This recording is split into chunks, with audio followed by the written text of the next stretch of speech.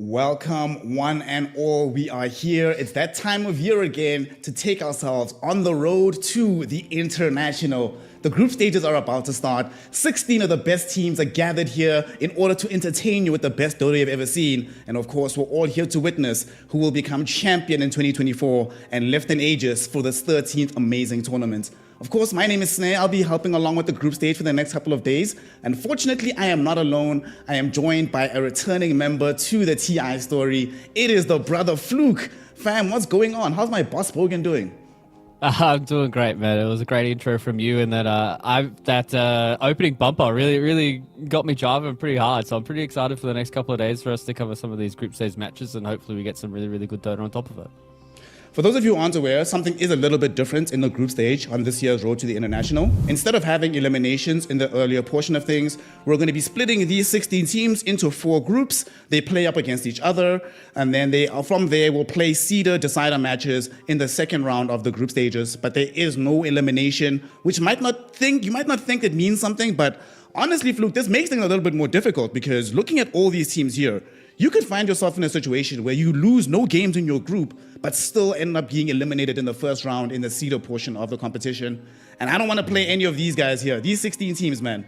Whew, every single person is cracked. You kind of have to be the best of the best to be here in the first place. Yeah, exactly. These groups are all stacked in and of their own rights. Obviously, there's a few people that are looking towards, maybe Group B as being one of the weaker groups, considering it doesn't have any of those big invited teams that are floating around. But you're looking at across 16 of these teams, and they've all been in one way, shape, or form at the top. When you were talking about teams like Nouns, these guys have done a really good job at Riyadh to really try and put themselves up on stage. Team Zero, another team as well that we're going to be talking about a little bit later on, they got themselves all the way towards the top of China, which is something they haven't been able to do in a very long time. And there's just amazing teams and amazing players and amazing storylines across all 16 of these teams. And you already touched on the fact that there is going to be no elimination. There's only going to be 3 best of 2s for you to play before you get into those seeding matches, right? So there's really not going to be a lot of room for improvement. If you start out day 1, 2 of your matches just start going a little weird for you, then it gets really weird because you've only got 4 games of data for you to try and figure out what's going on. Then you've only got 1 series left to try and figure it out, right? Yeah, and of course that makes it even more turbulent if you're starting up against a team who you're not sure how strong they are. Sometimes if the group stage is longer, it becomes apparent who the best teams are, whether you can fix your mistakes going up against them. But in this format, who knows exactly who's going to be on top as quickly off the gate as possible. And looking on today's stream, this is what's going to be happening on Stream A. So go on over to Dota 2 TI if you want to be watching that one. Of these, I think the game that really is setting us all alight, Gaming versus Extreme Gaming, that seems like a crazy series. Really hope to be able to catch that one a little bit later. Looking here on Stream B at Dota 2 TI_2, Fluke, what do you see that stands out to you here?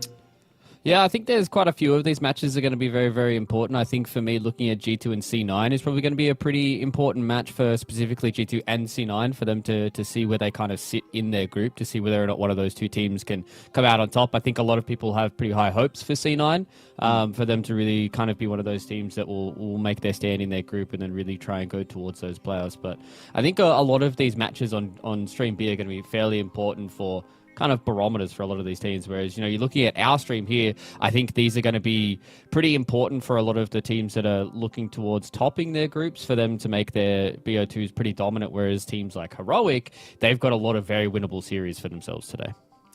Yeah, winnable games obviously against OneWin. The first game, though, against Extreme Gaming, that's certainly going to be tough. Definitely one of the teams that everybody's looking out for. I personally have Extreme Gaming as my top seed for this tournament. I think they're walking away with the big one, but it might just be my China bias, hoping that Ame comes through there. I did promise the Heroic people that I wouldn't be too biased in favor of China, But that's going to be the first series that we have on the day, Heroic versus Extreme Gaming. On paper, it should be one of those situations where you favor Extreme Gaming just given the record that they've had throughout the year, given some of the pedigree of names at TI on that team itself. However, in Dota 2, man, you never know what's going to happen. All these results that we have stacked up in favor of Extreme Gaming, this could just be this one tournament where Heroic decides to level up above and beyond and then make their push through Extreme Gaming deeper into this tournament. Yeah, exactly. It's kind of one of those things where Heroic, I feel like, have been on an upward trend. Even though sometimes their results may not reflect that they're in an upward trend, I really feel like that they're a team that are starting to figure out their identity and trying to get through a lot of their mistakes a lot quicker than what they have been able to in the past. I really feel like they've gotten to the point now where Davai Lama has really been able to get to the kind of nice little foundations for this team and how they want to play and how they want to get through a lot of their series as well. So I'm super excited for them to start out nice and hot here against Extreme, because when you go into some of these series and you start off with a very tough opponent, it can kind of forge you in the fires, right? Where it's like you kind of have to step up straight away and you don't get that nice little ease into the tournament like some of these other teams do. On the bright side, I think as well for Heroic, they do have Analog in the team, and a lot of the mid heroes that seem a bit busted right now, that have like high mobility, high amounts of damage, these are heroes that are in his wheelhouse already. And of course, you know, K1 Hector's just going to do his thing. Yeah. I think, honestly, this is a team people should not sleep on. It's a little bit unfortunate that they're drawn in a group with Extreme Gaming and Game and Gladiators. That's going to be a bit tough. However, like you said, because it means that if they get through that group, rest of the tournament should be a breeze at this point. But they need to demonstrate what they have, not just in the field of Dota, but I think right now a lot of these games are won in the draft. So give me the top line. What are you expecting draft-wise between these two squads? It's going to be pretty interesting to see what these teams are going to come out with, because, you know, as of recent games from a lot of these two teams, we really haven't seen all too much out of them. I believe it was about a month in between drinks between both of these two teams. The most notable stuff has been, you know, basically Riyadh coming out for both these two guys from them. So it's going to be a little bit of an up in the air about what they feel like is going to be the meta. We've seen quite a lot of things of like these Naga Sirens starting to creep up now as being like one of these hyper flexes. I think for me, Heroic have looked the best when they have the Alchemist. So you know, you can see why that Extreme get rid of that straight away, because I think K1 has been insanely good on his like top three heroes, like his Troll, his Alch, and probably like his Weaver. Just these heroes that allow him to kind of just take over the map have been what Heroic have been winning the most on recently. Man, I love Weaver right now. That's legitimately my favorite hero. I think they spent like the other day 10 games in a row or something just spamming Weaver. Such a fun hero in the game right now. They're going through this draft. For me, the fun ban, and I'm glad they removed this Naga Siren. As much as Extreme Gaming have won with the Naga, I really hate watching them play it. So I'm glad that's gone. We're going to have a little bit more fun today. They also take out the XXX Doom. There was a period in time where it was almost a requirement to ban this hero against Extreme. That time period fell away for a little while, but seems like it's back. No Doom, no Nature's Prophet from Extreme, and they start out the draft with a Wind Ranger. The question is this going to be mid-Wind Ranger, or are we putting this in Ame's hands? Well, I think that's the question we're going to be having throughout the entirety of all these draft scenarios is kind of, where are these heroes going to go, right? Because the biggest thing that I've noticed from a lot of these teams is every single team is hyper-focusing on flex. Because a lot of these heroes that we're seeing right now, they are flexible throughout multiple different roles, and the heroes that aren't really as flexible, they're very, very strong at what they do, i.e. the Centaur, right? Like, he's one of those heroes that is just such a good natural counter to this carry Wind Ranger. You get early with the return, you get that Blade Mail on top, she can't focus fire you down, and this is where you kind of stop a lot of this flexibility from these other kind of drafts, and that will be kind of the tale between a lot of these teams is how much flexibility and how much you know, of these audibles can you make in the draft to be able to make things work. Speaking of Wind Ranger, with that new Whirlwind talent, the facet rather, with the AoE focus fire, do we buy, you're a Centaur player, do you just buy Crimson Guard? That way you still provide like the bonus armor to everybody then?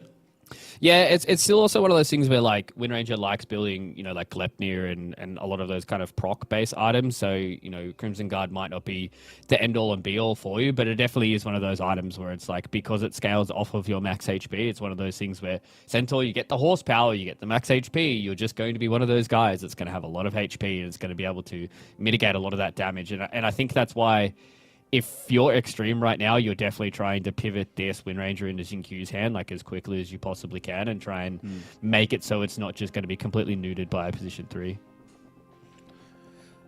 They've taken out some of K1's heroes, got no Faceless Void in the mix. They already banned his Nature's Prophet earlier. And then this very annoying Tinker hero, which is also occupying a bevy of roles. I'm glad that thing is gone.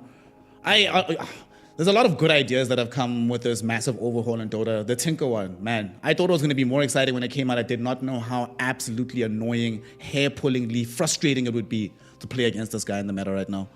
It's so funny that when the facet patch first dropped, I was one of the people that were happily dancing on Tinker's grave, thinking this hero is not going to be touched anymore. They got rid of everything. He's just going to be completely neutered. And then they're like, oh yeah, by the way, we're going to make him a support now. And everyone's like, what is going on? And it's just, now it's had to be nerfed, and it still is extremely strong, even though it has been nerfed a couple of times. And another hero that I'm very glad that we get to see is going to be this Omni Knight. So I think now, from what we've seen from Heroic, they are very much saying, you're not getting carry Wind Ranger. You're going to first pick it. You're going to have to pivot now, and let's see what you guys are going to try and give Ame a little bit later on in this draft to try and make it so you can get around a lot of this physical damage mitigation. Because, I mean, at this point, you're really trying to look for something that has a little bit of this mixed damage going forward. This is why I really like the Treant Protector, has that little bit of extra mixed damage and is able to fight in those lanes against things like Centaur and Omni. I've also always loved Treant Protector going up against Centaur. Not just in terms of Nature's Grasp helping you to get vision, but if you can get the timing after Stampede to get off the overgrowth, really makes the Centaur feel kind of useless in those moments. I also like that it gives them now some degree of heal, because before this, they were going to run behind in the sustain battle, right, against the Omni Knight with the Centaur in tow. But now at least you have the Treant Protector providing a little bit of that. Maybe whoever you get in the off lane for XXX also ends up being a mech buyer or something, and then that can simplify life. We get a Marana, yet again another flexible hero. We've been seeing a lot of these carry players played in the safe lane. I've seen this off lane. Obviously, I've seen it as support. So they're really keeping their cards close to the chest right now for the side of Extreme Gaming. Yeah, I really felt like Marana was going to be one of those heroes that when the facets first came out, that people were going to try and play a little bit more. I believe it was only Toronto Tokyo and BBT that was playing it as a support with that, what is it, Solar Flare, where you get the attack speed and the damage, which after a couple of pubs playing her, I really did feel like she was quite strong. But obviously her being, I think, just behind in the stats department was really kind of where she started to fall down. So I like that Extreme have put themselves in a position where they've got themselves a hero that does have that mixed damage, right? Where, you know, you've got the Starfall as well as the auto attacks that she can throw out. So this is potential for them to flex it around and really kind of show, hey, yeah, we were flexing at the start and you guys kind of ruined one of our flexes, but now we're going to bring even more flexibility to our roster that you guys are going to have to try and figure out and see if you can get some more pieces here. So this is where I really want to see that Heroic get themselves a little bit more lockdown. I think the one problem that Omni has is he is very minimal when it comes to lockdown, basically none. So you need to have these other heroes that are able to keep people in these areas so you can try and fight. Yes, the Centaur can set up with the Blink Dagger, but it is pretty hard early on to try and catch, you know, things like a Wind Ranger as well as a Marana. Let's see, what options do they have to try and provide some of that lockdown? We still have a Hoodwink in the pool, perhaps. I've seen some people playing a lot with Clockwork around. Okay, we get the DK. That's going to be going into the mid lane, I assume, here for Analog. I mean, K1 can also play it if need be, but I would prefer it if it goes into the mid lane. And we get the Skywrath Mage, so they get some burst magic damage that they didn't have beforehand. They get a silence, which is always very, very good against these elusive heroes like your Maranas and your Wind Rangers. Get a good laning partner with the Centaur. Not just a good laning partner, that's just a strong lane, just on paper right there. Yeah, it's going to be very, very hard for them to try and deal with a lot of that burst early on. Treant +1. I'm not quite sure if this Sky Mage pushes, you know, maybe the Marana or something anywhere else. This is something that I've noticed. So I was doing quite a lot of research on Extreme these last couple of days.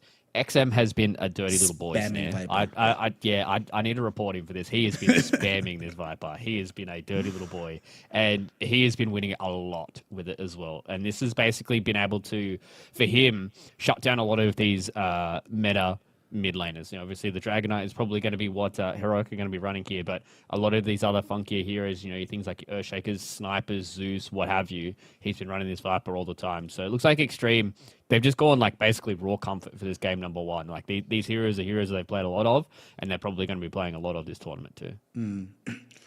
We're certainly going to see lots and lots of it over the course of the next couple of days. I really like the Viper into the DK especially. And I think that they needed some kind of anchor-style hero, somebody that they could play around.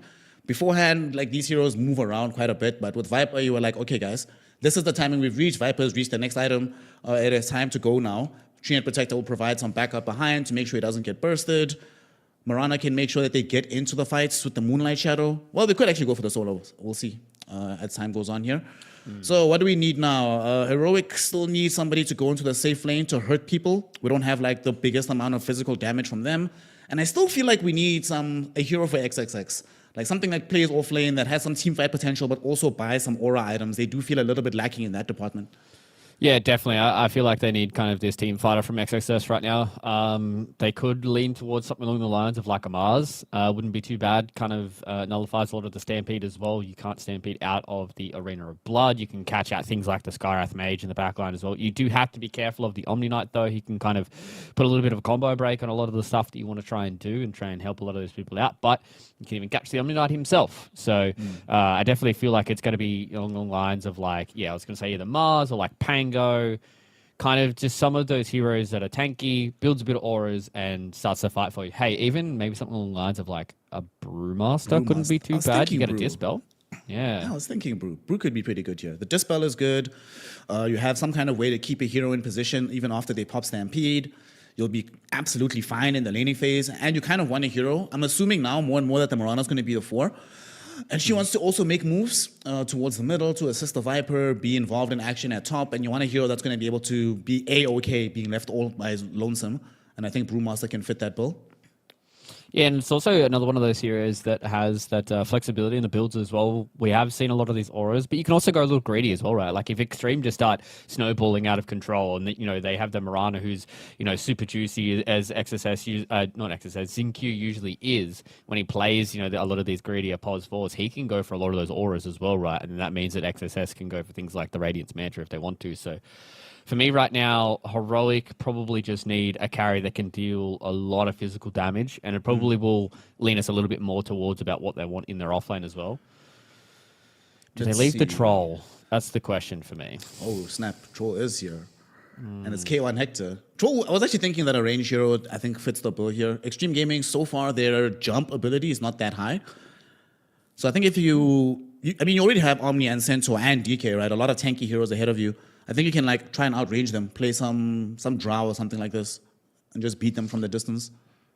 Yeah, whoa, Bristleback. Okay, all right. I mean, I don't hate it.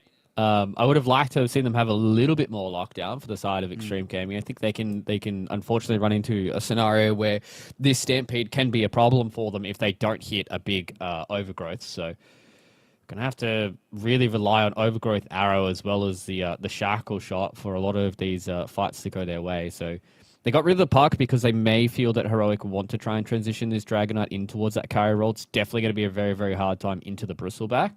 So the question is now, what do they want? You talked about a lot of those range carries. Maybe that's where they have to go. Maybe they have to go down the Drow Ranger route. Let's see. They go the Invoker route. So like you were saying, they make the transition. DK is going to go safe lane. They probably were like, okay, look, K1, your lane is not going to be that fun against either of these heroes. Which one would be worse? And he's like, okay, fine, I'll go play against the Bristleback. We get the analog Invoker. So this is some team fight starting that they could definitely use. Also a hero that lanes quite well against the Viper, because Viper doesn't really threaten you that much. You're just way too speedy for this guy.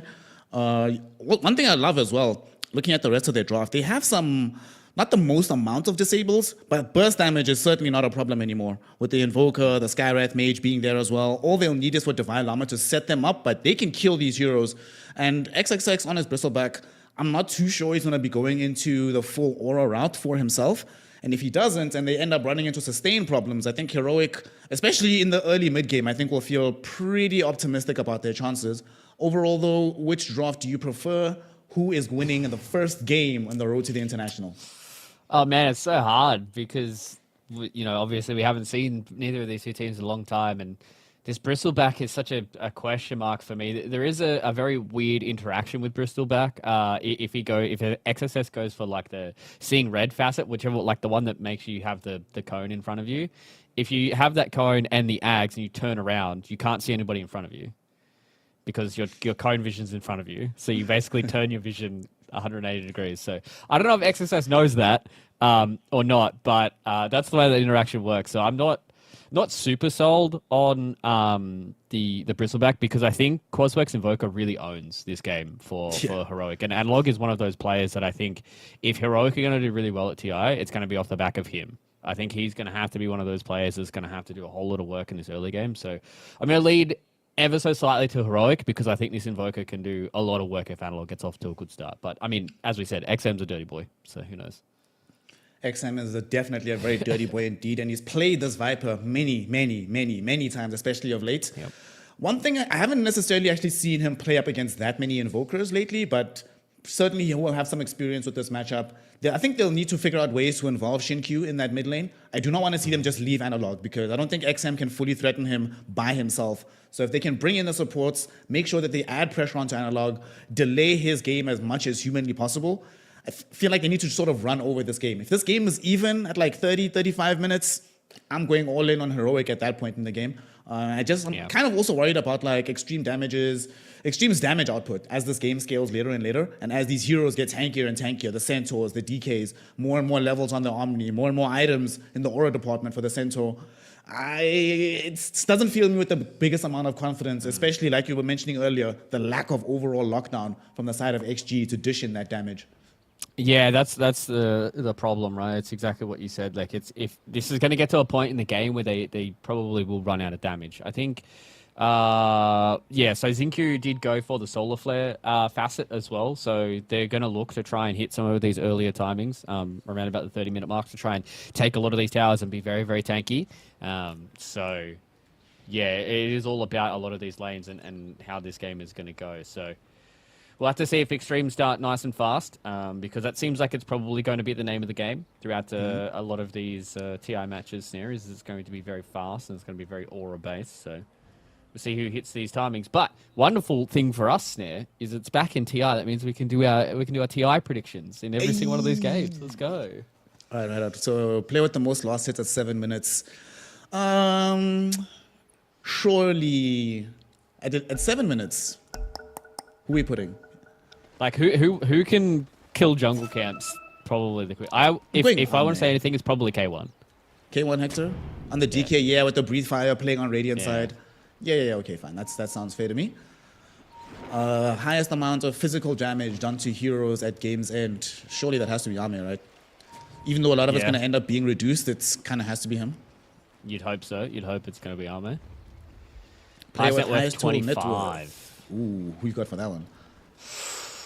I think if this game goes well, it's going to have to be for Extreme at 25 minutes. I think it's going to have to be XXS. I think he's going to have to be like a big baller this game.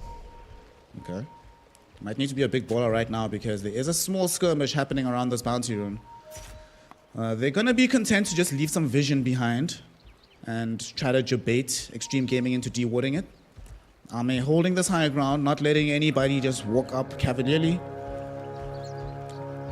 And it looks like no one's gonna fight. It's just gonna be a bounty rune trade, perhaps. They're trying to fight bottom DUI, here. though. They are pretty strong level 1. Taking a lot of damage here. Divine Llama's also being pressured at the moment. Blood grenades are being dropped, so they're abandoning their tree and protector. Sauce DUI, somebody had to get killed, and today it happens to be you.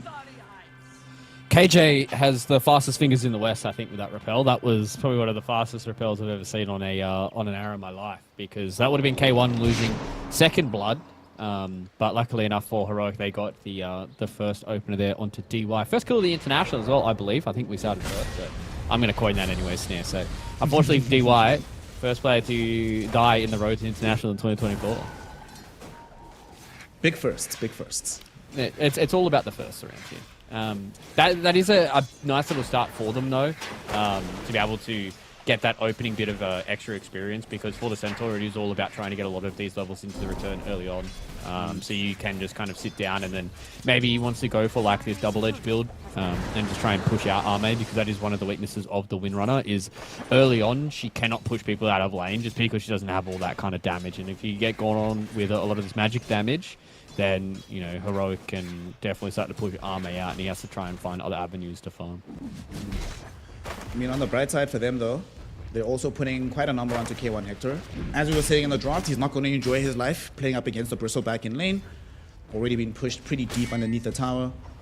And this game is... For K1 Hector, he has quite a lot to do as well. He has to be very, very specific about his itemization throughout the game. Make sure that he's both survivable, but that he represents an actual genuine threat whenever he shows up to the battles. Mm-hmm.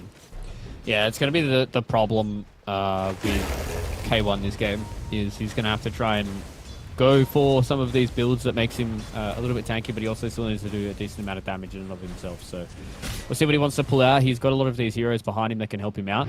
They've got a lot of magic damage, so probably looking towards a pipe for extreme, maybe somewhere down the line to try and mitigate some of that. But it's going to be an interesting test in the first 10, 15 minutes, and I really want to see who of the Pods force is going to make this rotation first. Whether or not it's going to be Jin Q who's going to come towards his mid lane and try and get that arrow kill onto Analog, try and really get XM towards the top, or whether or not we're going to see Schofield kind of just be a pesky little Skywrath mage and just harass in the middle lane until the Invoker's able to get a free kill onto XM. Another thing I just realized, looking at this top lane with KJ on his Omni Knight, because they don't really have the best backline jumpers in the world on the side of Extreme Gaming, they're really going to struggle to keep a beat on the Omni. And we see this all the time whenever you have like a dedicated healer role, whether it be Omni Knight, Oracle, how much more difficult it is for the opponent to fight if they can't immediately target and kill you. So as this game gets later and later, if his positioning is good for KJ, he'll represent a consistent difference maker in these fights because it's just so hard to get to him with this lineup from XG. Yeah, I think that's maybe one of the reasons why Extreme didn't want to go for some of these backline heroes, considering the Mars was probably the only one that was left that could reliably kill or at least deal with the Omni Knight. So they just decided all right, we have barely that much backline catch for a lot of these other heroes. Let's just try and go for these heroes that will just run into a fight and be able to overwhelm like the Repel and the Guardian Angel and what have you, and be like, okay, you can be sitting in the back as long as you want, but if you're not dealing enough damage to us, we're just going to take the towers and take over the game anyways. Mid lane, XM versus the Invoker. XM's just doing his thing. Just Viper times. I mean, he's obviously doing well for himself in the CS department, but I can guarantee you, right? I used to play this hero all the time. He's not happy right now. He's looking at Analog's HP and he's like, really, what the hell? Like, this is ridiculous. I should have had this guy chunk through all his regen, be at least a 30% HP by now. But it's Invoker, can't really do that. Yeah, that's the problem with Invoker, right? Is it's just really one of those heroes right now that just has so much regen and so much sustainability from themselves that the Viper really can't push him out, and especially it being Coswex as well. That it's just all too easy for him to just burn a lot of this mana and kind of just be a problem. I really like what KJ is doing as well. It's gotten to the point in this lane where, unfortunate for Davai Lama goes down in the bottom lane, but it's gotten to the point now in this lane where I feel like XXS and K1 have kind of just had like that gentlemanly handshake where they're just like, okay, both of us are going to be annoying laners, but neither of us are really going to kill each other unless we completely screw up. So the supports are going to go run around and at least try and hold off mid for Jin Q throwing some arrows, right? Some sportsman-like behavior. You love to see it. Yep. It's good stuff. Shinkyu right now is occupying himself by just trying to clear through these jungle camps, stack them up for later farming.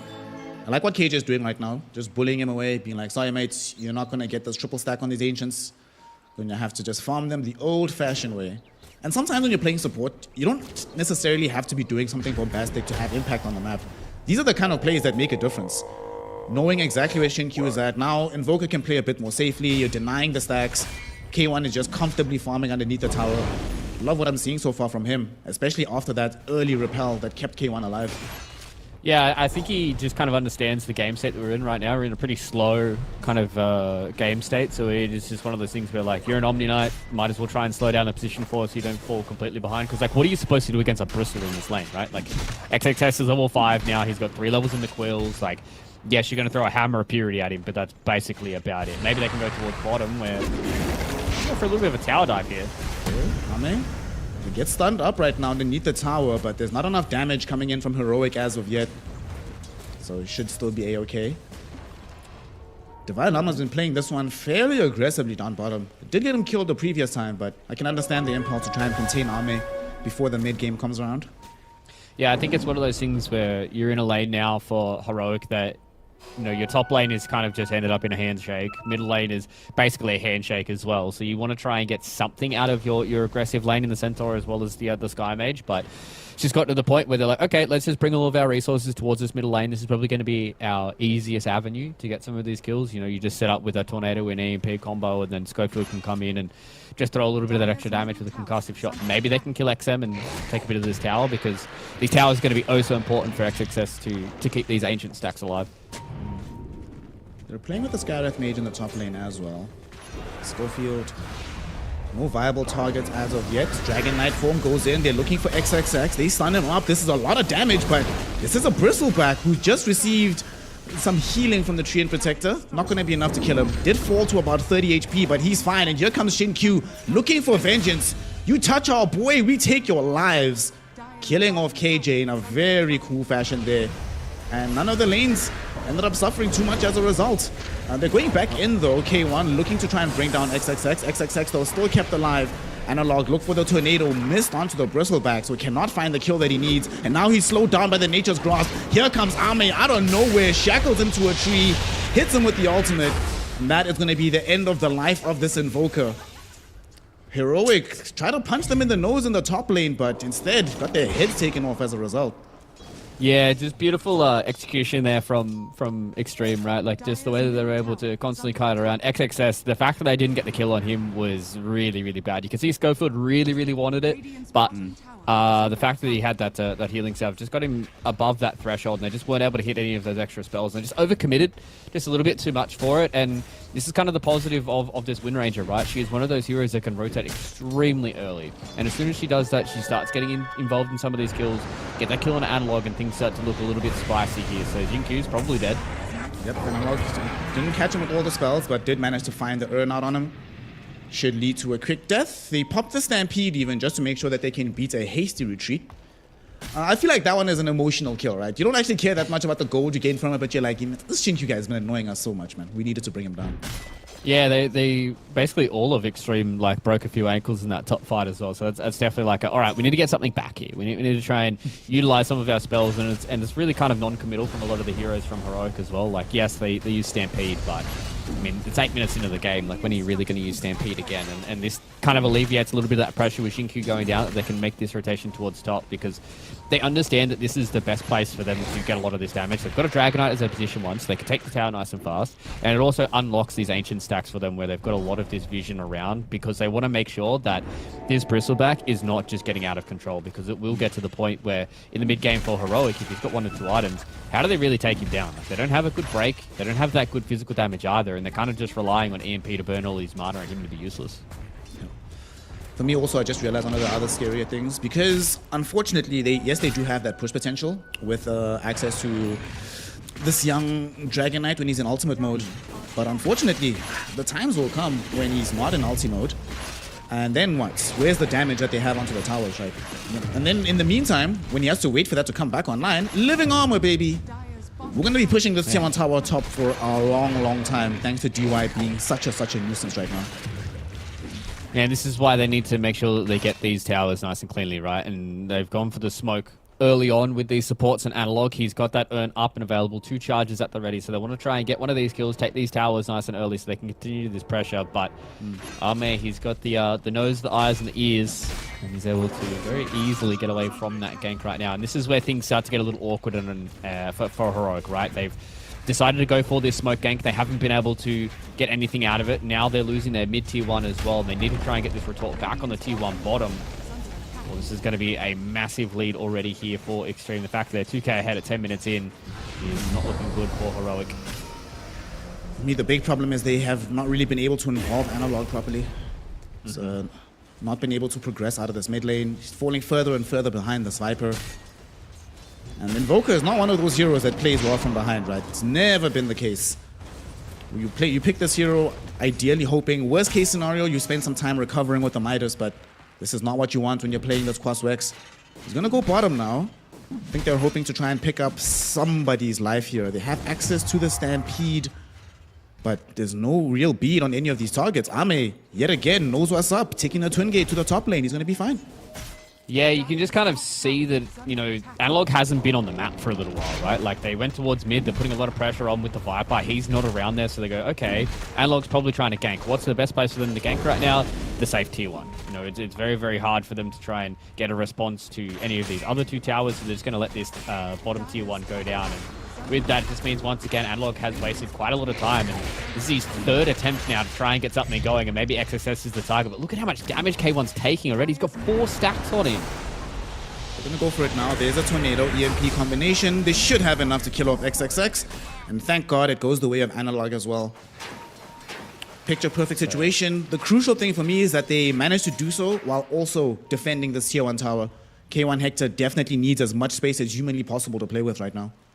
Well, XM, I was going to say, like, maybe they might want to pop the Stampede to try and get close enough to take down this Viper, who went very deep after taking that tier 1. But, you know, this is the unfortunate trade-off, right? Like, they defend their safe tier 1, but they lose their mid tier 1. And you're playing up against a Treant Protector, so it is going to be one of those scenarios where he's going to constantly be healing a lot of these towers. And if you're losing out on these mid tier 1s where you're the one that wants to take control of the enemy Ancients, right? Like, if you're Extreme, who really on Heroic is going to be taking a lot of those Ancients? Yeah, maybe the Dragonite will with his cleave, but that's about it. You're not too worried about it. Whereas you look across at Extreme, oh, it's a Bristleback who's going to be taking these Ancient stacks that Jinkyu's been doing. And look at this.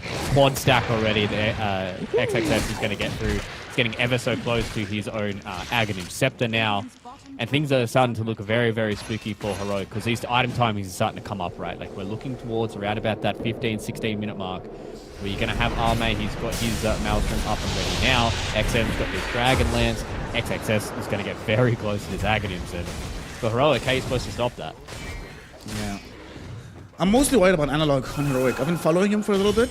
And outside of the 2 kills he just got, 1 down bottom, 1 on top on XXX, he spent literally 3 minutes hitting 3 creeps. It's really problematic. He's literally gotten all the gold he's gained at the moment, primarily just from these kills. I mean, I guess you kind of have to play this style with this hero. Yeah. Yeah, and it's what you said as well, right? Like, playing Invoker from behind is not really that great unless, you know, you get a Midas at a decent time. And Analog was, you can see he was in 2 minds for a little while, where he was like, do I go Midas or do I go Spirit Vessel? He's going Spirit Vessel now, but, I mean, you probably would have liked, oh, maybe I just, you know, copped the L a little bit and we just went Midas and we just played a little bit slower and protected our towers. But, you know, fortunately for Analog, this is just not the start that you wanted on this Invoker. He's oh so far behind on every single one of these other core heroes that they need to try and find a way where they're strong that he can start to come back into this game. Because if you wait like another, like say 10 minutes, right? Because that's what K1 wants to do, right? He always wants to sit back and farm. You wait another 10 minutes, Invoker's going to be behind by like another, you know, 1,000, 2,000 gold on his Viper, and things get worse and worse and worse. 14 minutes into this game, we finally do pick up the Spirit Vessel for said Invoker. We'll see if he wants to link up with any of the crew to go and make something happen on the map.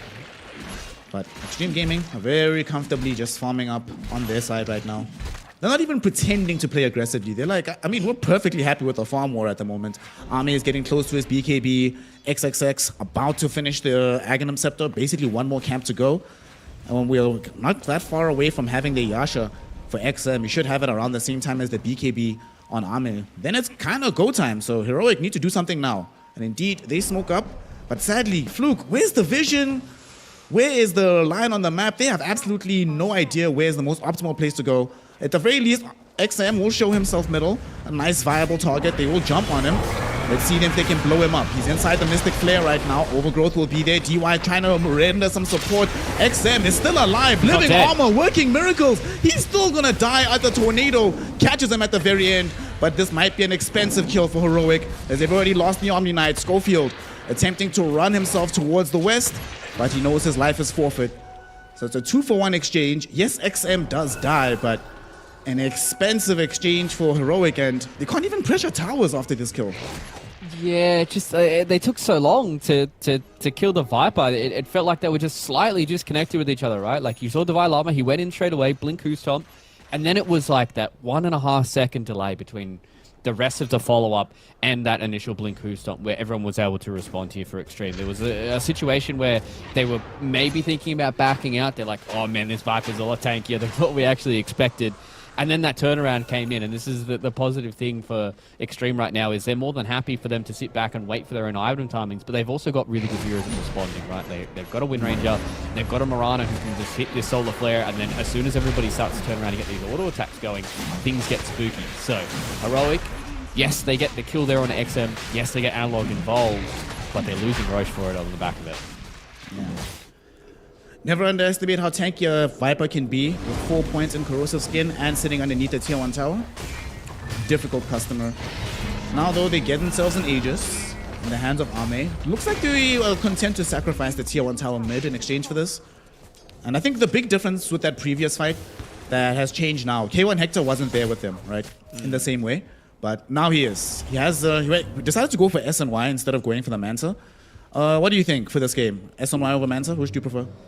Yeah, I think SMI is probably better. Manta is only really good against the overgrowth, and it's going to be one of those things where Hector's probably going to want to be playing on the front foot and catching out a lot of these other heroes. So I think the Manta probably wasn't going to help him all too much. Whereas the SNY, the only real form of a lot of this slow resist and the status resist that comes out from the Viper. So I definitely like it. I've been seeing Hector specifically on a lot of his carries just loving SNY.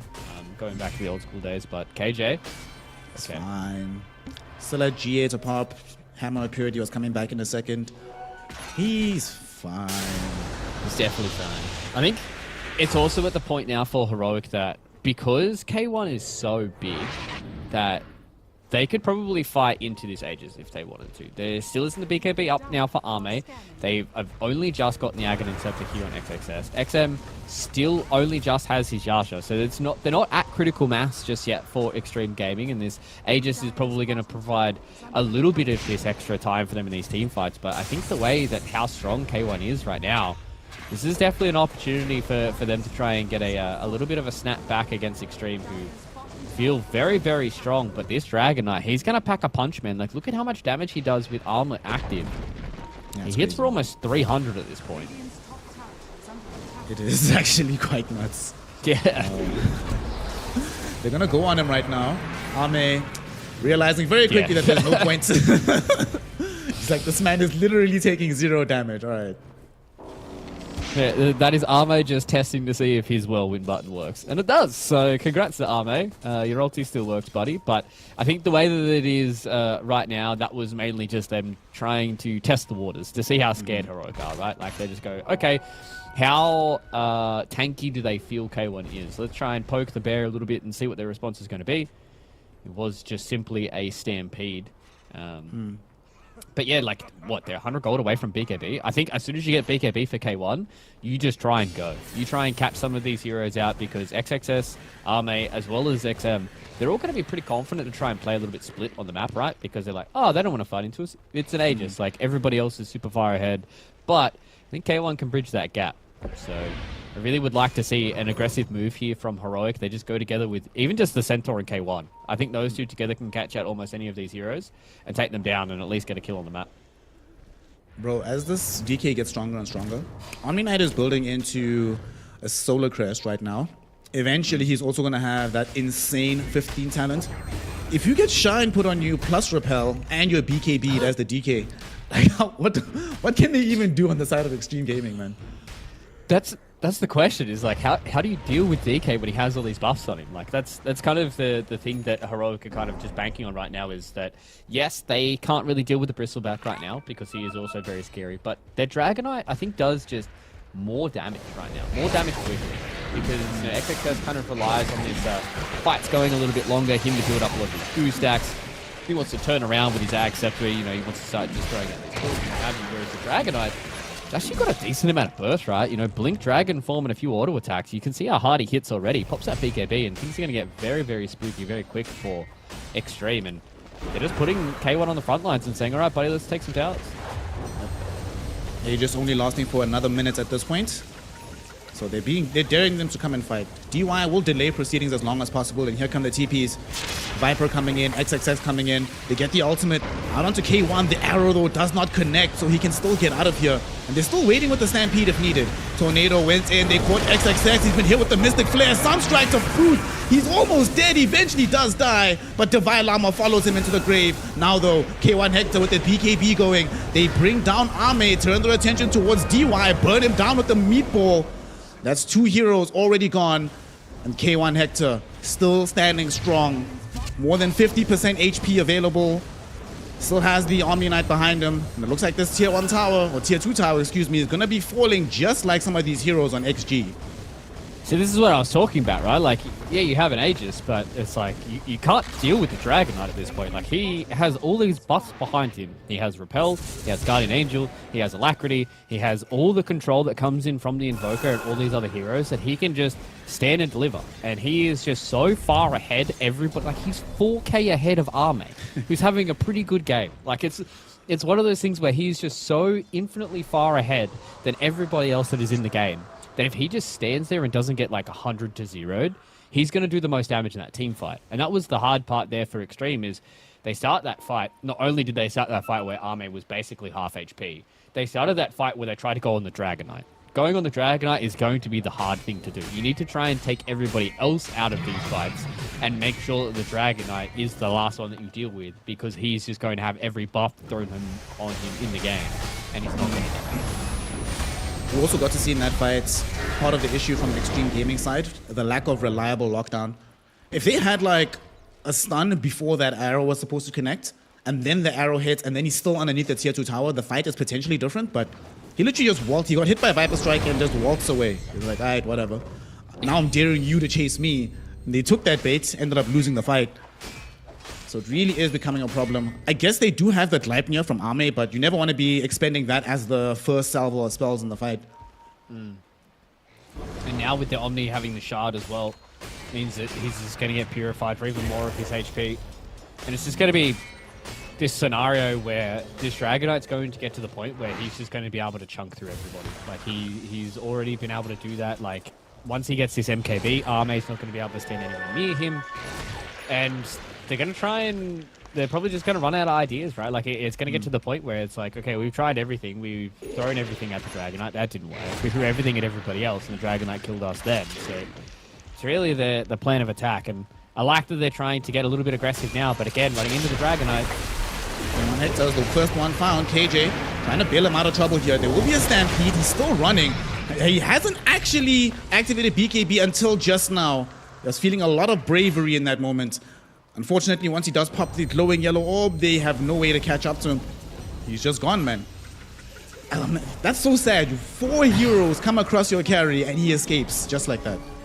Yep, BKB and Repel, very, very good combination. But now BKB is on cooldown. We do have the MKB available for the Dragon Knight, so K1 is in, once again, very strong territory. XSS, though, freshly picked up Bloodstone. So this is where things start to get a little bit spooky, where there's these 3 cores on the side of Extreme are starting to reach towards some of their critical items. Llama gets 2 heroes inside the hoof stomp. It's Centaur starting off the fight well. They've blown up the Treant Protector. Now they're looking towards XXX. He's dishing out a lot of damage with this Bristleback, but it's not going to be enough. K1 Hector brings him down. Arme with his BKB active going for the Whirlwind, but he dies during the Whirlwind. The MKB a little bit too strong from K1, and now XM yet again getting caught in the double stun of Divine Llama. He gets killed off, joined in by Shin Q. It's an ultra kill for K1 Hector and a team wipe for Team Heroic.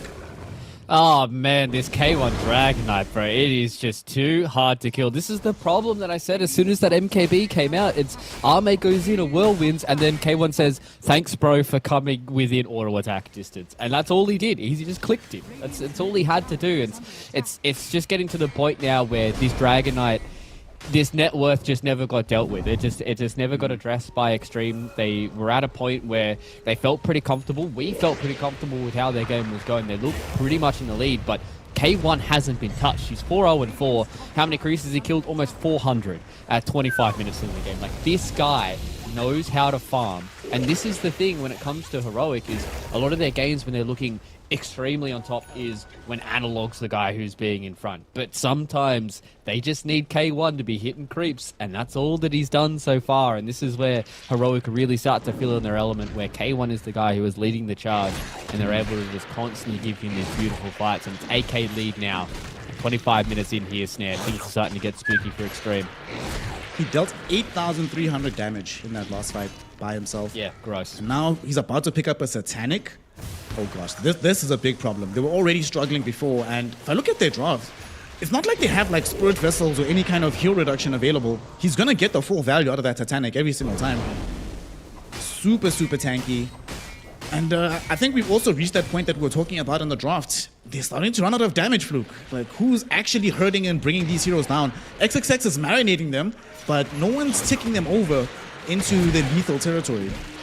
Yeah, I think the biggest issue that they had for XSS in that previous fight was the Spirit Vessel just meant that he wasn't able to heal from the Bloodstone. Like, he activated it and he got a lot of damage coming out with his school sprays and turning his back, but with that Spirit Vessel just meant that he wasn't able to heal back up to full. So I think in these next couple of fights, Extreme really need to find some way of purging the Bristleback. You can see Jinkyu is going towards this Lotus Orb, but that's going to be a whiles away for now. So probably looking at XXS to try and get some way himself. Speaking of XXX, might be in change. He's so lucky that Divine Llama was further back than everybody else. Otherwise, Divine Llama just jumps him.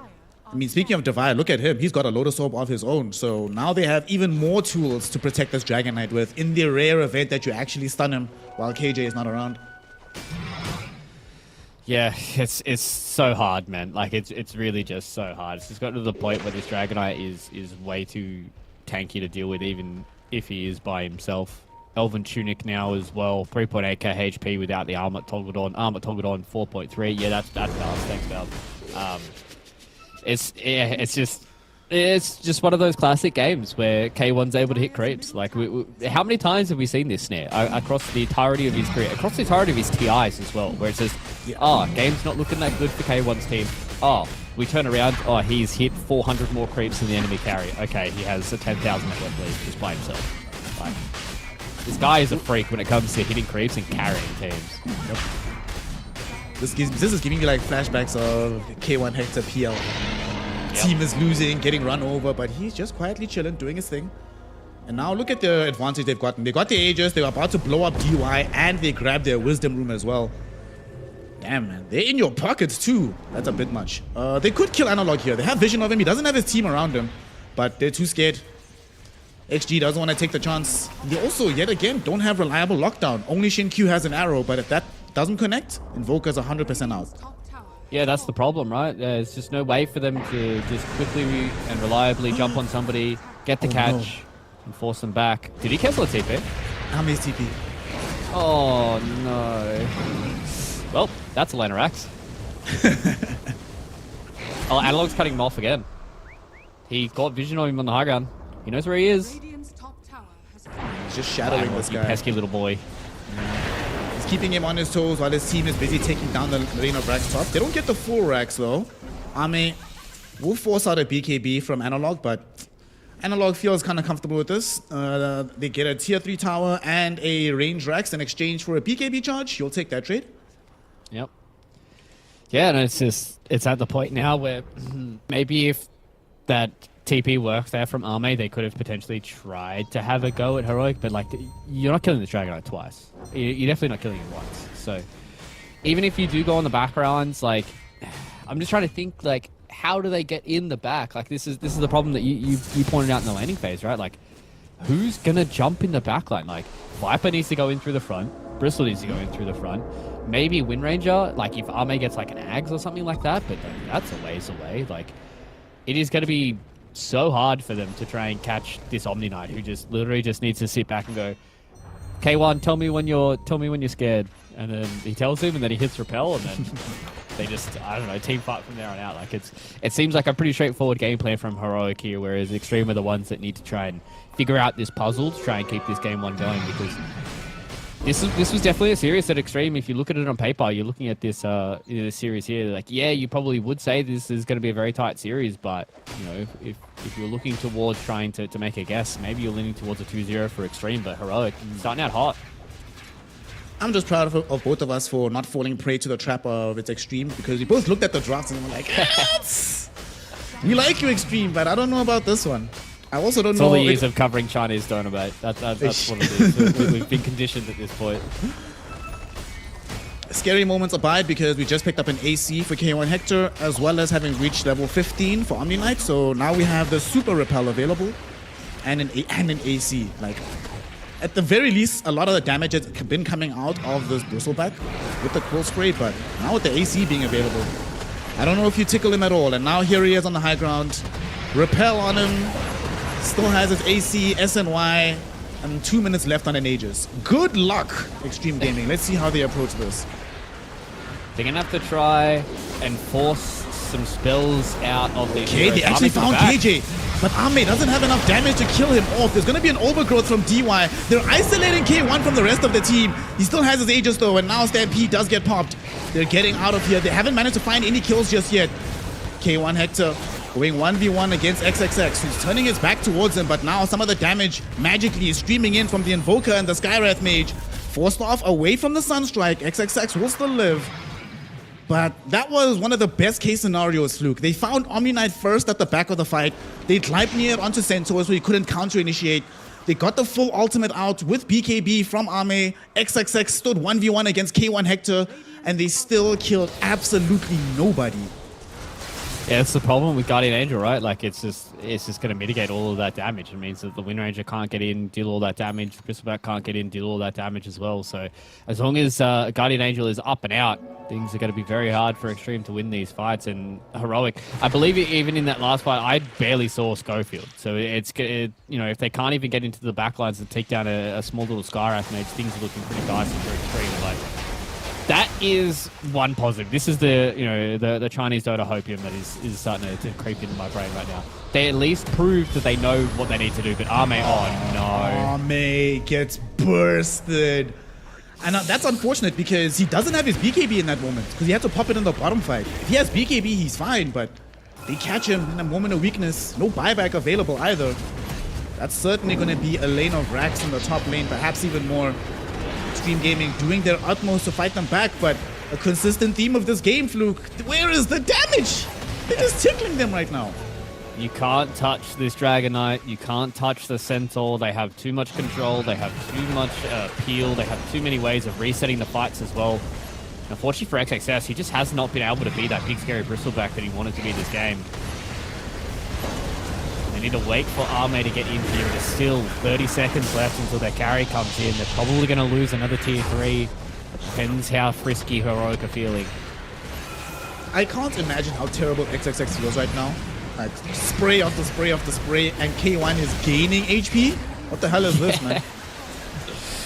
He basically had, you know, 6-7 stacks on the Dragon Knight, and Dragon Knight did not care. The repel, all the status resist as well. It's just too hard for him to try and chunk through this Dragon Knight. He has like, what, 40 armor? Like, there's no way that you're making this Dragon Knight feel weak in any of these fights. Even with the break as well, right? Like, usually, you know, in years gone by, the break has been such a massive thing for the Viper to try and deal against this Dragon Knight, but he's just been able to overcome that with so many of these other extra items. And also the repel just means that he doesn't really have to worry about it all too much. He can keep a lot of those debuffs off him with that debuff. Status resist. Oh boy. It's a 9k gold lead. They're smoking up through the middle because K1 Hector is very, very cavalierly just pushing a lane of racks. Just don't mind me, guys. I'm just chilling, doing my thing. Dude, this is actually highway robbery. How can you do this and then just walk away? There's nothing you can do about it. In fact, they jump in though. DY, look for the overgrowth. Didn't find enough targets though. The tornado caught Ame in the top, so he cannot really help with this fight. But they blew up the Schofield Skywrath Mage. DY will end up falling, and now here comes K1 Hector, wanting to rein in his damage, fighting 1v1 against this bristleback. He's been shackled up though. This might be their opportunity. This might be the only time when he's falling lower and lower, and they eventually get him. K1 is down. Now, who else is going to be taken along with him? Divine Lama trying to run down XM, but he's run out of mana right now. Starting to run out of HP as XXX just running around him, trying to dish in the Quill Spray damage. The arrow will miss both of the targets, and I don't think he wants to go up the hill for the full chase. Tornado ensures that the TP out is there for the Centaur. He's going to be cool. I don't think KJ will be as lucky.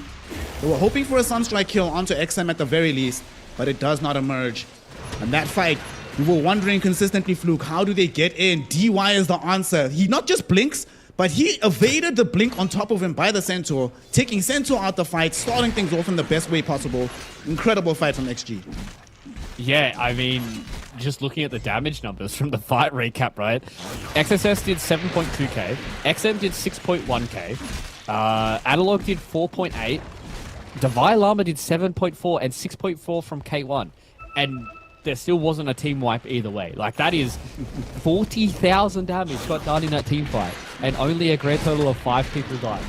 Like, biggest fights are going to be so long and grindy because everybody is so tanky, but that was such a good start from there from both these two teams, right? You already said that Arme has been able to bait out that Blink Hooster. Another big thing, Analog actually purged off the DD rune that was on Arme. I feel like that probably would have been a completely different scenario if he still had DD throughout that entire fight.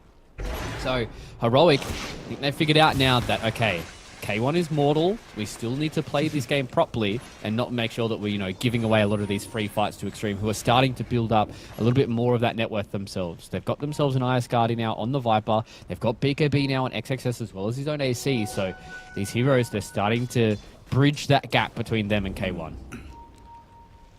Bro, XXX got 2,000 gold from that kill. Yeah, because he killed K1, who had like 30k net worth. Wow. Dota, don't change. I love this game. Well, it's a 7k gold lead still for Heroic, but like you said, mortality has been demonstrated. And now instead of just running headlong into the base like they've been doing all this time, they're like, you know what, maybe let's find some pickoffs. They smoke up, gonna head towards the Roshan pit. They know that this is the next port of call. This would be an excellent time to arrive, but this Rosh goes very quickly, Fluke. They're too late. They took too long. They're not gonna get you in time. Yeah, they won't. There's also a nice little ward in these extra couple of corners for Extreme Gaming, so if there was going to be a scenario where anybody was going to come close, they were able to get out there, and the smoke is for naught now for Heroic, so they just got caught napping right now. Pants got taken down. To be fair though, Heroic, they only have a few more racks to go until Mega Creeps are up, so another few more of these slip-ups from Extreme, things can start to swing back in their favor. But this is what we're expecting from the team of Extreme right now. These guys coming into this #1 seed in China, the hope for Chinese Dota to win another TI in the past, what was it, 6 years? I think we did the math. TI 6 was the last time they had a TI win. So these guys need to prove that they are here to party, and this is a good way for them to pull back into this game before Heroic close it out. Yeah. Ame. Man, I really want Ame to win a TI.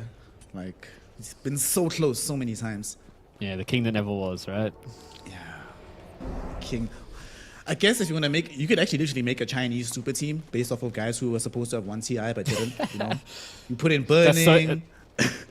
That's so depressing to think about, because there's been so many great Chinese players, and you're like, yeah, let's make a super team out of all the ones that just didn't win TI. Like, yep. That's so depressing, man. K1 Hector, one of the few depressing parts about being this farmed is you run out of slots. Now all he has left is the Aghanim Scepter and the Moonshot upgrade. But we are pretty much seeing the max level of what this DK can present into the game. And that's sort of good news for Extreme Gaming, right? He's a known quantity now, not going to be getting that much stronger. And they're going to smoke into them. They have the Aegis. And unlike in the last fight, I don't think that Heroic want to fight them with this Aegis, but they're going to have to take the fight regardless. As here they come on the high ground, DY looking for overgrowth target, doesn't find it just yet. And XXX already falling so low. He ate a Mystic Flare, ate a ton of damage. Going to be forced to use the Bloodstone with the Bristleback. Gets him up to some decent HP. DY breaks up the fight with the overgrowth that gives XM a chance with Ame there with the Whirlwind. He's in between three heroes. Look at Ame go. Already killing off the Invoker, taking KJ with him. And now Devilama hoping to try and escape this one. Gleipnir will be dropped down. He's going to get killed off. XXX with the damage.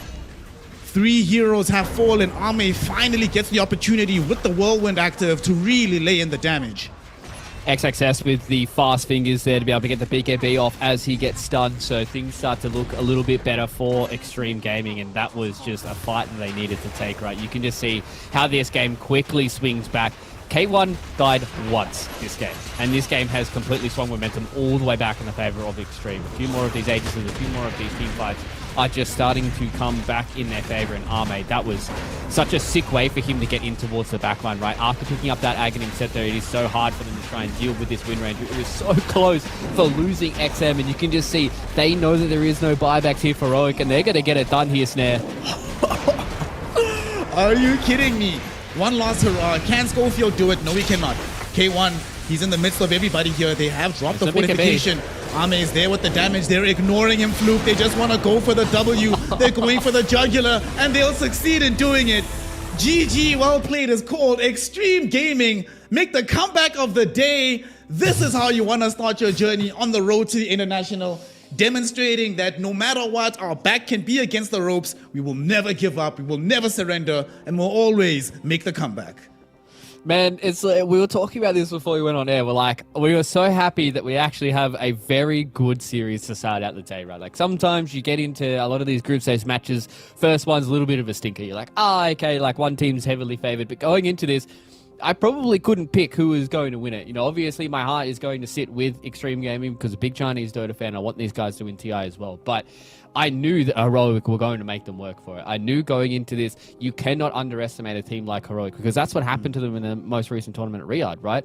A lot of these teams coming in towards that group stage are like, yeah, they're just a South American team. And they came in and they absolutely obliterated everybody, right? And now it's getting to the point where I think people are really starting to give them the respect they deserve. And Extreme definitely didn't give them respect in those first couple of minutes, right? Like when you can see they just left K1 on his own little island and they said, it's the Dragonite, he's going to do whatever. And then they felt the wrath and they really had to turn it on to get this game one win. Yeah. I mean, early on at this point, it was still super difficult for Heroic to actually kill off individual heroes. XM does die here, but it took so much effort from them. They lose 2 heroes in the process. And you're starting to think, okay, XG showing what's up, but K1 Hector, it's very unfortunate for him, right? Because like you mentioned, he died once. Just once. Yeah. If he died a few more times, then you could be like, you know what, it is what it is, everything went south. But if he doesn't die in that fight and he survives that engagement, right, there's a non-zero chance they go on to finish off that lane of Rax down bottom. That changes the game state entirely, but he does die. And not only does he die, but the most farmed hero on the side of XG, he gives him the big chunk of the gold, right? Suddenly XXX shoots up in the network department. He's the one that you have to focus in the fight. And because you're so busy focusing XXX, these last few engagements had a consistent theme. Ame being able to quietly get into the backline and dish out damage, knowing that the focal point is around the bristleback instead. Yeah, this is kind of one of the positives of picking the Bristleback in that final pick there, right, for Extreme, is they would get to this point where the Bristol is going to be such an issue, especially with the Viper on his side as well. Like, you've got these two kind of pesky anti-heroes that are going to be very hard to deal with, that you have to put a lot of emphasis on, and that allows Arme to kind of do what he wants. And it took them a little while to get to that game state, but they eventually were able to get to it. Like, you're going to see XSS here in this final fight. If they get rid of the Bristleback early, then they can start to set their attentions everywhere else. But this is where the kiting comes in from Extreme Gaming, right? Where we touched on these guys being one of the higher seeds coming in towards the international. And this is why the way they team fight, the way that they understand it, and Arme just goes in the back, pops that BKB and just goes in with the whirlwind, and it's just too hard for them to try and deal with, especially with that Paladin sword, right? Like, he just gets basically back to full HP with the Daedalus, and it was just one of those scenarios where you're probably not expecting to have to keep your buyback in a lot of those scenarios, right? Like, okay, it's roughly around like 35, 40 minutes. It might not be, all too available. They're probably not going to end in some of these scenarios, and then you lose 2 cores, you don't have any buyback, and they just take a Rax and take the Ancient. This reminds me, I believe it was 2014. There was an interview that Puppy was giving. He was sitting with Hotbit, if I remember correctly. It was him, Hotbit, and Eternal Envy. And you ask them, hey guys, how do you psychologically handle Dota? What's one of the biggest problems that people have to deal with? And Puppy's like, I got the answer for this. The worst part about Dota is you can play a game, be playing beautifully for 35 minutes, everything is going well. And then on the high ground, you lose one fight, you lose the game, and it's all over. And you're like, wait, what? That just happened? And that's definitely what happened here to Heroic. If we replay this game 99 times out of 100, they win 99 times out of 100. But the one occasion that they would end up getting the W for XG is this one. And that is an excellent way to begin our road to the international. Remember, ladies and gentlemen, we are still in the group stages. This is still both of their teams' first game. So if you're a Heroic fan, don't start mourning and crying just yet. If you're an XG fan, don't break out the champagne just yet, because we still have more Dota 2 action to go. So let's gear up for our second game of XG versus Heroic. We'll see you in a few minutes here on the road to the international.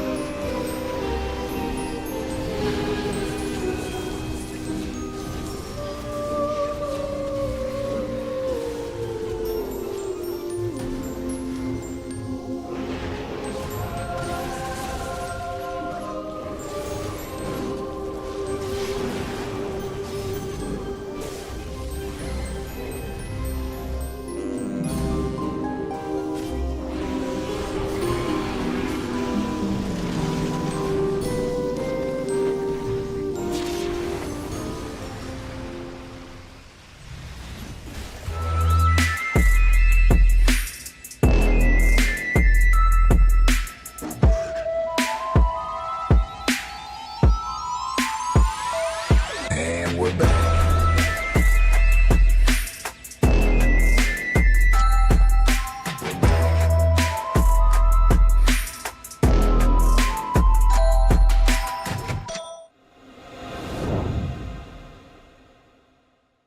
Welcome back, one and all. We are here for some more Dota 2 action on the road to the International, and the group stage have kicked off so far in a very exciting fashion. Heroic winning the game for the most part, stumbling once, and then Extreme Gaming come back and take the victory. We know from the history of Dota that what really separates the cream of the crop from just a really good team is whether or not you can win games that you have absolutely no business winning. Absolutely none. So XG did it, and the question we have now, my brother, was that victory a fluke?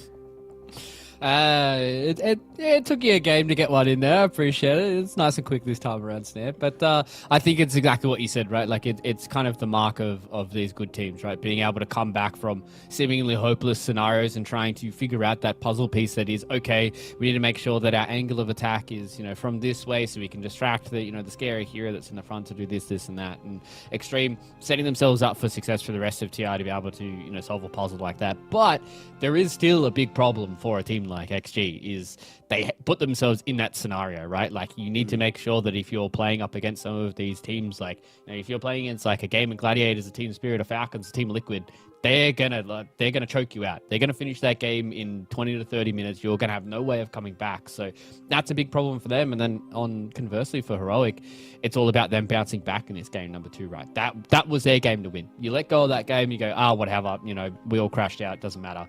We're going to go into game number 2, and we've proven already that we're strong enough to take down Extreme.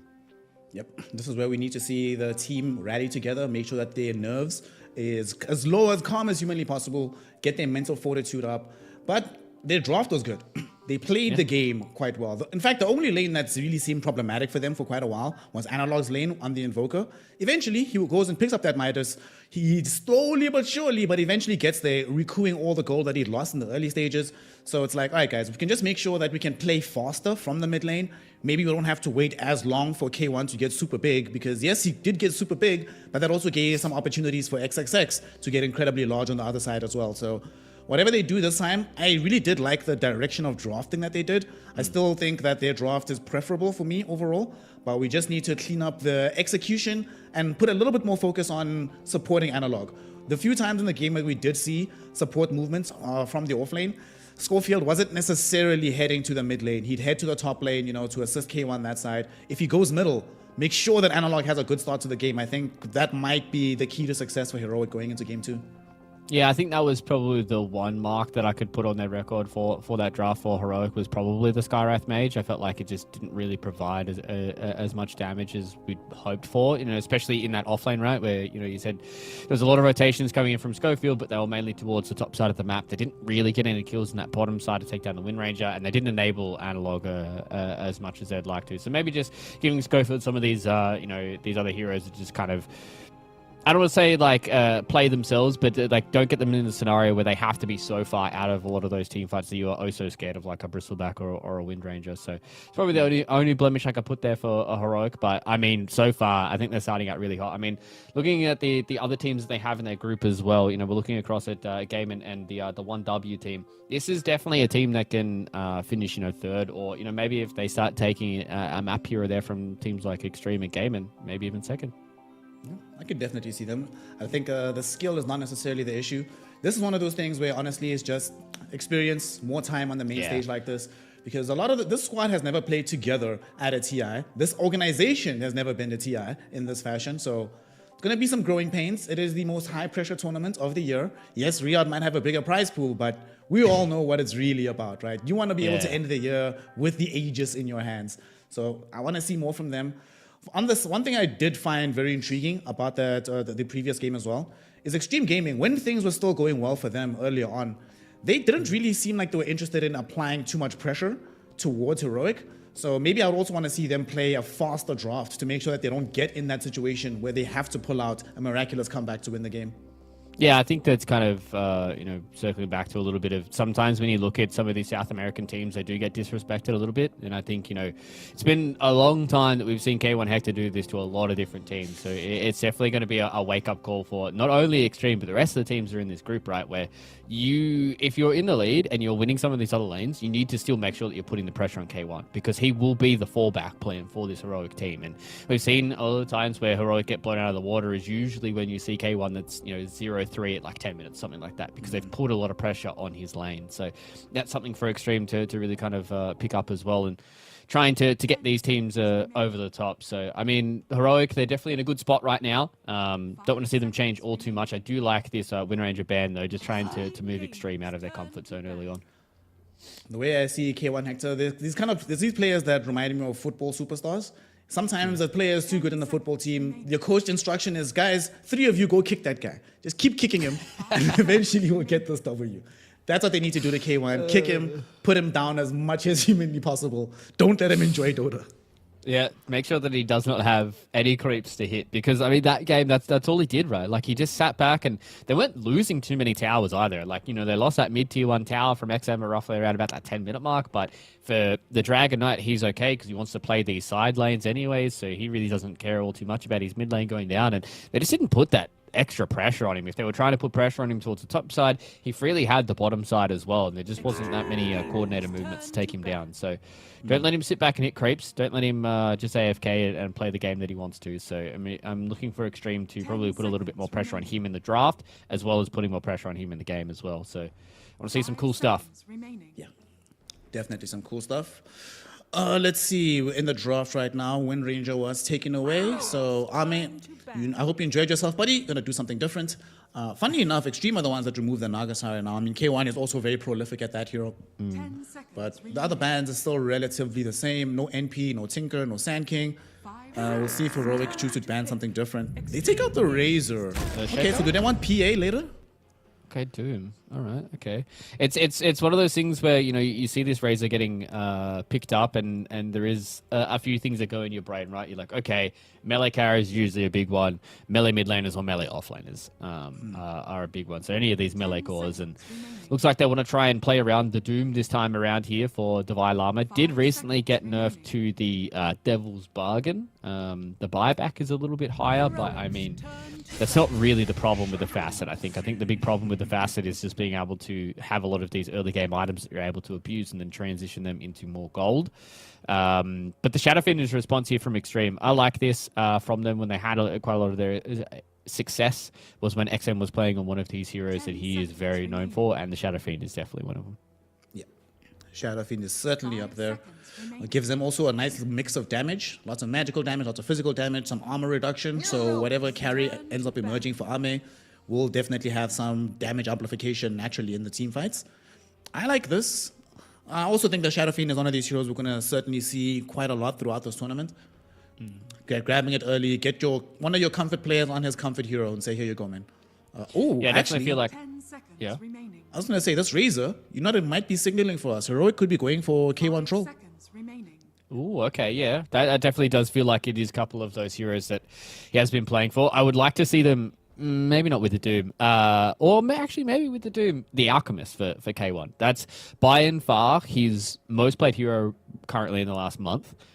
Has been the Alchemist, and it has been that hero that they have won a lot of their harder games with, has been off the back of a K1 Alchemist. So that's probably another one. But yeah, I do agree with you. This Razor band definitely does lean towards K1 playing a lot more of those right-click focus kind of carries. The Dragon Knight is also another one that you need to be careful of, but yeah, definitely Troll and Alchemist are the two that are hovering in mind. I think for me as well, I would like to see Heroic have KJ on a hero that is a little bit more proactive for him, not so much as reactive. He is definitely one of those players that likes playing a lot of these like healer, very heavy support kind of supports. So maybe something along the lines of like an Enchantress to be a little bit more aggressive early on. I would like Enchantress a lot. Ench Doom lane is strong. Oh, never mind. This happens all the time, man. Like you and I, we talk about these drafts at TI, and then they just get banned. So it's whatever. Oh my gosh. Okay, this is really fun from Extreme Gaming. They probably didn't want to play with the Ench themselves with DUI, so they're like, all right, guys, we'll just take Alchemist. So now Heroic have to go deep into their bag. I suppose this is the one good thing is that you have 4 heroes still to go in the draft. K1 is an expert on the heroes, so you can ask him what makes the most sense to try and deal with this, but there's no way they're happy about the direction that this draft is going right now. Heroic must be fuming a little bit to see this alpha pick. Yeah, it definitely is probably one of those scenarios where, you're sitting in the extreme camp right now with a massive smirk on your face. You're just like, aha, we got you in the first couple of picks. But, I mean, Doom into the Alchemist, I think for me, looking at this, it definitely does mean that this is probably going to be a Jin-Q Alchemist for me, purely because, if you get doomed as an Alch, then a lot of your regen kind of goes bye-bye. And the hero doesn't feel all too strong. So, Deny pick is good. But maybe not as good in this. I really hope, Snare, this is a support sniper. I've been loving the Pos 4 sniper recently. Yeah, I haven't been loving it because it's in my games and it's been creating some problems for me. But yes, in terms of how it is in the overall meta right now, support sniper I think is very, very good. And it's one of these underrated things, right? You're just walking around like, where's this damage coming from, fam? Why am I hurting so much? Why am I so slowed down? And then eventually you get annoyed, you go and kill the sniper, then you realize, oh no, he's just a support. Wasn't even worth our time to begin with to make this move. Yeah. He gets the I think it's called scatter shot is the facet where it's like your shrapnel deals all its damage in half a second. That's my favorite facet, just being able to be an annoyance in these lanes and be very scary. But also is another one of those heroes that can flex quite easily towards the middle lane as well, right? It's a hero that can deal pretty well with the Shadow Fiend, shrapnel long range, very hard for the SF to get a lot of those range combos out. And the Tuskar is another one of these heroes that just really makes this Shadow Fiend's life kind of hell, because you get on top of him, you can kick him back when we get super deep into the game, but you can also just close that gap and get a lot of these heroes on top of the SF. If you're good enough with the timing, you can completely dodge Requiem with the snowball. If you're playing as the Tusk. So some nice stuff here. It also is one of these heroes that can be very active on the map, and that's something that we did want to see more of in the previous game. So Schofield was playing Skywrath Mage, didn't make that much happen. I doubt that's going to be the case here. If you don't pick Tusk unless you're planning to play as aggressively as humanly possible. So I like this a lot. Also, I think, that new Drinking Buddies, that spell? It becomes really annoying for heroes like Shadow Fiend, Alchemist. You throw a stun in one direction, or you throw your spells in one specific spot, and then suddenly the hero is dragged away from that area. And you're just like, wait, what's going on right now? Yeah, you can do a lot of cool stuff with the Drinking Buddies as well, and I think it just enables Schofield a little bit more to be a lot more aggressive and in your face, which has been one of the big points of his game for a very, very long time. But this is the response here from Extreme. They wanted to have a hero that can give them that little bit of extra save. It was banned out in the previous game as well here. So another one of those heroes for DY that he's able to just kind of sit back and be a massive nuisance in these landing phases, but also get these stacks going and be a saver when it comes to that mid game as well. So Extreme, they're starting to respond pretty well here to the draft, but there still is a few problems for them, aka trying to figure out where this Alchemist is going to go and how they want to play around it. Oh, this is a classic. Ooh. XXX Visage. Holy smokes, dude. Visage, Alchemist, and Shadow Fiend. The physical damage output is insane here in this game number 2. I'm looking forward to seeing. I think this is something I was speaking about earlier. I want to see Extreme Gaming play faster, right? This is a much faster draft than what they had in game 1. You can easily get overran within like 20-25 minutes playing up against a draft like this, honestly. Yeah, exactly. You just get a few more of those extra auras on the Visage. The Alchemist can hit his timing super early. The Shadow Fiend only really needs to play around 1 or 2 items. So things can get pretty spooky here for Heroic. So I want to see if they have some more of these heroes that can try and take some creeps away from these towers and try and defend them a little bit more. They at least do have the sniper right now. Shrapnel is okay for pulling creeps off, but you still need to be very, very careful not to get caught out by some more of these heroes. And Heroic, they have a few questions they need to answer for themselves. Is this going to be a Jin-Q Alchemist, or are they going to pick a Pos 4 hero to end here and then to try and deal with a better carry? I like the puck here. A lot of these heroes, very hard for them to try and catch the puck early on because there is a lot of these kind of telegraph stuns. So really liking the Heroic guys for going back and giving Analog a hero with a lot of agency in the game too. Yep. I love this puck pick for this game. If the sniper does end up being a safe laner or ends up being just a support, either way, you play very well around the puck throughout the state of the game. They have some save as well with the Tusk too. But the big thing for me is going to be the laning phase, Analog. There's no way, even you're going to be playing against a Shadow Fiend, but you should have a pretty decent lane. And then you're incentivized to make moves early. And I doubt it's going to end up like in game 1 where you spend 3 minutes on the map unable to find anybody. If you're playing puck, there's no way you spend that much time not getting kills, right? So I think Analog's early game should definitely look better than it did in game 1. Won't need a recovery Midas. The thing that they do need, though, is damage on the side of Heroic, because some of these extreme heroes aren't super easy to kill. You know, your Visages, your Alchemist, Shadow Demon there to provide some salvation. So they do need a little bit more oomph, I think, in their draft in the physical damage department. Yeah, and I think definitely now you're starting to squeeze this K1 Hector hero pool a little bit. You can definitely play the sniper if he wants to as well. I like this Medusa ban. It's another one of those heroes that provides them a little bit of that flexibility. We've been seeing a lot of these teams start to play Medusa as a response to a lot more of these kind of death ball-y kind of teams, because you have that Gorgon snare, you have the Stone Gaze as well, and you're kind of tanking. It's very hard to kind of deal with. So I like this Medusa ban because they can flex it depending on the final pick coming in from Extreme. But is this just kind of like, do you just ban like Troll or something like that? Dragonite, okay. That's some Nam flashbacks that they're having about that DK, man. Yeah. No, not again, yo. Not today. So what's left for him? He can play his Troll, he can play his PA. I don't think he's going to be going for any range hero. I don't like Slog for this game, so I'm not sure that they're going. I mean, Slog's okay, but it still feels a little bit risky here. Especially in the laning phase, you get eaten alive by this Visage. Yeah, and I think the problem I have with Slark as well is I really don't like seeing him in games where there's a lot of AoE magic damage for him to deal with.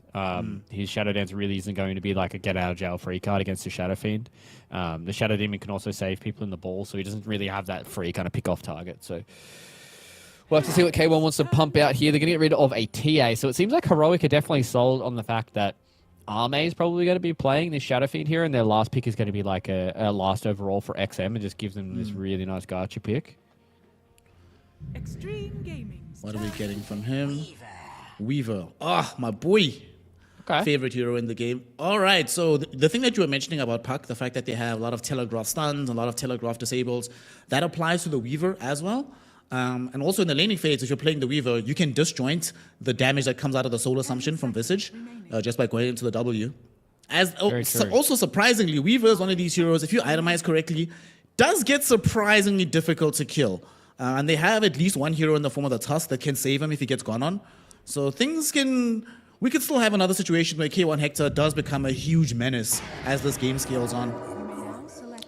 Okay, so XM Void in response here for the Puck. So that gives them that little bit of extra, quote-unquote, reliable catch with the Aghanim Scepter coming in from XM. It's also another one of those heroes that he has been playing a whole boatload of. I do like this Weaver pickup as well. You know, as you said, just a little more of these pesky heroes.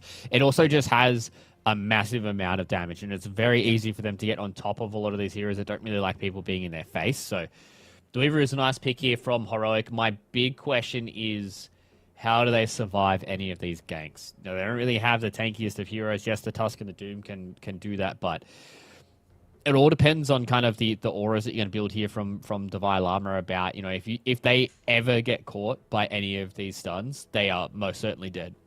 Yeah.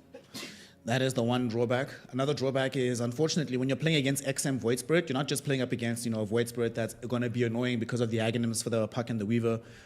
The point in time where he was #1 in China, back when everybody still regarded Chinese pubs as the best. Those days have changed nowadays.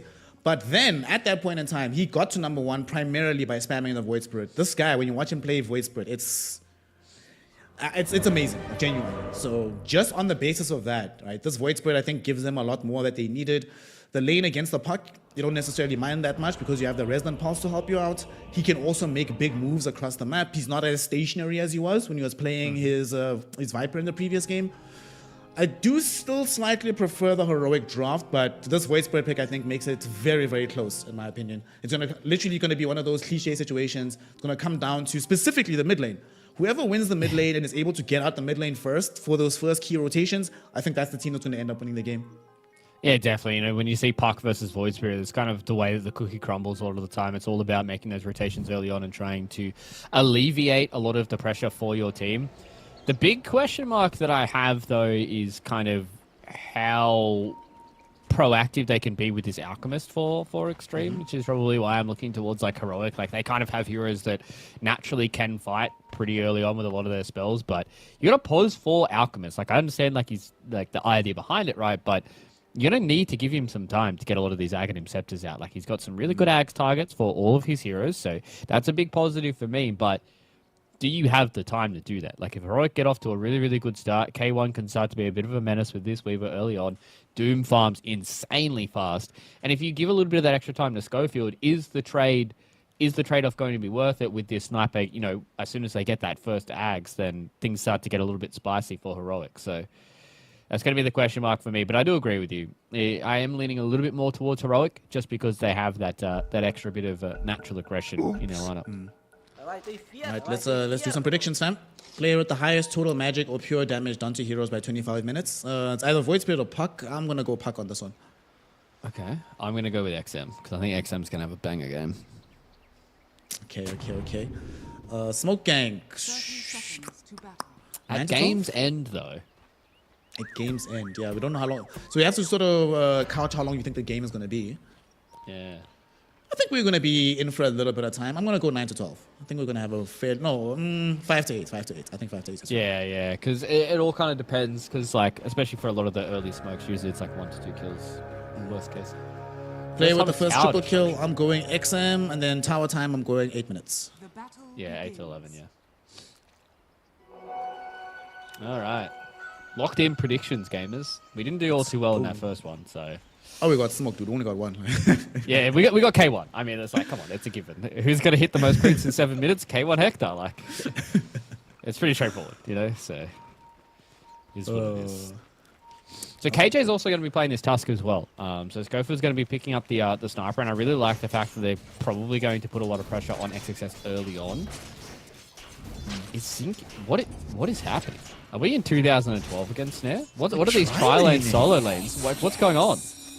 Okay. I think both teams were probably trying to set up for a potential early kill onto the other. Shinkyu has unstable concoction. DY has been disrupted, and they're going down bottom first onto Divine Llama. He could die here. He's in danger. He needs some assistance. Somebody help me! But there's nobody to help. He gets underneath the tier 1 tower. He dies, but K1 Hector gets the first blood first on the other side of the map. Oh my goodness, the damage coming in from the Weaver is gonna outpace the damage that is emerging from this Alchemist. Amazingly done. Alchemist ends up dying regardless. This is an amazing start for the side of Heroic. What was that? Like, that's something I have not seen in a long time. That was hilarious. The fact that you could see that Divine Llama, like, obviously if his team's setting up for like a tri-lane kill on the offlane, like, you're the solo offlaner, you don't want to show yourself, right? Like, that's just kind of just gives away the gag. But he was holding on for as long as he possibly could. Maybe if Armin was just a little bit closer there to get a few more of these auto attacks in, he would have died much quicker. And then Jinkyu had to deny himself to the tower as well. So things were getting weird, and K1 Hector gets the first blood gold, which is very important for this Weaver, getting himself to that very scary part where this Alchemist and Visage lane seems like a bit of a grief lane in my pubs, but it's not going to be able to do too much if this Weaver gets, you know, this early Bracer into an early Wraith ban, right? Mm-hmm. Another big thing. Oh, it looks like he's actually gonna go in Bracer Wraith Band, and then he's gonna go for the Lincoln Sphere later. I thought this was gonna be a certain BKB game from him, given that you're playing into these heroes like the Alchemist, the Void Spirit, the Shadow Fiend, but for now the option is gonna be Lincoln Sphere. I guess he's maybe worried about Shinkyu like stunning him from fog, so that's a way to get himself out of it. I do think he might need a BKB at some point, man. Playing against Void Spirit without a BKB as Weaver is dangerous stuff. Yeah, especially like because they have a support Alchemist, right? So like, you know, the Ags is going to be coming out first off for XM. Basically, as soon as Alchemist was able to gift his Ags to people, that was pretty much the first combo, right? Was Void Spirit and Alchemist were the two combos that we were seeing. So you definitely have to be careful of that. Yeah, I guess it stops you from getting like Blink Yules comboed by the SF, but if you're really worried about that, I think there's probably going to be a few more things that are going to be on your plate. Xingqiu though, he's in a very awkward spot now. He's in a really strange position. XXX is trying, spamming out the damage as much as he can, but cannot save the life of this young Alchemist. Fortunately, he does threaten K1 enough that K1 has to leave, so I don't think XXX dies here. Both of these heroes are a little bit too low, but nonetheless, another good kill. And that was a kill started by Shinkyu. He's the one that triggered out the unstable concoction. The moment they realized, wait a second, he doesn't have concoction, he literally can do nothing if we just dive him. Yeah, and he's also a very weak hero early on. The Alchemist 4 armor doesn't really have that much HP. They're going to see if they can try and get something done on KJ, but it's not going to be enough. And I'm really liking this from Heroic. To me, this looks like a team that has completely forgotten that game number 1 happened. They are here to be aggressive. They know that they're very, very strong players. They want to come in. They want to try and outplay and outlane Extreme Gaming here and really try and make a statement in this game number 2, which is what I really like to see from a team that, yes, they've got a few veterans on their team, but, you know, like one of their leaders, Devi Lama, he hasn't been to a group stages at TI before. So, like, it's going to be very important for them to start off their group stages nice and strong here to try and get that momentum moving forward in the rest of the tournament. Q triggering out the stun yet again. And, got baited. He's going to get stunned up. Do they have enough in the tank to kill him? They throw out the bugs from K1 Hector. Soul Assumption doing quite a bit, but nonetheless the damage is there. Now XXX needs to be careful for his own life. KJ doing so much work here. Nice little drinking buddies to drag in the Weaver as he locks in the Visage inside the ice shards. Beautifully done. Give somebody a tip, man, because Heroic is playing Dota in game 2. Yeah, Heroic are actually just outplaying them right now. Like, in every way, shape, or form, they are just outlaning them and outplaying them. I think the biggest positive right now is the fact that XM is having a very strong lane against Analog, but the fact that bottom lane is going so well for them and top is going so well as well, it just puts Heroic in this very strong position where this funky draft from Extreme is going to be much harder for them to execute because these heroes need to be ahead. DY looks like he's dead. Devi Lama on the killing spree now. This lane going amazingly. Yes, Ame is getting his CS in, but you were mentioning just how much this Doom can accelerate if he has a good start. Did die early on, but since then, it's been all smooth sailing for the side of Heroic. They're going to be very, very fun this game. Oh, that was funny. Schofield was supposed to clarity Devi Lama, but he actually just blood grenaded on the ground, which I thought was funny. Because at first I was like, did he just try blood grenade to kill a creep? Then I was like, no, you wouldn't do that. And then, yeah, I realized that. Funny little things, but yeah, exactly what you're saying, right? Like, it's just such a good start here for Heroic, and we already saw what happened to them when they were able to get that little bit of extra time alone for K1 to take over a game like that, and you can only imagine what it's going to be like when the rest of the team has a lot of that net worth as well. And I'm really liking that they have kind of changed the identity for a lot of their players as well, going back to what they are known for. Analog's going to try for a solo kill here on Xin-Q. He doesn't have that much mana though. I don't know about this one. Xin-Q triggering up the stun. He will self-stun, but he at least reaches the safety of the tier 2 tower first. And it does not seem like Analog has any appetite to chase him all the way. Okay, that was intriguing. Kind of surprised he actually went for that one. I'm pretty sure he likes looking at the HP on that Alchemist. A very low likelihood of that kill actually happening. Down bottom, looking for Devi Lama. XM making his first big rotation of the game, trying to get the kill, and he will succeed in doing so. They bring down Devi Lama, they take down Schofield, and Ame gets himself a double kill. That is what we need out of our Void Spirits, man. That's what this hero is supposed to accomplish in your early game. Top lane, yeah, though. Smart play there by XM. XX, though, I think he's gonna die here. XXX will die. Xin-Q already threw out the stun. Now he's in a precarious position, having to hide underneath the tier 2 tower. They'll let him go because K1 Hector will just steal the Wisdom Rune in exchange. Are they going to let him go? I think they want Xin-Q. They're really going for this one. Underneath the tier 1 tower still. No TPs have been drawn in just yet from XG. But I don't know about this one. Ooh, ice shots. Just barely doesn't land. They even dragged in the Weaver with the drinking buddies, but he's forced to time-lapse back just to stay alive and secure. He does choose to go again right now. K1 Hector really wants this kill, but it's because Analog is making the wraparound play. They come in, they entrap Xin-Q, they kill him off, and now Analog has access to the Dream Coil once more. XXX is almost certainly going to join him in the grave, and indeed he does. KJ forced to sacrifice himself for the cause, but what a worthwhile cause, involving the Puck and the Weaver in some additional kills here early on. Yeah, K1 really makes me nervous sometimes, the way that this guy is playing on the edge of this Weaver, but this is what we were expecting from K1 Hector, expecting from this Heroic team as well, just full of confidence, diving underneath towers, just outplaying Extreme, just really kind of playing on the edge for a lot of their heroes right now, and Analog understanding that there was a rotation from XM, knowing that he should be getting active himself as well, and now he's able to get that kind of counter punch going in towards his top lane, and K1 is off to a absolute flyer. He's not, super far ahead when it comes to the last hits, but the net worth is where it's at, taking that tower too. On bottom, Schofield, they want to kill him off, give XM yet another kill. Indeed, they do. They also get the disruption out onto this Devi Llama. Doom gets blown the hell up. It's going to lead into a tier 1 tower for them.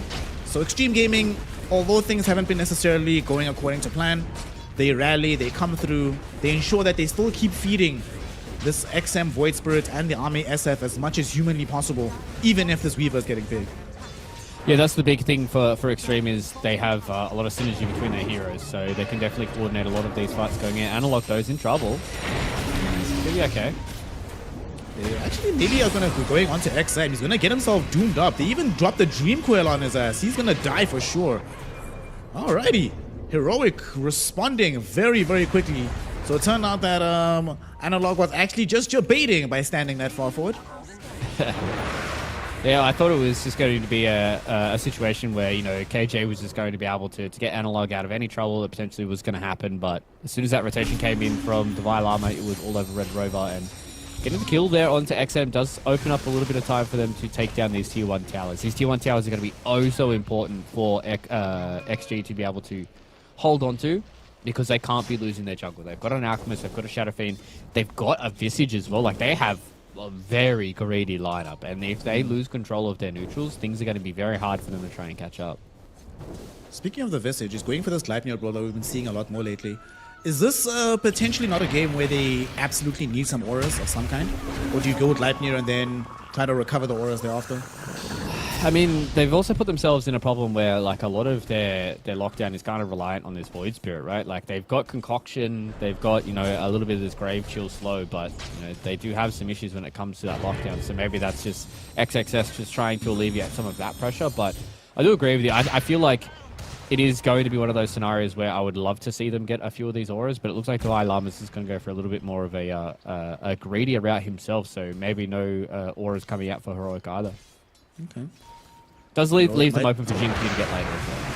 Oh, Schofield is super dead. Super dead. And they're chasing for more. They've already expended the stuns though, but they do have the Requiem. Low throwing it down onto Devi Llama. The triple razors will be there. There is no tier 1 tower for safety, but he is still really damn speedy right now. Eventually the stun will emerge. Devi Llama though, he's still going. How tanky is this boy? Doombringer, he's fine. XXX in the mid lane though, he is certainly not fine. He gets killed off, although XM looking for some revenge.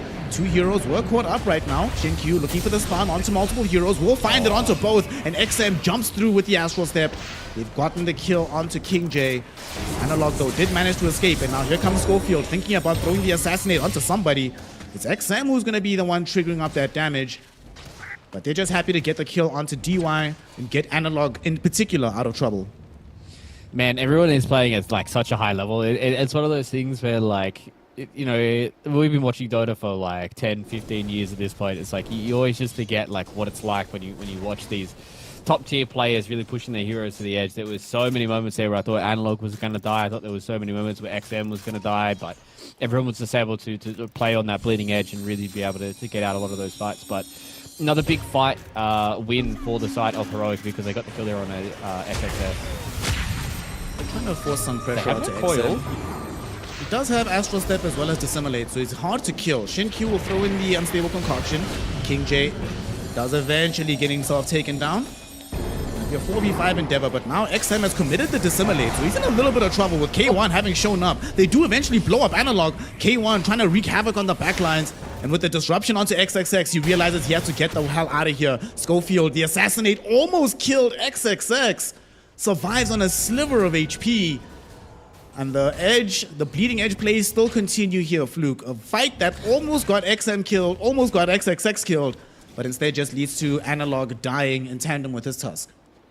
Just like an Aether Remnant, XM was trying to see if he could find K1 napping, but he caught Analog, and then as soon as Analog gets hit by that Aether Remnant, they instantly turn, they get the Concoction, they get the extra kill there, and a lot of gold now going in the favor of Extreme Gaming. Started out nice and hot for Heroic, but these last couple of fights are really starting to lean towards the team from China, who are looking to try and make this a 2-0 start to their road to the international group stages. There's a lot of gold they are just farming up right now, and things are starting to feel better now for Xinkyu. He's got himself a Pavis on board, getting close towards that Solar Crest. He's going to be tanky and tanky to try and deal with. And the problem is now with his position for Alchemist, you don't want to doom him. So, like, he's going to get Chemical Rage off, and he's probably going to be pretty A-okay in a lot of these fights. But with the Gleipnir, a lot of this extra damage coming in from Heroic, they have to be careful of not losing any of their members on the periphery, right? Like, if your Alchemist stays alive, then, yeah, that's kind of good. But if you're losing XSS and XM in these fights, things start to look pretty dicey. Yeah. Dire are scanning.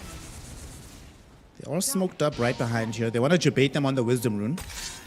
And who are they going to find first? They come across DY. Shin-Q is ready for this one, though. Already triggering up the Unstable Concoction, throwing it back onto the Tusk. Analog has to abandon him immediately because XG is strong with the response.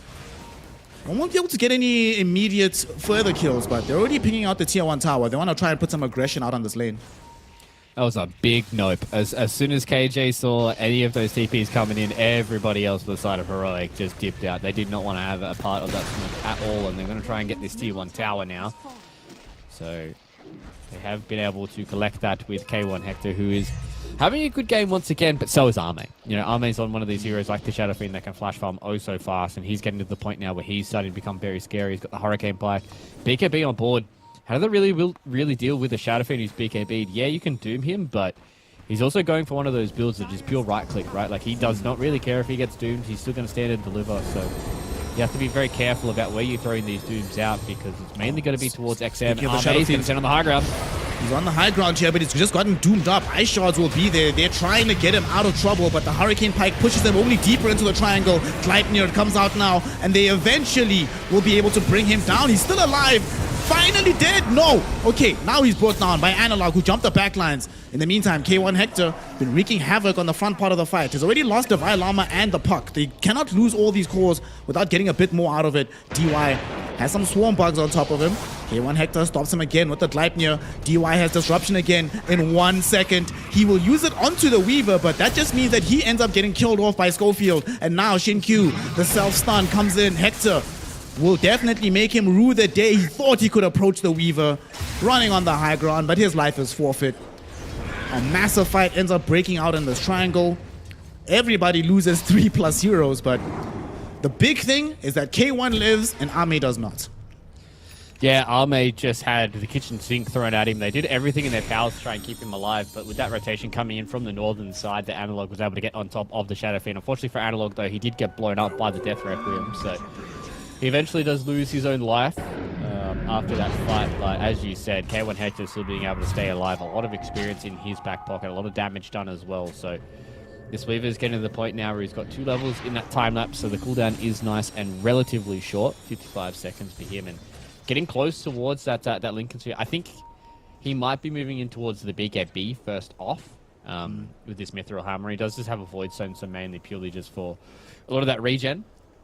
But the issue that we're starting to see now, Snare, is XXS. He's having not a very good game here on the Visage, and he's going to move back for a Vlad's, where I think this is probably the best place for him to go. Right? Just build into auras, be tanky, be hard to kill. There's going to be a lot of damage from XM as well as Arme, so just try and keep the boys alive, you know? Yeah, right now he just feels so squishy. Like, he's actually squishier than Shin-Q is. They feel like they have an easier time bringing down the Visage over the Alchemist. And now, speaking of the Alchemist, he's in playing with the Void Spirit, but they couldn't kill Hector. Tusk with the save, and now they've already killed off Shin-Q. Can XM get the hell out of here? He's committed the Astral Step, has Disseminate again in 10 seconds, but they don't want to chase on the high ground. Oh man, dude, this Tusk. The fact that he did that without having a Blink Dagger in tow, once he does have Blink Dagger, how do you kill K1 Hector? Like, he is indeed, I think he's realized. That play right there, he's like, yeah, guys, BKB is the way to go. I don't really need the Lincolns here. It's not really going to help me against the jump in from the Void Spirit. Yeah, exactly, especially because XM did rush that Aghanim Scepter himself, so he's got that AoE silence, so... Yeah, I mean, KJ, once again, I mean, this is what I talked about in the draft, right? Like, just seeing these heroes that are much more kind of... I don't want to say the heroes that they had in the previous game weren't in their wheelhouse, but this is definitely just the kind of Dota that I was expecting Heroic to play, right? You know, KJ playing these heroes that he can be quite proactive on. He can really be able to move around the map. Schofield on these mission 4 heroes that have a lot of impact in the game. And they just play fast, right? They're just playing around a lot of their heroes. They're nice little item timings. They're just getting a lot of these kills. So, fortunately for KJ, he will lose his life down in the bottom lane, but it is all about creating space for the rest of Heroic to keep hitting those creeps. Ooh, they're going to twin gate to the top lane, take the tier 1 tower, and then potentially angle for the Roshan. I mean, they do have maxed out level 3 presence on the Shadow Fiend. Yeah, I think you rush after this, right? Shinkyu has got Grave 4 Chill points as into well. Acid Spray. Let's go, boys. Into the pit we go. It's also going to be hard for them to try and fight in this top side of the map with this tier 1 tower still up in the bottom side. Don't really want to have to push past it to go through that twin gate, and with the amount of damage that they can do here for Extreme, they are getting themselves a nice early rush once again. So Aegis in the hands of Arme means that these next couple of towers are going to be relatively easy for them to just walk in and try and take. So until the Blink Dagger starts coming out for the Tusk, that's when things are going to start to get spicy for their backlines. But I don't really want to have a Doom and a Puck going in just yet into this Aegis. Check out Schofield. He's chilling with this Solar Crest. About to buy a Glimmer Cape as well. So Shine plus Glimmer going out onto K1 Hector. With the BKB, and he's actually going to go for the full defensive route. Still queuing up this Lincoln Sphere for himself. That way, there's absolutely no way to like surprise him at all in the game anymore.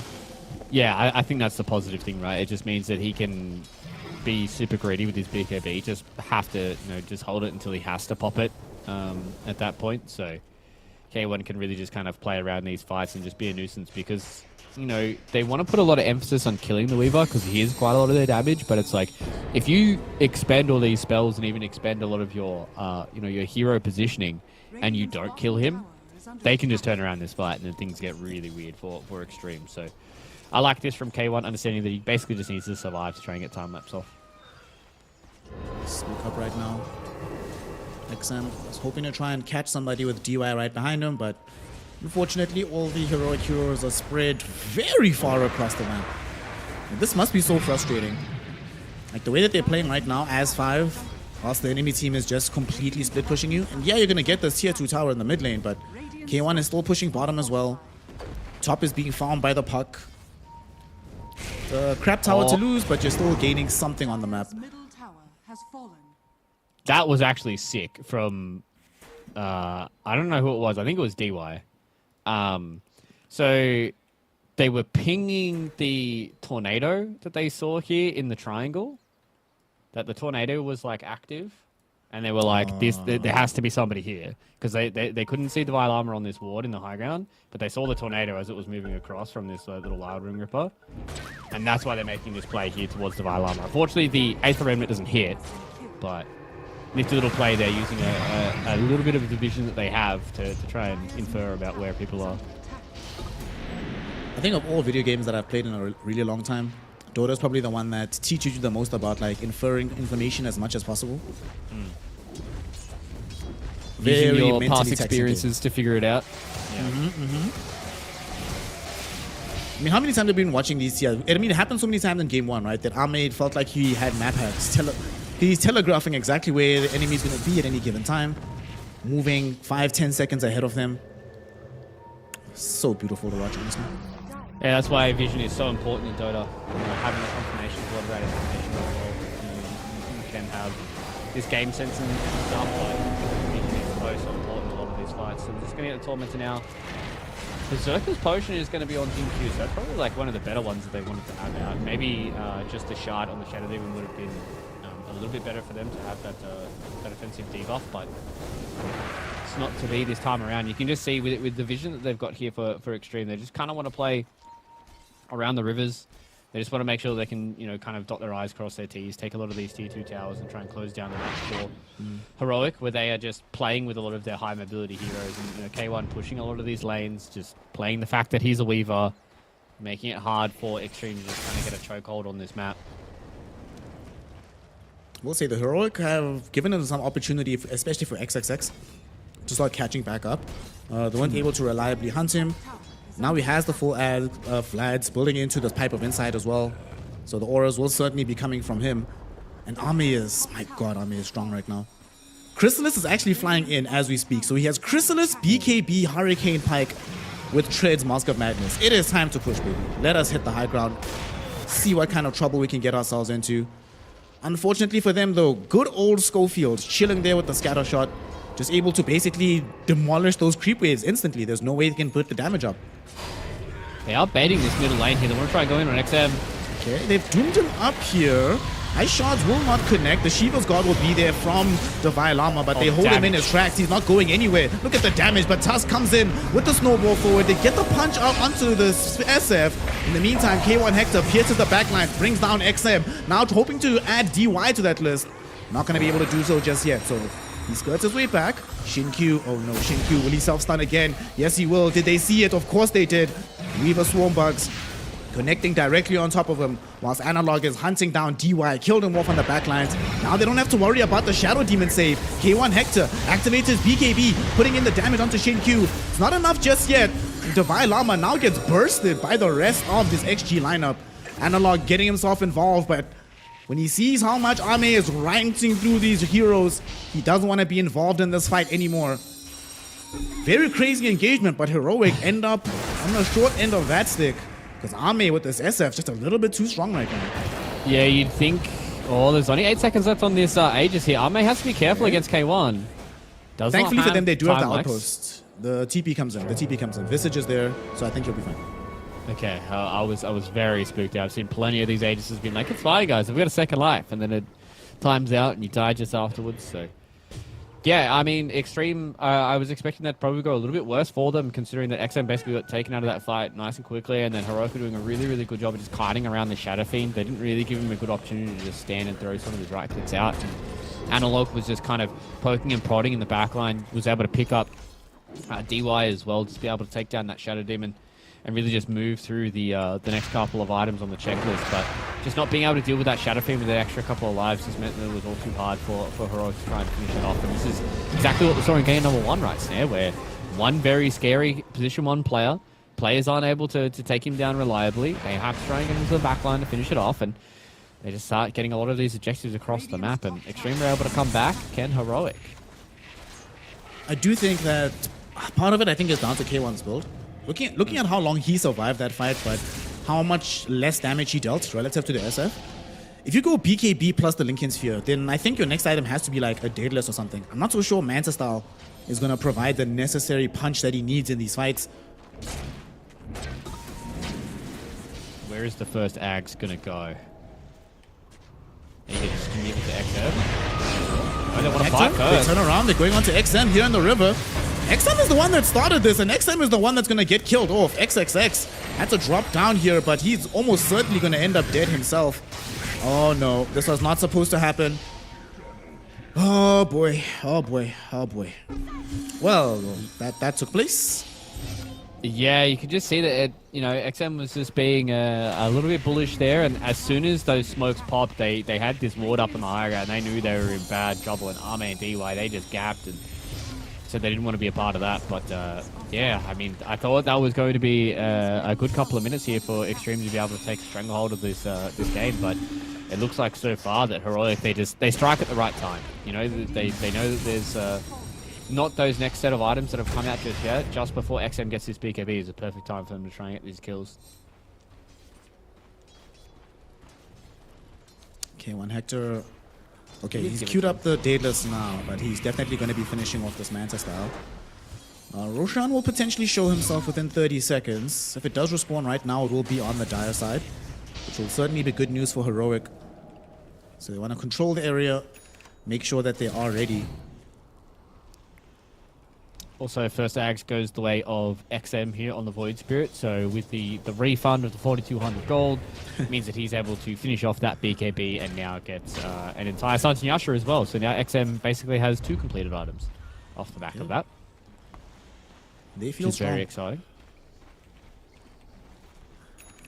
They probably wish that they had the Blink Dagger on Shinkyu, but they don't, unfortunately. Oh, dude. It's actually an immediate Roche. Roche is already back. Oh my gosh. But they don't know. Like, this never happens. You hardly ever go and check for the immediate respawn. And now, K1 Hector. Will he be able to pop any of these smokes? No. It's going to be good old Schofield. Saw his mates. He's going to end up getting picked off. Does not have buyback. And if they head directly towards the pit, XG will be greatly rewarded for the path they took on the smoke. Analog, he's got plenty of ways to get out of these awkward engagements, so he's just going to try and be pesky and try and burn some more of these creep waves. So he's going to blink to the north, and DY will do his duty as the pos 5 and walk in and see if he can spot out Roshan. They do see that the big man is available once again. This is going to be another Roche going the way here of Extreme. Heroic could contest this, but it looks like they want to try and put the pressure on these tier 3 towers first. K1 will be able to take a tier 3 tower if they give up this. Is it worthwhile for him? He doesn't really know. He's actually They wanna TPing fight. top. They want to try to take the fight instead. But the rest of this his is crew way is too not in slow. position. Yeah. He throws in the bugs, but they're going to arrive just as the Roche has already been taken. I don't think they can take this fight. Analog does have a double damage though, so it could be very tempting. He jumps in onto XXX. The Visage is already blown the hell up.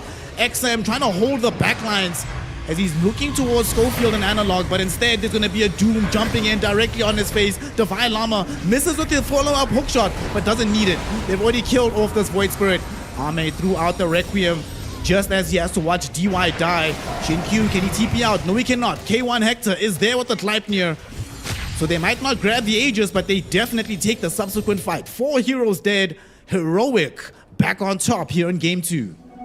Yeah, I thought their decision making was just a little bit off there for Heroic, but they committed to the bit, and sometimes that's all it takes in Dota, right? Is just making sure that everybody is wholeheartedly in the same kind of carriage when it comes to committing to a fight like this. And I thought, this is probably not going to be a good time, but you can just see the damage they put in onto XXS. Analog with this DD route, and this is a perfect opportunity for Heroic to continue this fight, because with these spread out fights, it means that their high mobility cores are also hard to try and deal with. It is really only Arme that does a lot of this damage right now. Arme did his best. XM getting the drag back onto the sniper middle. It's going to be Schofield dying. Remember in the draft we were talking about how annoying support sniper can be? Yeah. And then you killed him, then you start smiling and you're like, oh wait. Just a support mate, whatever. Yeah, you're like, oh, I spent all that time and effort trying to take down a sniper, and that's the problem that they had in that previous fight as well, right? They expended all of these resources to take down some of these other heroes, and it's just K1 and Analog who were just like, okay, sweet, we're just going to keep running around this fight. And you can see that the K1 is still on this train of, I just need to make sure that I can survive for as long as possible. He went into a full Manta as well, so he's got Manta, Lincolns, and BKB to deal with all of this catch. And he's building Butterfly as well. There's no MKB in tow just yet for Arme. So K1 Hector's idea is, if I just don't die, we win these fights. I think Arme needs to try and potentially have another repositioning tool. I mean, it's just hard for him right now because he kind of needs a lot of his slots to utilize all of the damage that he has. But I really feel like he, in that previous fight, just had the issue of just not being able to stick close to anybody. And obviously having a team fight that starts not on your terms is never good for extreme gaming, especially when XXS is kind of one of the only guys that has a little bit of lockdown for them. Yes, they've got like a concoction and stuff like that, but they need to make sure they can keep these heroes in the spaces that that Arme wants to fight in. So that's the next problem to solve here for Extreme, whereas Heroic, I think they realized after that last team fight how strong they actually are in this full 5v5. You know, I'm looking at this Visage. It's been a long time since a Visage has felt this squishy to me when I watch it in the game. Yeah. Normally it feels like this unkillable behemoth that you have to deal with, but more often than not, they've been targeting XXX first and actually succeeding in killing him. It's kind of worrying for the later game prospects. But he still has time. Still time to recover, more levels to pick up. And especially when he has a lot of these auras as well. So taking him down just means those auras are out of the fight. And not only is a full hero, but as I said, the auras. So Heroic doing a really, really good job at just prioritizing the way they want to go. So, I mean, at this point, once this Butterfly comes out, I don't really see K1 being all too scared. I think the biggest thing for me as well is Analog is just building this right-click damage as well. We've seen quite a lot of times where this phase shift puck has just been able to transition into one of those right-click cores. Got the Maelstrom now as well, got the Witchblade, going to go into the Aghanim Scepter to just mean that all of this damage is just going to be thrown through absolutely everybody. And you just have to kind of focus on some of these other heroes. You can kind of just kill them with some of this innate damage that floats around to the park. Oh, he stole it. So he did. That was crazy. It actually goes the way of K1. And look where K1 is. While they're doing this, he's down bottom. Or down in the top lane, excuse me, pushing out this tower. Tier 3 already at less than half HP. Oh, man. This game must feel so frustrating. You have an Aegis in tow, Fluke. You have a super strong SF. But you can't even kill a Tormentor, let alone start pushing into the high ground. Yeah, this is the problem that we said with the draft as well, right? We looked at Extreme, and again, they just don't have that kind of same lockdown that we're expecting out of some of these other teams. You look at Heroic, yes, they've only really got a Tusk, but they've got a Doom. You know, Blink in the War Stomp is just as good as like a Centaur. So it is some of those scenarios where, you know, Extreme are really starting to put some of these drafts forward where we touched on it at the top of the broadcast, right? There's not that much wiggle room, guys. Like, you only have 3 best of 2s to play in your group stage, and then it's a best of 3 for seeding, and then if you're in the lower bracket, you could just be out of TI. Like, that could be your road done. And you need to try and figure things out, and it seems like Extreme are trying to go for these drafts that don't really have the same kind of lockdown as some of the others. They're smoked up right now, hoping that somebody from Extreme will emerge into the mid lane. And oh no, it's XM. Oh, it's XM. That's the last they missed person, him. but he got off the dissimilate. Not going to get doomed up just yet. Divine Llama forced into popping BKB, having taken a lot of damage so far. He needs to get bailed out of here. K1 Hector providing cover by right-clicking onto Shin-Q and DY, both of whom are almost already dead. DY goes first, Shin-Q losing HP, and so is XXX. Look at this Weaver go from K1 Hector. Divine Llama gets dragged back to safety by the drinking buddies. Shin-Q assassinates, doesn't kill him off. Analog will do the trick instead, but at the same time, Analog is now stuck on the high ground. He gets stunned up and killed. Ame is now on a triple kill. He somehow found a way to just lay out the damage. They were sort of ignoring him in that fight, trying to go for the supports, trying to go for the Visage. Turned out to be a mistake, Fluke. Focus Ame before he can eviscerate your team. Yeah, I mean, that's what Dota it comes down to sometimes, right? It is just, I think he was like 3 or 4 pixels away from hitting that War Stomp onto XM. If he hits that War Stomp on XM, dooms him, fight's over, right? Like, they're not going to be able to do what they have been able to do in that previous fight, because XM is just able to kind of skirt around the rest of the fight and deal with it that way. And as soon as Ame is able to just kind of stand and do a lot of this damage, things start to get scary, because Heroic, they didn't want to walk up to the high ground. And once again, they're going to try and end the game here. They still have buybacks, and they've got plenty of ways trying to deal with this, but DJ just goes down. KJ, unfortunately for him, doesn't have the HP. Doom back in 5 seconds. K1 Hector going in right now, but K1 losing a lot of his HP at the moment. Hasn't yet popped any of his BKBs because he hasn't. Again, in 5 seconds, the Ancient, they're just going for the throne. There's too much damage. It's the Visage Familiars, it's the right click from the SF, it's the presence of the Dark Lord. Oh my god, Extreme Gaming, they just did it again, Fluke. They did it again. What? Oh. I did not think that with 10 seconds left on these heroes respawns and buybacks, that they would just say, fuck it, we are going to kill this Ancient. They stood there. XXS, I don't think that he did anything else but right-click the Ancient and take his hands off the keyboard. That was insane from Extreme. I cannot believe that they just did that 2 games in a row to Heroic. 2 in a row! Oh. K1 went 14, 0, and 9, and he lost. Like... What? K1 died once in the best of 2. Once. And he lost. And he lost, bro. And he lost. How is this even possible? Whoa. Man, poor K1 Hector. And the thing is, Extreme Gaming did the same thing twice. You win one crucial fight, and then 3 minutes later the game is over. How do you do that twice? Who's had the fortitude to make that call to be like, guys, the way the game is looking right now, if we don't go and end it right at this very moment, we probably end up losing. But if we do go end right now, then we win the game.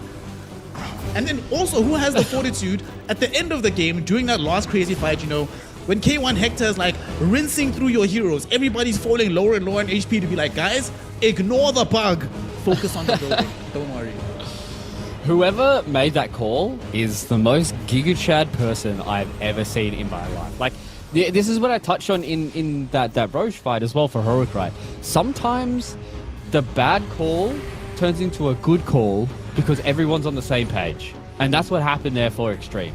They were all on the same page that they were either going to die or they were going to kill the Ancient. And they had enough damage, apparently, to take the Ancient. I was like, okay, they're hitting a tier 3 tower. There's about, like, what, 25, 30 seconds left on the puck. And that was the longest respawn. Analog still had buyback. They took the tier 3. They're starting to chunk through these tier 4s. I'm like, oh, it's fine. They're all going to respawn. As soon as the buyback came out, I thought Extreme were just going to book it.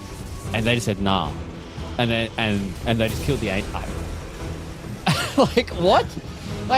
Like how are you supposed to, like, if you're heroic, how do you go and VOD review this series? You're just like, we did, like, I don't know, like we lost, I guess. Like I don't know. I really don't know. Like I'm shocked, absolutely shocked.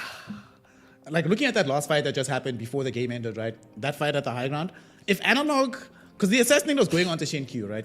If Analog doesn't jump forward for that, and let's say they just allow Sniper to get that kill, Analog maybe goes to cut some waves, it could have been very different. I'm pretty sure the moment they saw the puck was dead, that's what the call was made. That guys, now, go now, immediately. I'm not sure they knew we didn't have buyback, but it turned out to be a super lucky situation for them that they could go headlong into the base at that exact moment. Again, I still feel so bad for K1. You did nothing wrong, mate. Nothing wrong. You did everything right, and you still lost the game. Oh no, mate. That's so sad. Just I don't know. I really commiserations to Heroic. I think they played extremely well throughout the entirety of this series, and like sometimes just not your day, man. Like and this is the unfortunate part about this very short group stage for these teams is now they've gone 0-2 in their first series. They have 2 more to go. Snare. And, you know, yes, they're not getting eliminated, but if you're starting 4th, you're going to be up against a seed 1 or seed 2 from another team. Like, it's not going to be a fun road for Heroic. Commiseration, but man, what a sick series. On there, but at least for them, for all the Heroic fans in chat, take solace in the fact that they drafted well, they played well, they had decent strategy, they did everything you're supposed to do in Dota, except just be better than Extreme Gaming. And I don't know how you be better than Extreme Gaming, because apparently Dota itself will bend over backwards to make sure that doesn't happen. But Heroic, in my heart, I'm going to give you all this series, and definitely K1 Hector is the series MVP. Now though, Fluke, we're not done just yet. We still have more Dota 2 action for the day. The second series on the road to the international group stages, it's going to be Falcons versus Team Zero. Falcons, another team that many people are putting as their top seed for the tournament. Team Zero, a team that's a bit on the come up, you know, one of the dark horses emerging from the Chinese region. And we're going to be witnessing exactly how that series pans out in just a few minutes. Let's let them get ready to start their own road on the road to the international. Heroic have been the dominators of the SA region, and they've had some decent success on land, but struggled to make a top finish so far. Is that going to change here at the International? I'm going to find out with Davai Lama. And of course, firstly, congratulations on making it to your first International. Thank you. It's great to be here. Absolutely. I mean, how are you finding the experience so far? Is it living up to what you hoped it would be? Well, so far it's been like any other tournament. Mm-hmm. The welcome letter, you know, the TI welcome letter has something to it, you know. It does feel like TI. Absolutely. I think whenever we've seen you on camera, whenever you're talking, you know, whenever we see your reactions, you know, your passion always comes out. What is it about Dota though that makes you so passionate, and what that made you initially say, you know, yeah, like this is the game for me. I want to be a pro in this. I think I'm just quite a passionate and expressive person, and Dota is just the thing I've decided to dedicate most of my life to. So naturally, just passionate about it, and I expressive on it. So do you think, you know, if Dota wasn't around, you would have just been doing some other game, you know, equally passionate about it? If I would be able to do anything I wanted, as long as it was another hobby or passion of mine, I think I would be equally passionate about it. Yeah. Awesome. Well, you know, this year has been particularly successful for you. You know, you've really come up in the ranks. What's it been like from your perspective? It's been great. You know, I think I've just been continuing the work that I started as soon as I got into the pro scene. I think I've been on a steady come up. This year, I finally got on a top level team, managing to make almost every single top tier event. Mm-hmm. It's been very nice. It's been lots of traveling, lots of new experiences, hard work as well. Of course. It's been nice to see. And, you know, what's it been like entering an SA team? You know, how was that transition from moving from other regions over towards the South American region? There's big differences in terms of culture and not necessarily game style. I mean, we try to be very disciplined as an SA team, you know, and have a lot of structure around the way we play and the way we practice. So in that sense, we're trying to be like a regular Western team. Yeah. But yeah, just in general, the team atmosphere, it is different from Western teams for sure. And what's the language barrier been like? Because I know that you do speak the language, and you actually speak how many languages do you speak again? About 6. About 6. Okay. So what's that been like trying to get fluent and on that level? So when I joined the team, my Spanish wasn't on a very high level. I just only knew the very basics, and I couldn't speak very much. But as soon as I got into the team, or right before even, I started taking private Spanish courses. I did about 5 hours a week for 2 months. So every day now is Spanish, and I was able to improve quite quickly. So after about I would say after about 3 or 4 months, I felt very comfortable and fluent in Spanish. Awesome. So what's one specific thing which you think you're going to do better at the international compared to EWC? I think we'll be more consistent. We've been working a lot on that, and we've been resting, just make sure nobody's tired and everybody is ready, mentally completely ready for the games. And we're just gonna never give up. You're the only player on your team that actually hasn't been to a TI before, so have you felt that at all coming here? I would say not particularly. For 2 of my team, it's the first time where they go into TI, not being, the last place, coming into the last qualifier slot for the region, like coming in as one of the underdogs. I mean, we are somewhat of an underdog, this team, but we're not like a complete underdog, like newcomers that weren't expected to qualify. Like, people expect us to qualify. Yeah. And it's great. I mean, in the end, it's a tournament like any other. There's some added pressure, but I never really struggled with more or less pressure, so. What would it mean for you if you were to be able to go all the way at the international and lift that Aegis? Have you given it any thought? Not really. I try to not think about the big, about winning tournaments. I just try and take a more down-to-earth approach. I just look at every day, look at the games I'm going to play, enjoy every day, enjoy the competition. Yeah.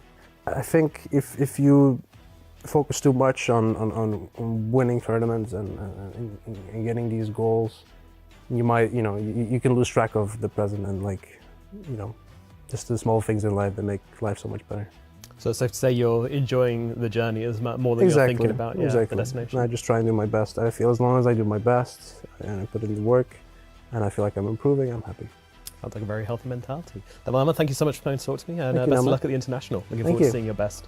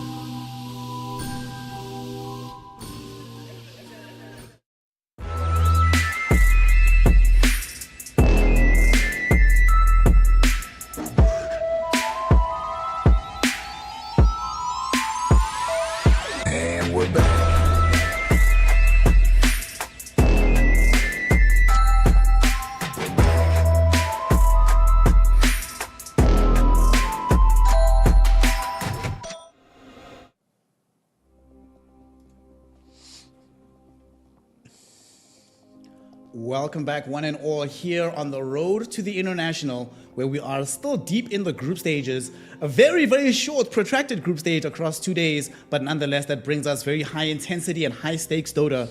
Previously, we just saw Extreme Gaming with the greatest clutch I've ever seen in my life. Definitely go and watch how they ended those 2 games in that series. But now, Brother Fluke, earlier when we were talking about Heroic versus XG, we were expecting a bit of a closer matchup, even though you would definitely favor XG overall. Falcons versus Team Zero. This, my friend, feels like a real test for Team Zero. You made it, yes, through the TI qualifiers, through the Chinese region. There's no Azure here. There's no LGD here. Big organizations that you're taking their place of, rather. But Falcons, this is not a great way to start your TI journey as a debut squad at the International. Yeah, it's a completely different beast jumping into your first group stage matchup against a team like Falcons. You know, they did take down a pretty big dog, like as you can see across here in the 2024 season. Fortunately for them, they just didn't qualify to any events, right? Like they just weren't able to get there. Whereas Falcons, they have basically, for the majority of it, been in the top 3. So these guys are definitely at the top and they have the experience to do it as well. And looking across, you know, the kind of tail of the tape between these 2 teams is Team Zero. This is their first international as an organization that they've been able to make it to as well. And 4 of their 5 players is the first time they've ever been in an international as well. So they've got a whole lot of newbies, and they've got a whole lot of newbies, you know, going into a series against TI champions as well. They've got 2 TI champions over on Falcons. They've got guys who have been around the block, and even their one guy who hasn't been to TI before, Malreen, he won like 3 or 4 tournaments this year, man. Like it's not like he's inexperienced at all. So it's going to be a very, very hard series for Team Zero to win this one. I think you mentioned something earlier when you're talking about Heroic, right? That them being in the international lands, you could see the progression throughout the course of the year, them getting reliably better and better and better. For Team Zero, they have, on the one hand, it's definitely a detriment that they haven't played any of these international lands. They don't have that experience. They don't have that team chemistry on a LAN environment like this. On the other hand, though, this could wind up being a team spirit in their run at TI at that time, where only one of the players had been to a TI before.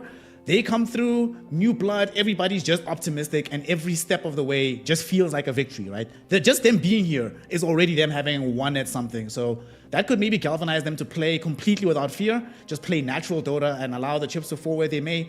If they do that, honestly, and not allow the occasion to get to them, how big a deal this is. There's potential. Again, they beat the LGDs, they beat the Azures. There's a reason why they're here. It's a tough one, let me not lie, but I think if they can find a decent draft, they can really put some pressure onto Falcons here. Yeah, I definitely think that's a good way to look at it as well. They've obviously got a little bit of experience from the guys who have been at TI before. Like, you know, obviously their coach being Blink, like he's a guy who's won it in the past. So it is definitely, they've got some experience in the background for them to be able to really bring into a series like this. And Falcons have, you know, as of late shown that they can bleed as well, right? You know, at the start of the 2024 season, we were looking at these guys being like, who's even going to stop them? And now there has been this juggling of this top 3 between, you know, the 3 big juggernauts that we've got floating around. So there is definite ways for them to try and pick apart a team like Falcons as well. And the fact that it is a condensed group stage, there is, you know, kind of that one positive for teams like Team Zero, because we haven't seen much of them in the last couple of months, right? They took down the big scalp in Azure in the TI qualifiers, and it's been kind of quiet from them from there on out. We've had a few of them in some of these little Chinese tournaments as well, but they haven't really had a lot of reps against a lot of these big teams. So that could play in their advantage if they come out nice and hot here and they've had some good practice here going into TI. Yeah, I've been watching, I know one of the guys on the team and watching him practice day in, day out, always grinding, always trying to do his best. I just, honestly, the main thing I don't want, even if Falcons does end up winning this series, we don't want a blowout to start with, because we've seen in the past that sometimes getting blown out as a squad hurts your morale as a team, and then that has these knock-on effects later down the tournament. So that's the last thing we want them to just pretend it's a pub. Pretend it's a very expensive pub, lots on the line, but just regular Dota, just do our thing. I'm also hoping that they throw us some curveballs, in particular from the mid lane. 7E, when you're still playing in China at the time, there were many occasions where he would swap around with the carry player, and he would go into the safe lane. 7E goes into the safe lane, carry player would play mid. It was mostly hero dependent. I don't know if they have that degree of flexibility with Erica in the team, but I do want them to be flexible. That's the thing I'm angling for. They must make sure that they do not get figured out. They need to fully envelop that Wings ethos from Blink. Just play whatever, make the enemy confused from the get-go. The moment they see their draft, they might be like, guys, what the hell is going on here? What are we dealing with? Yeah, first pick Pudge Techies. That's what Blink wants right now, right? That's exactly the Wings way. But I do agree with you. I hope that they come into this with their own identity about how they want to play Dota. I've had a look back at their previous drafts for the last couple of months. It has been quite a lot of Phoenix, quite a lot of team fighty kind of heroes for them. Ponlo is also one of those players as well that has a very unique hero pool. When he starts to pull out some of those heroes that he's well known for, he can be a very, very scary player in and of himself. He was one of the players in those TI qualifiers that I felt like kind of gave them this really strong identity going forward.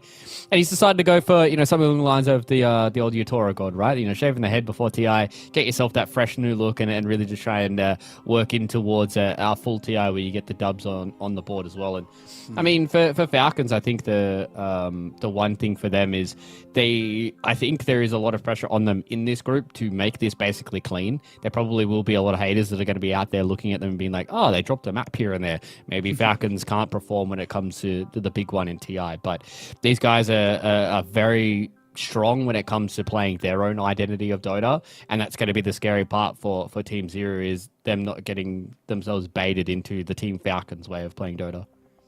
Exactly. I mean, there is some hope in that regard, because we did see a lot of the Falcons staff, the players, came from the old Tundra organization.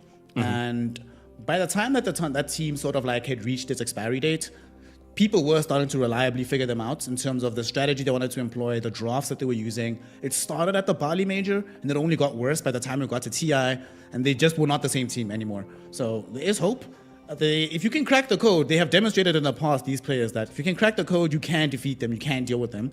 But it's a lot of work to crack that code. Oh, I just want to, while we're still waiting for the game to get started, small tangent on Ponlo and how long it's taken him to get here. Yeah. He once got third place. They were third in the TI qualifiers when he was playing in C. This was, I think, before he went to join Alliance. Playing in C, they get to third. They were the best team in these qualifiers and were most certainly going to end up winning. But then it turned out that one of their players on the team had done some 3-2-2 shenanigans. They all got disqualified, so he couldn't go. Then when he goes over to America, things were looking strong there at the beginning. Then the whole debacle where they couldn't play that major because of COVID. They didn't get the points needed. Then he failed to go to TI as a result from there as well.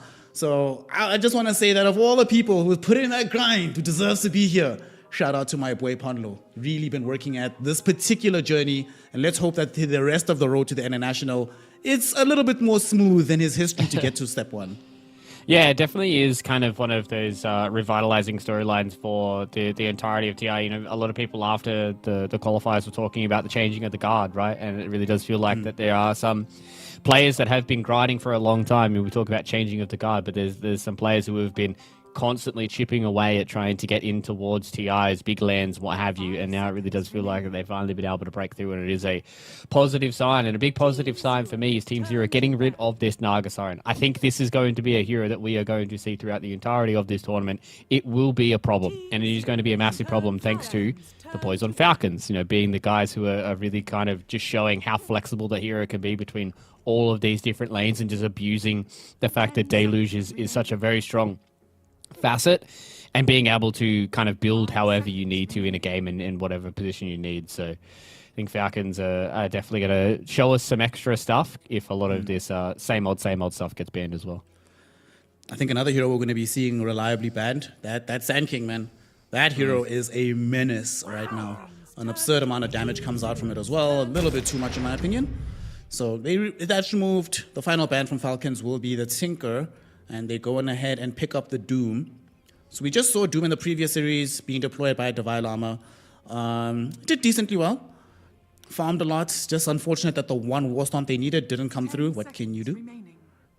Yeah, I mean, sometimes it's the way cookie crumbles, right? But Doom is just proven time and time again that, around TI time, around a lot of these big tournaments, he's just going to be one of those heroes. I remember watching my first TI at TI3, sitting in my little university room, just constantly watching Doom being first picked every single game, and now it's, at a TI I'm casting as well in 2024 is always a nice start. This is an exact mirror of how our previous game went. So Team Zero, again, still feeling like the Shadow Fiend with the flex it can have between 7E as well as Erica is strong enough for them to open up into a Doom where they don't really care about being doomed either, right?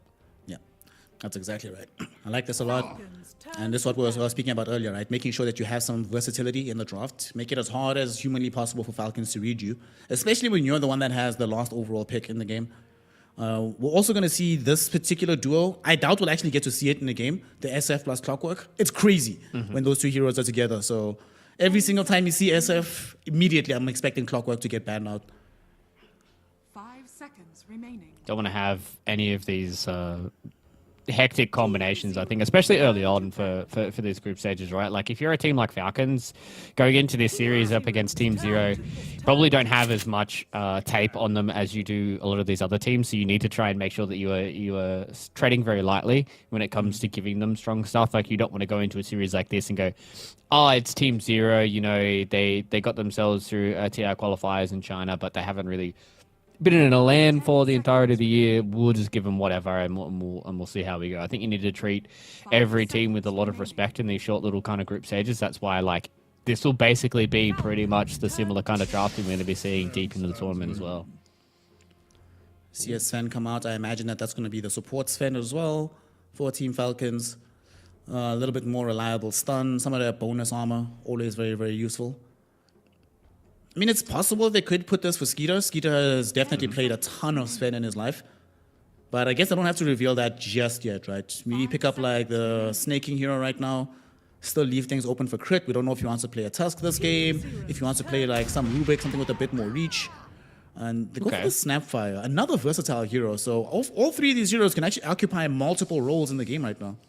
Yeah, that's going to be, you know, a big thing, right, for a lot of these drafts is just going to be all this flexibility between all these different roles. Like even the Sniper and the Shadow Fiend, they have flexibility throughout multiple roles that they've got as well. So it will be all about for these teams just trying to see what information they can gather from each other as they go through these drafts and trying not to leave too many of these holes. So the trade will be the response here. Just another strong laner, just a hero to try and deal with the Doom. These heroes, they don't really have anybody just yet who's going to take towers extremely fast, so this Treant Protector does kind of slow that down a little bit as well. It's going to be hard for them to try and find him in the trees, so I like this Treant Protector trying to keep these people a little bit more tanky. So seems like the draft is coming together for Team Zero, with the Shadow Fiend probably being the carrier right now and the Sniper being the support.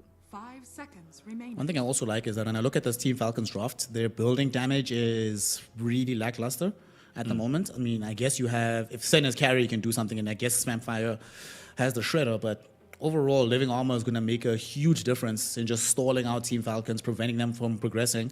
And because they're the ones that have both Overgrowth and Stampede, they can control where the fight is happening, basically. So I really, really do like this, what I'm seeing right now from the side of Team Zero. The question is going to be from Falcons, where do they have to sort of reveal something right now, right? There's no more flex that they can really go for.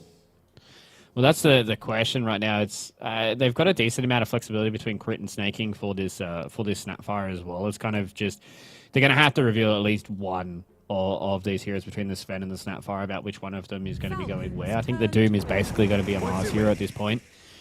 Malrine can definitely pick up this Pangolier as well. They can play it in the offlane. I haven't really enjoyed it being in the offlane for a Mars, so I definitely feel like this is probably just going to be a Malrine hero.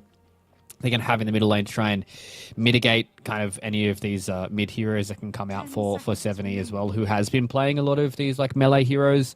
He is very well known for things like his Earth Spirit and his Earth Shaker and all that kind of stuff. So if that's something they want to try and bust out, this Pangolier can try and play in those lanes themselves and gives them a little bit of that extra flex against the Shadow Fiend too.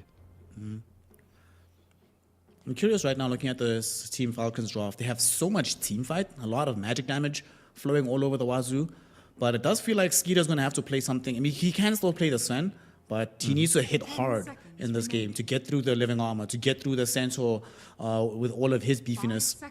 They do have reach, thankfully, so Sniper, Shadow Fiend, regardless of what role they play, they're not necessarily going to feel safe on the backlines. But still, I do want a little bit more damage output from Falcons and a little bit more tower-taking ability from them, potentially. Yeah, I think they could potentially lean towards some of these like ranged carries that we were seeing, like the Wind Ranger or the Lina. Could be something that we're seeing a little bit more of. They feel like they can try and play around this kind of Stampede a little bit more. They've got some heroes that can be in the front. The Sven can do a pretty good job at just trying to keep those heroes at bay for now. But it's all about kind of the pressure that's going to come in from Team Zero as well, right? You know, going into this Team Zero, they do have the last overall pick as well, so you need to try and make sure that you don't shoehorn yourself into too many of these bad lanes for Falcons. So that's going to be the big problem for them in this final pick about whether or not they feel like the Sven lanes are going to be okay against, you know, it's probably going to be like Sniper plus Centaur, which feels like a pretty bad lane for the Sven, to be perfectly honest. They've got a lot of magic damage, so probably looking to something that can try and survive a lane like that. Team Zero are concerned about them just doubling down on the team fight, remove the Phoenix away, and also they don't really have any egg hitters, so it kind of makes sense that they would do that. For Team Falcons, they took out the Puck from the mid lane. What other heroes are there? Void Spirit still in the pool, I suppose. Susceptible to getting doomed though, but can also buy the Lincoln Sphere if he's worried about that. They could go the opposite direction and pick up like a DK for themselves in the mid lane. That's a potential option I could see Team Zero getting. They definitely could. They can also go along the lines of like a Razor if they want to as well. The Pango does have a half decent lane against the Razor because you have the Swashbuckle and the Shield Crush to try and get away from the Link. But having Stampede as well as the Overgrowth means that the mid game is going to be very, very scary for a lot of these heroes. You know, your Overgrowth on top of the Rolling Thunder, he gets the Link going, and then the Razor's basically going to seal all of your damage. And then with a Pango who's in Rolling Thunder, yeah, it's all well and dandy that you'll BKB'd, but with the auto attacks coming in from a Shadow Fiend and like a Razor, and it's going to be a little bit too hard. They could lack a little bit of initiation if they go for like a Razor, but I wouldn't hate to see something along those lines. Bro, I just realized Evoker something. maybe? I just realized that between Team Zero and Team Falcons, these are the only two teams at TI that have coaches who won TI as players. Oh. Yeah, and those back to back. Aoi won 2000 TI 5, playing on EG, and then 70, not 70, Blink went ahead to win TI 6, playing for Wings. Well, there you go. They're also two teams. This is the first time that they are being represented at the International as well, playing off against each other for their first matches. So, very cool first matchup for both these two teams. Falcons really thinking about this ban. I mean, they do. I would like some more like aggression slash team fight slotting for Team Zero. So I think DK could have done it. Primal Beast would have been pretty decent at that as well. But the more I'm looking at the draft, the less I want the sniper to be in the mid lane. I definitely want a hero that's going to be active, you know, doing stuff, putting pressure onto Falcons at all stages of the game. Yeah, that's why I think the Primal was a good ban for them to be able to have that extra bit of flexibility. The problem that Falcons have right now is this final overall pick coming in from Team Zero. That's their biggest issue right now because they haven't been able to sniff out where some of these heroes are going as well. They've still got a bit of flexibility with that sniper being able to go in the mid lane if they make things weird. So they're going to go for the Nature's Prophet. Okay, that's one hero I just had not thought about. Was Nature's Prophet. A hero that people, and 7E as well, have been picking in response to this Nature's Prophet has been Ricky. 10 seconds remaining. Lots of Ricky. It's actually a dope Ricky game. 5 Yeah, seconds I could definitely see Ricky. It gives them one of those heroes that is just kind of pesky for the Snapfire to deal with. You can almost never get off Mortimer's Kisses, just because Smoke Cloud is very, very spooky, but goes for the Earth Spirit. Okay, it's in a similar vein to what the Ricky is. It's just one of those heroes that quite easily gets on top of the Nature's Prophet, doesn't care about the Sprout, has ways of moving around in the fight and dealing quite a lot of damage against the Natures. And even when they rotate onto the lane from the Nature's Prophet, it is very easy for them to get away from those ganks. So I like this Earth Spirit pickup. It kind of solves a lot of the issues they had, right? We needed a hero that enables them to have a little bit more of this team fight control. They've got a lot of damage. They've got a lot of scalability. I'm really liking Team Zero's draft right now here. Falcons, they've got a lot of pressure on the map with this Nature's Prophet and the Pangolier, but I feel like if they don't get off to a hot start, they can get outscaled pretty hard. I'm with you on that one. The early game was really scary to play up against Falcons because of how much pressure they can put on the map, how quickly they can play. Skeeter just coming in to provide that pressure. Pango, the moment he hits 6, can just show up and make things happen for you. That being said, yeah, I'm with you. Scaling is definitely going to be a difficult thing because, yes, they do have Nature's Prophet, and Nature's Prophet is no slouch in the right-click department. He's also no SF, right? SF will out-right-click you in those situations. The Tree and Protector can hold you down, make sure that the right-clicks come in.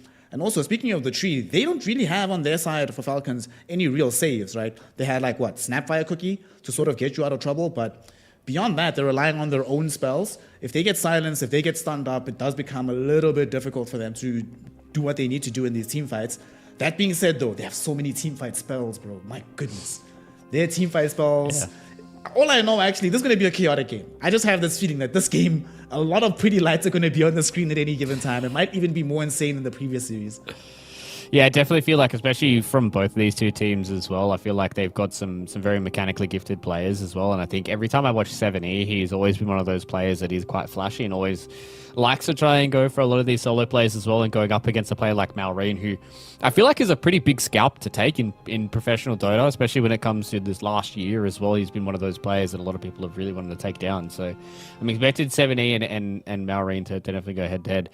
I feel bad for Ponlo, though, in this game, Snare, because he's playing Sniper into basically 3 cores that'll get into his face every single time. So if he's not hiding in the trees, this could be a feed fest from Mr. Ponlo. Ponlo, you are from Singapore, so remember what the first Singapore guy from TI said. Stay in the trees. That's all you gotta do, my friend. You'll be alright.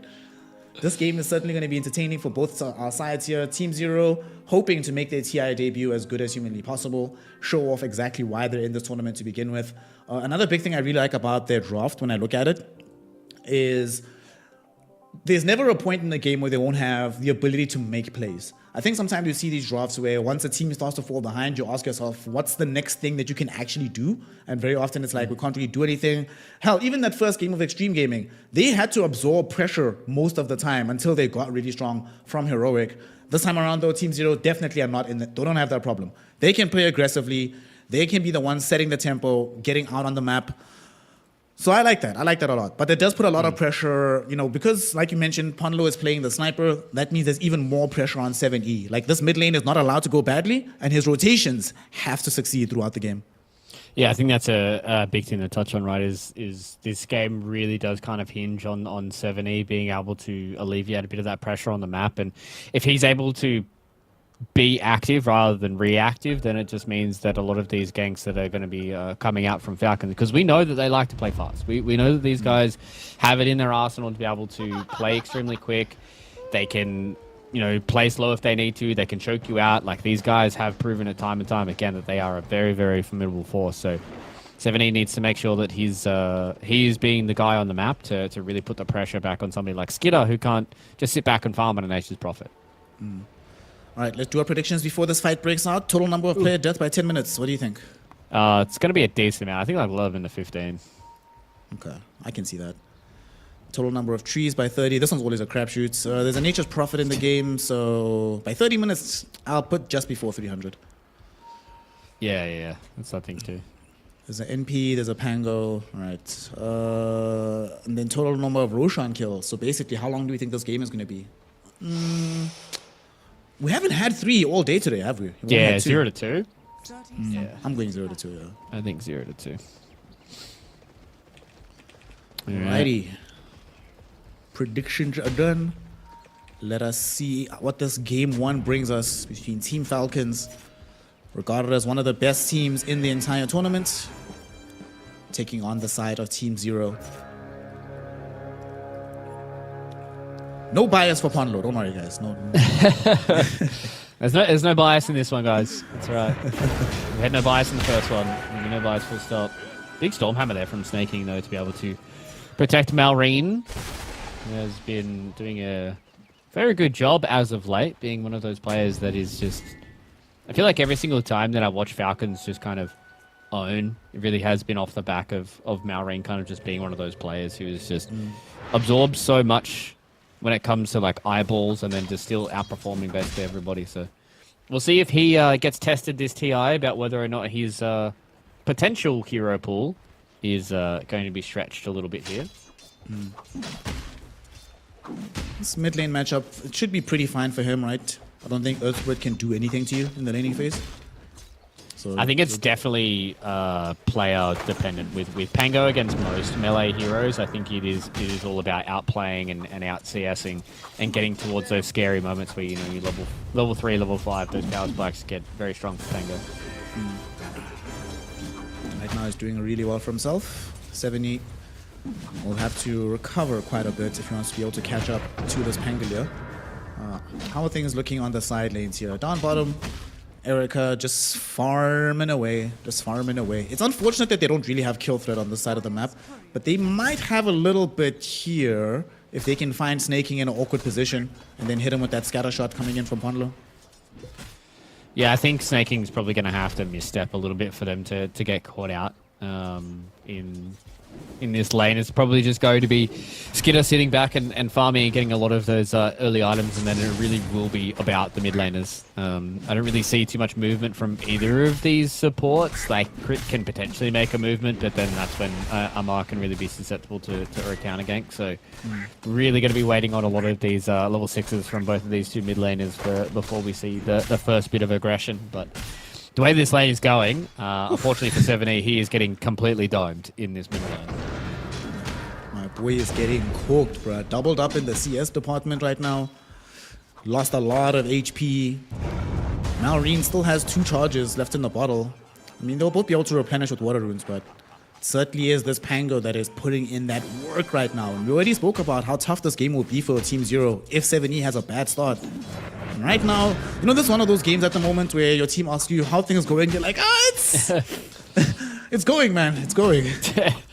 I haven't died yet, so that's a positive. But yeah, this is not looking good here for the Earth Spirit. And it's one of those things where Pangolier can be so oppressive in these melee matchups. So probably going to be looking towards a support rotation from Ponlo when he hits towards maybe around about that level 3, level 4 mark, maybe around the first power rune to try and at least save that up for 7E so he can make those rotations. Oh gosh, he's actually just going for it. 7E. He got dove underneath the tower. Malrine had the swashbuckle away, but 7E was legitimately close to losing his life there. Oof. Well, this is not all doom and gloom. You know why? Because, you're mentioning 7E as a flashy player. Top lane, Ponlo, brought down by Skeeter and Snaking. First blood for this Nature's Prophet. Oh no. This is a problem. Yep. You just walk a little bit too far and you're just a little dwarf with a big old gun, and caught out by a Sprout, turns into a Stormhammer as well, and the right click is just too big there from Skidder to be able to get the first blood. And right now, Falcons are out to a very dominant lead. All 3 of their lanes are going extremely well. Middle lane is becoming a complete whitewash so far here for Malrine.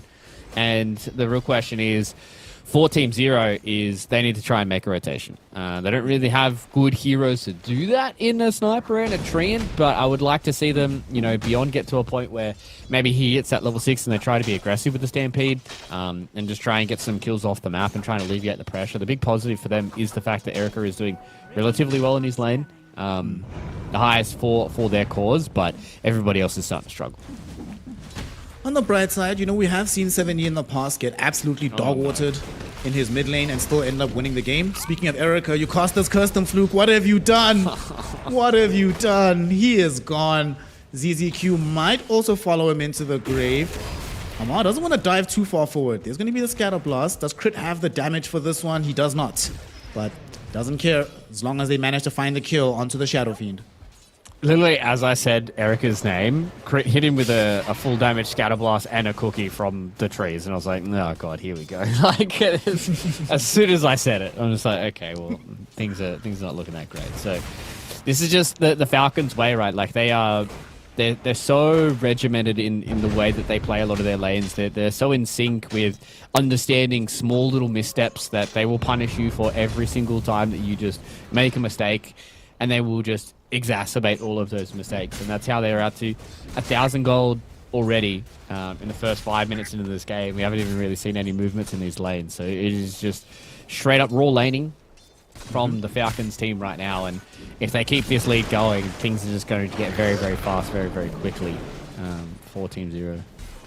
When it comes to lanes, sometimes when I watch Team Falcons, they remind me of Prime EG before they became like Shopify, when they were just absurdly good in the laning phase. Like, when you just knew for a fact, you're laning against these guys, the first 10 minutes are lost. It's about how you recover the game thereafter. They are so good at this phase of the game. Yeah, big positive for Falcons as well, as they also have that, that Owie Tundra kind of mindset about how they want to team fight and play together. They had to win them the TI a few years ago. So that, in combination with the laning phase, is such a scary prospect. We have a fight right now in the river. 7E is in trouble. Oh, he gets bounced onto the high ground. This could actually save his life. He drops a stone, so the magnetized burns onto Snake King, but he just wants to get out of here. Oh my goodness, the rolling boulder, 1 second off cooldown. Doesn't come back fast enough and he ends up dead. Now Malrine going up onto the high ground, finding Ponlo, who was given some living armor by ZZQ, but unfortunately it will not make the difference. 2 for 1. And the one that you kill is a 5, and you have to sacrifice your mid laner to do it. Yeah, things aren't looking good here, Buckos. This is really starting to become not very fun for the Team Zero fans. And once again, you've seen this in a million Team Falcons games. They get to a point where Malrine is very scary. They bring both supports to his lane. They leave Skidder and Amar on their side lanes. They've already won those side lanes. They play through Malrine. Anytime somebody comes anywhere near them, they kill them, they fall back, they stack a camp, they get more gold, and they just continue to build this lead. And it's just like this very robotic, I don't want to say robotic way of playing Dota, because watching Team Falcons play is actually really, really interesting. But it's just the way that they consistently do this to every team on the planet. It's just like, when are these guys going to stop doing this to everybody, right? Like, you would think, oh, they're just a patch team. This is just how the patch is. No, they do this every patch to everybody. The way you're describing it makes Dota sound so easy. Like, oh, just do those things in that order, and then you just win the game, man. I don't know what your problem is. Oh, yeah, it's just super straightforward, just winning every single lane and then being able to make the rotation perfectly at every power rune, getting 2 kills off the back of it. And yeah. Bro, why isn't your mid laner simple. doubling up his CS on his opponent every game? It's not that hard, bro. Yeah, it's pretty simple, man. Just hit more creeps than he does. Yeah. Easy mode. I've sold it, guys. Hold on. I'm just going to send a message to the rest of the teams in the tournament. Just hit more creeps than Team Falcons. They will lose. Smile. There we go. Well, Falcons do throw them a bone a little bit. Crit caught in no man's land. Gives up the kill to Erica. So that's going to feel good for him. And they do have a little bit of time where I think the priority now is doing what they're doing now. Catch up the farm and the levels onto 7E. He is just way too far behind. He's 2,000 net worth behind Malrine before even 10 minutes into the game. That is insane how much he was worked in this lane. Yeah, it didn't help that the rotation that they made for the power rune just didn't work out. And now Malrine, he's up and ready. His first rotation from him. He goes bottom. Rolling Thunder connects onto the SF in the worst position possible. Fluke getting bounced around. Will get killed off. It's a killing spree for Malrine right now. And man, that is an excellent way to come back and make. And they're not done just yet. They brought Skeeter in. The power of this Nature's Prophet. They should be able to put pressure onto this tier 1 tower. They want it gone and they want it now. Yeah, they just didn't get the vision there of ZZQ, and this is exactly what Team Falcons do. They understand that the SF is in a very vulnerable spot, and they just don't really have good ways of getting him out of dodge. Yeah, they've got Stampede on Beyond, but Stampede doesn't really help when you're getting knocked around by the Rolling Thunder, and they take that first tier 1 tower. It's going to be a little bit of a response here from Team Zero, but can they catch anyone? This is the problem. They've got a decent amount of good vision, but ZZQ's in an awkward spot.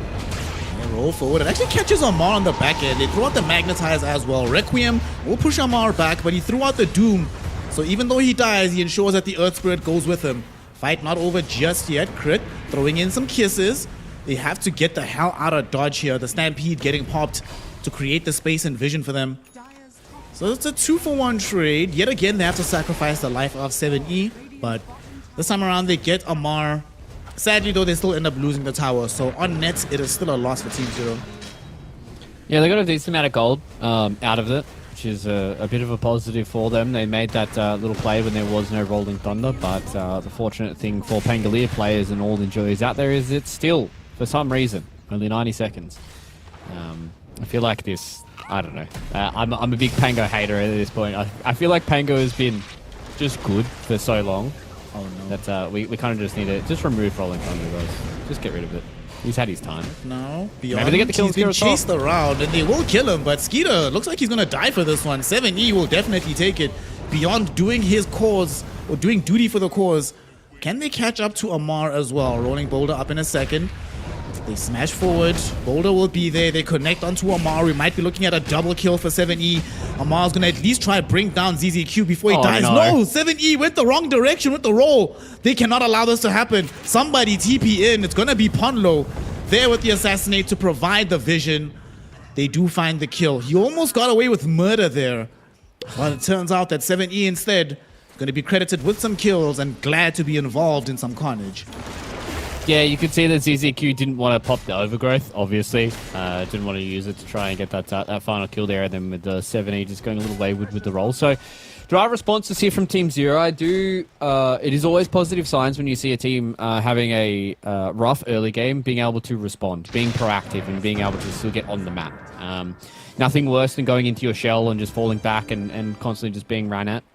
So it is good signs that we are seeing Team Zero being proactive on the map, and especially 7E being one of those guys to do it. So they are a little bit behind, but all is not lost. They are still getting quite a lot of farm here on Erica.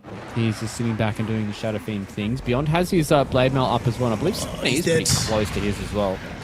Poor Erica. He was just doing the right thing. He even left the lane to try and farm safely in the jungle, but it happened as the smoke was coming in towards him. He dies. Nothing he can do about that one. Erica, man, they're not even going to give 7E the easy rune.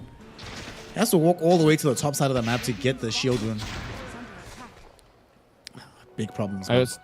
Yeah, it's big problems. I also like that Malrain's gone for this early blink too, right? You know, it's 12 minutes into the game. He's got himself a blink dagger. He's still got 1,800 goals on top of that as well. Like, he's going to have blink and pipe at like 13 minutes. So it's like Malrain is just understanding that he can just constantly keep putting the pressure on the map, and there's not really much they can do to him. As long as 7E is not the guy that's coming in and getting a lot of these team fight victories for them, Malrain can kind of play as aggressive as he wants. No Rolling Thunder means that this T1 tower is probably going to go down. I must say, speaking of the Pango, it's very atypical for me.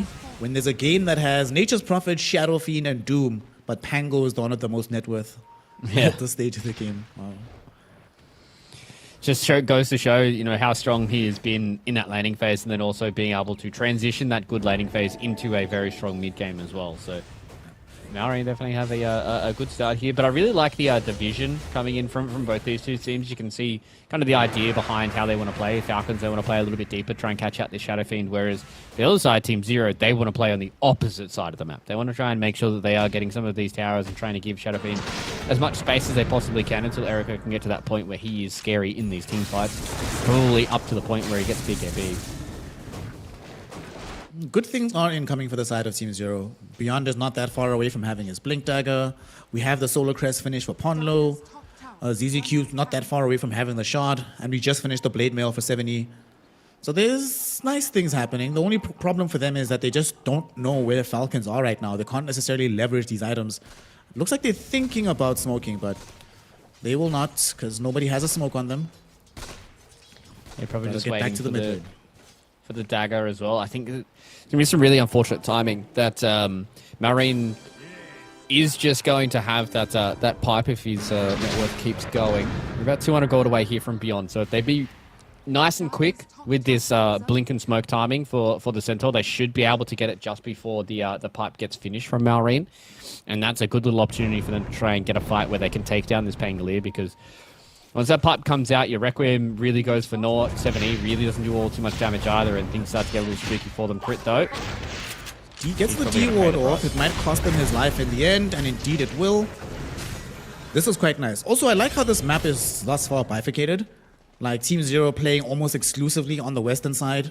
Falcons playing almost exclusively to the east. And this time around, you know, Crit went into no man's land. He didn't have his visa, so they bounced his ass back to the Falcons. Sorry. Yeah, sometimes you try and roll up to a lane and then they say, no, you're not allowed in this hood anymore, and you just get kicked out even though that's your tower that is directly in front of you. And sometimes that's where Dota goes, right? Like, you just end up flipping the map. Like, Radiant plays on Dire side, Dire plays on Dire side. Just trying to wait for that one person to try and make the mistake of walking back into their own house. So, see where this first fight goes. There's some nice little wardage going around here as well, but Crit's doing a really good job at just de-warding all of the vision coming out from Team Zero, and this is where things get spooky. Such good vision. They go in, Stampede to try and get 7E out of here, but he's been doomed. Rolling Thunder's holding him in position. They threw some kisses at him, so they know he's going to be brought down. Nice kill. I'm kind of surprised that Team Zero are playing in this area without trying to de-ward here, given what happened the last time when Erica was in the region. But they get a little bit punished for that lack of focus in that moment. Now they're going to be losing even more real estate as this map continues to shrink from them. Tier 2 tower under a little bit of threat down bottom. But crucially, with all of these mobility items emerging now for Falcons, double blink on their cores, a Nature's Prophet just doing Nature's Prophet things. I think the map is artificially smaller than what even the vision suggests at the moment. Now, middle, we have a fight going out. Malrine gonna get hit indirectly by 7E, but he does have Swashbuckle in a moment, so I think he'll be safe here. Swashbuckle's forward, doesn't kill off Beyond just yet. Beyond will live, getting out of here. The magnetized damage was a little bit too threatening for them to continue the chase. So though they don't get any kills, they do bail their buddy out of trouble. It's so hard for them to kill Malrine, man. Like, if they're not, like, instantly initiating on him and blowing it up 100-0, he's just got swashes, he's got shield crashes, he's got pipe barrier, he's got 4-stars, he's got cookies. It's just too much for them to get through. And the unfortunate thing now for Team Zero is Malrine's being a menace, and so is Skiddo. Came bottom with the Gleipnir, but they get overgrowth by ZZQ. Now look where Malrine is. He's close to the tier 2 tower, and this time around they have him. He was going to assassinate Ponlo after he de-watered this high ground, but turns out to not be the right call. He gets killed. They also brought Skeeter for this one, so this is one of the few times this game that it's happened that Skeeter is available for a fight while Erica is farming elsewhere. I like to see this. 70. Oh, 70. Oh no. Can you get out of here? He rolls away. Fairly tanky hero, still has 1,000 HP left. Rolling boulder in 1 second, and he's good. Oh, he's fine. Okay, 7E. Breaking a few ankles. This is good signs here from Team Zero. Falcons are doing a good job of just trying to utilize their net worth, but nice responses from Team Zero. They're really getting in and punishing a lot of that overzealousness coming in from Malrine. And an extra kill, and ZZQ just being in the right place at the right time, right? Like, just being able to sit around that tower, bait out Ponlo, and get that overgrowth out, meant that those extra auto attacks didn't come in onto the sniper. They're going to try and get the kill here on 7E. Going for him again. This time around, though, they have him. Caught him in the corner. Stormhammer is there, and a lot of damage. Flush coming in from crit. Blowing up 7E. They still haven't managed to take this tower, though, away from him. Even though they've killed him a few times in this game, this tower still remains decently healthy. ZZQ's constantly healing it up. And honestly, like, the gold lead is now 3k in favor of Falcons, but it was 2k for like 10 minutes. The lead isn't slipping away from Team Zero as fast as I thought it would, given how the start of this game looked. Yeah, they've really done a good job of just giving up parts of the map that aren't as important to them as previously thought. So they've done a good job of just keeping a lot of their towers alive and just being able to still play around that triangle. As you can see, Ponlo's doing a really good job of just keeping this top tower safe, throwing out a few more of these shrapnels, keep getting these stacks off, and Erica's got a BKB basically on the way, about 200 gold away, and they will have it. So BKB, Dragonlance, Mask of Madness now done for Erica on the Shadow Fiend. So there is ways for them to play around it, but you can just see Falcons and go, okay, we haven't been able to get much movement on the tower front, so let's just walk into a Roshan. There's no way that Team Zero can come in and try and contest this. We get an Aegis, and we'll see how we go. There's smoke, though, on Team Zero. 5 hero smoke, they're coming in, and we've already seen in previous series that you can lose the Aegis and win the fight. And this is not the fastest Aegis in the world. This is taking a while. They might even be giving up on it. Falcons, okay, they are committing, but they clearly do not look super confident about all of this. Snaking will break some of the smoke, so he's going to get caught out. They should be able to kill him off quite quickly. Amar, Skeeter does manage to pick up the Aegis, and now Malrine in the pit with the Rolling Thunder, holding him in place. But look at Erica from outside the pit, just laying in the damage. They've already taken 1 life away from Skeeter. Amar with his BKB needs to flee a hell away from here. And they are still chasing this Radiant lineup. They've got some mobility. It's Erica, baby. He comes in, rolls up onto Amar, kills him off. So that's a Doom gone. The Aegis already taken away. And looks like Team Zero demonstrating yet again that they will not give up, that this game is not over. Erica still has a massive role to play. Yeah, I mean, the damage, just being able to stand outside of the pit and throw those right clicks in, Aegis does not matter. Skidder goes down early on, and you could just see that it was all panic stations there for Team Falcons. I was not expecting a contest that came in there from Team Zero, but they had other plans. Feels like with that BKB, the Shadow Fiend is completely untouchable.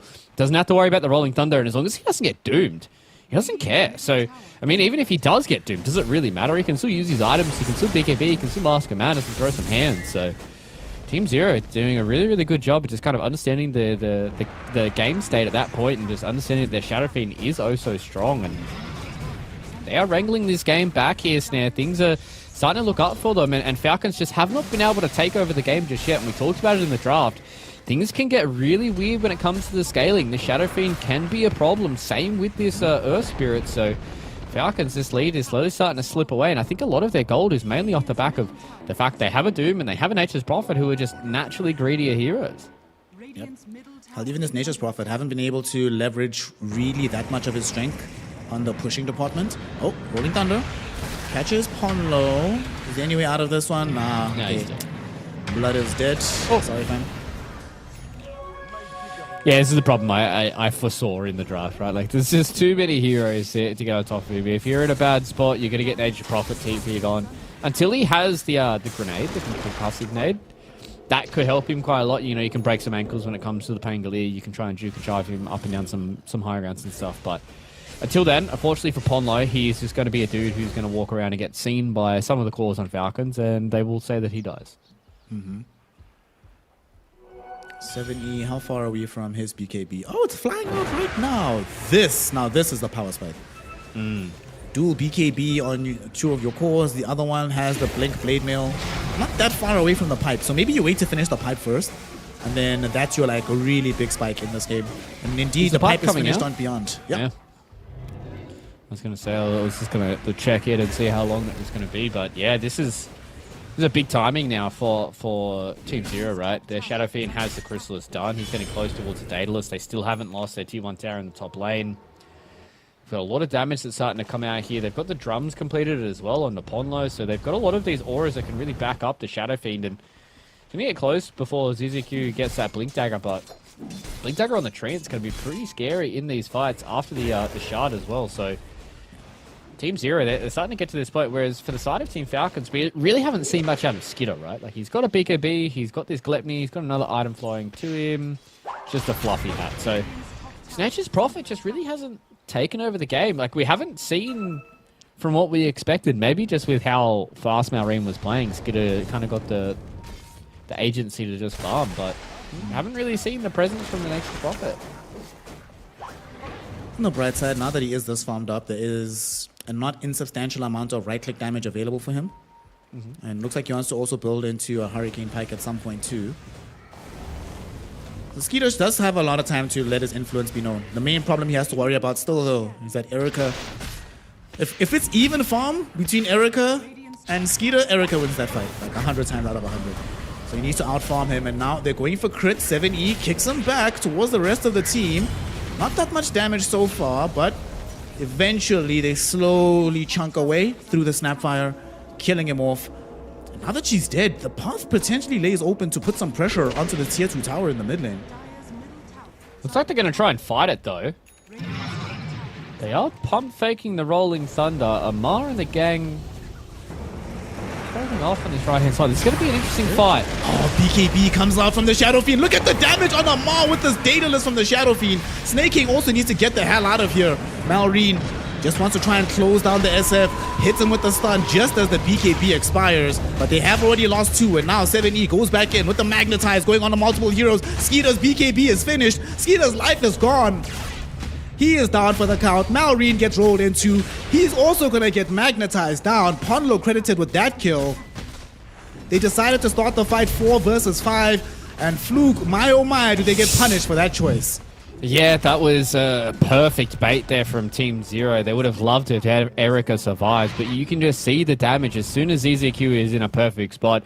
This is probably one of the best trained protector performances I've seen in a very, very long time. I think ZZQ has been playing magnificently this game. Always in the right position to get a lot of these big overgrowths off to kind of save the SF, but also give him enough of this space that he can start to throw out the right clicks, right? You saw the amount of damage that he threw onto the Sven. He just had to completely run away. All the damage that was going in onto Amar as well, and they just had to overcommit for the other cores. And as soon as you put all this emphasis onto the Shadow Fiend, we saw exactly what happens with the Centaur as well as the Earthspit, right? They've got plenty of damage on their other cores to continue these fights.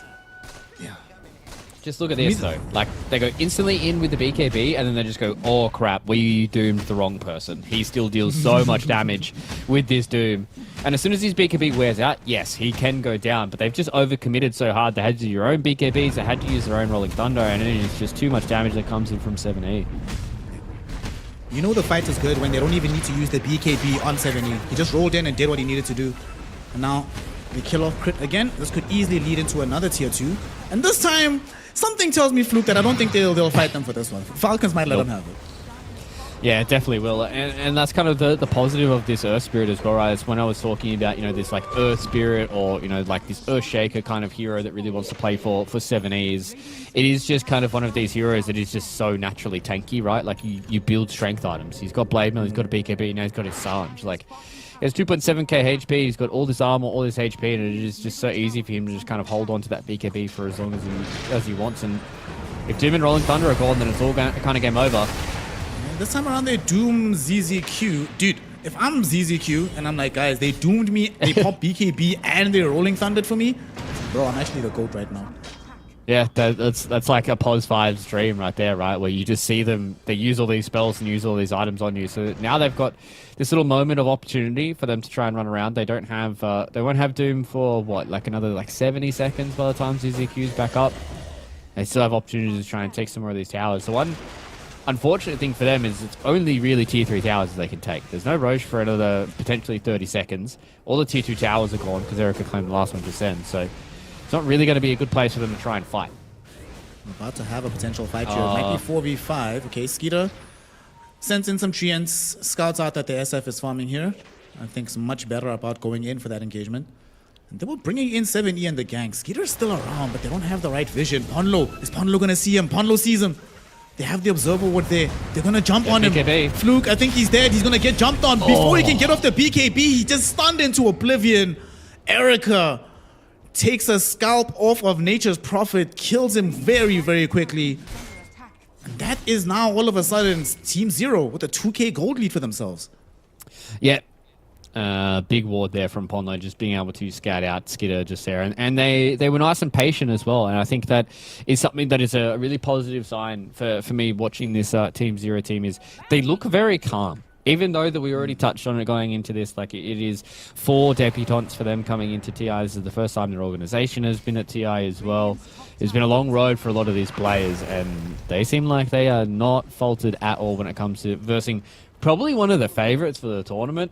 Going into this group as well. These guys are playing very well, and they're really starting to force out the extra hand from Team Falcons. But this is exactly what we talked about in that first series, right? Heroic put a lot of pressure onto Extreme, and they showed why they are one of the favorites as well in their group. Now it's on Team Falcons to see if they can pull this one back. Oh, I know what happened, bro. I see the buff. When Erica went to TI, 2021, they got top 6 on Vici, right? And he changed his name for that tournament to Poyoyo, and they did really, really well. Went back to Erica for a while. They started doing trash, and now YSR 04E. This is the one. Yeah, this is the one when I remember, in a few seasons of the China DPC, this is what Erica was rocking, and he went back to Erica again, and now he's back to YSR 04E. Yes. Roshan is up. Very important objective for both of these squads. And they're inside at first for the side of Team Zero. Okay, ZZQ needs to be perfectly positioned for the scout out, but this is also dangerous to jump into. If you don't have vision of an Earth Spirit out of a Treant Protector, do you really want to make a blind jump here? Oh, ZZQ.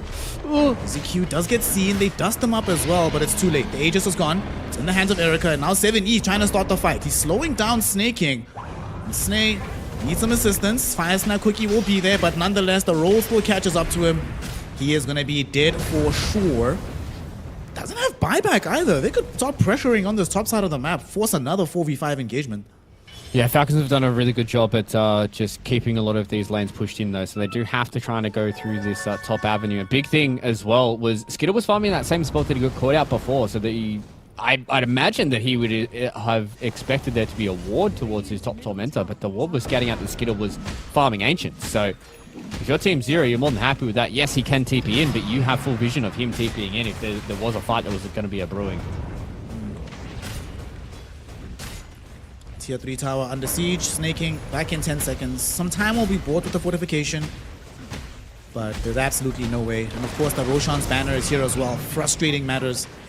Erica still has this Aegis. He's going to try as much as possible to kill off this Rax. Jump in, look at Beyond. They found Skeeter. Can they kill him off? No, they cannot. Still does have BKB. In the meantime, now they go on the back end of the fight. They've doomed up 7E. They're throwing in some Morty's Kisses with this Rolling Thunder. But all these heroes are getting away, Fluke. They can't hold them in position. Now look at Amar. He gets stunned up. He cannot catch up to 7E. The Doom is about to expire. So now 7E going back into the fight. Skeeter also making himself known with the BKB, but he's going to regret this as he dies off, killed by Erica. He's the first casualty of this fight, but man, what a hero to lose here. On the bright side, they did get Beyond, they did get Ponlo, but can they deal with the rest of the lineup, the rest of Team Zero? Malrine barely escapes by the skin of his teeth. 7E, very low, but with the blade mail up, look how tanky he is. He does eventually die, but it took so much effort, and now it's gonna be Erica cleaning house, getting himself a double kill. He certainly wants more, but even more than that, he wants to end this game. He wants this Rax. They force a buyback out of snaking.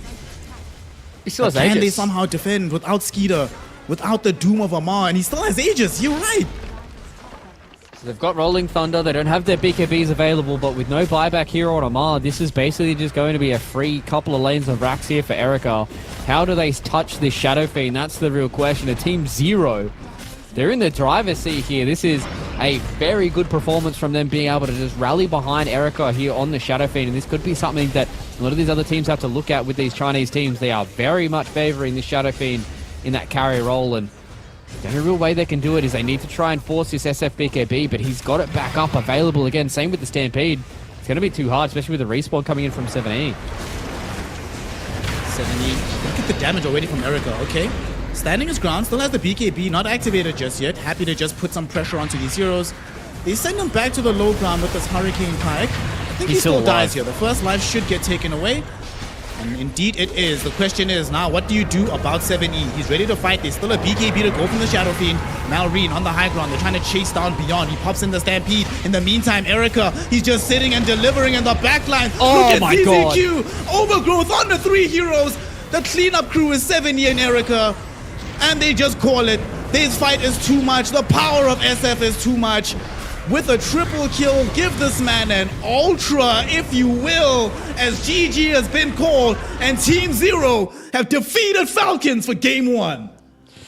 Oh, what a sick game from Team Zero to open up their accounts here in the road to the International in 2024. I feel like everybody on Team Zero just played out of their skin. 7E, unfortunately for him, kind of got smacked down in the laning phase against one of the top players in our scene in Malrine, but it was everybody else that started to really start to line up. And this is what I was touching on, you know, when we got like halfway through that game. It was really positive signs for me when I saw that Team Zero weren't like panicking, that they were kind of getting run at. Like, it definitely felt like that they were behind in the game, right? You could feel it, you could see it. We knew what was going on. But Team Zero, they were still being proactive. 70 was still trying to get stuff done. ZZQ was doing his stuff. Beyond was still farming out. And they knew they had the Erica insurance poly in the backyard. And as soon as these fights started to kind of turn for them, they were starting to get some more of this gold. You could just see the momentum and the self-belief coming in from Team Zero as well. And what a sick performance from ZZQ. He's my GOAT this whole round. Like, that was such a cool support play. The way that he just perfectly positioned himself in almost every single one of these fights and turned them around for his team. Yeah, Team Zero, what a good start to their road to the International. Not only were his overgrowths on point, his usage of living armor to always frustrate the push, right? Keep the map equilibrium where it was, so they could play with that freedom that you were mentioning, with Beyond all the way on one side of the map, 7E over here, and not have to stress about it because they know that the towers will be kept in position. I will say this is something that we spoke about earlier as well, that if Falcons don't completely choke out the game, then the scaling relative to Team Zero, it's abominable. I mean, look how long it took them to kill this SF relative to how much of their HP they lose when they're fighting him. I mean, Skeeter's here, you know, doing what he can, but a couple of right clicks in from Erica, he's like, yeah, I gotta get out of here, mate. This is way too much damage. I cannot deal with this. Genuinely an excellent game all around right now from Team Zero. 7E also gives us his classic. Get stomped in lane, but then stop the game. He's done this so many times. At this point, I'm gonna start getting suspicious. If I'm playing against them and it's going really well, I'm like, hey guys, can I go feed a death somewhere, man? I don't want to give this guy a bad start because then otherwise it's just going to power him up. Yeah, it definitely does feel like that 70 is one of those players that kind of always has belief in themselves and their hero to really be able to try and make this game work. And I think Earth Spirit is kind of the perfect hero for that. Just being one of those heroes that just gets so tanky and does so much damage. But I think the biggest thing for me, Skitter just felt like he had almost no impact in the game. 1, 5, and 8. just felt like there was no real presence from him on the map. There was multiple times where, yes, they were collating as the team for Falcons, but with the massive start that Malrine had, I just thought that this was going to be a shutout from Falcons. I thought they were just going to be able to go from tier 1 to tier 1 to tier 1, take all three of those tier 1 towers, really start to choke the map, make sure that Erica didn't have anywhere to farm, and then Nature's Prophet was basically just going to keep TPing on the top of everybody, and Team Zero was going to feed their brains out. But they did such a good job at being able to pull these creeps away and really kind of pull the attention from Falcons so they couldn't get these snowballs into all their tier 1 towers, and it just gave them so much time and so much gold into Erica's pockets that it just got to that mid game where 70 and beyond, as soon as they got their tanky items, it just meant that they could team fight, and they played insanely well on Team Zero as well, and I mean, big props to them taking a big scalp like Falcons. I feel like it's one of these heroes, whenever you see Nature's Prophet in the carry role nowadays, that he is very susceptible to one more item syndrome. If we're not dominating the game at like 25 minutes, then I'm like, okay guys, I just need one more item. I get that item, oh crap, now they've gotten stronger. I need this one more item, one more item, one more item. Oh, the game's over? I didn't do anything? That's unfortunate. It is also doesn't really strike me as a Skeeter style hero. When I think of Skeeter, I think of these hyper aggressive, your CKs, your Weavers, your Slocks, you know. Nature's Prophet, yes, he can play hyper aggressively, but not in the same vein as some of these other heroes do. And that ends up being the reason why they take an L. Team Falcons, regarded by many as one of the top contenders for the international this year. Certainly a team that has won a large bevy of tournaments in 2024. But in game one, it's the debutants of Team Zero that get themselves the W. Let's find out if they can keep the good luck rolling, keep the spirits rolling for themselves, or if it's going to be Falcons yet again coming through with a comeback and making this a 1-1 series. We're going to be finding out after a short break as we continue the road to the international. China is one of the hardest regions, especially when it comes to qualifiers, and Team Zero have not made it to many events, but they pulled off an incredible run in the qualifiers to get here, and now Team Zero are one of the true underdogs of TI. Can they make it? I'm going to be finding out with Ponlo from Team Zero. Ponlo, I mean, you've been trying to get to TI for such a long time now. I mean, you know, you've been playing for over 10 years. How does it feel to finally be at the international? Yeah, I mean, it still feels quite unreal. Like, I've been in the hotel for like the past 2 days, and it's like you kind of can't believe like all these people are all doing all these things, and you have so many nice things. Just like even random things like having bananas and snacks at your whenever you want to eat. You know, it's like 1 year ago you are like some nobody that, you know, you can't even get like basic respect in like normal society. Yeah. So it's the thing is that I don't feel much different like as a person back then and now. Yeah. So it's the treatment you get is very different. Which people do you feel like are acting differently to now that you've qualified at TI? You know, are these like people, you know in DOTA or outside of DOTA? Or? Maybe it's not really about how people treat me differently. I think it's more like, I think before you get to TI as a DOTA player, you kind of feel very small for many years. I felt very small when I attended events back then when TI was in Singapore. And I went, like, I didn't even feel worthy to go into the hotel lobby. Really? Like, because it's like everyone here is just better than you. Like, there's no argument, you know. Who are you to say otherwise or think otherwise? Yeah. But now that I'm a player at TI, I don't feel that big anyway. It's just, you know, it's just like, I get you. Now I don't feel small. Yeah, yeah. That's awesome. I don't even know if you've had a chance to kind of think about this or, you know, take a step back, but what are your expectations? You know, what are you aiming to achieve coming into this international? I think when we won the qualifier, I felt like perhaps some of the other teams were not at their best. I didn't feel like we were ready for TI back then. Mm-hmm. But then actually, in our recent scrims and that we boot camp in Serbia, more and more I feel like we could do something, you know, here. I'm not going to say I think we're going to win it. I mean, we could be Wings 2.0. Yeah. It's possible. Yeah, a lot of things have to line up for that to happen. But I don't really care for that as much as I just want to play like good enough Dota that I'm not disappointed with myself. Yeah. That's what I want. And yeah, that's the most important thing. I mean, it's quite interesting. You're very honest about this. And, you know, is that because you as your team, you know, when you talk to each other, do you have these open conversations? Because, you know, it's been a tough year for you guys. Have you been able to address that as a team? I would say we are as honest as you can be, pretty much. we are like, I mean, we told between the line of honesty and being an asshole pretty like often. Yeah. I mean, that's the thing about a young team is you can be like this with your teammates, whereas perhaps with older players there's a lot of like, oh, you have to respect this person, you can't say certain things, blah blah. You know, I've been there, and I don't like that environment. Yeah. I prefer this environment where you can just shoot the shit basically. Absolutely. So your plan to come into this basically is to be chill, be honest with each other, and just try to improve as quickly as possible. And yeah, I mean, the thing is that no one is right all the time. Yeah. But most of us are right most of the time. So when you're wrong and you have to lean on your teammate being right, so your teammate might be telling you that something that is he's right about, that you're wrong about, and you need to use what he has. And it's like this vicious cycle that you guys just keep having to use each other's like better judgment of the situation, because no one is right all the time in DOTA. Like no one. Interesting. So you feel like your kind of youth and your willingness to kind of build on each other, like, do you think that could be a bit of an advantage and something which you can kind of use to your advantage as an underdog in this tournament? That's the main reason we even got to TI. I don't think anyone, when they look at our players, they will be like, oh, this player, I think this player is going to make it over. I think most of our players are pretty like, I don't want to say bad rep, it's not bad rep, but we are People not underestimate you. People adequately estimate us based on our results, I would say. Okay. And the thing is like, we are doing better than our past results right now. I mean, except my carry.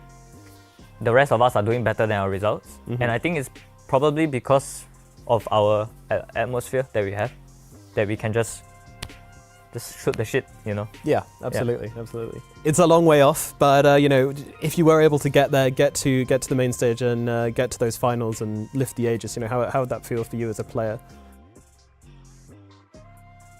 Don't even dare to imagine that. I think any sort of result is like you're just happy to be there, man. Just to play. If you can play your best and you can improve on that and play even better than your best, I think that no matter what result you get, you can feel happy. I think. Yeah. For now, at least, like that's how I feel. Honestly, I don't really care if I get 2nd or 6th or 8th, or if you can play your best and improve and do better than your best, that's the best you can ask for, I think. Absolutely, yeah. Absolutely. All right, Paulo, thank you very much for coming to talk to me, and looking forward to seeing your best. Thank you.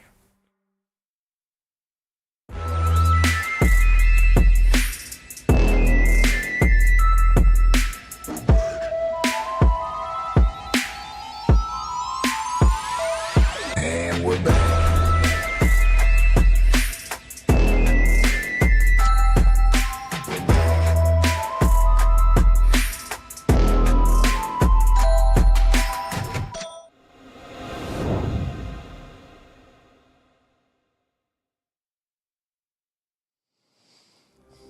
Welcome back, one and all. We are here for some more Dota 2 action between Team Zero and Team Falcons of the group stages on the road to the international. So far, everybody came into this one expecting Team Falcons to do well, expecting them to get the victory. But Team Zero not only won the game, but they did so in convincing fashion towards the latter end of things.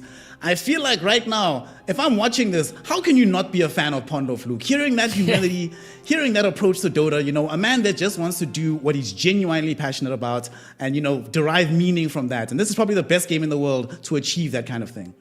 Yeah, it was actually a really, really cool interview hearing, what Nomad was able to get out of Ponlo, who has been one of those players that has been around the block for a long time. And as you said, going into that game number 1, has had some trials and tribulations when it comes to his Dota career, and seeing it be able to kind of culminate in a map 1 victory against Team Falcons. And, he said in the interview, he doesn't care about, their placings or anything like that. All they want to do is play their best. And I think they put their best foot forward. And I think that kind of mentality that comes in from somebody like Ponlo seems like it's probably bled into the rest of the team as well, right? Because it seems like these guys are like pretty calm and they understand, this is just a tournament where they're probably not going to be rated as higher as some of these other teams, but as long as they put their best foot forward, and that's all that you can hope. And he even said it as well, Wings 2.0 question mark, there is some potential for that stuff to float around, but they've got a long road ahead of them, a long road ahead of all these teams here at TI. But I mean, what a hot way to start.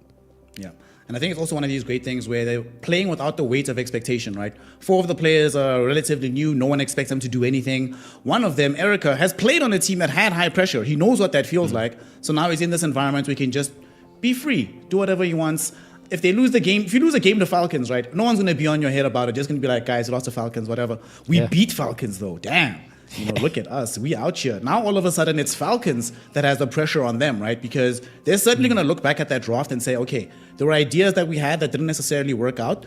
And normally, this would be when they'd win the game anyway and still have a new look in game 2. Now you have to get that new look because they can't afford to start their campaign off 0-2. Can you just imagine Falcons starting off the group stages 0-2? Inconceivable. But Team Zero could honestly make it happen if things go the way they are. Yeah, especially with the other teams that are in their group as well, right? They've got BBT as well as Nouns that are hovering around in their group. So, BBT, another team that is kind of, considered in that upper echelon of those top 4 teams throughout the entirety of the year. And Nouns have proven that they've been improving throughout the entire year as well, now being able to be the consistent North American team. So it's not going to be that easy of a group for them if they start at 0-2 here against Team Zero. And I think going into this second game as well, for Team Zero specifically, I think they just kind of put like a pretty straightforward draft together. I don't think, it wasn't like one of these games where, they cheese out like a last pick Meepo or like a Husker and he just dominates his lane. They just played good Dota. They just had good ideas about how they wanted to play. They had good team fight. They had ways of taking towers. They scaled. They had good lanes. And that's something that you can just kind of permeate through the rest of your drafts. Whereas, for Falcons, maybe try and change up the way that they want to try and go for a few more of these other heroes. I really wasn't a massive fan of the Nature's Prophet. So maybe just try and change that up and put Skitter on one of his more hardcore kind of carries. Yeah. I also realized I might have cursed them a little bit because I was mentioning how some of the laning phase of Falcons is reminiscent of EG. And EG would win lanes and then lose the game. So we need Falcons lit up on the laning phase a little bit, y'all. Just do something different. As we now are into our second and final draft of this particular series. All the marbles to play for. Team Zero 1-2-0. Falcons at least want to go drawn up 1-1. I wonder if we're going to be seeing any of the heroes that Zero employed in Game 1 banned out this time around. So far, it doesn't seem to be the case just yet, but anything can happen. Still a lot of draft to go between these two teams. Yeah, definitely. I feel like the one issue that I'm seeing with Falcons and kind of their hero pools right now is that I think Shadow Fiend's going to be very, very important, especially for a lot of these Chinese teams. They have been playing it for a very long time. And the most recent changes to SF, the way that he scales with a lot of those items and a lot of his facets and what have you, he can be a very scary hero. So I feel like for Falcons, because Malreen's not really a Shadow Fiend player, and Skitter's not really known for it either. So like they don't really have an SF player on their team. So this potentially could be something that they have to try and get rid of quite consistently, or at least try and find ways of getting around. Because right now, I feel like if you're Team Zero and Falcons don't ban SF right now, you're probably just going to lock it straight in and then just build another draft around keeping one of these Shadow Fiends big, strong, and tanky on the front lines, right? Yep. Okay, I just went to check. Skeeter, in his entire career, spanning many years, only has a single professionally recorded game on the Shadow Fiend, which is insane to me. And then, of course, Malreen has none. That's kind of why they have to ban it, right? And this might actually be a consistent theme throughout the tournament. We've seen before that the difference between teams that win a tournament and teams that don't is often this one busted hero that you don't play, everyone else plays. You have to ban it, and therefore the enemy team effectively gets one less ban to have to worry about in general. Yeah, exactly. It was CDEC in TI5. Yes, the one that Leshrac. usually won. Yeah, the Leshrac was the problem, right? And this potentially could be something that Falcons can fall victim to, because a lot of the other top teams, when you're looking across their carries and their position too, is like they all love Shadow Fiend. So this could be an issue for Falcons moving forward, but it is not going to be an issue this game because they will get rid of it. So the Centaur is going to be the response here from Team Zero. I like that in response to the Doom.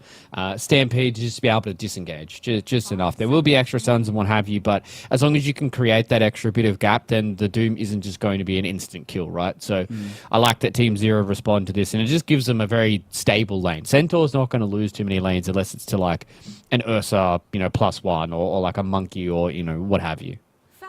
It also gives them the flexibility if they want to still go back and pick up the Triad Protector for ZZQ. Yeah. We already saw how good the synergy is between those two heroes. So certainly would like to see that. For now, though, Falcons, they seem worried about that laning phase. Despite the fact that I think they came out pretty happy with it, they still go ahead and ban Ponlo's Sniper. They're like, that was a little bit more annoying than it needed to be. I guess as the game scaled, he was providing way too much vision. Like, way too much vision. So if vision is something that they need, I could see them easily going for a Clockwork next on the side of Team Zero. Yeah, it's just one of those heroes that is just so annoying with that scatter shot facet. The fact that it just does so much damage, so much slow early on is too hard to deal with. But yeah, I wouldn't hate to see a clockwork. There is a little bit of the awkward, double melee lane, but you can try and throw it as a 5, give ZZQ that clockwork now that the Trini Protector has been banned out, and give Polno a hero that they can try and lane a little bit stronger with as well. I think right now you're probably just going to be looking towards a ZZQ hero. I think clockwork is pretty strong. It does mean that a lot of these other weirder carry heroes for Skitter are kind of locked out of the pool. Don't really want to be playing Wind Ranger, don't really want to be playing Lina, don't really want to be playing Nature's Prophet into a hero like Clockwork. In general, though, I just want to see Skeeter play something aggressive, a melee aggressive hero. That's when I feel like he looks absolutely the best.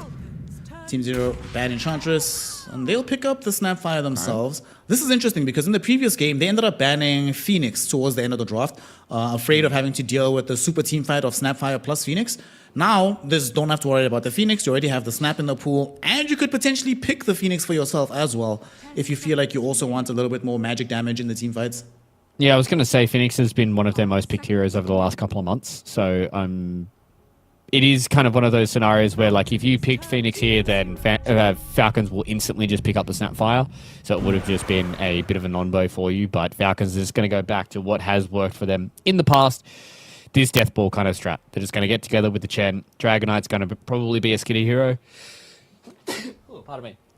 And they're just going to snowball together. We already saw what happened with their laning phase and how strong they were in those first 15 minutes. And the Chen is just going to exacerbate that and mean that they can just take these towers oh so quickly. Get ourselves in. This is another classic, man. Erica Weaver, baby. Woo! This is giving me some good memories right now. I'm very excited to see. And I was actually going to mention that, like, one of the things they need to deal with is the DK. We saw in the previous game between Extreme and them that the Bristleback was putting a lot of pressure onto the DK in the lane.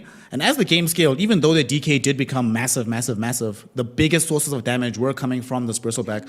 So I'm glad that they will bring it back in.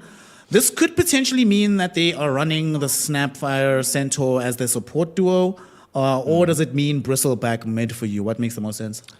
Well, I was just kind of tossing that up in my own mind, right? Where I'm just like, is this Bristleback just going to chase the Dragonite around in the lanes? So, like, wherever the DK ends up, that's where the Bristleback's going to end up. But then I probably would be a little bit more annoyed with the Centaur being pushed to support. But they could potentially have the Weaver as a 4 as well if they want to have, like, Snapfire, Weaver as their supports. This Bristleback can, quote unquote, be like Erica's hero. They just swap the lanes themselves. They put the Centaur in the safe lane and try and play up against a Doom. But I don't think it's that necessary for them to have the Dragonite versus Bristleback lane. I think it's much more of like a mid-game kind of matchup for them. So I'd probably expect this to be Erica's hero, and then we're going to see 7E go for the puck counter for them in that mid lane.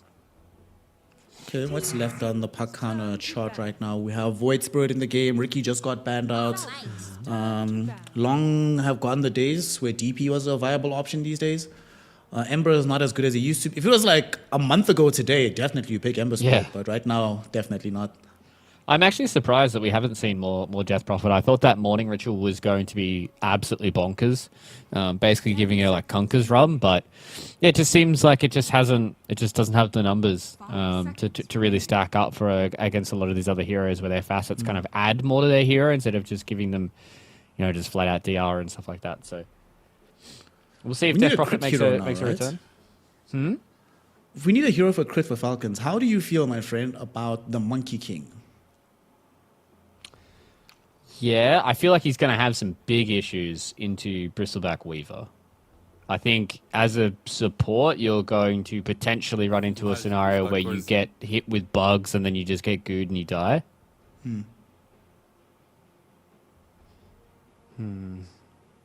I'm trying to think of another hero that just allows them to kind of keep this death ball going, right? Like they've got relatively low cooldowns. The Doom's probably the biggest one for you. I think I really like the Rubik and the Hoodwink bands. It's just heroes that just constantly want to fight for them. There really isn't much that's left in the crit pool. I think the only one... They are lacking a little bit of lockdown for this Weaver. They do have the Wedding Rift and what have you from the puck to be able to catch him out, so... maybe it's like a Skywrath Mage if you're trying to play along those lines. You know, Dragon Tail into Mystic Flare is going to kill basically anybody. Team Zero's turn. And we have seen already how good Mystic Flare could be. Oh, dude, you're not going to believe this. I was going to say Lion next. Lion's the other crit hero. Hero Yeah. that buys Blink. You can catch Weaver out of nowhere. It's got mana drain against the Bristleback. That hero is super mana dependent in general. And it gives them some additional burst damage. So when these heroes are ticking lower and lower, it can zap them, actually kill them off. I like this Lion actually quite a bit. It's also a pretty decent lane with the Doom, right? Doom Lion, that sounds pretty strong. Yeah, it's just one of those heroes that gives you just enough. You know, it would have either been.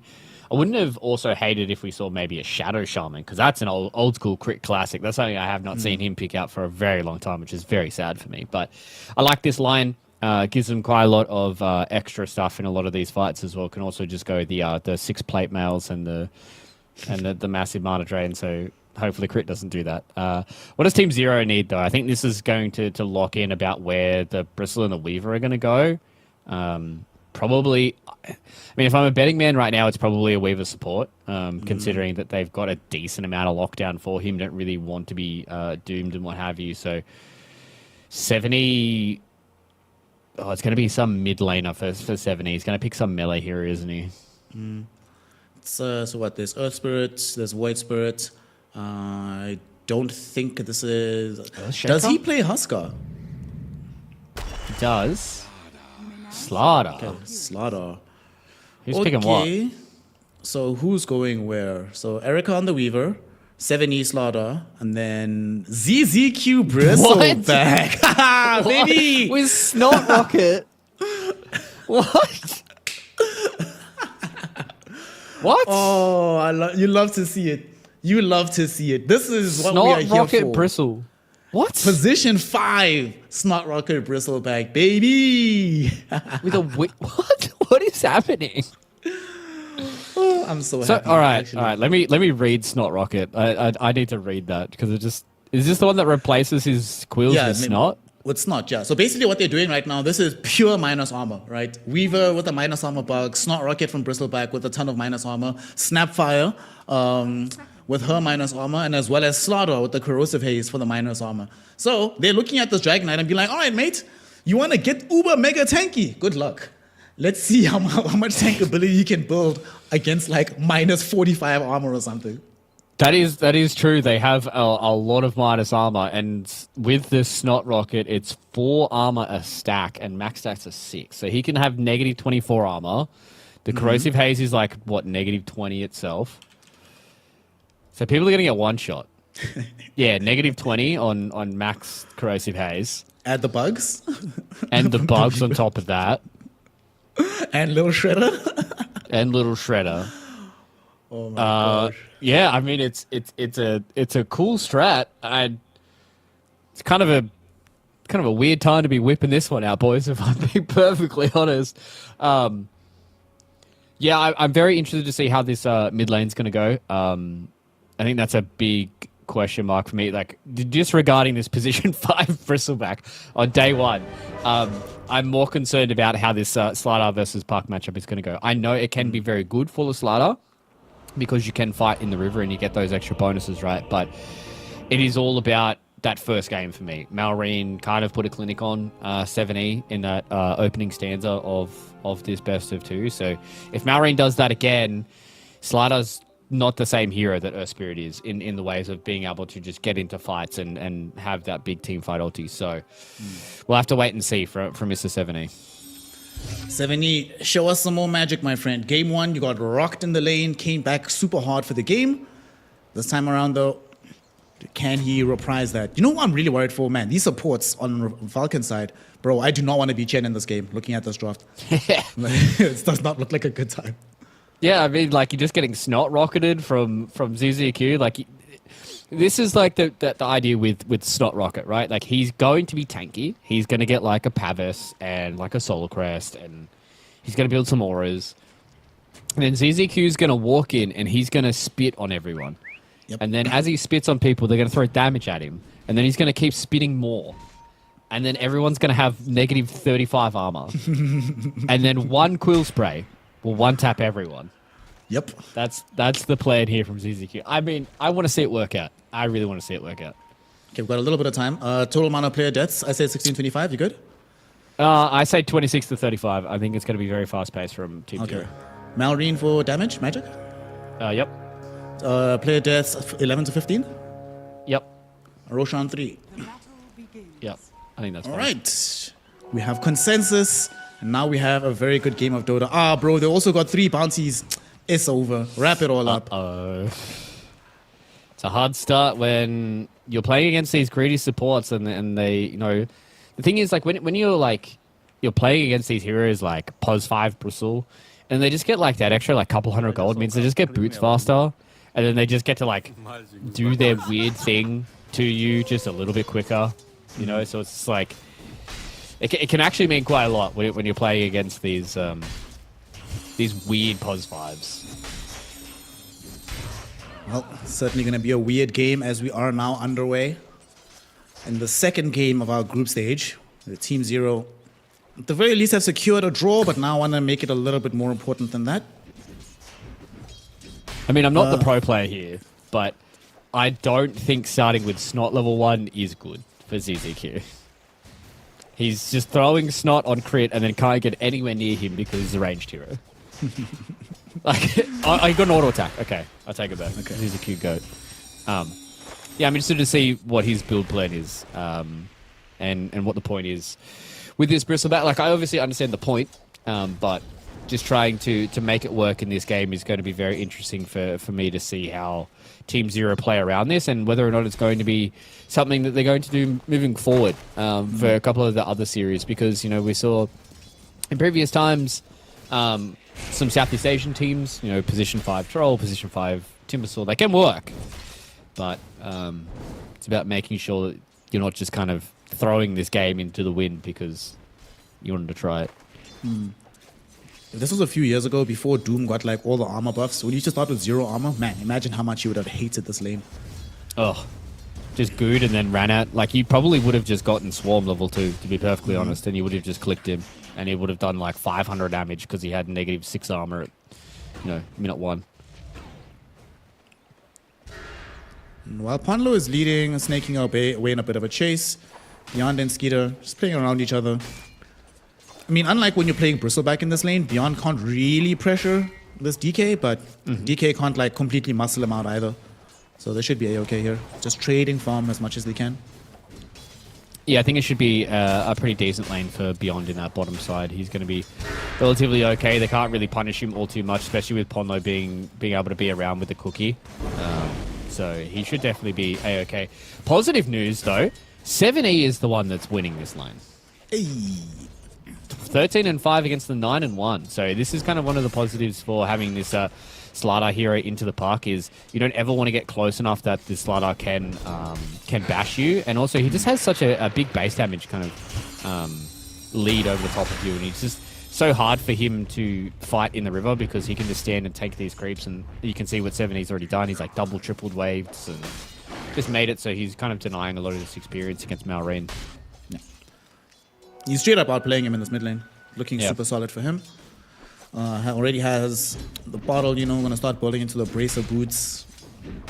This hero has potential to be really, really scary in this game, man. Like, especially for these supports, like I was saying. If I'm any of them, the moment that I see Slaughter missing off the map, I'm starting to fear for my life, especially once he has that Blink Dagger eventually.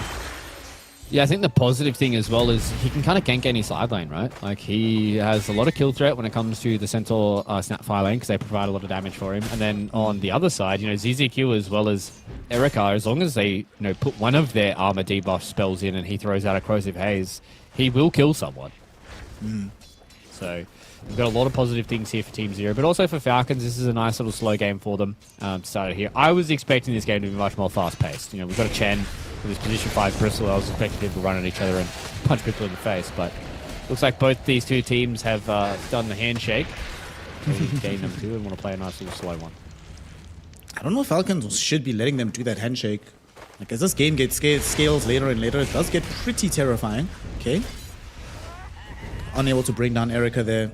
Yeah, but I feel like if I'm picking this snowball type of draft, if there's like a Chen or whatever in the game, I want to be ahead by the time we hit 15 minutes. Don't want it to be an even game at that point. Especially when the enemy team has, like our big hero that can scale in Skeeter, the enemy has more than enough tools to deal with him, regardless of what items he buys later in the game. Yeah. And I think the crazy thing is, as you start getting later, depending on ZZQ's build order, like he can start to build into some of these items where he will transition into a core, right? Like we've seen, him now going into Snot Rocket. Like this hairball is going to be a big problem as well, right? Like he's going to get that Aghanim Shard. He gets some of these goo talents as well, is where things really start to get a bit spooky for them. And at level 15, he can just build into Crimson Pipe, and then eventually he's just going to start dealing damage. Erica. He's fine. Had the full magic wand out, chilling with his Falcon Blade. For all of my Weaver enjoyers in the chat, please do not forget to buy a Falcon Blade on this hero. And now they're potentially trying to go onto crit, but ZZQ is a little bit too squishy. Ends up being the first blood. Crit is going to end up dying, but Erica in danger too. But here comes Ponlo, came through the Twin Gate. Will they be able to bring down Amar? Oh no, the Centaur Conqueror betraying Team Zero here. But Amar will get caught in by the Scatterblast. Should almost certainly end up dead here. Erica credited with a double kill for his efforts. Yeah, I mean, the minus armor really just coming into fruition there. He had 2 stacks of goo on him and the bugs, so it meant that Erica basically half HP'd him with 1 hit of the Germinator attacks, even though he doesn't really have that much of the items. So this is where things are really starting to come together. Fortunately for ZZQ, would have loved that to just kind of turn into their own double kill, but not as tanky as you would think, especially with no levels in the Bristleback. Thought he would have... Yeah, okay, I was going to say he gets one now. Just have that little Bristleback at level 3, just kind of just be a bit of a nuisance. Don't really need quills. Level 1 quills are kind of bad, so a bit of a waste of mana at this point. I would have loved to have just seen, get a little tanky, get a lot of this goo rocket, and then just rely on the Weaver's right clicks to pull you through this lane. But great start already here from Team Zero. Everyone's starting to get their own leads in their lanes, and this is where things get spooky for Falcons, because first item timing with like a BKB or whatever, or a blink, it's going to be hard for Falcons to deal with all this damage. They do at the very least ensure that their first rotation with the puck ends up being useful. You were mentioning earlier about how good Slara can be with his rotations. Puck also pretty good.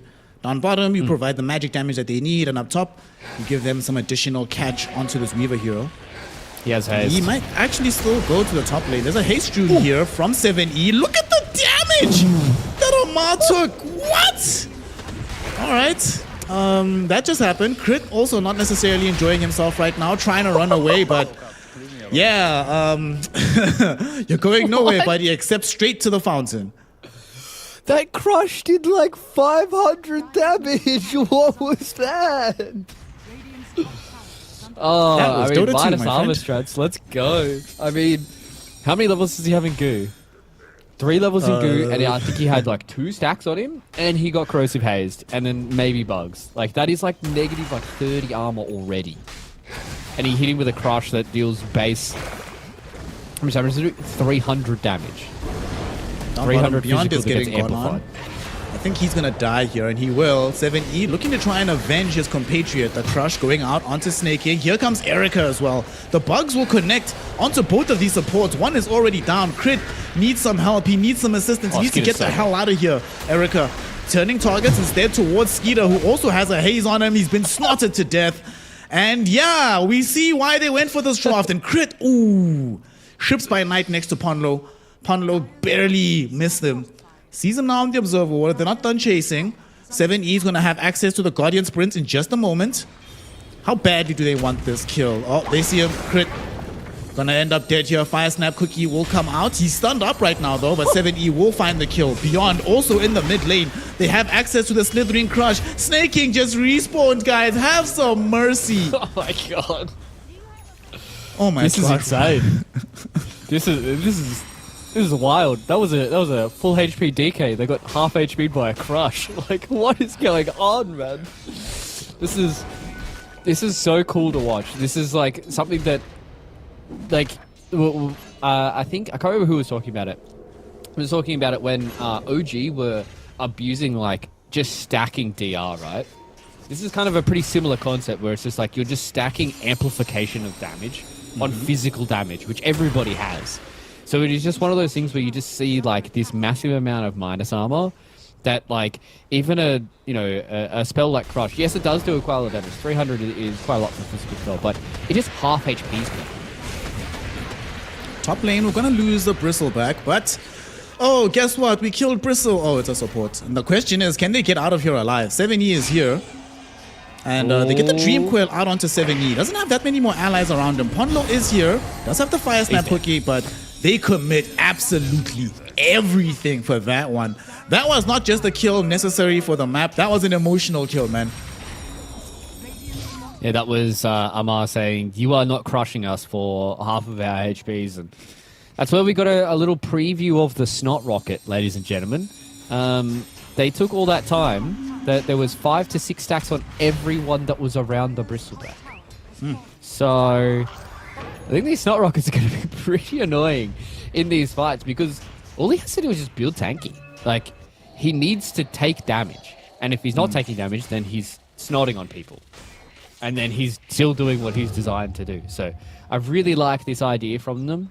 It's about whether or not they can keep it together until this Falcon Shaft comes online. So you're seeing this very interesting start to the game of game number 2 here where Team Zero, they have nothing to lose. And they're doing a really good job of just being aggressive. This is what I wanted to see from them. They're at this point where they have this overwhelming amount of damage that 7E is kind of the player that they really want to play around, and this is where they're putting a lot of these very deep wards.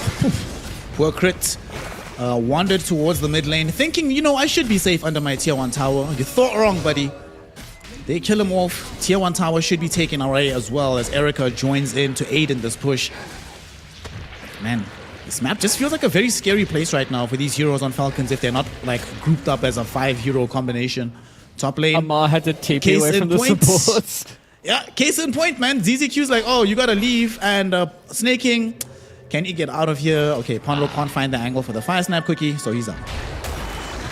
Yeah, I mean, it's just one of those things where it's just like, you get like 6 or 7 stacks of goo on you, and you're like, if anybody comes close to me, I die. Like, they just deal so much damage to you that you can't even stand and deliver. So it's all about, not so much about the damage itself, but it's the threat, right? Where it's now at the point where Beyond has this Blink Dagger. I like that he rushed this on the Centaur, just allows him to keep playing fast. And 70 has his own as well. So this is go time if you're Team Zero. They just want to go in and deal damage.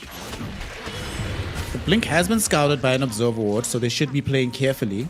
But now they're just controlling your triangle, taking away your vision. Marino's showing a little bit. He needs to be a bit careful here. He's on 600 health against the Slaughter. It's not a safe place to be at the moment. They're taking stacks, though. This is massive from Team Zero. They walked in, they found these big old stacks coming in from the side of Team Falcons, and they just took all of them. That was all in ZZQ's hands, by the way. So he just got himself a whole lot of gold, sitting himself nice and healthy above the top of all the supports, and now it's smoke time. Melreen! He blinked forward. He needs to get out of here, but they do not have the tools to do it. Crit now, trying his best to TP out to safety. Should be able to do so. Oh no, he jaunted forward, Fluke. Oh, that's the worst possible time that could have happened. Yeah, that's sometimes it's being a puck player, right? Like you're throwing all these orbs out, you're blinking around, you're jaunting, and sometimes you just jaunt into 5 heroes and you lose your life. So, fortunately now for Falcons, this is the kind of conundrum that they're in. How do they try and keep this going? There's 2 Blink Daggers up on 2 of these cores. They've got this overwhelming amount of minus armor. They haven't been able to take any of these towers with the Chen as well. They've only taken a tier 1 tower top. Erica's still sitting back and farming. They're still going to take a little bit of time until Malrine as well as Amara are definitely wanting to fight. So they want to try and get aggressive. Okay, seeing if they can try and catch out any of these cores, just trying to over-aggress. And seeing if they can try and alleviate the pressure on the map that way. They don't really have the vision for it, though. They've got 1 ward up in the triangle and 1 ward towards the top twin gate.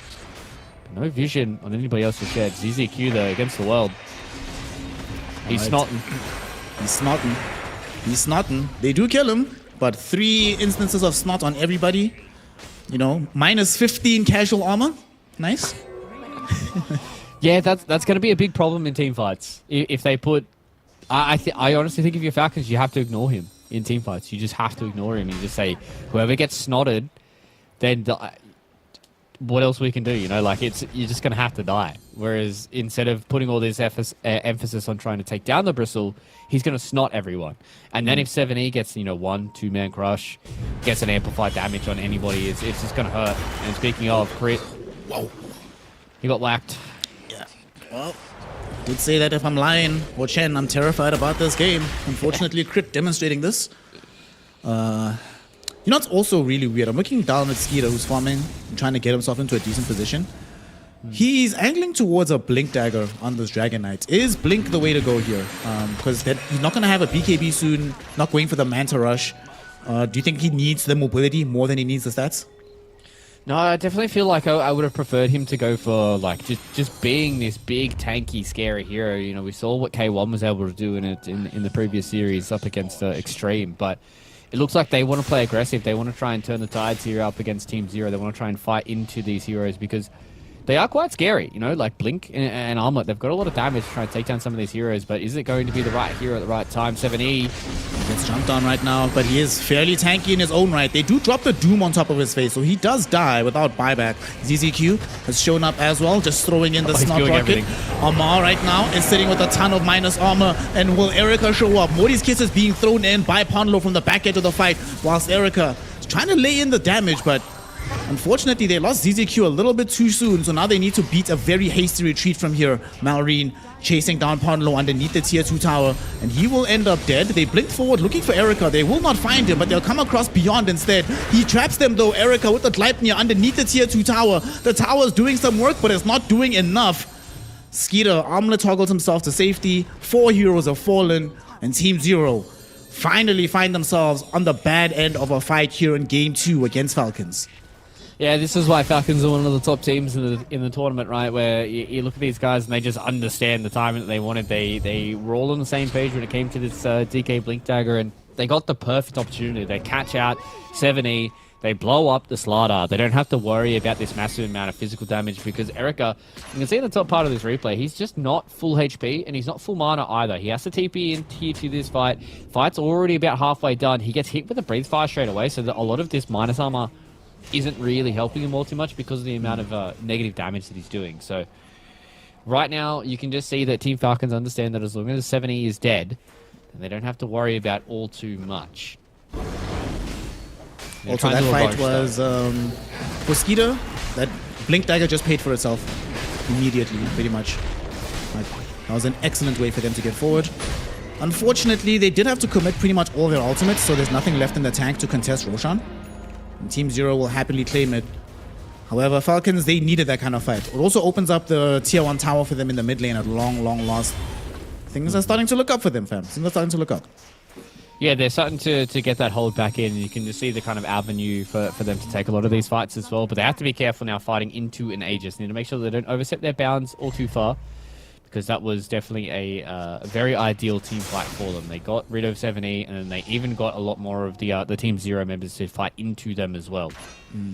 Fights are going to be harder to come by, especially if they have Erica around with 7E. Smoke now up for Team Zero. They're getting close to the BKB as well on 7E, but they want to try and get a fight before that. Okay, the Doom and the Dragon Knight are not here right now, so if they can find these heroes inside the jungle, pretty easy pickoffs. Snaking, he will get scouted in a moment. Will they jump him? Of course they will. 7E is there. Alright, let's see how long this takes. He's got corrosive on him and some bugs. And they're gonna get bashed up. He's still alive for now, actually. Okay, Scatterblast will eventually bring him down. But that's some promising situations. We do have a Doom now being thrown out onto the Centaur, but it happens after the Stampede, so he gets away from the puck. Team Zero immediately bounding back, trying to find somebody. Oh no, the flag bearer creep, it's Skeeter! It gave the vision! The creeps! They got him. They found him! There's no way out for him here. He does not have a BKB. He doesn't even have a TP scroll if he did. And he will be killed off. Yo, some of we should change the name from creeps, man. These are just allies. They had their back, ensuring the kill onto the DK, and now opening up the tier 2 tower as well. Yeah, make way, Agent M. It is Agent F for Flag Bearer. Putting out Skeeter there in the trees, and we were just touching on the fact that Falcons are getting themselves back into this game to really be able to hit their timings and play the game they wanted to play. And they just got caught out ever so slightly there. And the fact that Beyond was able to get the Stampede off before getting doomed was absolutely massive. Means they don't have to fight into that. Didn't have to fight into the Dream Coil either. And with Team Falcon, with a lot of those teamfight ultis kind of done, like if they don't have Doom and they don't have Dream Coil, things are really hard for them. Like it is very hard for them to try and fight.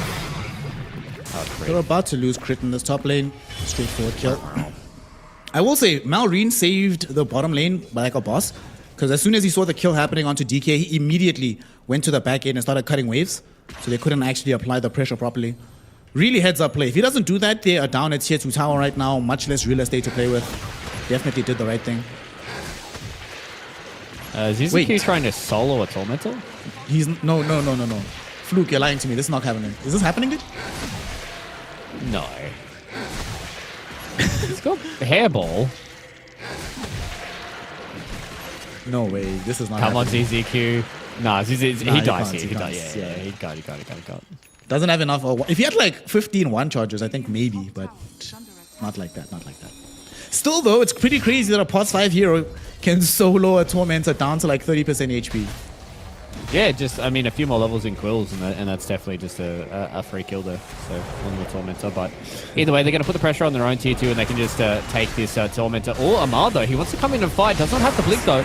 Yeah, Skeeter does. He gets directly onto the Slaughter. They doom him. They kill him. They also find the chain disable onto Erica. First life taken away from the Aegis. Ponlo trying to beat a hasty retreat. He gets out, but there's absolutely no way Erica can do the same. And Team Zero, not only do they lose a bit of concentration, they got a bit greedy. They wanted the Tormentor and the tier 2 tower.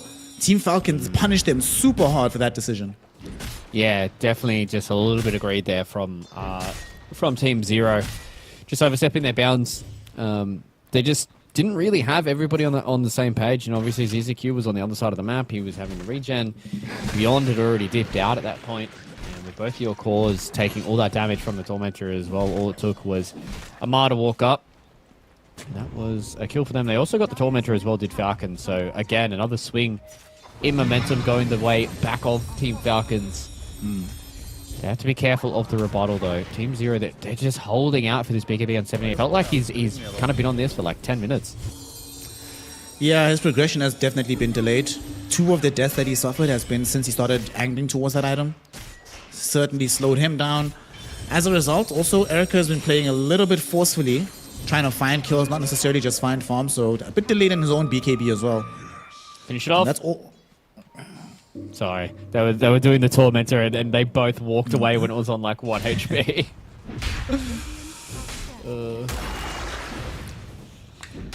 Just analyst things when you're watching people try and do a Tormentor with one player. All right, now what is the question for Team Zero to wait for? I honestly think they just have to wait for. Okay, BKB is coming out now in 7E. Beyond is getting close towards that Crimson Guard as well, so now they can try and be the aggressors. But I think Falcons, they obviously with this network lead, they've put themselves in a very strong position. They've got Guardian Greaves to get rid of a lot of the glue stacks. They've got this Crimson Guard as well. They've got a lot of good stuff for them to be able to try and hold out from this overwhelming physical damage.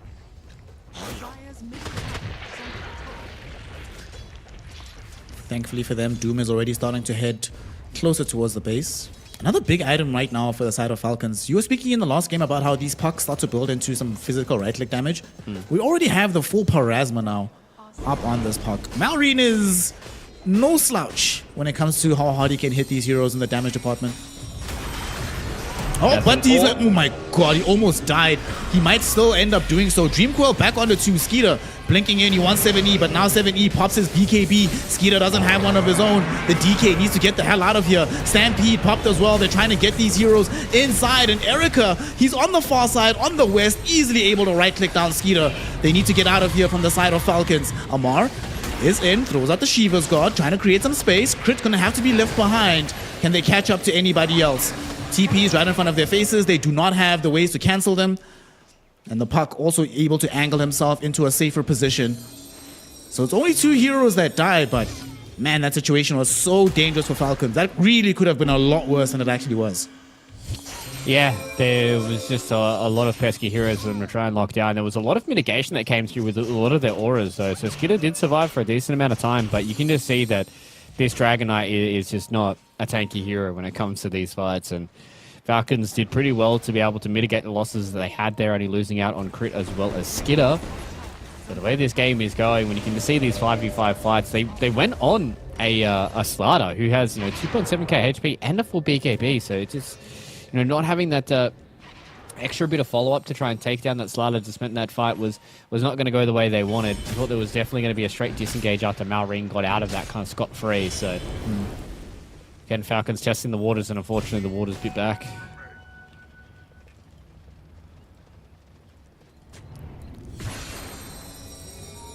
"25 minutes into the game right now. Still, Team Zero have equalized the goal lead, but the game still hangs quite closely in the balance. What's Skeeter bringing in right now? Is that his BKB? No, it's not. a That's full his Bloodthorn, I think. Yeah. Okay. So the BKB for him is a bit spicy. I mean, I guess on the one hand, he's thinking to himself, well, all the sources of like physical damage and minus armor goes through the BKB anyway, but even still, these stuns are a big problem for him in these fights. Yeah, that's what I was thinking, right? Like, it just gives him a bit of that extra movement around the fights, gives him that extra bit of HP, a little bit of damage as well, but wants to try and get the quick kills with the Bloodthorn. Skeeter is actually jumping forward directly onto Ponlo. They wanted to try and burst down the Snapfire. They failed to do so. Now they need to get the hell out of here. Beyond has blinked in like 5 seconds. 7E finds the crush onto Skeeter. But I think on the side of Team Zero, they're just comfortable with not dying. They're happy with this. Yeah, they shoved both of their top and bottom crit wave pretty heavily, so them not losing anything out of that, they only got a little bit of tick damage onto that tier 3 tower, means that Team Zero are more than happy with that. BKB fully completed now on Erica as well. 70 is getting close towards that Aghanim Scepter. He was hard to take down before. And Beyond's finished up all of the auras, so we just have to be careful here if you are Falcon. There's a lot of damage that's going to come out from Malrine, but if he gets caught by one stray stun and doesn't get that Waning Rift or his blink or phase shift or anything off, he could be in trouble. And speaking of trouble, Malrine's here. Malrine is indeed here. Can they catch him is the question. No, they cannot. They're so lucky on the side of Falcons that Malrine did that, because Amar was potentially the target instead. They do not want to lose their Doom early. Beyond jumping directly onto the chair, not killed off just yet. There's going to be some bugs on the ground as the Doom flew in onto Beyond. ZZQ snotting absolutely everywhere, giving some opening for Erica and 7E to dish out damage onto the two supports, snaking the fall. Crit, can he get out of here as Ponlo dropping down the Morty's kisses? They almost kill Erica. He gets off the time lapse. This Weaver just cannot be contained right now. It's only Amar and Skeeter left. 7E drops down the stun. It catches Amar. They're kiting them, they're creating some angles of space, but here is Snaking having brought back, looking towards Erica, able to kill him off. They didn't have enough in the tank to deal with Skeeter and with Amar, and of course Malrine was wreaking havoc with that double damage rune. It's a fight that was tough, it looked, for the side of Falcons, but they end up outplaying Team Zero pretty heads up in that one. Yeah, a lot of kiting came out in that last fight. You can just see that they tried to commit on snaking. They just took too long. They took way too long to try and kill those supports. There was a lot of the BKB got used there by 7E. Malrine, Amar, and Skidder just freely able to go around in these team fights. You can see the amount of goo that's happening from ZZQ, but if you're not getting your two cores to get these right clicks in, and with a lot of this damage mitigation, it's very hard for you to try and confirm these kills. So you need to try and find a lot more of these fights where 7E is able to stick onto a target. Same thing with Erica. It feels like every single time that I look at these fights, Erica has almost no mana because Crit's able to just kind of stand there and get these mana drains off on basically everybody in these team fights. So Falcons, they've done a really good job at weathering the storm from Team Zero, which has been this massive minus armor kind of strat, and they've really been able to build for it now, and it's all on Team Zero to try and get these team fights going the way that they want them to, because as long as they are not getting, their puck instantly blown up or, their Dragonite getting caught alone, Team Falcons are happy with how these fights are going because they have so much sustain and so many of these auras. We're also going to start building into some ACs next. Amar has fixed his armor problem, got Crimson Guard Shivas, AC coming. Skeeter, maybe they're going for double AC, I'm not sure, but either way, they're trying to counter this minus armor strat coming in from Team 0. Now Team 0 will be in a bit of a pickle. Aegis push coming in from Skeeter. Tier 3 tower already at half HP, and this time around they do not have access to the tree and protector. ZZQ getting jumped on. They're trying to burst him down quickly. He's still alive for now though. Able to get himself back. So they do not kill off this Bristleback. 7E now jumping in on top of Skeeter. The bugs will fly in from the Weaver as well. With the Gleipnir and the Morty's Kisses, this should be the first life away from the DK. Indeed it is. The Doom flew out onto 7E, but he pops BKB and just runs himself away. And now Beyond finding the stun out onto Skeeter. Can they get him out of here on the DK? Starting to armlet toggle right now. And 7E is still in base, healing up. So you won't be here to lay in some additional crushes. I think Team Falcons should be able to retreat.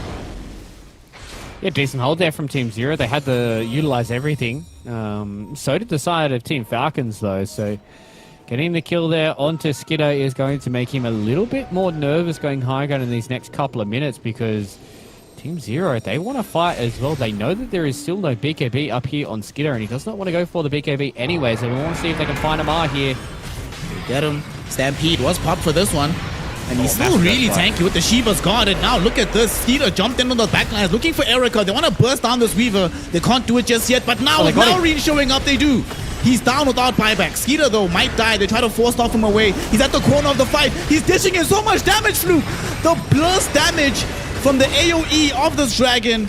Yes, he will die, but he put in a lot of work before he went down. But now, Beyond finding a 3-hero stomp into a multiple hero crush.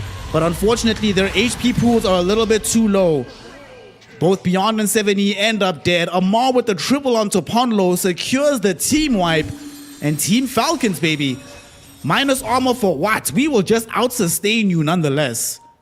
Crit actually just hard carried that entire team fight. He got, what, like 3 or 4 multi-hero Earth Spikes to stop all of this initiation. If he wasn't in the position that he was in and he was the guy that was getting gone on, these fights would look so different. Look, first one hits onto 2 of the cores. He's able to just sit back, get these mana drains going. They're able to get the amount of damage to be able to take down Erica. Massive for them. Doesn't overcommit, knows that he can't get too close to any of these heroes.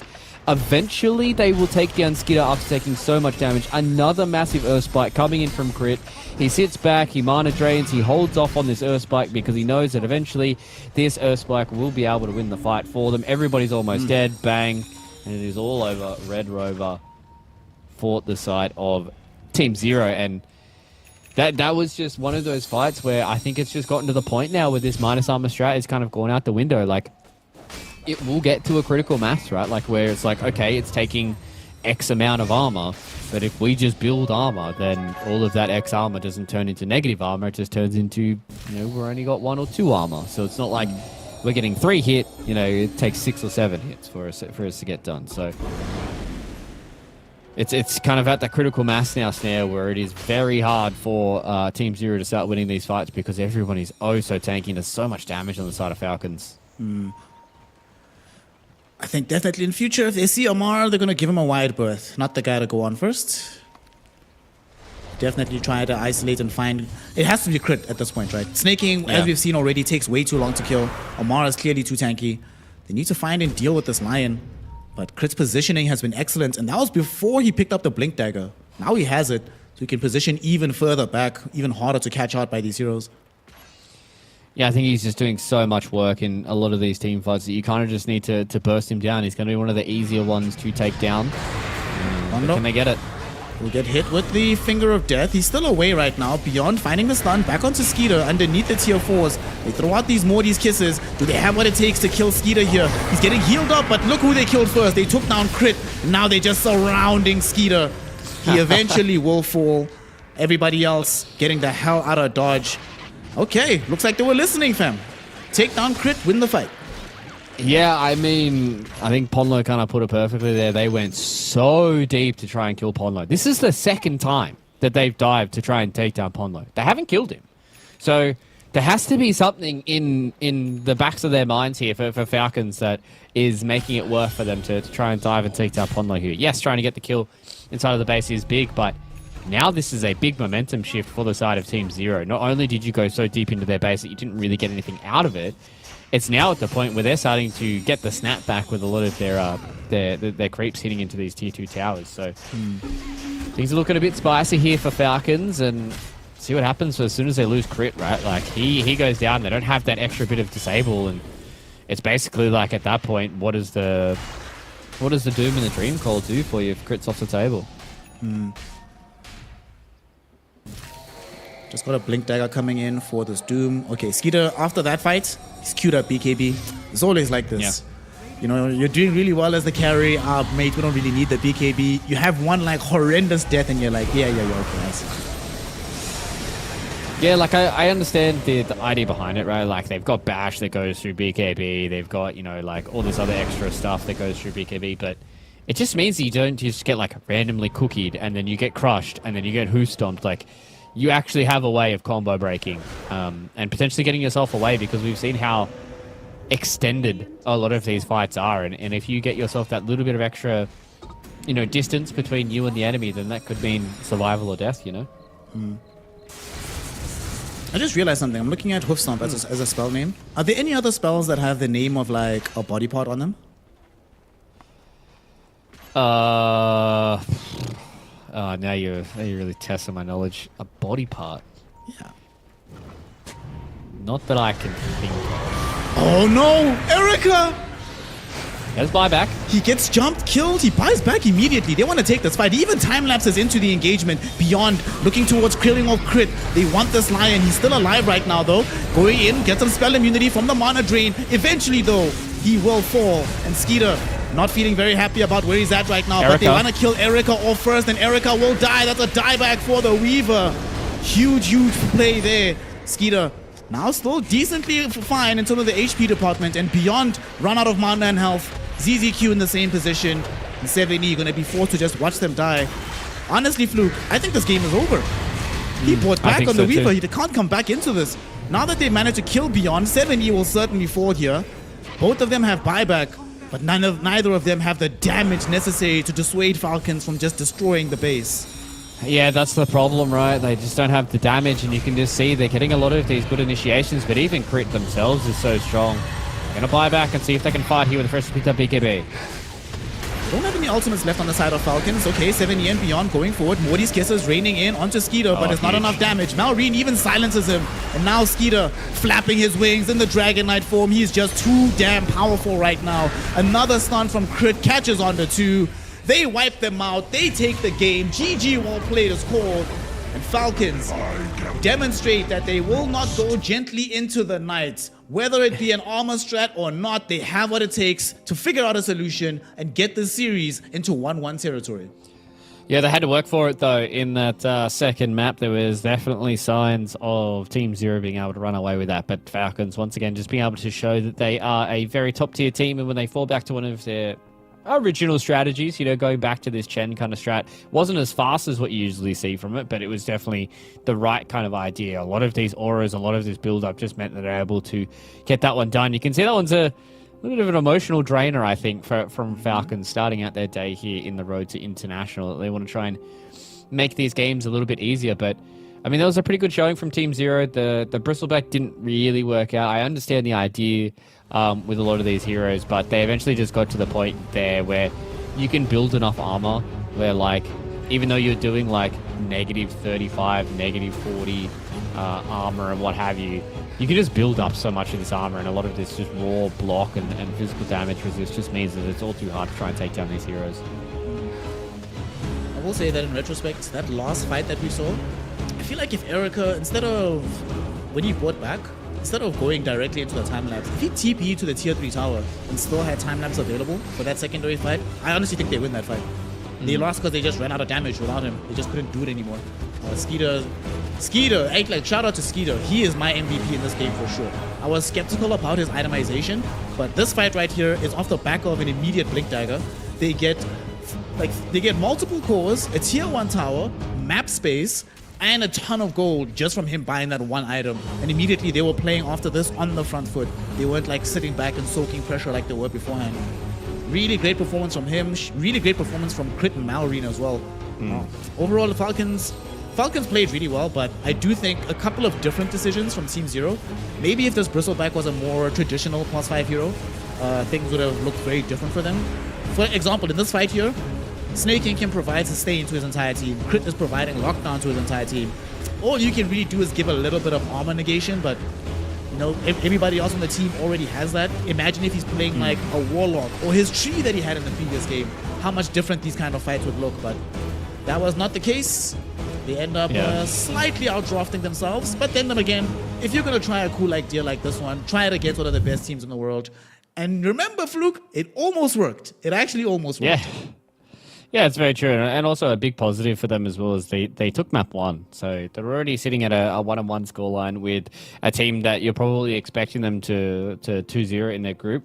Now they're looking towards Nouns and BB team for Team 0 and obviously Falcons as well to try and take some of those weird strats out. You may have to start to think about some of these heroes as you're going forward as well. So Team 0, they had a pretty decent idea. I think it was a pretty intense pivot from them after seeing some of these heroes having and picking this bristleback. But props to Falcons, they're able to bring it together. And yeah, definitely feel like this has been one of those games where they had to really work for this win, and it took quite a lot out of them. So them going back to kind of the drawing board and trying to figure out what is kind of going wrong for them in these games and making them so hard is going to be very important for the rest of the road to TI for them. For me, the big change though between game 1 and game 2 that we saw from Falcons, give Skeeter an aggressive hero, and the game looks very, very different. If he's the one leading the charge, saying, guys, we're going to go fight here. So doing that definitely made a difference. Malreen also really popped off. It's funny that both games, right, the mid laner that lost their lane ended up having like a monster performance throughout the rest of the game itself. So really hot stuff that we saw from Falcons. Mr. Fluke, any final words before we sign off and hand over to the next pair? I just want to say it's going to be a very good tournament for Chinese Dota. I think they've exceeded my expectations so far, and I'm very excited to see what they can do, and I'm excited to see what the next couple of days bring as well. We know it's a good day when Fluke has joined the Chinese hype train. I hope you at home are going to join it too. In particular, the Team 0 train, because it's always nice to be able to root for a dark horse / underdog team. And this team, I guarantee you, we're going to see something special from them in this tournament. That's it from us for now, though. We aren't done, though, here on the channel. There's still 3 more BO2 sets to go in this group stages. So the road to the international will still be furnished with lots and lots of cool Dota. So in the meantime, go get some water, get some fresh air outside, come back, and then join Moxie and Wagamama to take you through the rest of the day here on the road to the international. Hello, I am joined by Crit from Team Falcons. Crit, first of all, how are you doing? Doing good. It's nice to be home for a tournament. Nice to be home. Yeah. It's rare. Are you from Copenhagen? Yeah. So this is literally just an easy commute for you. Very close, yeah. How many TIs is this for you now? 8. 8. Yeah. Do you still get excited ahead of TI? I think just it being in Copenhagen just matters a lot more to me. I remember when I saw the news that it was going to be in Copenhagen, I think it's like the happiest I've been Dota related in my entire career. Really? Just the news of it. Yeah, it's massive. Just because all my friends that know that what I do, like they don't really follow Dota, but like they're interested in how I'm doing, and now they actually get a chance to come and watch. So all of those school friends and family friends, they can come and watch the tournament and be like, oh, that's what he does. Yeah, pretty much. I mean, I think my friends they're just not really interested in Dota as a game, but I'm happy that they get to go to an event and just experience like the crowd and like how it is as an experience. Because like I understand like watching video games online, like it's not for everyone, and like not everyone kind of gets pulled into it. Of course. So for them just to be, because they're all like very normal people, you know, generic people that like to go to football games and stuff. And I'm like, yeah, you can go to the event. You'll have like a beer. It'll be a good time, you know. And then I'm just happy that they can experience that. Just let me actually read you the results from this year, okay? You had first in Betbim Dhaka, first in Dream League 22, second in Elite League, first in ESL Birmingham, third in PGL Wallachia, first in Dream League 23, third Riyadh Masters, first in Fisher Universe. In hindsight, do you regret leaving Shopify Rebellion? No, I mean, I don't regret my time in NA, and I don't regret leaving. I think it was a good time for us to split up, and I think, yeah, it was for the best for everyone. So obviously, Snake King is like the team captain now. Has that liberated you as a 4 to play more traditionally the way a 4 does, where you're kind of causing chaos and roaming around and all that kind of stuff, and not so much of the captainy, supporty stuff? Or has the role changed in much the same way that position 5 has changed? I think in terms of like the role itself on Shopify and EG, and then now, like it's not much different. Like I kind of have the same role where I'm not like one of the main, but I think just this team coming in was like kind of relearning a little bit for me, because I think on just being on the same team for so long, you kind of get stuck in the way of playing. We were all like a new team, but Skeeter and Sneh had played together before, and then Marine and Amar knew each other, and Skeeter and Sneh also knew Marine, so I was kind of like the odd one out, and I kind of had to fit in, and I also had like more of a, I guess, like a set view on how Dota is, because I was with the same people for so long. So I think for me, that was the biggest change in terms of my role. I'd like your thoughts about the other teams in your group. So I'll give you the teams one by one. You just tell me what you think and what you're expecting from each of them, your opinion of the team. Bet Boom. Bet Boom, I think, is probably one of the teams we know the best. We are very comfortable playing against them. We know what they're going to do, and they're not a team that like has a lot of variety outside of what they usually do. They're very good at what they do, and if you don't bring your A game, you can lose. But I think we have a good matchup against them. I think we have a very good record as well. So it's a comfortable matchup for us that we need to not be too comfortable, because if we don't perform our best, they can beat us. Okay. Nouns. They are interesting just because they've had like a bit of a late surge this season. Like they've done very well recently. They had a LAN tournament they did really well in. I think they're just like growing month by month, and I think we have to take them very seriously. I think on paper they're probably like the third best team in the group, but they can definitely be in the top 2, and we don't want to be the team that loses to them. Of course. Team Zero. Team Zero, I remember watching them when they were playing qualifiers, but it's been so far back that you can't really use it. And I think the only player that I know is Pondo, which I know a little bit about, but I think he's playing 5 now.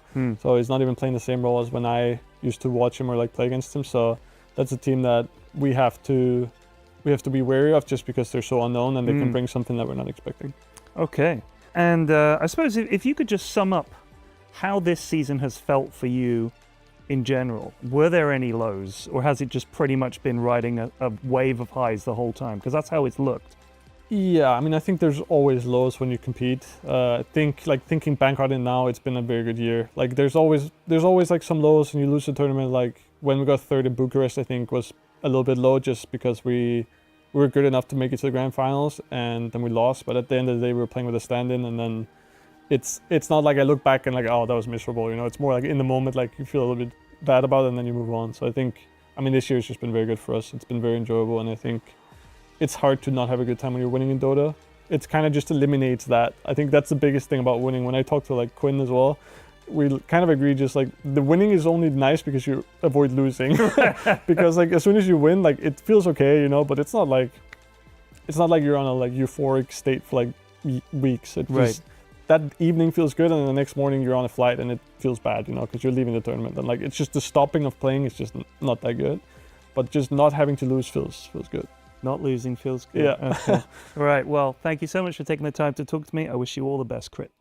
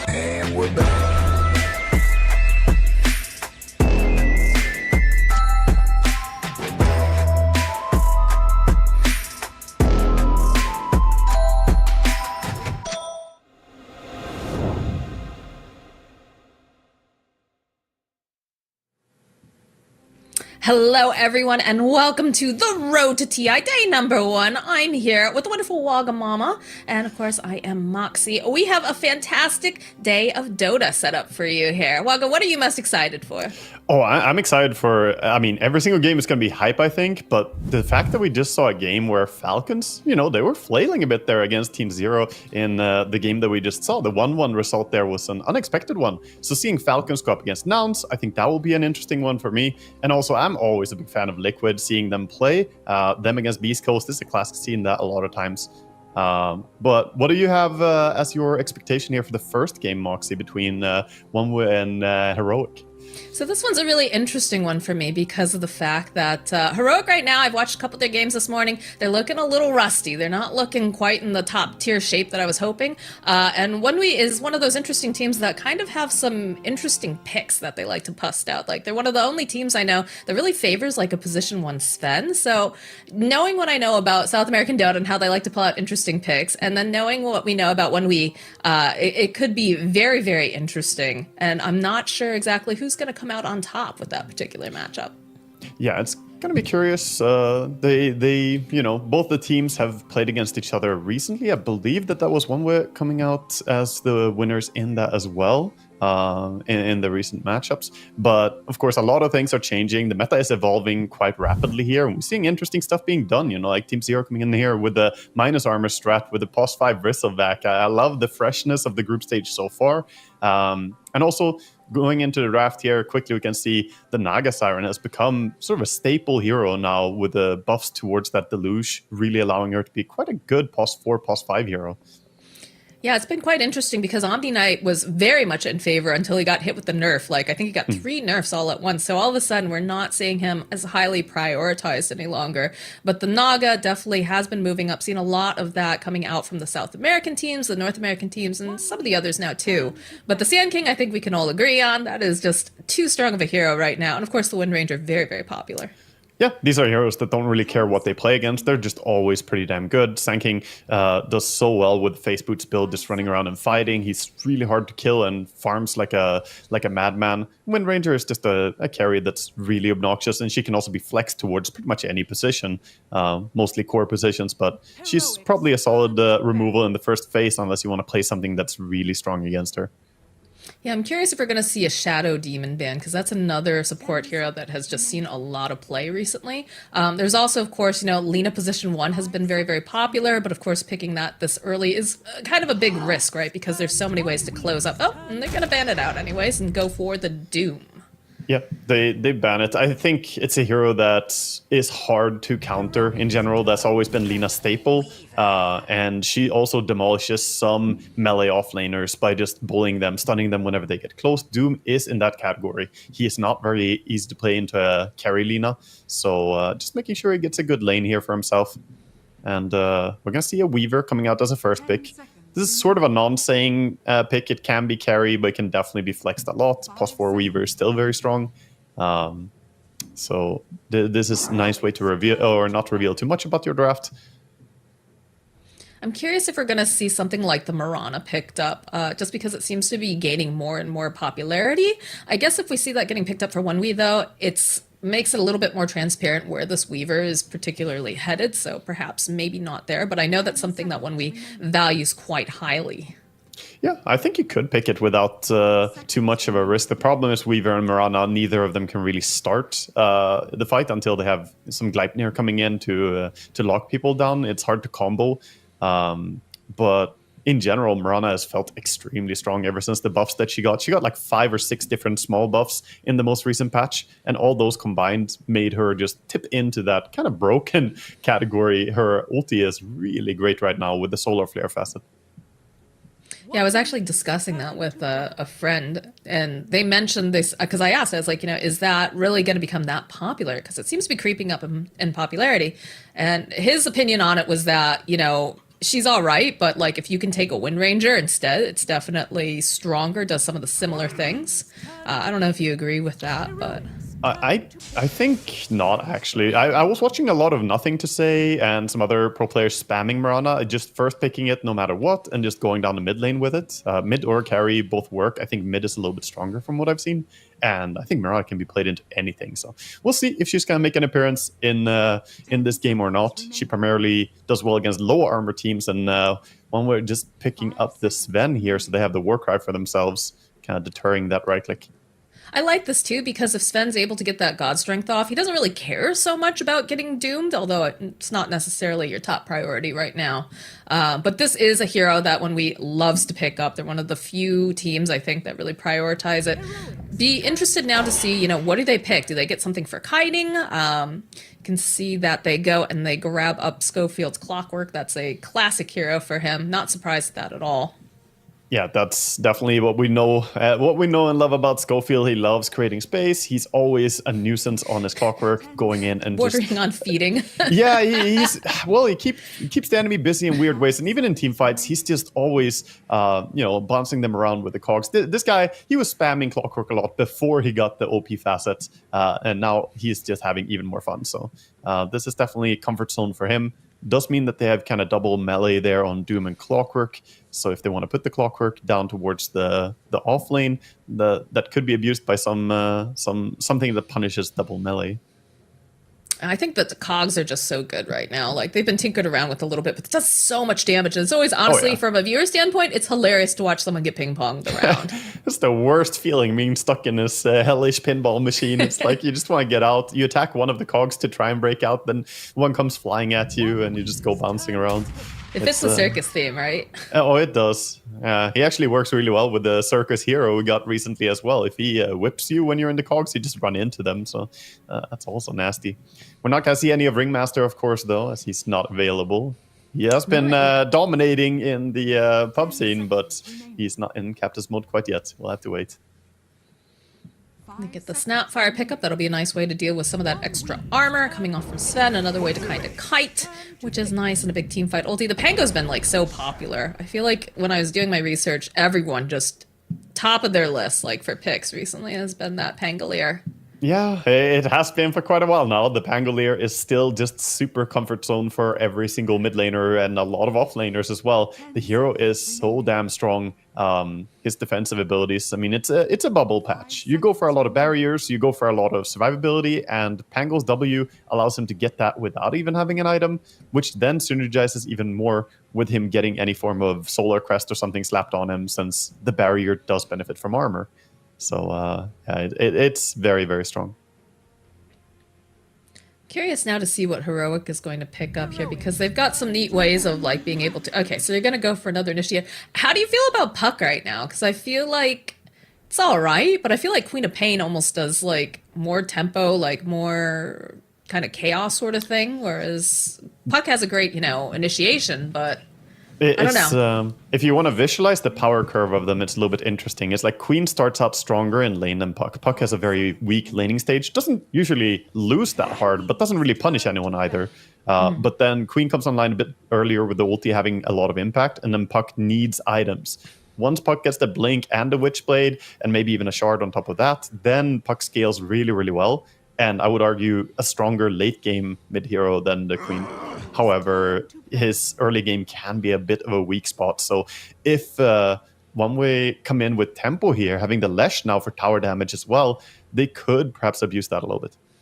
Yeah, I'm curious what the plan is, because I know that Ektor typically likes to go for something that takes maybe a little bit longer to come online, but this patch does not allow you to do that. Everyone's playing like extremely high tempo heroes. We're seeing the position ones are typically things that can fight fairly often and early, and so I'm a little worried just because like he's gonna need his team to make space.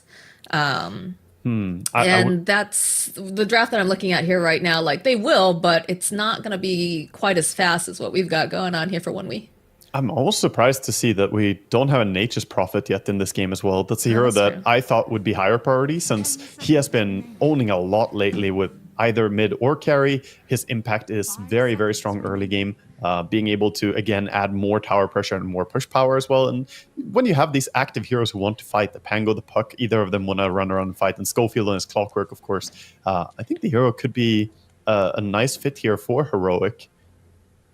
I mean, he did get nerfed, right? Because they capped his nature's the damage on that. But yeah, he did seem to be pretty popular. You still think he's that strong? Yeah, I think it's still very strong, even with the minor nerf. I think Nature's Prophet is still in a great spot. I'm surprised too because Heroic has King Jungles and that was like his hero back in the day. But I guess they have a higher priority in what they want to pick up here. Yeah. Final pick, a Razor. Okay, it's gonna move very, very quickly. Fits the draft pretty well. Would like to make sure that like K1 makes like moves fairly early on. Like we said, this puck does need a little bit of time to come online. But I know K1 also like he's a farming machine. He is just gonna keep farming, but potentially would like to see them like sort of orbiting around him while he farms, so that way he can also join in fights. If that makes sense. I feel like he has evolved so much as a player because he's always been known, like you said there, he's a farming machine. He's really good at that. But lately, when you and I have been casting him, or even when I've been casting him in some other tournaments, I feel like he really shows his understanding of like putting pressure, not just AFK farming, like actually shoving lanes towards towers, hitting towers, staying around and forcing people to react. Especially when he's been playing on heroes like Weaver, where he can do that a lot. This game, though, we're going to be playing against the Weaver, so we'll see if he has to deal with it himself. The final pick up the Void Spirit. I'm curious what these lanes are coming out now for 1 week, because they're got quite a few heroes here that could go in any slots. Munkushi goes on his Weaver, and it's going to be a support Sven, even though it's been nerfed like so many times now. That support Sven is still being played. Respect does like playing some off-meta supports, and even though Sven has been heavily in the meta, I think a lot of teams are moving away from support Sven. But he's saying, you know what, can still definitely work. And Munkushi getting his Weaver as well. That's a hero he's very comfortable on. I kind of like what one we have going for them here. I like the fact that it kind of pivots a little bit. I think that's a great way to have a draft, especially in TI, where everybody is very much looking at your past history. What do you play? How are they going to play it? And a little curveball definitely gives you an advantage. Yeah, they also have Chia Junior on a Spirit Hero. That's what you always want to see. That's like a checkbox tick right there. He plays really well on Void Spirit. I think that's honestly his best one out of the Spirit Heroes. You gotta respect his Void Spirit. We'll see what he can do. Void Spirit versus Puck. I think that matchup is really hard as Puck in laning stage. Later on, of course, you do have Coil and Silent, which are nice tools against the Void Spirit. But if Void Spirit gets out of hand and gets to a point of having Echo Saber Aghanims, or even just an Aghanims Rush, it's really hard to play into as a Puck. Getting silenced the worst thing for you. So are you feeling better about 1 week's draft right now, or would you say that Heroic has decent chance here to pop back? I think they have a good chance. They have a lot of combos. They have like Clockwork going in and a Snapfire following up. So I wouldn't say they don't have any chance here. I just prefer 1v a little bit. I think their draft looks a bit easier, and I always do favor ease of execution, as it's easy to mess up otherwise.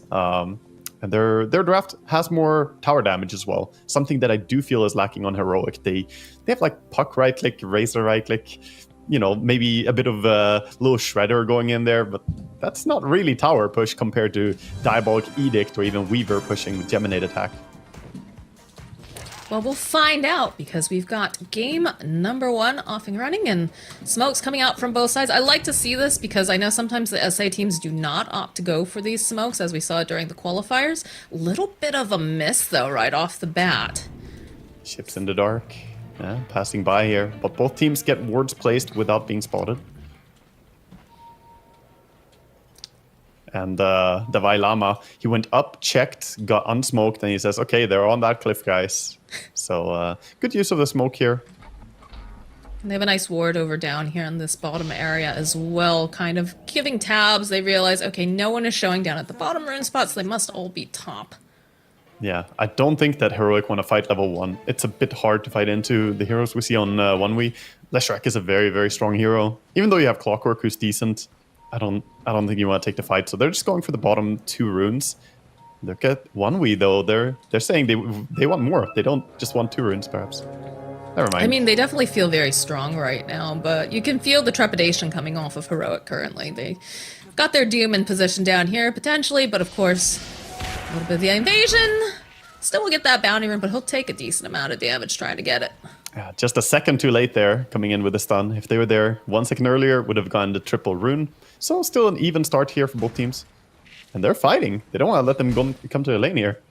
Sven and Weaver just bullying. I mean, they've got the capability to do it for sure. Another stun over onto Schofield, throwing out that blood grenade. He's gonna be able to make it underneath the tower. Do they go for the dive? Looks like they'll respect that tower. Kushi in a little awkward position. Does have Shikuchi up in a moment though, so he should be able to scamper through and make his way to lane. That's a pretty good start for them on 1v though, because now the Scorched Earth was used without hitting the creeps at all. Normally you kind of want to push the first creep wave with Snap Doom to kill the creeps early, but without his nuke now, he doesn't have the ability to spell farm in the first wave. So what are key things that we want to look out for in this match, Wolga? Ooh, this mid lane is what I want to look out for. Like I said, it's a tough matchup for Puck, and so far, taking a ton of damage from Cher Jr. I think the 6-minute rune rotation and the first mid rotation side lanes is going to be the most important thing to keep an eye out for, who gets the momentum. Is this a situation where, you know, we want to see the, like, supports moving towards the mid lane, trying to make any sort of movements early on, or is it definitely going to be, you know, the mid makes that rotation? I think supports will come to help with the runes, but you can't really gank the mid heroes that easily here. Top lane, a little bit of static linking. Nice timing here as the creeps come under tower. Got minus damage now to last hit. But no hero near him, so maybe he can get some CS anyway. Pretty quiet otherwise, though.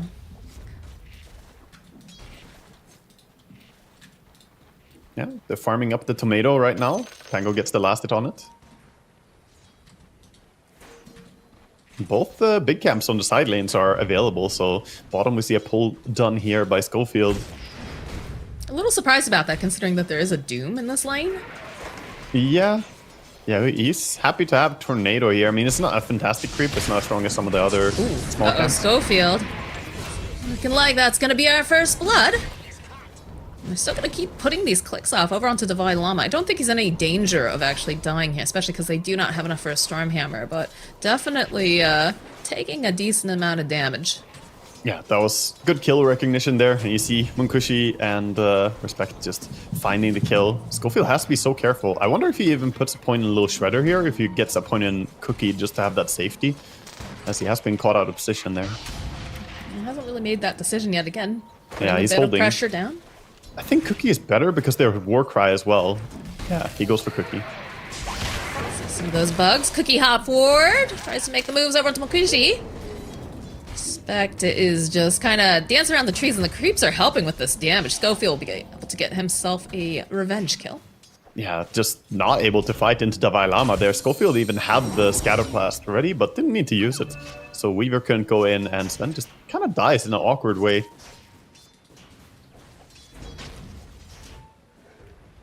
Let's keep an eye towards top lane as well. So far, it's going pretty well, I want to say, here for the Doom. Or for the Pango, sorry, against the Razor. This is looking like a dead Sweden strong, though. Going with Cogs. Kill. And now Cloud forced to run the idea of that little bit of battery assault, but not really too concerned with chasing him down. Oh, big dive bottom. Trying to go behind here. Stun was used. He got the Frost Creep, so he has Ice Armor now on Doom. He's going to be incredibly hard to kill. Went down and found the Ice Armor, and that's going to be so good on this lane. This basically nullifies all kill potential from Radiant on this lane. It's that big of an impact. 5 extra armor is amazing for these heroes. Oh, for sure. Mid lane, though, definitely looks a little rough. Does get a courier snipe, which is pretty nice, but Analog may be a bit too cheeky here. Does have a Fairy Fire. He's got the bottle, so he can heal up a little bit. But the CS definitely going the way of Chira.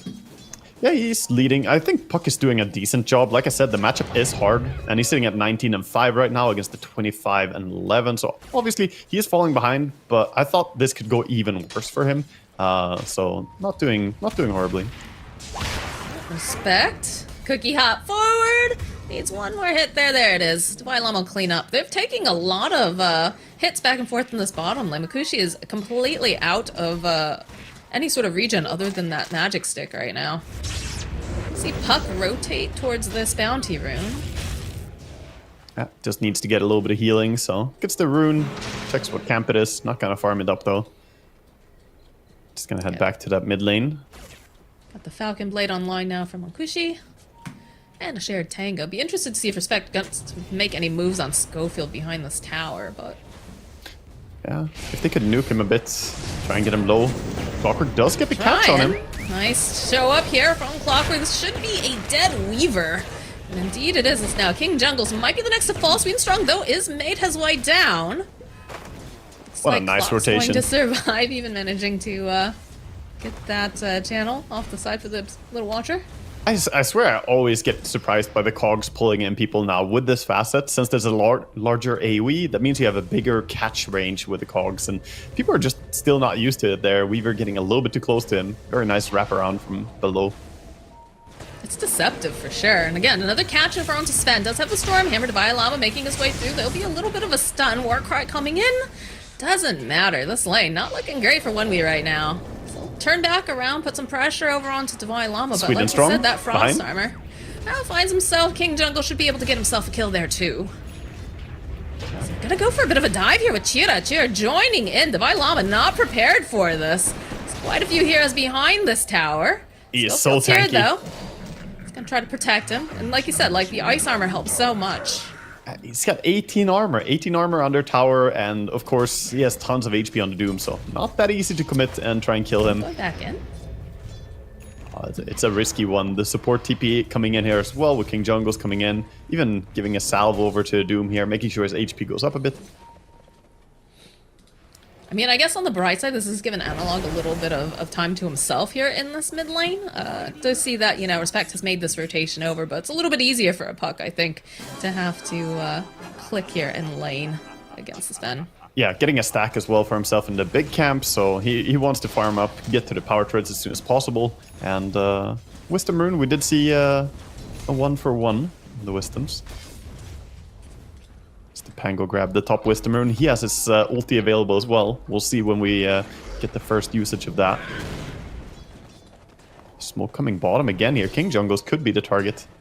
Not a great kill, but it's a kill at least. He's got the cogs up, trying to buy himself a little bit of space, a little bit of time. Little cookie hop forward. Is it going to be enough? No, it's not.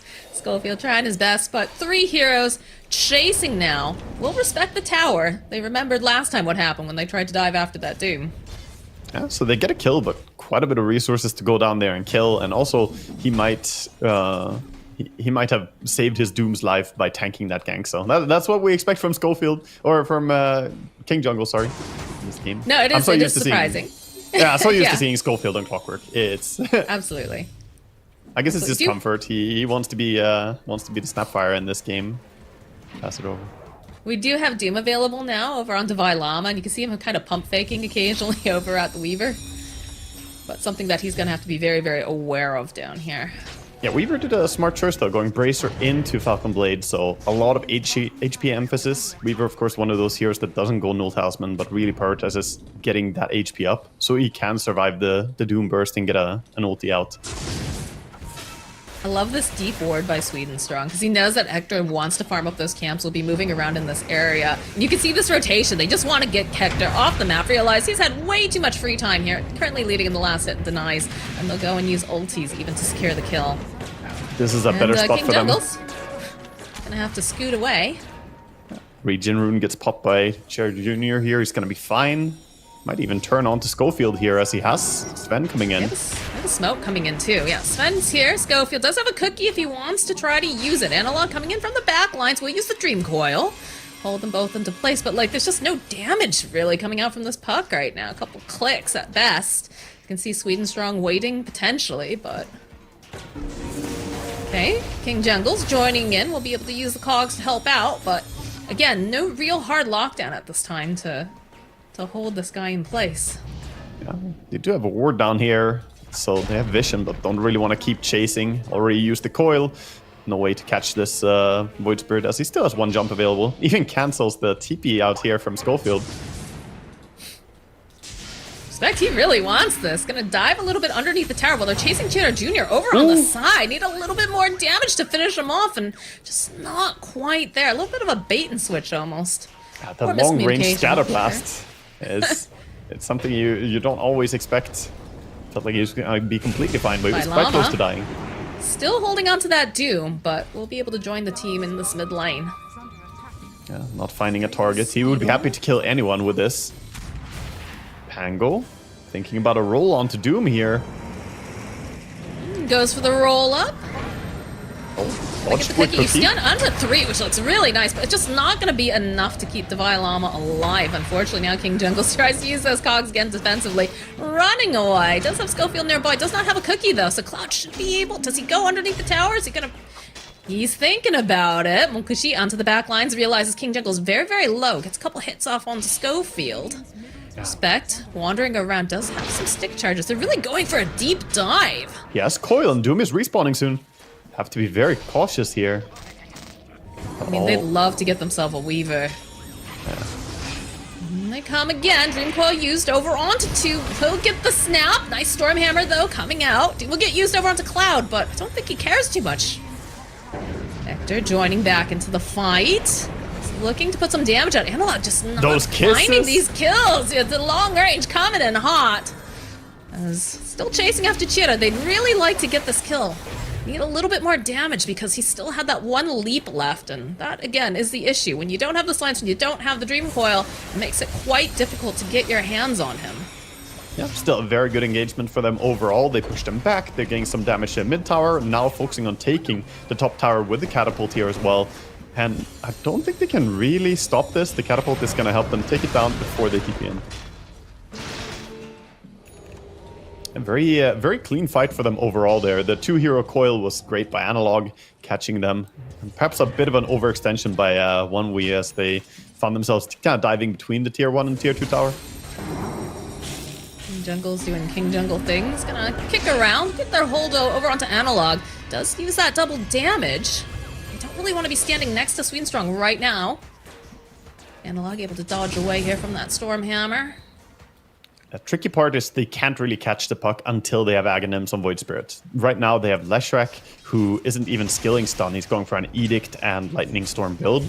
And Sven, who of course, the Stormhammer, you can always dodge that. The puck has 2 different ways to insta-dodge it. He can even reposition himself with the Waning Rift and get stunned a little bit farther away.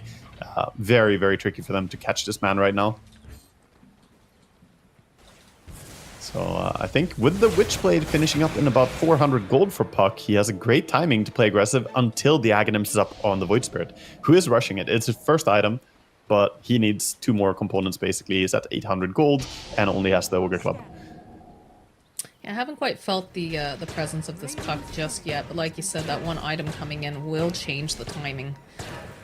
Yeah. Interesting, speaking of builds a bit, you know, Hector going for the Mana Boots into Maelstrom build on Carry Racer is definitely, you know, curious way to build. Mana Boots has been very popular lately on a lot of carries. It started out with Lina and, of course, Medusa before that even, but we're seeing it more and more on several other heroes that Mana Boots are just that value. I feel like it's a bit of a meme now. Like, I feel like whenever I'm watching a tournament or something like that, it's just like, oh, Mana Boots, why not? Might as well.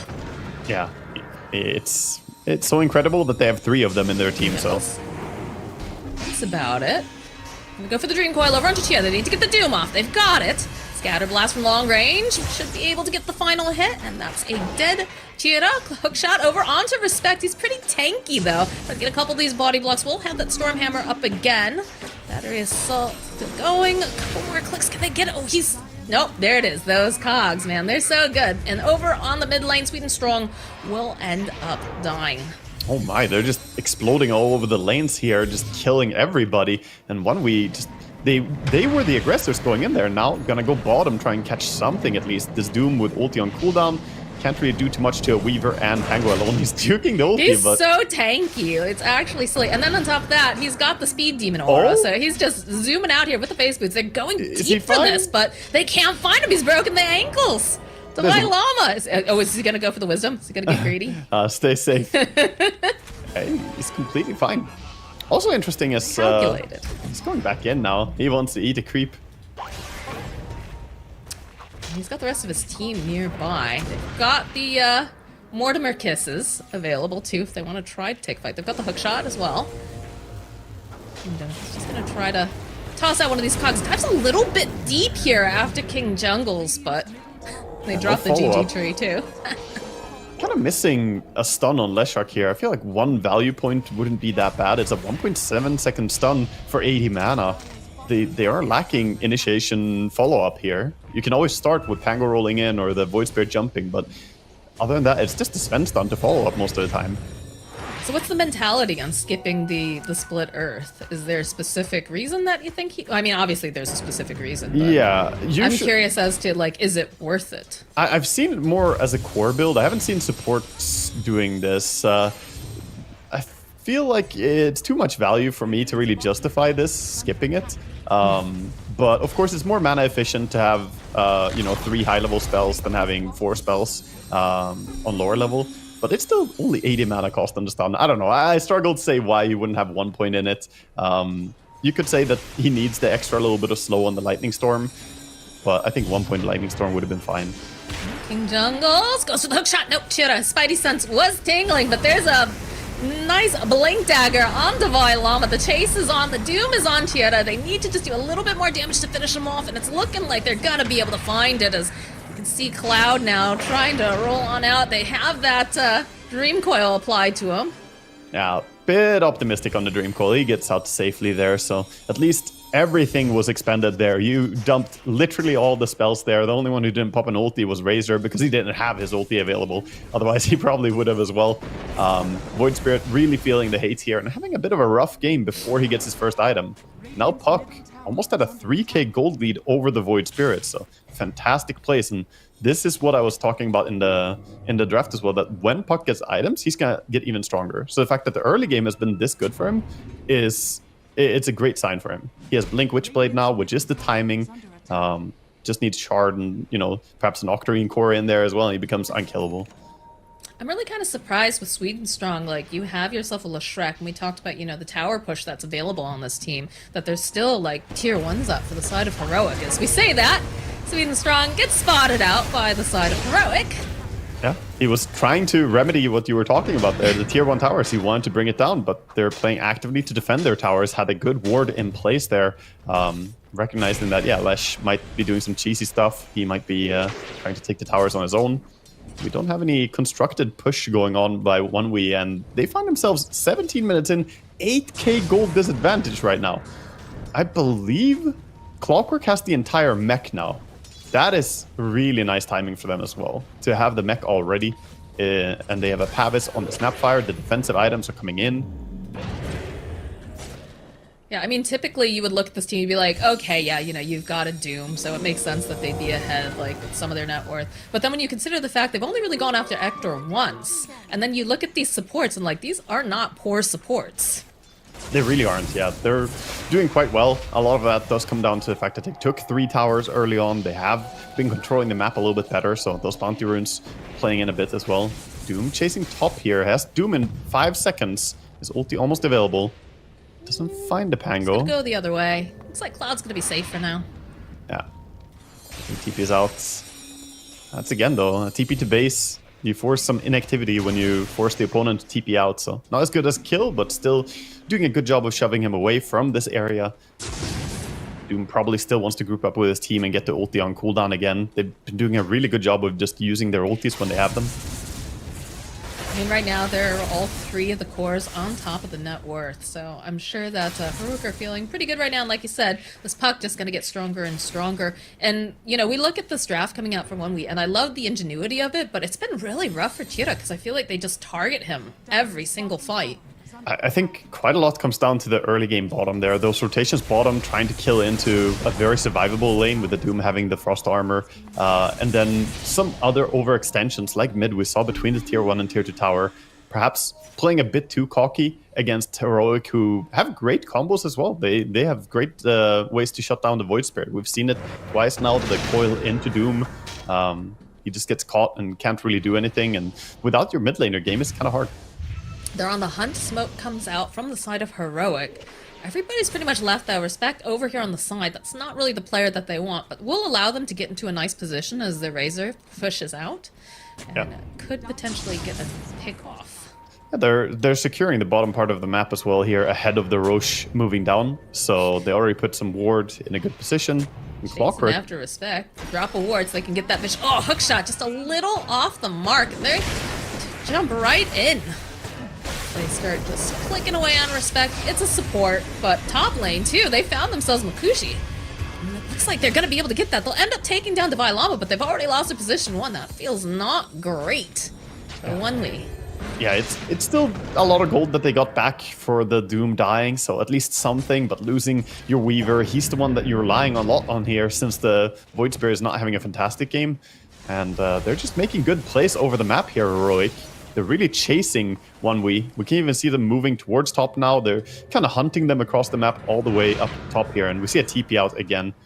Void Spirit does have his entire Aghanim Scepter now complete on the Courier, so they need something big out of this. They need a puck kill with the silence from the Void Aghanims.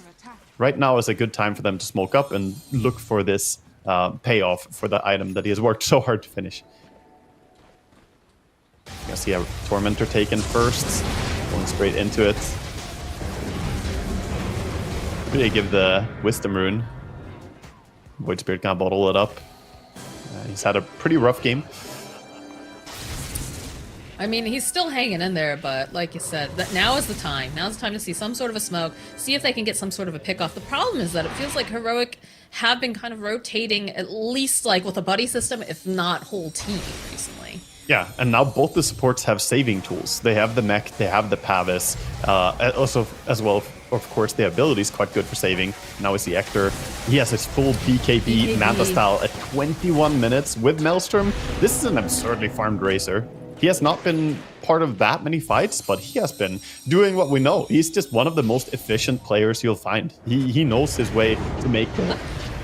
Middle lane, get the signs. This is exactly what they've been looking for. A little bit more time. Is Puck gonna be able to it's looking pretty tough, but it looks like he's still there, still alive.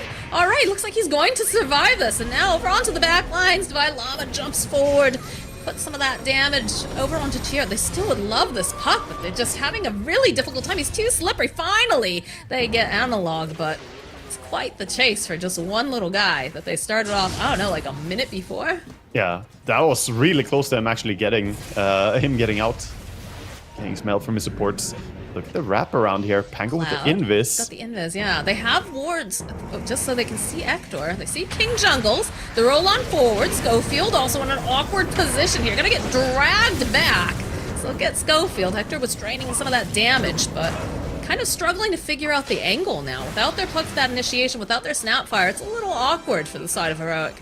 Yeah, it's a weird fight for Hector to take here because he knows he's the strongest one on the field, but he also has to respect that Puck got caught earlier and they don't really have the catch. And without catch, the Razor, yeah, you're super strong, but you can get kited very easily by these heroes. There's a lot of mobility, Warcry and Drums now available on Sven, so he can speed up people and get out of those Razor rundowns.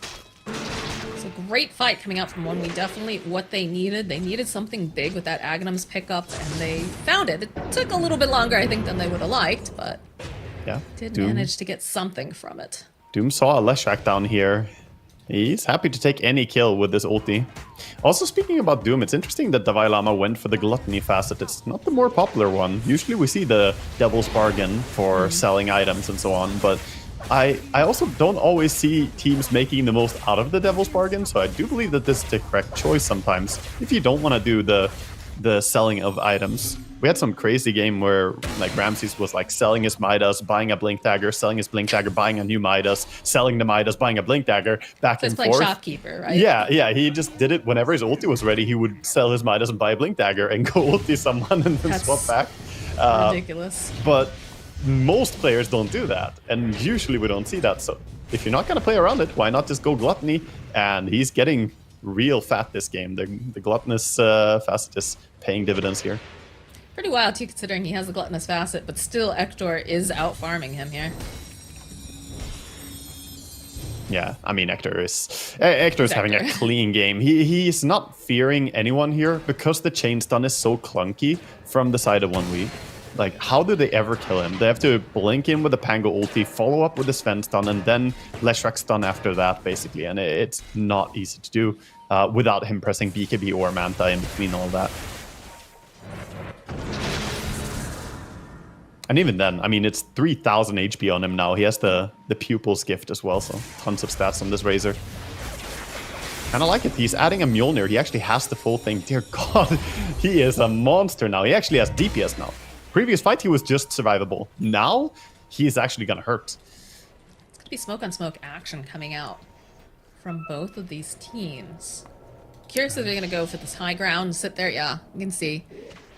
The Wandering over to the wraparound. side, probably figuring that, you know, Ector's farming, but no one is showing, so this makes it extremely spooky. Yeah, nobody pushing that creep wave. Don't want to give away the positioning. I think Razor Wait for might Ector do it to now. push the creep wave. Yeah, they're gonna know, but doesn't matter if they know. They kind of claim the better position here. They have the Roche high ground on the portal, and now if you're 1v, I mean, you're just kind of offside. It feels weird. They Do you play still under take their this fight, or vision. do you just leave? Like, unless somebody gets real greedy and silly. They can fight under vision. So if they come to their cliff, Puck might get jumped. Puck is indeed going to get jumped. They'll follow up. Good stun over onto Analog. They'd like to get him out of the way. King Jungle's pushed back here on the side. Ector, BKB is up though. Chasing after Sweet and Strong. Nice hook shot coming in, but just not quite enough damage yet. As they chase after Sweet and Strong, he's drained quite a bit. Will finally get Sweet and Strong, but now it's just Ector in the middle of pretty much everyone here off on the side. Chasing after Respect, going they'll on Ector. find it. Nice jump in from Divine Llama. Jumps over onto Cheer. This is exactly the Doom target they want. They'll find the kill now. The chase is on after Cloud. Those cogs doing so much. Ector gets himself a triple kill, and they'd really like to get their hands on this Weaver, but not going to be able to quite catch him at this point. Fantastic fight for them. So clean overall. Their Back positioning. during that too, like. Yeah, that was a 4-0 kill team fight right there. They tried to Roche. kill the Racer, but a good reaction came in as well. Coming in and just stomping there with Doom. They had the Pavis coming in as well to protect him. And Racer was the only one who was actually killing stuff in that fight. He started by chasing down the Leshrac, get the easy kill, and then move on from there. You can see him sort of just building damage from the Leshrac. Once he gets that static link damage, he's ready to fight anyone else.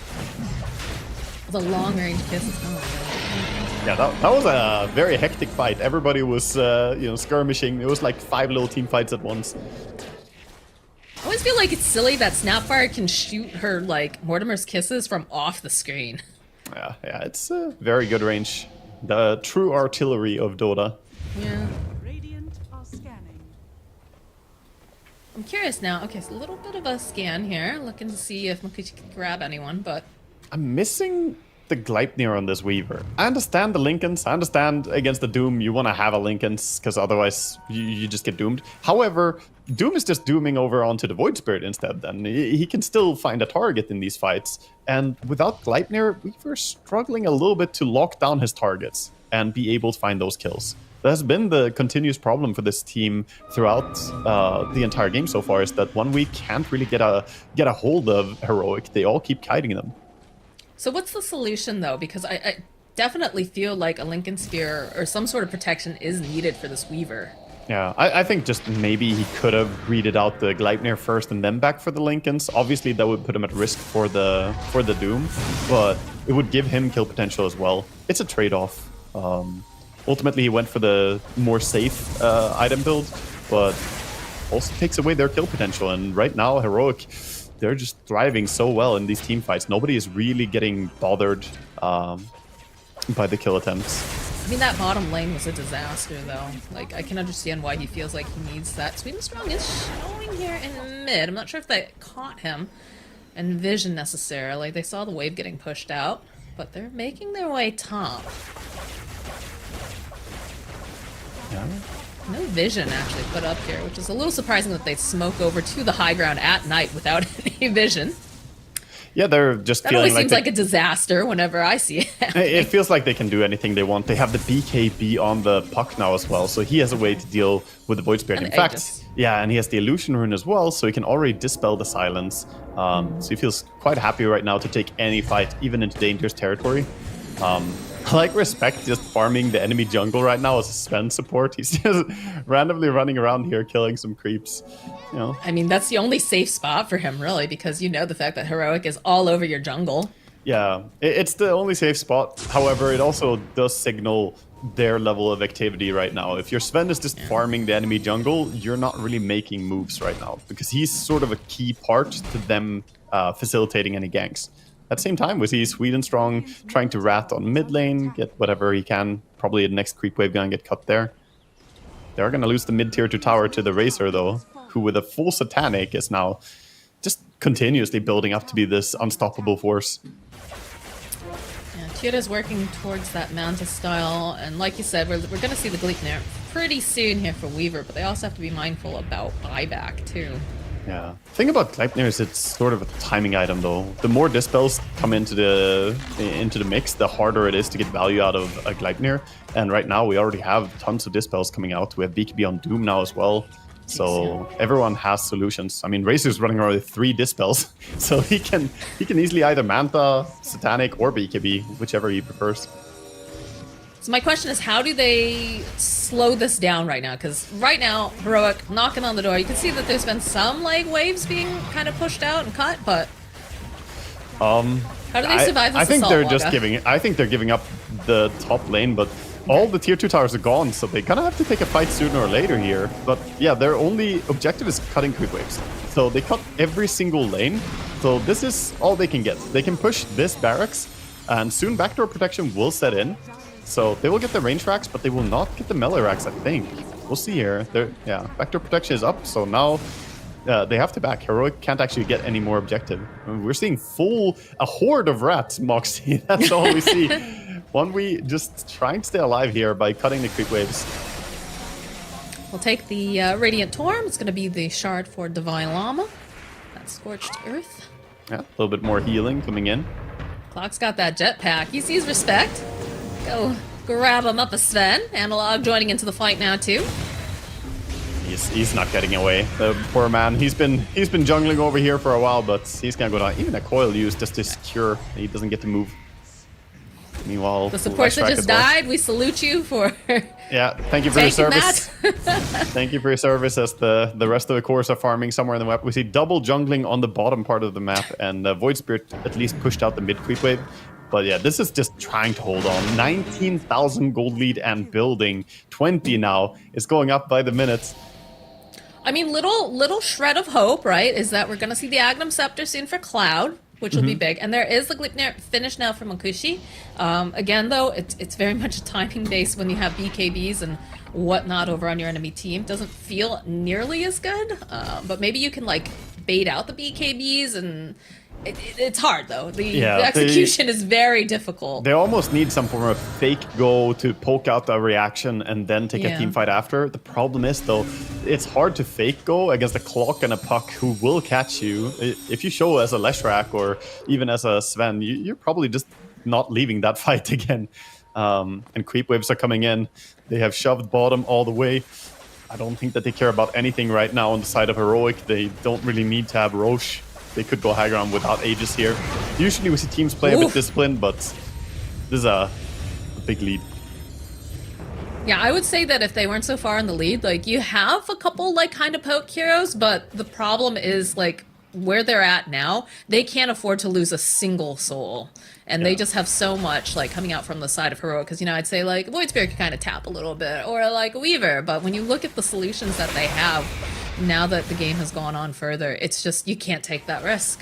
Yeah, it feels like they need more proper lockdown to be able to get a kill as well, due to all the survivability coming in with the Shivas, the Greaves, we have the Solar Crests, Glimmer, all these protection items. It almost feels like they need like a Hex or a Nullifier to help get the kill, extra duration or some Dispels, but they just don't have that economy. Radiance, they gotta work with what they have. Lesh might have gone too close here. He's gonna be fine. He's not the objective. They're going straight for the melee Rex. I mean, he can clear these creeps pretty fast, but yeah, but the it's next not a creep full wave. solution. Like, look at them again, just cutting waves every single lane. Like, Top wave is coming in though. They didn't get the top wave, so they could keep going towards mid here if they want. But could also see them just back up and say, you know what, Roche should be up any moment now, and get themselves that. To 1win's credit, they've been staying close here, for the last few minutes. This ratting at least is allowing them to build their own net worths a bit. But yeah, Weaver got a Crystallis with his Gleipnir as well, so he has some damage.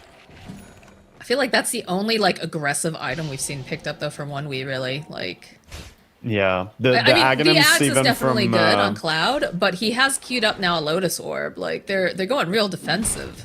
Yeah, which I the think is... Aghanims, Oh, hi! I respect. Ay. He was trying to Yeah, the way do for the hook shot. He was just trying to Just get like there a for the script. Wisdom Rune, but not gonna be allowed to do anything. He becomes the Wisdom Rune instead.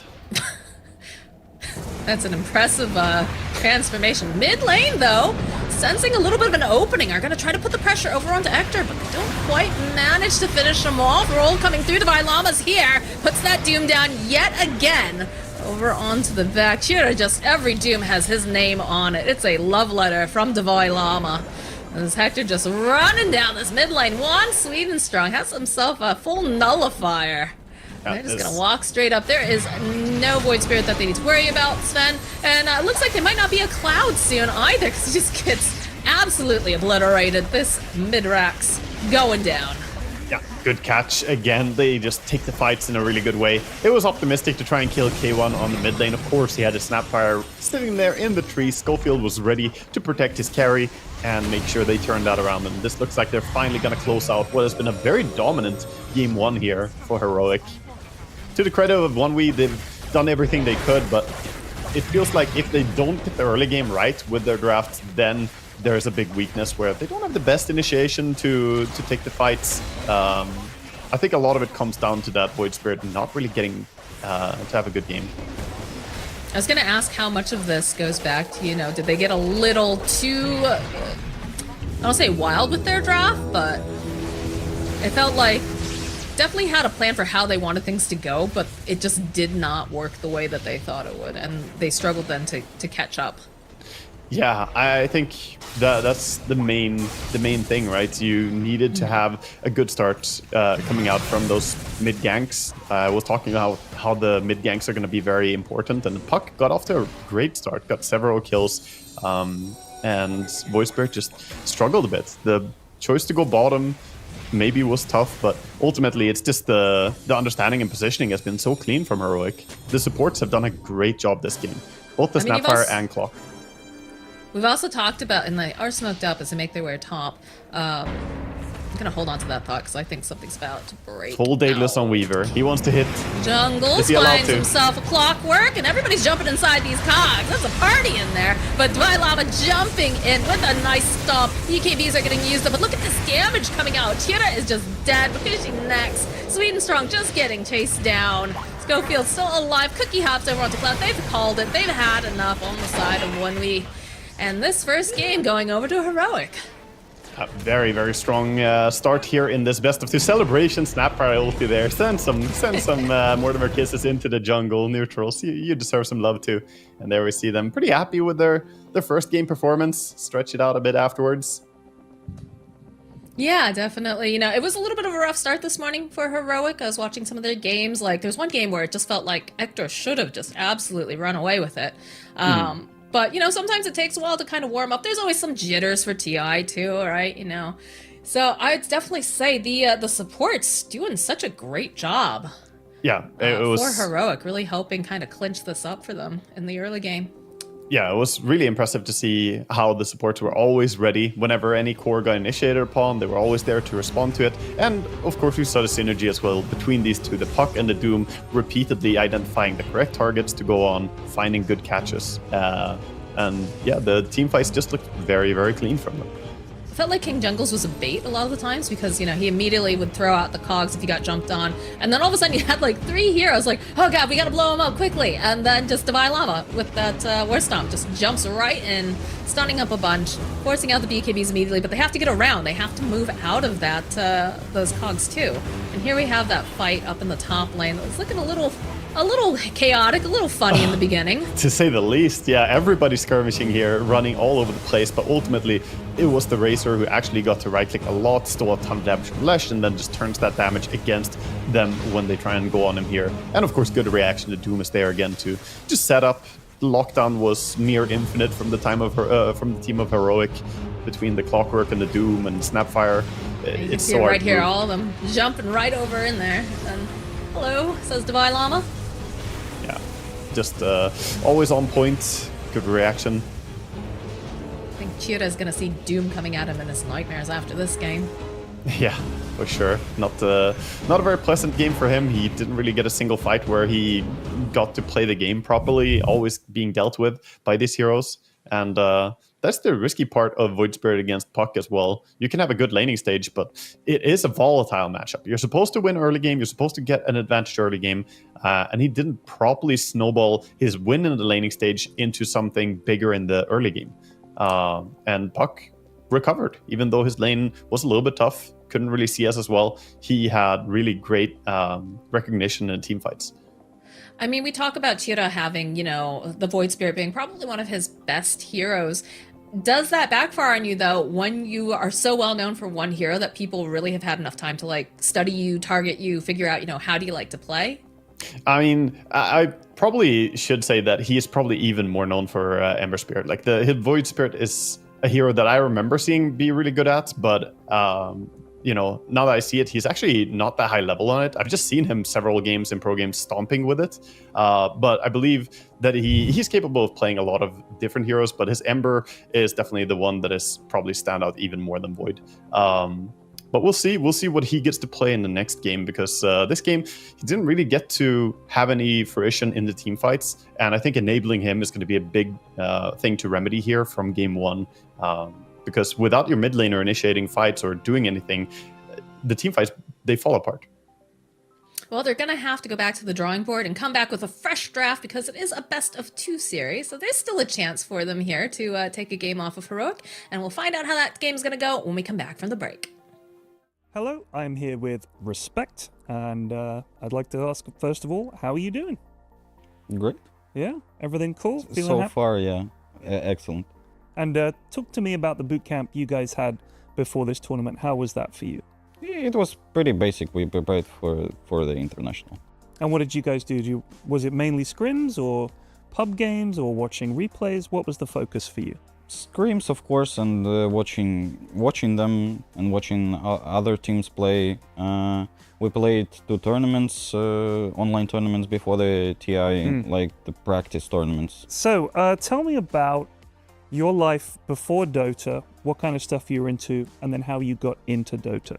So my first game was in Warcraft 3. I played as Naga, as I remember. I didn't know anything. It was probably 2011. So how old were you then? 11. 11? Yeah, I was 11 years old. And after some games, I just forgot about the Dota, played custom games in Warcraft 3. But I don't know how, but I ended up in Dota again, Dota 1.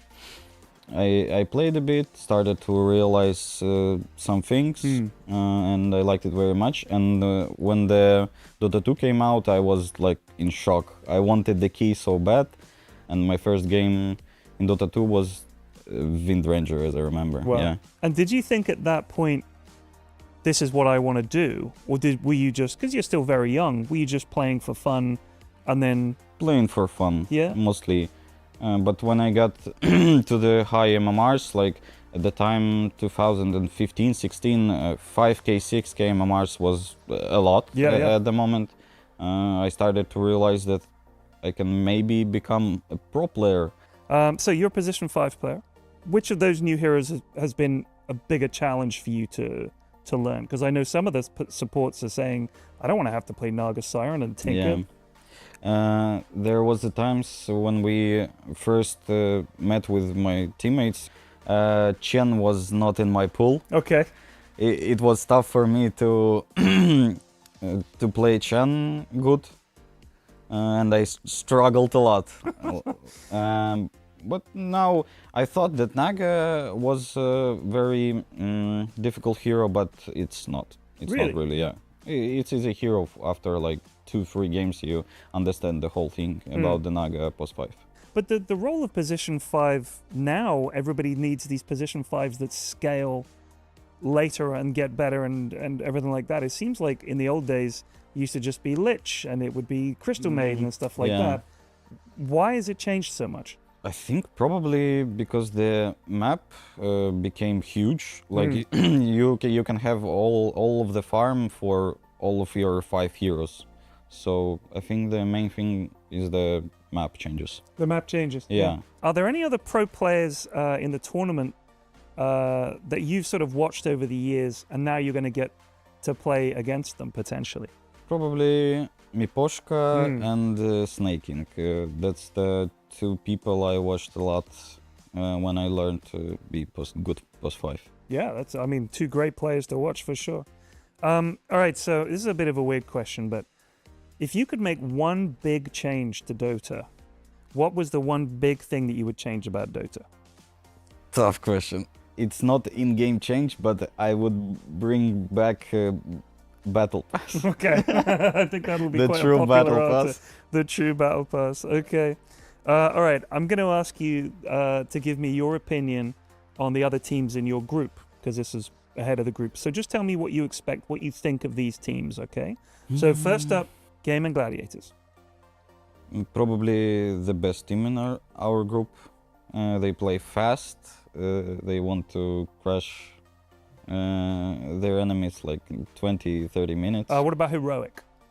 Heroic, we played a lot against Heroic. We win, we lose, like average team. Nothing I can say much. Okay. What about Extreme? I think they're a little below Gaming Gladiators, that's my point of view, but they are strong too. SyncU is very good player, like very good. Fair enough. And just finally, if you could sum up your feelings about your team's season up to this point, this last year, how it's been, how would you sum it up? Stairway to success. Stairway to success. Yeah.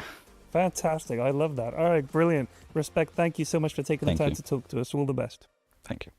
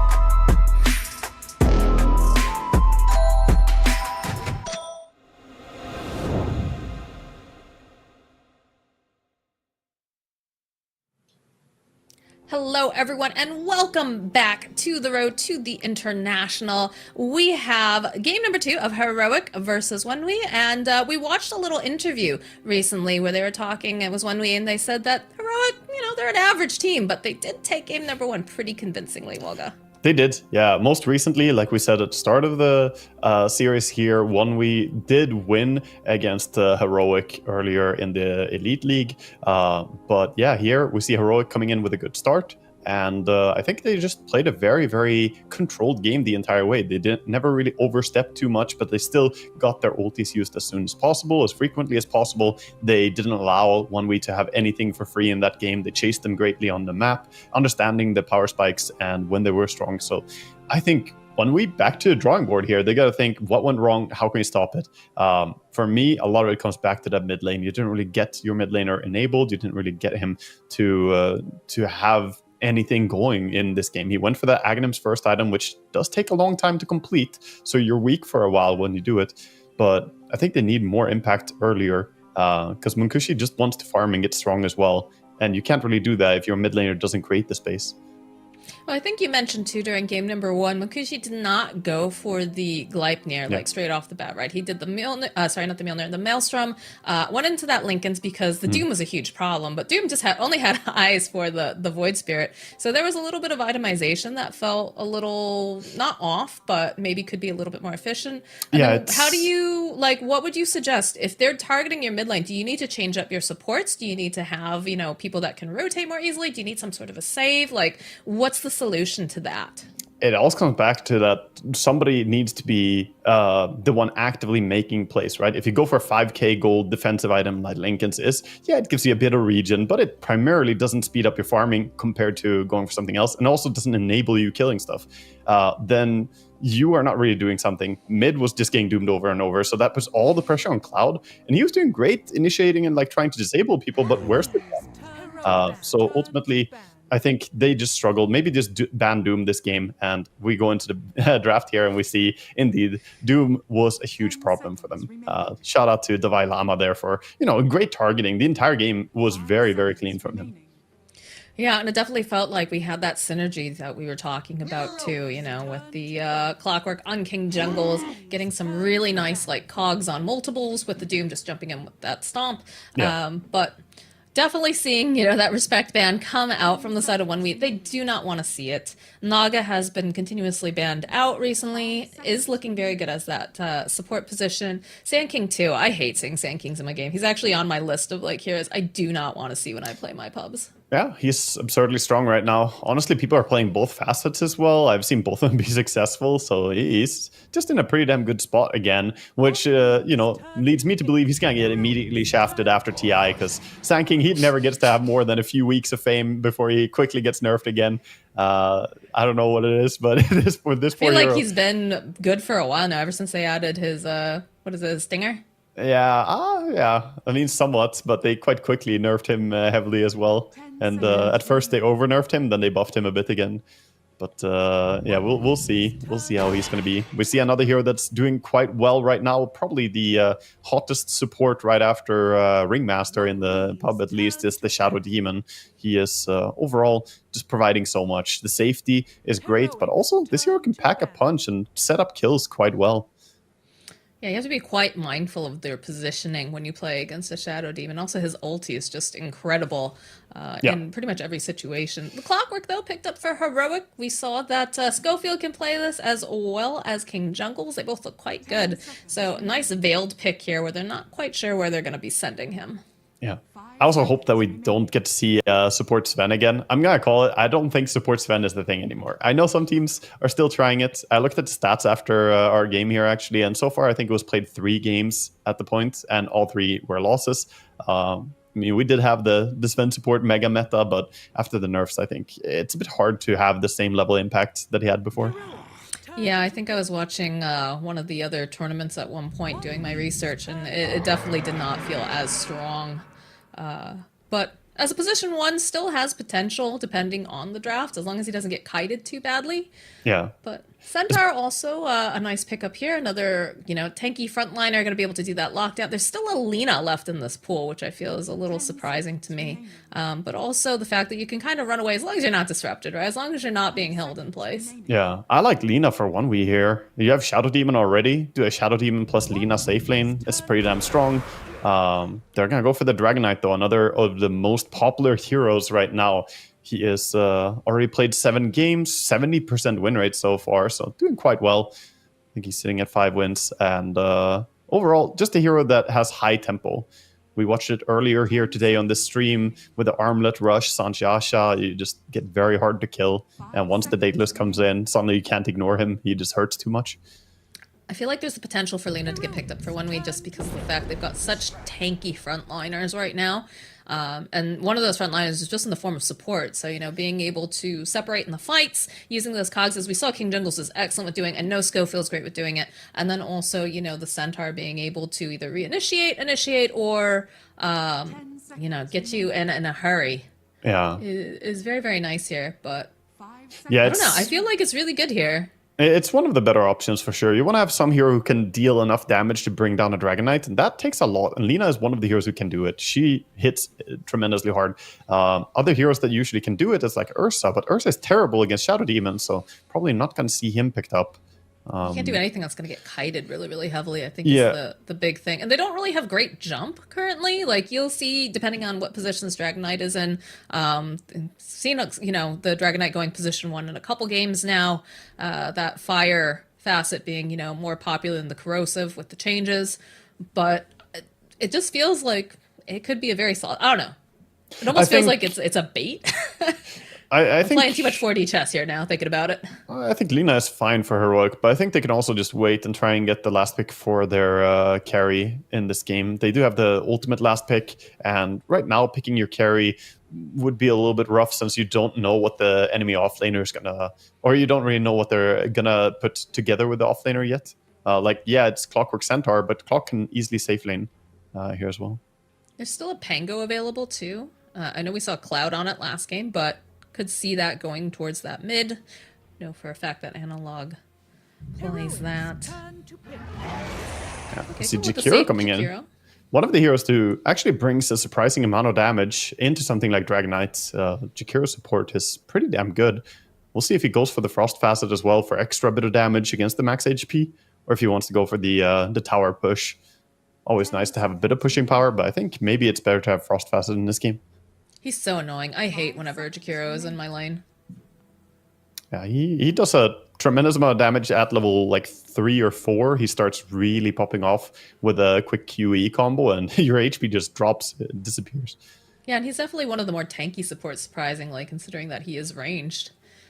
Definitely solid. Solid also, pick currently. Not a bad pick into the Shadow Demon, because Shadow Demon can save people against the initiation here, but if you disrupt someone to try and save them, he sets up for the Ice Path. So it's a little bit of a multi-layered pick here. It's good against DK, but also good against the save mechanics of the Shadow Demon here. So I like this pick. I think it fits quite well. Yeah, positioning will be key. Oh, the Ektor Classic.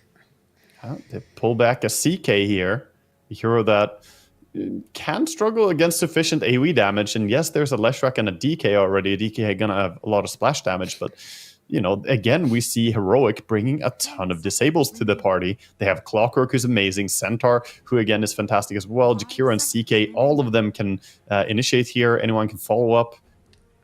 I like what I'm seeing. Just overload your draft with stuns and secure late game. The only thing that I see as a little bit weak here is now it's pretty solidified that it's going to be Centaur and Clockwork together. Previously, they could have picked like a range carry and put Clockwork safe lane, but now it's going to be Clock Centaur. So they know what they're going up against. The Bristleback comes in. Okay. A hero that generally does quite well against CK from what I've seen. It's Not. Yeah, I don't think we'll be seeing a Snot Rocket version of him this time around. You don't think it's going to be a plus 5 Bristleback again, like we saw I earlier still on like the that stream was here? wild. Like, so it was looking pretty good for Shout out for Team earlier, Zero. Yeah, Team Zero had some fun drafts. The plus 5 Bristle with 3 bracers and no boots. I was all for it. That was a crazy way to play the game that I haven't seen someone do recently with their I'm minus here armor. for it. As long as they kept up that pressure, they might have been able to pull it off. We might have all had position 5 Bristlebacks in our pubs if they had managed to do it. But well, they took one game against Falcons, so they were quite successful in their first showing there, I would say. I mean, I love anything that's innovative. I love seeing it. Like, that's why I love, watching the old Tundra. Some of their drafts are really interesting. Some of the Falcon drafts, obviously, a lot of that I feel is tied to Owie 2000. But also, like, SA has always been just wild with their choices. And that's one of the reasons why I'm an SA stan. Like, you never know what's going to come out from the South American teams a lot of the times. And It's super entertaining. And even though it doesn't always work, there's moments where you're like, oh, I see what they were trying to do there. Similar to like when Eternal Envy used to play, especially when Eternal Envy got moved to mid. There were times where you're just like, oh, is this man a genius or the 50-50? It's like either the or. PSA drafts. Either could happen. I'm gonna say these are tough bans for 1v here. They ban out the puck, but it's very tough to say what they should ban because Heroic's lineup, it already enables so many different last pick mids here. I could see puck mid being fantastic. I can also see like Queen, Lina, even a Zeus could work here. They have so many different high burst heroes they can add into their heavy disable lineup that would work really well with what they have. So they do ban out the puck, prioritizing little bit of safety for the backline. If there was a puck as well, with the Stampede and puck blinking in, Shadow Demon would just get overrun, I think. There's still a Primal Beast. Yeah. Also a hero that they could fit into this. Just run on in with their face. Very high tempo, very beefy boys.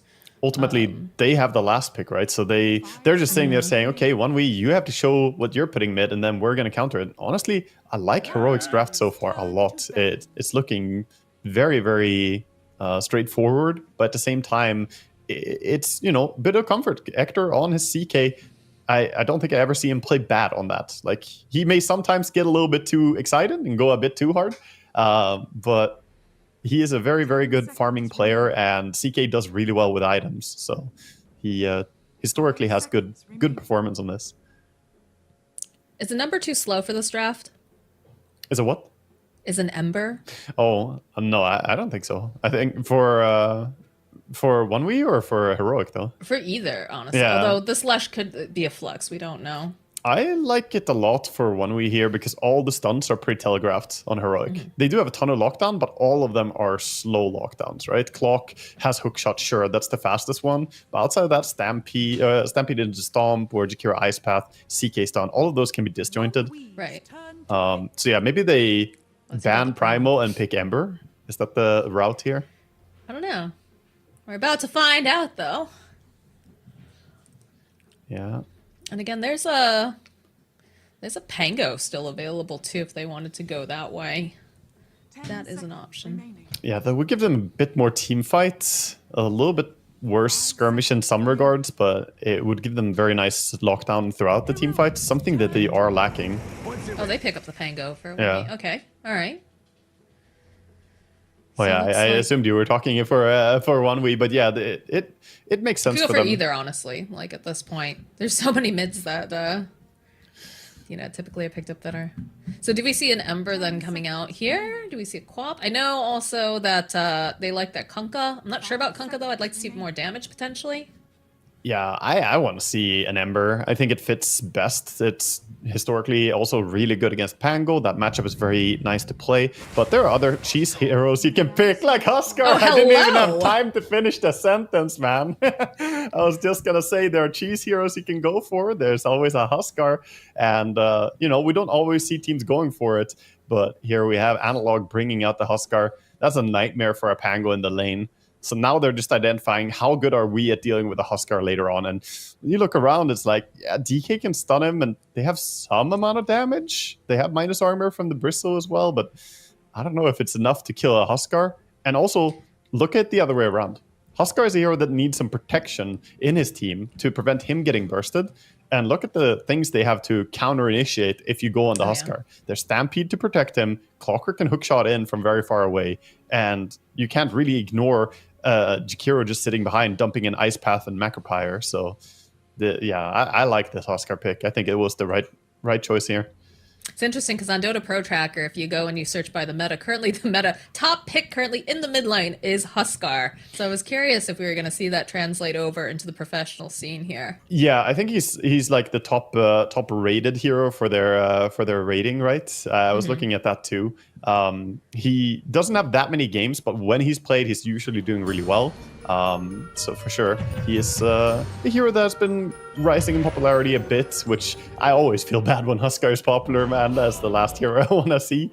But I think I'm not going to feel as bad as this poor Pango is. That lane is rough. So walk me through this a little bit, right? Because there have been changes to Huskar. For our viewers that have not been paying attention to every single one of these patches, how do you expect to see this guy be played? Like, what are we looking for? What are we waiting for? Well, he is going to go for the Incendiary build here. That is the new facet. So Huskar is one of the heroes with 3 facets. Not all heroes have that. And that is the one where he burns enemies for a percentage of their max health. So a very, very good way to add damage against that Dragon Knight, even against Bristle. So he's looking to have high damage. I've seen players go for like Hurricane Pike with this facet to just pike someone and then throw a few spears, and it does a ton of damage. But of course, not first item necessarily. It's still going to be armlet, still going to be traditional Huskar items. But Hurricane Pike may be a little bit more of a consideration than previously when you played this facet specifically. So it reminds me a little bit of like Enchantress with like the way that Sprunk used to, or not Sprunk, but the way Sprunk does work currently. Yeah. With the toss back, but yeah, I also think it's important to recognize that you are a little bit squishier with this facet than the other ones. It's like a higher burst, higher squishiness type facet, which is exactly what Huskar likes to do in the first place. So it's kind of doubling down on what the hero is all about. So do we see armor items being built, like Solar, Pavis, all that fun stuff? I imagine we're gonna see, Solar Crest coming out most likely from the Clockwork in this game. And probably we'll see like a Guardian Greaves coming out on a Jakiro. And maybe even Centaur might want to get in there and get some Crimson Guard, who knows. Crimson for sure. The classic protection items. And then it's all about playing for the Roche timings, playing for the Huskar push timings. There's a tricky balance though. Some teams get a bit too stressed when they play Huskar and just go. Analog, he's not one of those level 30 Huskar players. You know, he's gold tier, he plays it, but he's not super Huskar spammer the way that we have some in Falcons, for instance. So, you know, we'll see if they execute cleanly. I do sometimes see teams just think, oh, we have Huskar, we must end the game early, which is not necessarily a good mentality to have. This is interesting too that Analog has just decided to like block back here the entire time. Really wants that advantage. Oh yeah. Yeah, both mid laners are playing for it. They know that on mid lane with a Huskar matchup, if you get a good block on Pango, you can play the first creep wave. But if you get a bad block here, if you lose out, and it looks like he is losing out the block, Analog busting out some good moves here. The sidestepping, it's top notch. Look at him dance. Yeah, that was a real good They're block. known for their dancing down in Brazil. They really are. Oh no, this lane, this And is it not how begins. you want it to start. You can It see. begins. Who's the key player then on the side of 1v here? Because, you know, all eyes are on Analog right now, just because it's fun to see the Huskar, but who is the key component that's going to unlock this draft for the side of 1v? I think it has to be Sweden Strong and Clouds, the two of them together here. What can they do? They need to get a good start. They need Bristle to have some game here because he's going to have to create space for this Pango to get back into the game a bit. Of course, once Pango gets level 6, he can still do things, but this lane gets ugly fast. Like on level 3, we'll see how it snowballs here. So is it enough for, you know, Cloud and Sweden Strong to just have a decent laning phase, or do they need to shut down Ektor pretty hard? I think they need to get some kills. That's what I believe. Are they equipped to do that, do you think, with what they have? That's my other question.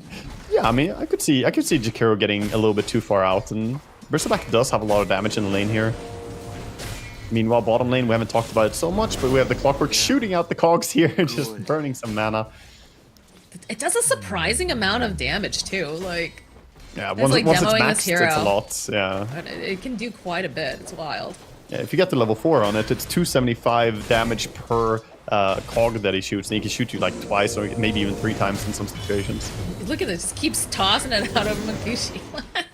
This poor man is being pinballed around. Cannot do much of anything. Like, Yeah, they're gonna try and go now though, up. with cogs on cooldown. I don't know, he's so tanky. Like, what? Okay, you get a little bit of harass, but you gotta be careful with your positioning of your Shadow Demon, too. So again, you've already got Power Cogs back up again on Schofield. He's just gonna keep doing what he do. Yeah. And going back to mid lane, looking a little bit here, the Pango is 7-0, 10-7 already on the Huskar, so the banner creep was missed, and Cher Jr., that is a lot of damage, sir. Ooh. Yeah, we said it during laning stage. This is one of the cheesy things that can happen if you pick something like Ember or Pango on mid lane. You can get last picked Huskar, and it's the worst nightmare as a mid player. Easy papa for Analog. This poor player, I feel like he's just hasn't been able to have a comfortable game in this entire series, right? They just constantly are jumping at Tira. They're always, you know, trying to shut him down with the Doom in the first game, and now he's got to deal with the Huskar. So I feel like there's a lot of pressure. Like, you guys, meanwhile, bottom lane, respect. He's gonna get poked here by Schofield. Yeah, I was calling for the thing that they needed to change into game 2 is that they needed to have a game on their mid laner. I don't think that's the case here. It's gonna be rough. Respect is gonna be fine bottom on the Shadow Demon, just walking away. Silence is skirmishing, but nobody really going down. And yeah, we saw like 1 CS the last minute here for the Pango. He got 7 CS in the first like 3 creep waves, and now he's just not even allowed to touch the creep waves. This is the saddest Pango I've seen in a while. Banner creep after banner creep dying. And he doesn't have boots, and the Huskar does have boots. So anytime he steps up, the Huskar goes in for a little bit of damage on him.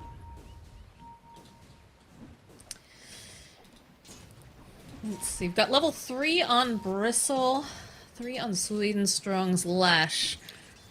Oh, Sweden Strong Strong committing. Trying to put the pressure over onto King Jungle. Sweden Strong maybe just a little bit too low, but he does have that wand. So King Jungles, this is exactly what they needed. They needed to have him be a little bit out of position, just like that. Yeah, that was a good bait by Sweden Strong. He had a lot of Magic Sticks charges. He had 8 of them, so he played close enough to his lane partner as well. Bristle could come in and help him. This is what they need. They need good stuff on the side lanes. Bottom lane, though, the problem is they're running out of mana. This Clockwork has hit him with so many cogs that they don't really have that much to pull combos anymore. The SD is very low. It's almost like a little bit of a taunt, like he could pick up that clarity, shake it like, look what I have! There's gonna be more cogs coming your way. Yeah, he's... Poor Respect has nothing. Look at the Shadow Demon. Oh, it's got stuff coming out now on the courier, but it was looking kind of bleak for like half a second. Yeah, and meanwhile, Davai Lama is just having a great time CSing. Sure, Munkushi isn't struggling on his Dragon Knight. He's getting good CS, but the Centaur is definitely the one enjoying this trade-off a little bit more. He's getting great CS, and now Stack pulling big camp. This is a big thing for them on bottom lane, if they can deny some creeps. Because she does have some stick charges here, but Schofield doing what Schofield does best, just kind of messing with him, keeping him away from the stack so he can't take advantage of it. Oh, top lane again here. King Jungle's getting too far out, left by his CK. I think it starts to get scary once he's got those boots delivered to him, too. He's going to be able to run down people. This is what I said they needed. They need a good top lane. They need to get some kills, and 2 kills already here. Not a bad start for them. Once they get ulti on the Bristleback, they have a massive power spike as well in that lane. Of course, the CK... so bad.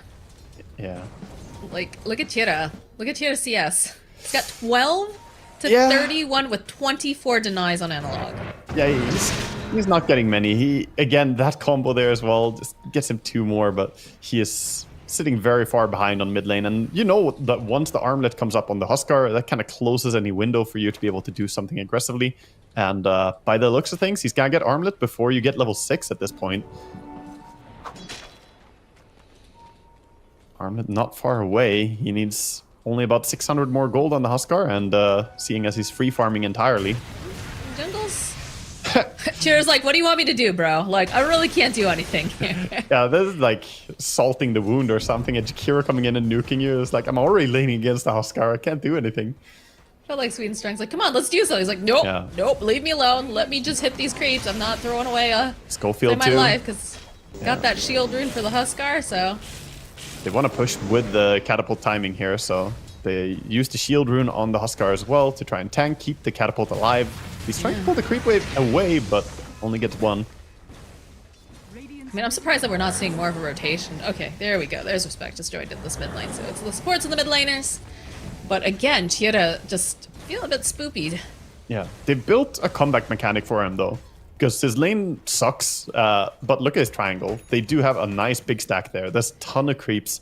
If they can get that for the Pango later, that can help him recover back into the game. Take a look at the portal down at the bottom too. They've been taking care of those camps as well. They figure, all right, this is going to be an awful lane, but if you can survive it, not feed too much, we've got some goodies for you. Yeah, that's a lot for the dragon to come out and farm. Actually, it's going to be Bristle taking the farm as well to try and accelerate his game. I mean, I feel like that's fine. Like, you just need to be making space for the Pango. Would it be nice if Pango could get some of these stacks? Absolutely, but...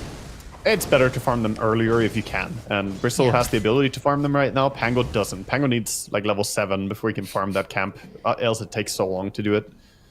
He's almost got those arcane boots, though, Aga.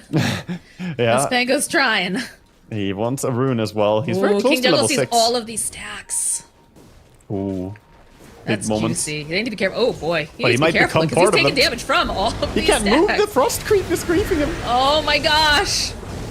Oh, All right, well, that's so- just a dead Jakira. Now she's Schofield in an awkward position. Look at the Vylop. He's like, yeah, bro, you're on your own. I'm not dealing with this. He is in the name, King Jungles. He became one of the creep camp. He just got farmed. I don't think Dragon Knight was even realizing that he was killing him at first. He didn't have vision on him. The splash damage did so much. Well, that feels really good if you're the side of 1v because you need to be winning these lanes, and two of the supports just kind of serve themselves up on a platter to you. Yeah. Mid lane we saw Pango pump faking his ult here, trying to deter the Huskar from taking this tower, but I don't know if he can. Glyph comes in as well. That will make him back off. What was the timing on this armlet? That was pretty early. I think he had it like pretty good, flat 8, roughly. Very nice armlets. And of course, he has 4 points already in the Berserker squad now, so he's going to farm very, very fast as well with this. Cloud is sitting a little low. Again, he has a Bristle back, so it's going to be difficult to... Yeah, they're respecting the tower. Ector not quite in position. We'll have Phantasm up in a moment, though, so... Yeah. If Cloud... I want to see him pop off the Seeing Red facet on Bristleback, the one where you just get Madge and run forward. That's the one they went for. They're pushing now top tower as well as mid tower being threatened.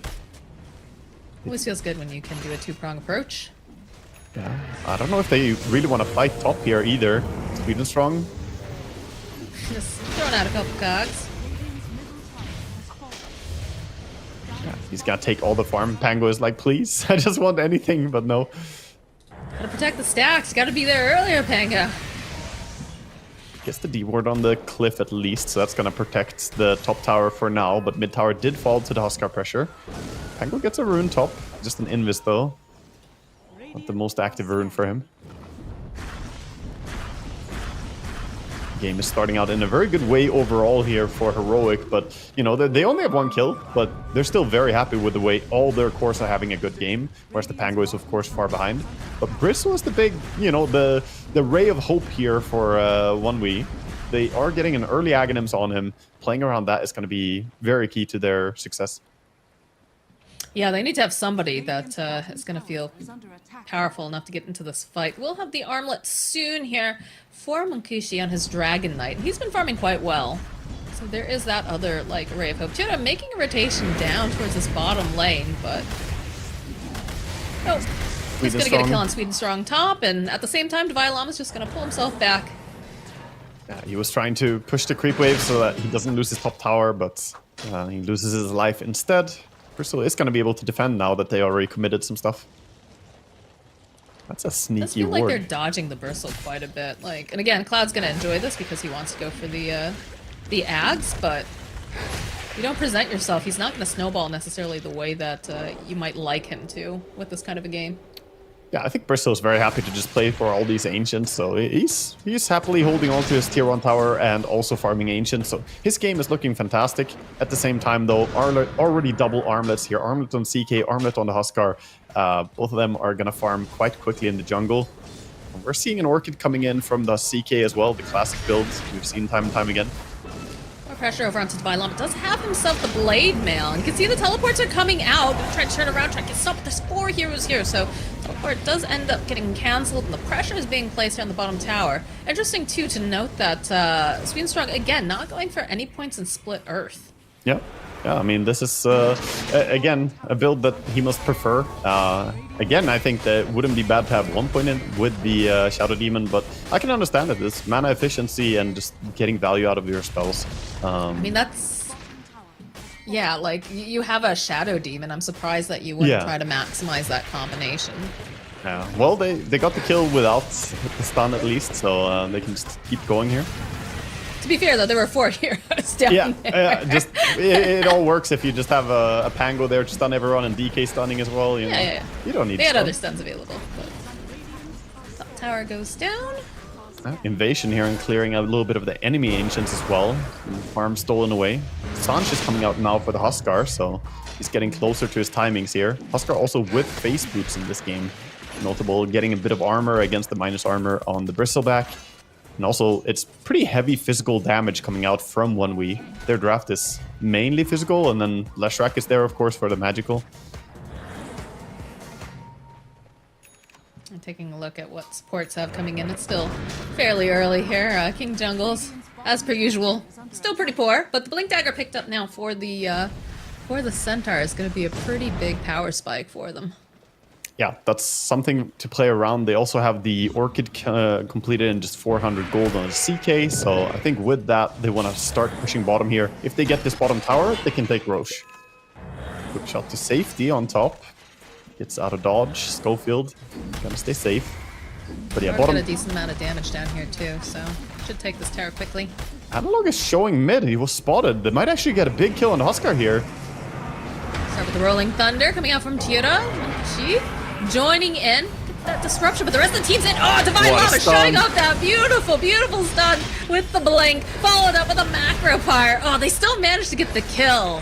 Having a full rotation. They'll follow up. They'll get King Jungles. Divine Llama looks like he's going to be next to fall as they just slowly burn him down.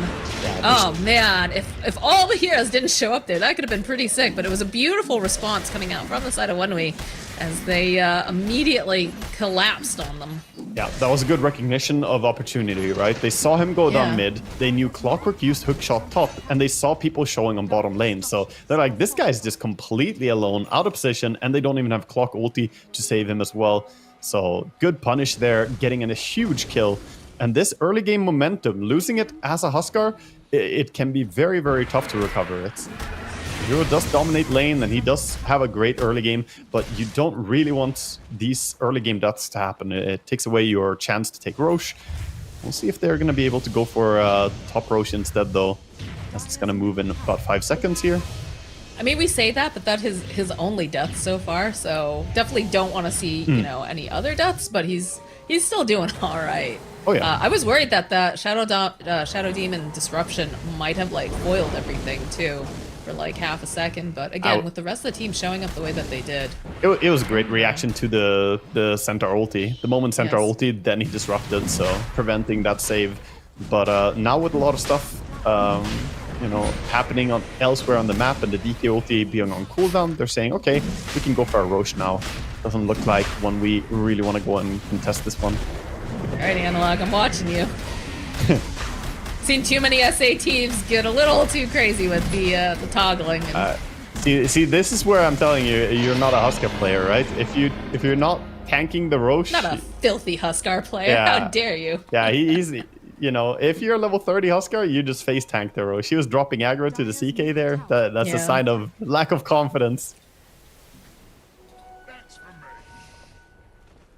But yeah, he almost has his entire halberd now as well. He actually has it if he just spends out the money. I wonder if he's considering something else. Nah, he's gonna buy it now. Halberd coming in. Pretty fantastic against the Dragon Knight to have halberd. Can also help you against Bristle in some scenarios. Very standard item for the Huskar. That was weird. Good line.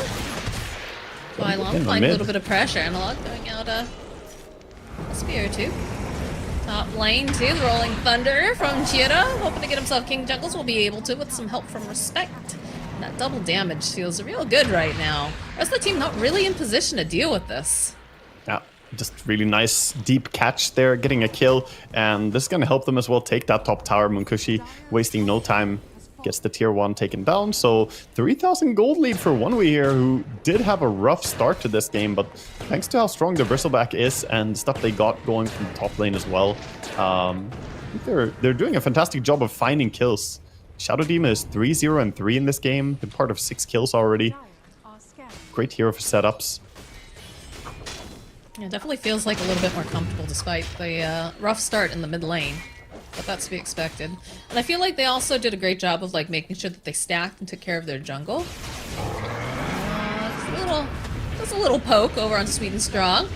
Llama has the blink available, jumps forward, finds Sweet and Strong, finishes him off. Now Cloud needs to be careful because he's a very tanky boy. Nice little bit of an ice path here from King Jungle's trying to kite. Ooh. It's gonna be the Aegis that ends up getting...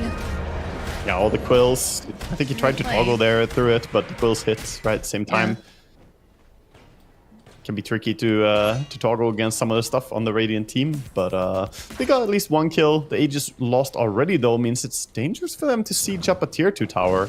Ideally, this Aegis would have been allowing them to extend their map control here, but now OneWe, they can happily defend if a push comes in. You can see that Sweet and Strong already teleporting down to the bottom lane. A little surprised if we don't see more vision down in this portion, although they do have one over by the mid tier 2. So they're positioned where they want to be able to move. Yeah, I mean, the Heroic are set up to play the bottom part of the map. Right now, they're just completing some items, I guess. They have Clockwork and Entire Orchid coming out, so they have double Orchids at this point. And there's no Dispel on the Pango yet. There's also no Dispel on the Dragon Knight yet, so they have pretty good timing to take fights here with the double Orchids. At the same time, the defensive items are up for the team of OneWe. They have Pavis on the support, they have Mech on the other support. Yeah, a little surprised that we aren't seeing more, like, I guess not defense, like, armor, I guess, coming out from the supports. Like, we talked about that earlier. And eventually, you know, we'll see Greaves probably for Jakiro. But the clock going very, very aggressive. I'm a little surprised that he'd go for, like, a smaller, like, armor item. Yeah, like Solar Crest was what I expected him to go for, especially with them already having an Orchid buyer. But he really values having the silence. That makes sense, though. If he gets a hookshot onto the SD now, he can just straight up kill him, I think. Actually, SD does have a ton of HP. The Pupil's Gift, again, 1700 HP. Dear God. That's without the level 10 talent? That's crazy. He has the 10 strength talent as well, of course. He can pick up. He's very far forward here without the rest of his team. Yeah, just farming the area. We see a lot of supports just using the map in this series. Farming whatever they can. Clockwork real fast at jungling as well, but SD just putting the Shadow Poison to use. Got the Heaven's Halberd completed now for Huskar, which is another nice item timing. Yeah, and the Plate Mill. So he has that as well. Extra armor. There's a find. So he's looking like a dead Chira. Yeah. That's a reveal of that Orchid, I believe, too. He walked under a ward. That's, you know, the bottom part of the map is very warded right now by Heroics, so it's dangerous for anyone who goes down there by OneWe. He was playing the dangerous area, the rest of his team is farming safely, the Dragon Knight is working on his timings. They want his BKB, it seems like. That's gonna be the big timing for OneWe. He is at 700 gold, needs 700 more for the recipe. Bristleback, I think, also has the entire... Does he have the entire... Yeah, I think he's one energy booster away from his entire Bloodstone now. So, very, very close. Sadly, no disassemble on the mana boots anymore, else he would have the entire thing. It still trips me up even today. Right? Like certain item, I'm just like, what? Oh, God. Yeah, it's no longer built like that. No, it's not. In position, Wisdom Rune. Potentially seeing a Tormentor get taken. It's like it's on the minds of both teams here, a little bit. Yeah, it's going to be a good Tormentor take. Scary for King Jungles, drops quite low, but they're going to get the jetpack over on Clockwork, who immediately uses it to celebrate. I love the addition of this. Everyone was like, oh, that's so silly, you know. But, like, we've seen some really cool plays, especially Schofield. I think I remember, like, one game where he was playing and he just, like, zipped around Medusa chasing him the entire time. Yeah, And he had just like gotten it or something. It's like, a very it makes some cool stuff happen. It's a very fitting facet for Clockwork, and it's very powerful. And it's funny how it has the drawback of you not being able to like manually just say, "Oh, I don't want to go here." You have to like ulti out of it. You have to stop it somehow. The guy just flailing around with his jetpack. I've always really liked Clockwork's kit. Yeah, we see Huskar farming what is the dangerous area for him now, staying under a ward on top. I don't think he will die to 2 heroes, but more heroes are smoking up though. He's gonna run away. No one else is showing, so Yeah. I feel like he's got to realize like something doesn't feel right because the wave's pushed out pretty far bottom.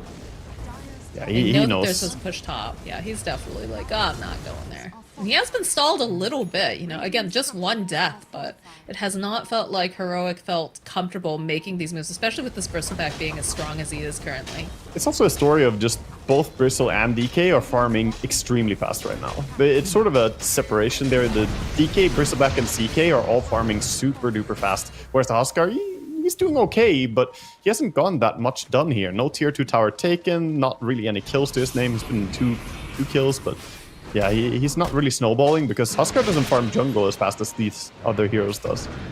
I feel like Huskar's definitely like one of those more assassin-like heroes that's just supposed to snowball off of, Yeah, he wants fights. well, heroes. Yeah, he wants fights, he wants Roche, he wants objectives. That's what the hero is great at doing, whereas the others are just so fast at clearing ancient stacks and farms. And we are getting to that timing. I talked about earlier how Dragon Knights, he's very popular. He is doing fantastic in the tournament overall. And the big timing for him is going to be the Daedalus. Like for now, he's just farm. But when he actually gets damage into the mix, that's when you can't ignore him anymore. Because so far, Armlet, SNY, and BKB is mostly built to keep him alive. But with this Daedalus addition, he's going to start looking at opportunities. He can actually crack some skulls. Do you have Tira kind of up in no man's land right now? Does have a TP on him though. Yeah, he's Drawing the attention, that's what yeah, he's thinking about just. He got the roll. He can TP out as well. He's trying to stay away from the Clockwork, but Clock is all the way to the right. He sees him with his Observer Ward, so he can safely go for a TP out. And he traded against the Centaur ulti, so that's pretty nice for him. Of course, using Impang ulti is a big concession, I guess, but Centaur ulti is almost as valuable, if not more. But like you said, that big timing's coming up for the Daedalus on the Dragon Knight. So if you're, you know, doing as well as you're doing currently, like why not just take the time to continue to farm and avoid fights? Sweet and Strong got a D ward, but stuck around a little bit too long and then quickly gets taken down as well here. Gonna be accelerating the CK farm. Summon Kushi's courier got taken down, but he does have his crystals already. Yeah, already delivered, so not really a problem for him. It's gonna respawn in time as well for him to get his Daedalus completed. I think he has 2 minutes. He needs 2,000 gold. Oh man, did you?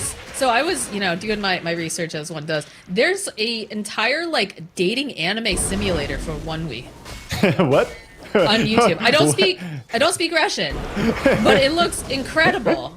Like it's wild. I don't know why I just thought of that. So but can you date the players? What's the thing? You're literally playing as a character who is going on like not necessarily dates, but like meeting all of the players, and each one like one of them is from One Punch Man, one's like dressed as Luffy, like what on earth? It's wild. Yeah, I don't again, and there's no subtitles. Like it's very cool content. Even better, I'll play it without knowing anything. Well, you can't play. It's like a video, like someone, you know, pretending to play, but Damn it. I wanna date these players. I want to see. Yeah, I want to see what they're all about because a lot of the one character's like, no. We see a little move towards Roche top here. Roche is up and available, of course, so smoke coming in from Heroic. You can see that Cheer's not with them though, so if they can get a grab on like this bristle's hard to kill, but not if you have like a lot of okay. I can do a little scout. He's a Walk right past Cloud. yeah, he's a very dangerous target. They need CK or Huskar, else the three of them can't do anything to a bristle. Respect. SD. Yeah, oh, Cheer is here. Uh oh. All right. They're out grabbing up the SD. The Rolling Thunder just kind of rolling around in this corner. Not an optimal spot. The rest of the team though, they're here from 1W. They're looking to fight. Kira rolls around on the back line. Divine Llama seeing an opening, jumps over onto 2, but he is very much less. Sweenstrong taking a lot of damage. Divine Llama dies to Sweenstrong. He was still alive, but in comes Schofield. He was hoping to potentially get something. The fight is split up. See Analog just giving the clicks off over onto Respect, turning their attention now to Cloud, and he's so dangerous. It's very difficult to take this man down. As Analog, is he gonna be able to survive? No, he ends up dying. They will get the kill on Cloud. And Hector, he is left alone. This BKB duration just about out. Was stunned up, needs to get out of there as fast as possible. Does hold on to that Chaos Bolt. Might be, no, they have the damage. They have the chase, and they will end up losing Hector and go right towards his Roche Pit. Man, that looked like it could have been a good fight for Heroic there, but Davai Lama, I think, making the first sort of mistake throughout this series, actually, so far, that I want to say. He popped his ulti after he already blinked in and initiated, and he was a little bit disjointed from his team there. Just got picked off while his friends weren't even that close. So he could have ulted quite a bit earlier there. He had it available, but his team just didn't really have a chance to join him as he didn't speed them up. I think that fight became a little bit awkward when they stretched too far. And we see the tankiness. These heroes are not easy to kill. Well, apart from perhaps the Leshrac, he dies pretty easily. He's a Leshrac, what can you do? Yeah, I thought they were gonna go jump on the Shadow Demon, but he just went a little bit further over onto Swedenstrong and Cloud, and it just was too far away from the rest of his team. I like the jump on the backline because SD already used Disruption on himself, so he already kind of forced out what the SD is supposed to do in the team fights. Now he only walks around doing a Demonic Purge. That's basically his life. But he just went too early compared to his team. But still, the fight is going to be extremely favorable here for one win. So they now have Aegis on the Dragon Knight, who already hasn't died a single time this game. Daedalus in hand, 2.6k gold as well. He's not too far away from his own Assault Cuirass. Might even get his before the Huskar, who has been working on it for a while. So, like, what's the solution with dealing for this bristleback? Because I'm looking at, like, itemization, and we're not really seeing anything just yet. They've got Shivas, that's it. But, yeah, they need more. And it's kind of tricky. They don't really have a natural Skadi buyer. CK doesn't love buying an Eye of Skadi to try and counter the healing. At the same time, you can't buy it on anyone else. But they don't have a Spirit Vessel in this game. I thought that clock would have gone first. I mean, we have the Orchid, which we both were like, oh, okay, you know. Yeah. That's a thing, but also, like, would it have been more valuable if they had gone for something like that? Especially because you know what a big issue that this bristleback is going to be in this mid-game. There's an argument that maybe Solar Crest and Vessel would have been a stronger option than what he's going for the Orchid and the Lotus, but so far, Schofield not having a fantastic game here. They're trying to go for a backstab here. See if they can find it. That is the question. I need to kill Pango or Lesh or something. I don't think they can go on the DK. He has Aegis. They're going on him. Yeah, alright. Well, putting out a little bit of damage over onto Monkushi. I mean, he shrugs it off. Spread out fight, because Schofield on the top. Yeah. Hard to get a full picture of everybody as they move around. They're still smoked on 2 of the heroes over here. DK ulti is out, so they just want to disengage here. Hookshot coming in hot over onto Cloud. And again, I don't think that's who you want, because Divine Lama goes right onto the back lines. We talked about this. They're going to stun up, try to finish off the Shadow Demon. They'll fight it. Swedenstrong sliced into pieces. And Divine Lama, he's taking a brunt of this damage, but he had that Blade Mail, so he's able to dish some of it back. Hector finding Cloud. He's so gosh darn hard to kill, though. He's so tanky, and these quills will just end up absolutely destroying Analog. So dragged back here. Cloud turning his back. They need to get in front of him. They need to get their hands on them, but Respect is here. He bought back to try to save him, as they'll be able to take him down again. When Kishi Schofield Hill's going to end up dying, and it's just proving to be too much of a hassle. They're not going to be able to do it. They get K1 Hector, King Jungles, flapping those little wings. He wants nothing to do with this, and he's going to end up falling too. Oh my god, what a wonderful fight for Wenwei. Yeah, that was beautiful. It was a good start to the fight for Heroic. They got a really nice jump with the Centaur, followed up with an Ice Path as well. They got both the supports there and killed them, but that's all they can kill. They cannot bring down this Bristleback without the anti-healing from something like a Spirit Vessel. They just don't have enough. The Shivas, yeah, it does something, but you just can't kill any of these big fat cores. Even the Pango is, a little bit too tanky now with the Manta Style and the Pine Chill as well. I think, yeah, we're seeing the result of the itemizations really kick in here. The Bloodstone is doing so much work for the Bissell. I feel like they just didn't respect the bristle. Like, is a lot of what comes down to, because like they looked pretty good early on, but you know, Cloud was very patient. Cloud knew his time was gonna come. They did it, you know, and I would say also that Tira was very, what's the word? Even though he suffered early, like he knew that his bristle was gonna be, you know, a big issue, and DK as well eventually. But they just had no itemization against this bristle, and that's kind of wild to me. I don't know. It's a lot of things, though. It's also the fact that they went on the DK at first. They were on the high ground and lost their Phantasm Illusions. It made it tough to take the fight overall. It was But like, look at this bristle. Look at him. He just literally sits there, quilling the entire time. You know that Analog's gonna probably not be able to toggle all of that. And the Stuns disruption. Them. They buy back too for the. They're like, all right, just in case, and you know, Respect does die for it, but absolutely the right call. Yeah, coming in there, buying a little bit of time for Bristle to, you know, disengage. He was under stun from the Frost Path. Bottom, we see DK getting jumped again. He does have 10 seconds on his Aegis. Oh no, Jared Jr. Oh, that's a feature. Yeah, he found a nice little spot to get stuck. Little hole in the ground. He just timed out. Centaur in position to jump from the high ground. Don't have the clock though. Nice back. Okay. Bylom in a great position here as Hector jumping in over onto Monkushi, followed with a nice stomp. And again, they're just kind of split with where He's they're melting. following. Hector's just getting chased down. Hector just immediately dies. Cannot have that happen. As now, Analog, he's got his BKB up, but it's still proving that he just doesn't seem to be able. Yeah, look, they'll have to stampede out, and King Jungles is already dead. Analog hoping he could get out. He is not going to be able to. One way just running over them, and they call GG. They realize they don't have a solution for this bristle. They're not going to have one for a while, and everybody else has just been riding on his shoulders to get to this point, to get big and strong. I mean, both the Bristle and the DK just had a perfectly clean game here. Bristle died once, but he was gone on so many times and just provided so much space. And Dragon Knight, they barely even had a chance to kill him at any point in the game. They attempted to try and bring him down, but you could see with this tanky build, this is why Dragon Knight is one of the most successful heroes so far this TI. And Dragon Knight just better Knight than Chaos Knight, I guess. He got out-knighted. Well, I guess in this patch, I think that, you know, Dragon Knight does look better than the Chaos currently. But, you know, hats off to the side of 1v because this was looking kind of scary. We talked about, you know, what did they need to have happen? And we said they need to have a good game on the mid laner. They did not have a good game on the mid laner. I don't want to say cheese by Huskar, but definitely, you know, Huskar is not someone that you want to be facing off with. But they were patient. Cloud got exactly what he needed to.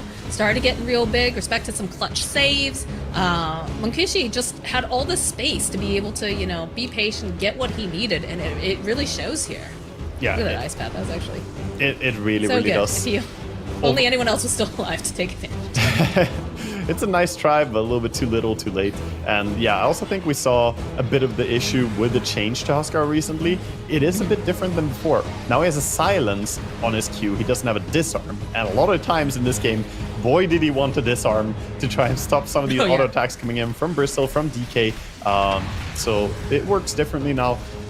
Ultimately, this incendiary facet, it did a lot of damage, but he kind of melted to the Bristleback taking so much damage. He just shot out quills even faster and kind of ended up killing himself quicker.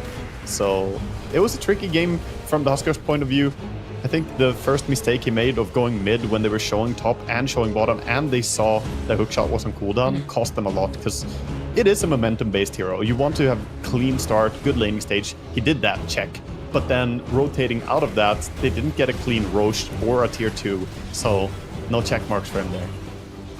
Yeah, it's pretty wild to think about. It was one death, like, out of that entire time, but it really, like you said, slowed down the momentum, caused them to, like, kind of backstep a little bit, and it was exactly what we needed during that. Yeah, and also a lot of pressure was on him and the Chaos Knight. The Huskar and Chaos Knight are the primary source of damage in this lineup. The rest of the heroes are a little bit low damage output. The Centaur and Clockwork and Jakiro provide a lot of lockdown, but they don't dish as much. And meanwhile, on 1v, they had a similar situation, but Dragon Knight and Bristle both do so much damage in every single team fight, where I can't really say the same over on the side of Heroic. Again, I am very surprised at the itemization, like not even just Bristleback, right? But like being able to put, Spirit Vessel charges over on Monkushi probably would have helped too. And this man had a perfect game. Look at this. Yeah, Just absolutely perfect. Got the items he needed. Completely agree. He played. You can't ask a carry to play a cleaner game than he did there. He did fantastic, and his targeting was good in team fights as well. He knew who he should kill first and who is important. A lot of times, this Huskar did die first, and then they proceed to deal with the other targets afterwards. But yeah, he just showed exactly why this red facet on Dragon Knight has been very popular. Even after it got nerfed a little bit, it's still very strong, and we'll probably see a lot more of Dragon Knight coming forward here in TI. Yeah, that's what I was going to ask is, do you think that this is going to be, because TI always shapes their own meta, right? Because these teams, they start to get to know each other, they see what they like. So you think that we're definitely going to see more Dragon Knight? I think so. I think that hero has this sort of stability. It comes down to if teams are going to find proper ways to deal with him in laning stage. I think some heroes are still very good against him, like Timbersaw, for instance, can be really good at dishing a lot of damage through his high armor, just mitigating or not able to mitigate the pure damage. So there are solutions, but overall, yeah, I think this hero is going to be recurring. I mean, you mentioned the Timbersaw, and that's a great seg into the next series that's going to be coming up, which is Falcons versus Nouns. It's going to be quite a banger. But of course, we do have to take a break. So it ends up that Wenwee is going to be splitting the series 1-1 with Heroic, and we've got Falcons versus Nouns on deck coming up next. So go grab a drink, and when we come back, we'll start our second series. All right, I am here with Nouns, the only American organization representing here at the International. I'm joined by their captain, Fly. Fly, firstly, how are you doing here in Copenhagen for the International? Doing good. It's nice to be back here. It's been a while for me. But yeah, it's great to be back at TI, It's always a special feeling. So once again, I mean, even after this many times, it's still special? Of course, yeah. It happens once a year, and you never know if you're going to make it, really. You don't go starting the year with the expectation like, oh, for sure I'm going to be a TI. And this year has been kind of a wild ride, so, it's nice. It has been a little tough for you guys at points. Was there a point in this year where you were thinking, like, you're starting to doubt, or you're wondering, is this the year I don't make it? You definitely have those thoughts. You just can't really let it get you down, right? Because, when you start losing, you're like, am I still going to be able to make it? Am I good enough? Are we good enough? All these thoughts kind of seep in, but in the end you have to just trust in yourself and in your own ability, and hopefully whatever happens after that, and you just do your best. I think for you, as with all the experience you have, it was kind of, you've been everywhere, you've done it all. So were you kind of like guiding your team, through those rough patches, and do you feel like you're maybe the reason why you're able to come out the other side and see the light? I think it's definitely everybody on the team. It's not just one person. It's never one person. It's always like a combination of different factors. Something might just click at the right time. And that is something I did tell my team, is that, you could just be losing a lot of games, but one day you're going to wake up and something is going to click, and you're just going to start playing better, either individually or together, and you're going to start winning. It's happened to me before in the past. And it sort of happened for us this year when we ended up qualifying here, right? Like, we played the best DOTA I think we've played all year. How did Milan coming into the team help you guys out and change Nouns? I think Milan came in kind of before the qualifiers, and it definitely helped because I was feeling overwhelmed, because I was basically doing coach and captain. I was doing both those roles. And I wanted to be able to focus more on my own gameplay, because nowadays you have to be really good at your own individual role. You can't have some guy who's like, not that good. So it helped me individually because he took a lot of the responsibilities off my shoulders. He would help with, our training routine, replay reviews and things like that. So it's been a great help, and I think he's a very smart DOTA mind in general. So he brought a lot of good fundamental ideas to the team that we were lacking. Obviously, we've had some changes throughout DOTA this year, facets, and most recently Ringmaster as well. As a support player, what do you think of this new hero, Ringmaster? Is it free MMR? I love Ringmaster, yeah. It's been free MMR. I think I'm something on like 8-0 with him. I haven't lost a game yet. I try not to play too much because it's not a hero I'm going to play at TI. So yeah. I was trying to avoid it, but every game you queue up right now, people are going to first pick Ringmaster and like High Immortal. The hero's, he's OP. Let's be real. Even after nerf, he's pretty OP. I I look forward to playing him later after he gets nerfed a little bit, because I think he has all the fun tools in the hero, right? He has like a save, he has like an AoE control, he has like some skill shots. So I think the hero is very cool. What would it mean for you if you were able to finally lift the Aegis? What would it mean? I mean, that would be amazing. I think it's one of the things in Dota I have not been able to achieve. So of course, that would be a dream come true for me to be able to lift the Aegis. Don't want to think too far, we'll take it a step at a time, but that would be awesome, yeah. All right, Vlad, thank you so much for coming to talk to me, and good luck at the International. Thank you very much.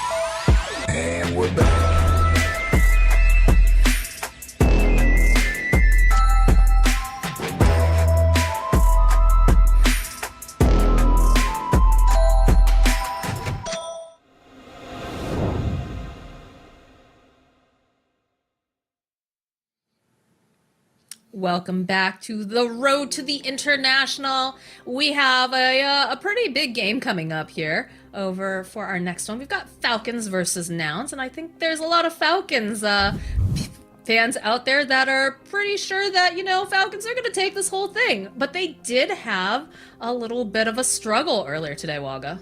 Yeah, Falcons definitely one of the big teams to look at going into TI here, and against Team Zero, they were really struggling. They were first taken by the carry Shadow Fiend, who was played really well in Game 1 by Team Zero. They overall had some really fantastic draft as well, with interesting minus armor going on in Game 2, but Falcon itemized and countered it and managed to bring it back to a draw. But still, that's not what you expect if you're Falcons. This is a game they expected to have an easy win, and already being 1-1 here, they kind of need a win, whereas Nouns, of course, they already did play as well. But we'll see if they're going to be able to deliver in this series against Falcons.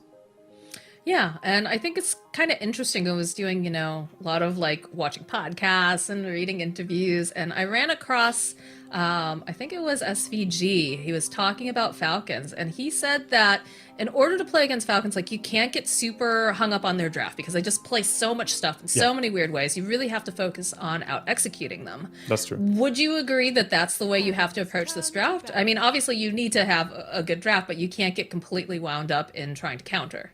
Yeah, you need a lot of... You basically have to pick your poison a little bit. You know that they are phenomenal at a ton of different heroes. Falcons are known for being extremely star-studded when it comes to hero specialists. And you got to kind of pick your poison. What are you going to play against? There are so many level 30 heroes within this team that you don't want to go up against. But we'll see what approach they're going to have. Fly is a very experienced captain himself, so he knows how to approach a draft and be able to come up with something that's functional for yourself. Going into this game, looks like they're starting out with the Doom ban, something that I can get behind. Doom, I think, is a hero that is very tough to play against, especially Falcons who are so good at using it. Yeah, I think for the side of Nouns, it's going to be a lot of, targeted bans and also, what's particularly strong in the meta. I also caught a Lullis interview talking about, saying that the execution is completely key, that, they need to be working together. They said they're going to do a lot of practice analysis. And another thing, is that, Nouns came to play. They actually released, I don't know if you saw it, they have a very heartfelt video, thanking their teammates. And the interviews have been very, I want to say somber, but very sincere, I guess. So, they're really, happy to be here, excited to be here, going to put forth their best foot. And this will be a very interesting game to see, can they hang with the big dogs? Yeah, this is an important one because they're already down one series. They lost to BB Team in the first matchup, and now going up against Falcons, who are also hungry for some wins here, as they had a draw in their previous series. BB Team in a very good position in this group here. So whoever wins here, this is going to be a very decisive match. Yeah, and they're starting off strong on the side of Falcons. They've managed to get themselves the Shadow Demon. We've seen how strong that hero can be. It provides that save, does have damage, and then, of course, the ultimate, super, super strong. So I'm curious to see, what is Nouns going to snap up from themselves? They've been really favoring Mirana and, a couple different positions. They also were liking that Shadow Demon and the Doom, but obviously Shadow Demon's taken, Doom's been removed. Yeah, they go for the Sniper. That's a sniper. An early Sniper pick. Are you a little nervous, how early that is? No, he's usually picked early if you do pick him nowadays, since it's not played core much. It's played on support with the scatter facet mostly. Mm-hmm. We just said sometimes flex towards core roles, but in their team, I don't think that they're that happy to put it as a carry or mid. It's most likely it's just going to be a +4 sniper. The scatter facet is very strong for laning when you hit level 3. It's a power spike that you can play around. We'll see what Falcons are going to build towards as well. The fact that they got their Naga Siren banned takes away some of their comfort. They've been really enjoying Naga lately. Snaking has had fun playing that. But the Shadow Demon, something they've been using as well before. They pulled some nice combo draft before with Lina Kunkka, Clockwork, and Primal following up their SD. So a ton of stuff to throw into the Disruption.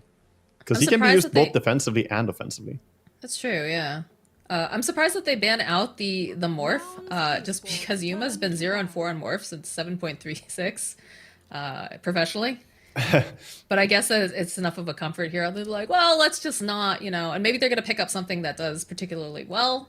Or rather, the Morphling really enjoys, copying or whatnot. So Yeah, I am a little bit surprised, but they have been rating this hero a little bit. They banned Morphling as well when they played against like Team Spirit and stuff. I think maybe there's something about Morphling specifically around SD, because normally I think of SD as a good hero against Morph, but they've actually done it a little bit as a pattern. Several games where they've banned Morphling, they first pick the SD, so I'm not quite sold on it.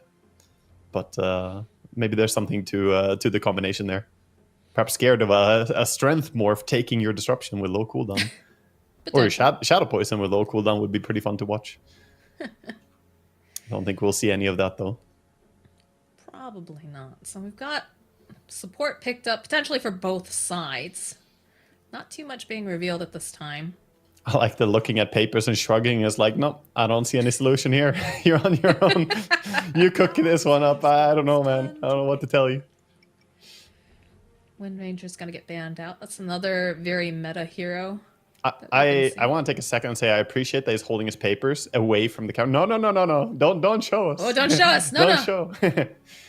You know, a lot of times the teams, when they sit like this in draft, a lot of time is just having a printout of all the heroes on a paper, because a lot of players have this as well. It's hard to think of all the heroes when you don't see the heroes in front of you.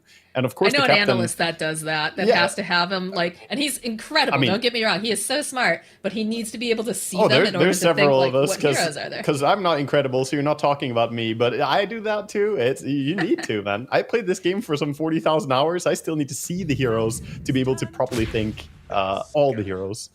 There's a lot of those. But they go for the Tusk. I like Tusk. Tusk gives them, the opportunity to get the save. Also now drinking buddies. The way that it's been changed around is so nice. Yeah, it's super high skill cap. I've seen people do well with it. I've seen people grief with it. It's a very high skill cap because you can either pull your teammate back or you cannot pull them back, right? You can toggle that on and off. And I've been pulled to my death by teammates sometimes, people trying out the drinking buddies. I think they're trying it out. You hope that at this level, I think they're trying it out in real life as well. Thank you to my teammates video. They're not going to get grief during TI quals, or not quals, groups, but... we will see. We'll see what they can pull out with it. And we do have Falcons going for what I mentioned earlier, going for that Shadow Demon into Kunkka. So look towards them adding more combo into this as well. The Lina carry, something that could come out as well. Still available, still not banned. I'm honestly surprised Lina is not higher priority than like Wind Ranger when you see an ST. To me, it just sounds like a broken lane. 5 seconds. Yeah, I don't know what the mindset is behind that. But Well, maybe they're just not ranking Lina quite as highly anymore? Yeah. Well, Wind is very, very prioritized overall. She's been doing super well. People do really well with the Whirlwind facet nowadays. It's good team fight damage. You lose the pick-off potential, but the team fight is crazy from it. So Batrider picked up. We know that crit often will flex on the Batrider. Yeah.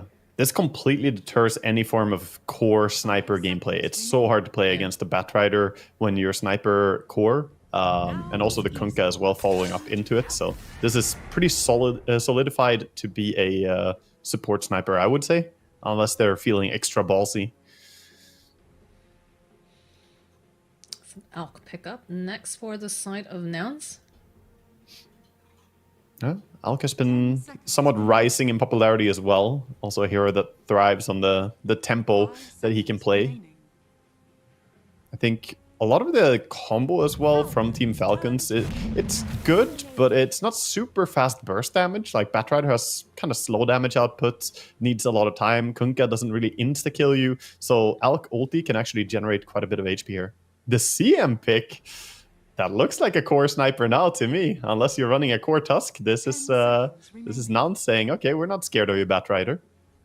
I mean, that does provide a good way to hold him in his tracks until he grabs up like a BKB or whatnot. And these are all like really nice kind of Aghanims carriers too, coming out from the side of Nouns, provided if they get to that point. Yeah, if you get there, it's usually a bit of a win more thing when you finally get there, but it's always nice to be able to have that scaling available. How do we feel about a Primal Beast for Nouns? Yeah, they're still looking for their frontliner who can go in and not care that much about everything else, because everyone Yeah. kind of wants to sit back right now. Alk doesn't really want to go first unless he has massive gold advantage. Sniper doesn't want to be anywhere close to the front line, and CM kind of similarly. So I wouldn't be CM doesn't want to be against- anywhere near that front line. If you're at that front line, you're doing something wrong. Yeah. You're there for like half a second doing your ulti and then you die. Yep. And now Team Falcon's going for a Troll Warlord. I think you just want something that can lane properly here for Nouns. Whichever hero they feel will survive the laning stage against an SD plus Troll is probably going to be the best to grab as an offlaner. Yeah, but who do you pick up here? Like I actually was watching one of the games where Copy was playing Queen of Pain, and he actually went very interesting build. He was very, very close up, very magic heavy, not opting to have like space between him and his like, you know, the enemy heroes. Like he had himself, I think he had like a Maelstrom, and then he went for something else like the Orchid, but like didn't finish up into the Gleipnir and just would like jump in. Like it was pretty scary watching him. It looked pretty good for the time being. I think they ended up losing that game. Yeah. Might have been against Tundra. Maybe influenced from the previous games that we watched, but I wouldn't really mind seeing them go for a bristleback here on the side of Nouns. Or that could work for them as well. He doesn't care that much about being initiated upon. And they do have a lot of disables already, so if they pick an offlaner who doesn't have built-in disables, it still works. Yeah, but they've got a lot of Silver Edge carriers, potentially. Like, that's They do. They do, but spooky. I actually don't think the Bristle gets countered mostly by Silver Edge. It's a little bit of a hot take, but yeah, Silver Edge is good. But I think the big thing that counters him is continuously having like Shivas, Eye of Skadi, or Vessel applied to him. If you have these things on him, or even silencing him, if you just casually throw an Orchid on him and he doesn't have a Dispel, then he's kind of just running around. He needs to spam his spells. So I actually think those things are more critical. But we'll see what they have in preference. Of course, Nouns, they do still have the benefit of having last pick, so they can wait and make up their mind later. And Falcons are going to have to be the ones to show their cards here. Yeah, because you want something tempo. Could potentially want, like you were saying for Nouns, you know, more initiation. Like looking at this Falcons draft, they just feel like they're going to run at you at any given time. Troll might take a little bit longer to kind of get going, but like you've got the heroes available that are going to enable you to make that little bit of space that he's going to need. Yeah, the Slark ban, huh? Interesting. Slark and DK. I mean, Slark's he's an interesting hero the way that they flex that, because it's potentially, you know, you've got your Shadow Demon as 5, right? You've got the Batrider on crit. Yeah, I would assume so, but then you have the Kunkka, you know, most likely going towards the mid lane usually, and then you have Troll carry. So the Slark, are they disrespecting Amar Slark that he has been using a little bit before? That's what I think, that they just don't want to have to deal with it, right? Because especially Slark getting onto the back lines, getting onto your sniper could be such a headache. Yeah, it can be. Chrismain just becomes fish food. It can be strong. I think he still has plenty of options here. I mean, he could still go back for something like a Razor here as well. It's available. A hero that he is famous for destroying with. It's not banned throughout the entire ban phase, and against Alchemist can do quite well in lane. They're banning out the puck. Let's see what they're thinking about here, Falcons. Is it gonna be the offlane Kunkka or mid Kunkka though? That's also a question. Mark could take it offlane, but I think it's his hero coming up last. I mean, yeah, I feel like typically they tend to go for a Mars hero towards the... Oh yeah, he used to always be the one. He used to last pick for himself back when he was the captain, always picking. Oh, okay, a Monkey King. Monkey picked up another hero who can jump the backline. Great against core sniper to have something that can get in there. And also more disable. They needed some insta disable against the CM ulti. Otherwise, it's pretty annoying for them if they can't stop her. 10 seconds remaining. And he's got such long reach too. Yeah. Just being able to that's a really good pick. I think Monkey works pretty well. You can also pair it up against the Alchemist if you want in lane, and that's not so easy for the Alchemist to go up and farm. Yeah, is this an Amar or is this a? That's what I'm Marine? thinking. Yeah, I think it's Amar playing it, but you could also throw it to Malrine here. Either way works. I mean, Amar and Malrine have some of the biggest overlap as well in skill when it comes down to heroes. They play so many similar heroes. They can really flex. And looks like it is going to be Malrine taking Monkey King. So you get more mobility from your mid laner and more tankability from your off laner here with Amar. Looking like he's going to go for the High Tide facet. High Tide is... How do we feel about the Storm as the final pick? I feel like that's very scary. Like, they obviously needed something that's going to be able to initiate, but, like, you've got, you know... So they do end up putting crit on the Shadow Demon. But, like, you've got so many ways to get disabled, dragged back in, or what have you. It's a pretty spooky game for him. You gotta believe in Copy. Copy is a star player, you know, in this team. He really shines in a lot of the games that they play. He does have, you know, that kind of vibe of a young star player in the team. So give him a hero that can really shine, and what better than Storm coming in? I think it's pretty decent of a game. Yes, you can get lassoed, but there's not that instant disables here. It's mostly just a monkey stun from tree line that's scary for the Storm to get comboed by. And I think it makes use of the CM aura as well. You get some ways to play aggressive here with the team. So what's going to be go time? Like, looking at this route, like, looking over at Falcons, like, you can tell these guys are going to be running at you. But for now, it's like, there's very clearly got to be a specific timing for them to really activate. Yeah, I think for Nouns, it's going to be pretty classic. It's Alchemist wants to get his Radiance and then preferably a Blink Dagger or something so he can come in and have that big impact with his farm lead. Once I get the Radiance, that's going to mitigate a lot of the damage here because we have a very right-click based lineup coming out from Falcons. They have Monkey King, they have Troll, they have Kunkka. All of them want to right-click. So that missed chance innovation is really going to help. But at the same time, they have sufficient burst to kill him until he gets his BKB. They have build up magic damage from the Batrider. They have Kunkka with his combination. So Yuma is going to have to play a very precise game when he wants to join fights and when he wants to just be farming. Are they going to be able to have that window? I know, you know, we'll probably see like stacks being made and whatnot, but I'm worried that Falcons is just going to start running at this guy and he's never going to get that opportunity to really pop off. It does depend how the laning stage goes, and usually Falcons, they do deliver a fantastic laning stage. This is one of the strongest teams in the world at just playing the early 10 minutes of the game. So how well can Alchemist farm in this game? It all comes down to how well they can counter out the Falcons' prowess in the laning stage. Like, looking at, you know, the supports and whatnot, are they going to be able to, you know, help make that space along with Gunnar here? Could see it. I could see them being able to do that. Gunnar on his Tusk just leading the way. Oh, they got out here fast. You can see the wards already placed over for the side of Falcons. Yeah, we'll be curious to see how this is going to play with Gunnar on the Tusk and Lilith taking that sniper. I guess that's like the question mark for me, is like, you know, we've seen the way that you can play the position for a sniper, but is it going to fit within this draft enough with what Falcons is going to bring? And is Falcons, like, I've had a couple different conversations, gaming gladiators, and then, you know. That ward was spotted right there. Yeah. He warded under vision. Like, is Falcons your top team, do you think?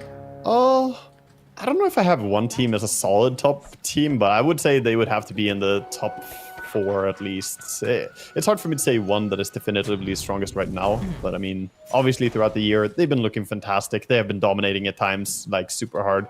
So they're probably the fan favorite overall, I would say. I'm not sure that I'm, like, all in for them, especially after seeing the first series that they play against Team Zero and going 1-1 and kind of barely scraping by in a 1-1. They were closer to getting 2-0 than getting 2-0 for themselves. Because, I mean, that's kind of like the TI curse, right? You do really, really well for most of the year, and then you get to TI and you're like, ooh, you know, you get those nerves, potentially. And also, you know, there's Team Spirit that shows up and just, they're in TI form all of a sudden. They activate. Yeah, for sure. They're gonna evolve. Pull out all the secret buffs that they have, shaving or changing names or whatever, you know, all the different ideas.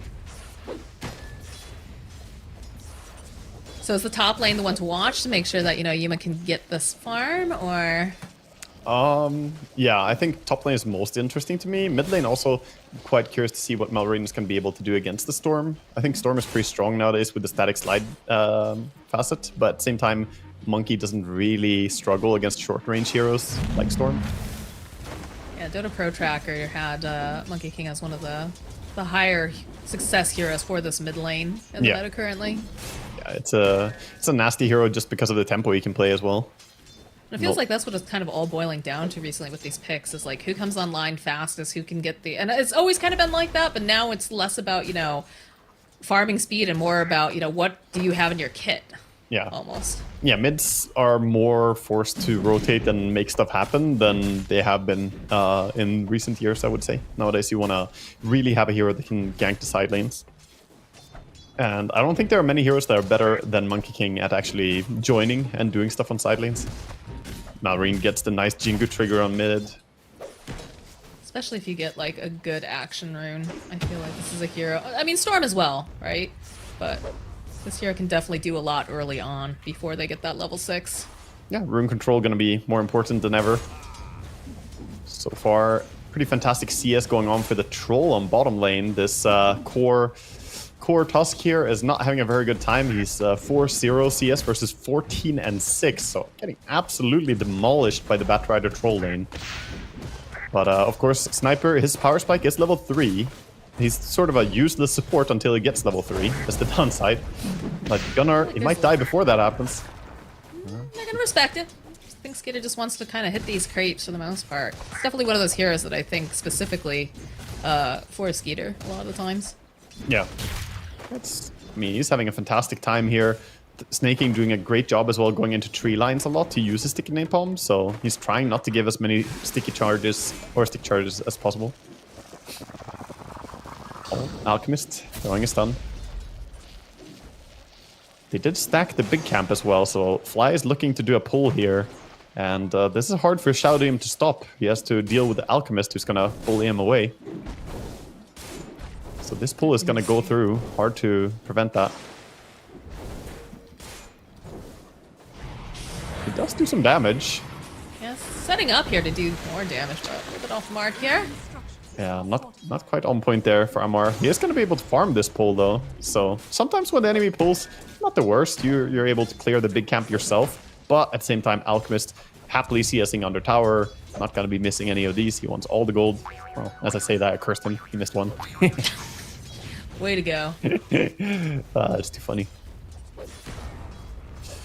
Surely he won't miss any of these. Batrider? Rune control coming out here, except Batrider got a little distracted there for the moment, but Martin's here, should be able to go pop him back. Needs just a little bit more damage, trying to bottle through, and Malrine will get first blood in the mid lane. This is tricky. With Boots and or with Venom on the Monkey King, it's so hard to go for the runes as a Storm. Yeah. Even on the 4-minute rune spawn, getting some help from supports here is valuable because Storm, one of the most rune-dependent heroes in the game.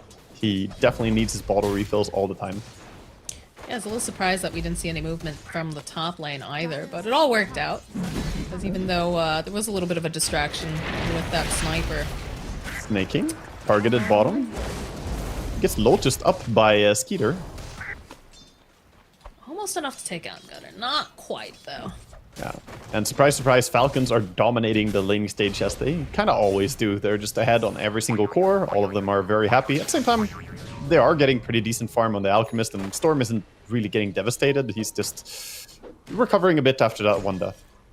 I feel like you kind of expect that a little bit when you're playing up against such an aggressive mid here. Yuma top lane. It's a little spooky for him right now, as because ended up getting X'd back. Oh, that was very, very close here. Yeah, looking for the Tidebringer even, but can't quite find the angle and the AoE to hit Yuma there. Middle lane, there's another gank over here, and Snaking will happily assist with a death on copy. That's going to set him back. That's 2 deaths now here in this lane. He's sitting at level 5. It's the perfect time to have that happen. Snaking is very quietly the MVP so far of this game. He's just, you know, winning bottom lane by great harass, and then 2 moves towards mid, 2 kills on Storm before level 6. This is just amazing. And now with a massive creep wave coming in on the tower, Storm has to TP there, but he needs his level 6 still. like super happy to see Snake King do well. That guy's been a fixture for so long. He's such a cheerful guy too. I love talking He's to so him. friendly, yeah. Love Snake that. King, yeah, he's a great success story for sure. Lilith has an Invis rune and gets away to safety with it down on bottom. He walks out of the AoE of the sentry, pings that there's a sentry over there as well. Good recognition. Making these moves. They're jumping deep here over onto Copy. He has not hit that level 6 yet either. Oof. Gonna try to buy himself just a bit more time, but it will expire. As you can see, the rotation from those supports is coming in, but again, Snake King being a part of this third kill in the mid lane. Looks like he's gonna get away with it too, sitting pretty low. Oh, nope, never mind. There's a shrapnel, there's a blood grenade, and Lelis will be able to get some justice here, but Mallory's back. He's got his eyes on Fly. Fly does have the Crystal Nova. Needs to be a little bit careful that he doesn't overextend. Yeah, Storm doesn't have TP when he respawns. I was gonna say he has to be careful, but the Storm with TP on cooldown can't get there yet, and what a great job they're doing of shutting down this player on Copy. They're just not allowing him to have a good start. This is giving me some vibes back to an old TI of Sumail and his Storm just getting ganked over and over. All you gotta do now, Copy, is come back and get like beyond godlike in this game, and then you've done your Sumail cosplay. Still remember the game where Sumail died like 5 times first 9 minutes and then proceeded to have like a 15-minute bloodstone or something. It was Man, absurd. those are the days. Yeah, good old bloodstone too with charges. I miss it. Remember when Evil Genius was they were in Dota still? When they were. Oh, now I'm getting all old and reminiscent. Oh no, just 2 boomers talking about old Dota. We've got young that's Dota the running happening joke here. now is I'm Dota mom, so I don't see. think can't grab him in time. He's out. Where is the end snare? Doesn't get it. Unlucky. No. Marine though, needs to be careful. Fly making his way over, does have the frostbite, but just not quite fast enough. But look at this rotation. Like Skeeter and Amar, both here, both looking. Amar has no fear, goes right behind Skeeter's this tower. mad. He's angry. Skeeter's ready to fight. He's like, all right, guys, I've had a really good laning stage. I'll come join you. Like, no one expects the position 1 to gank. No, that was an absurd. It's not just one gank. He went top, forced the TP out from the Alchemist, and then TP'd mid after using the gate to go top. TP's mid, and then now he's looking towards the tower. This is some hyper-active gameplay. Level 6 troll. You don't expect him to do this, but this is gonna open up the map for them. I don't know if they can defend the tower at all. Well, they're teleporting in, so Gunner has to be so careful. Immediately just smack down. Yeah. Troll still says, here. that's it for me. The I'm out, arcane. guys. That was a little bit too much. Storm has filled up his mana pool and is ready to fight. Yeah, but look at the damage on the tower here, and then the fact that they forced a teleport. Like, Yeah. you're feeling real good about that. You really Still do. have half an arcane rune too over on Amar. Yeah. The fact that they forced the Alchemist to go base slows down his farm. He's actually not even top net worth in this game. And that's where you normally want him to be, right? He's very close to overtaking the Monkey King, but Monkey being ahead of him is signaling how hard he is struggling. Mallory dragging him back, trying to go towards that tower. Lola's trying, but he can only do so much right now against this power. Frostbite coming in over onto Skeeter. He's gonna have to go pop the wand. Should be absolutely fine here. Yeah. So far, this offlane Tusk is having a horrendous game. He has not been part of a single kill yet. They only had 1 kill, of course, but it's just rough. He had a tough lane into rotations that don't really work out and now dying bottom. And I fear he might miss his power spike, because later on, you don't want to get close to a monkey or a troll as a Tusk. And if you get close to the Kunkka, you might get X-marked and struggle as well. So I'm just trying to envision what his role is going to be in this game. I think he's just demoted to a support at this point. Get Blink, get Aghanims, and hope that you can do some repositioning tricks. That's about it. My concern is just like who sets tempo anymore, right? Because they shut down. This poor Storm has been ganked like 3 different times. Your Alex not top of the net worth. He's obviously got a farm because he wants to go towards that radius. And look at this. Snake King just walks right up to him. Perhaps a little too greedy though, actually. Yeah, he was in range. Fly. So Fly was there to combo with the pull. Great kill for them. that works. But then like the Tusk, right? Like Gunner's having a really tough game. Yeah. No, he Just really don't know. is. That felt like a mouse walking into your palm as a cat. Honestly.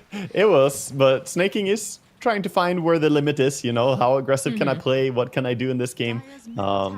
He's played fantastic so far, but that 1 death is, you know, just pushing it a little bit too far.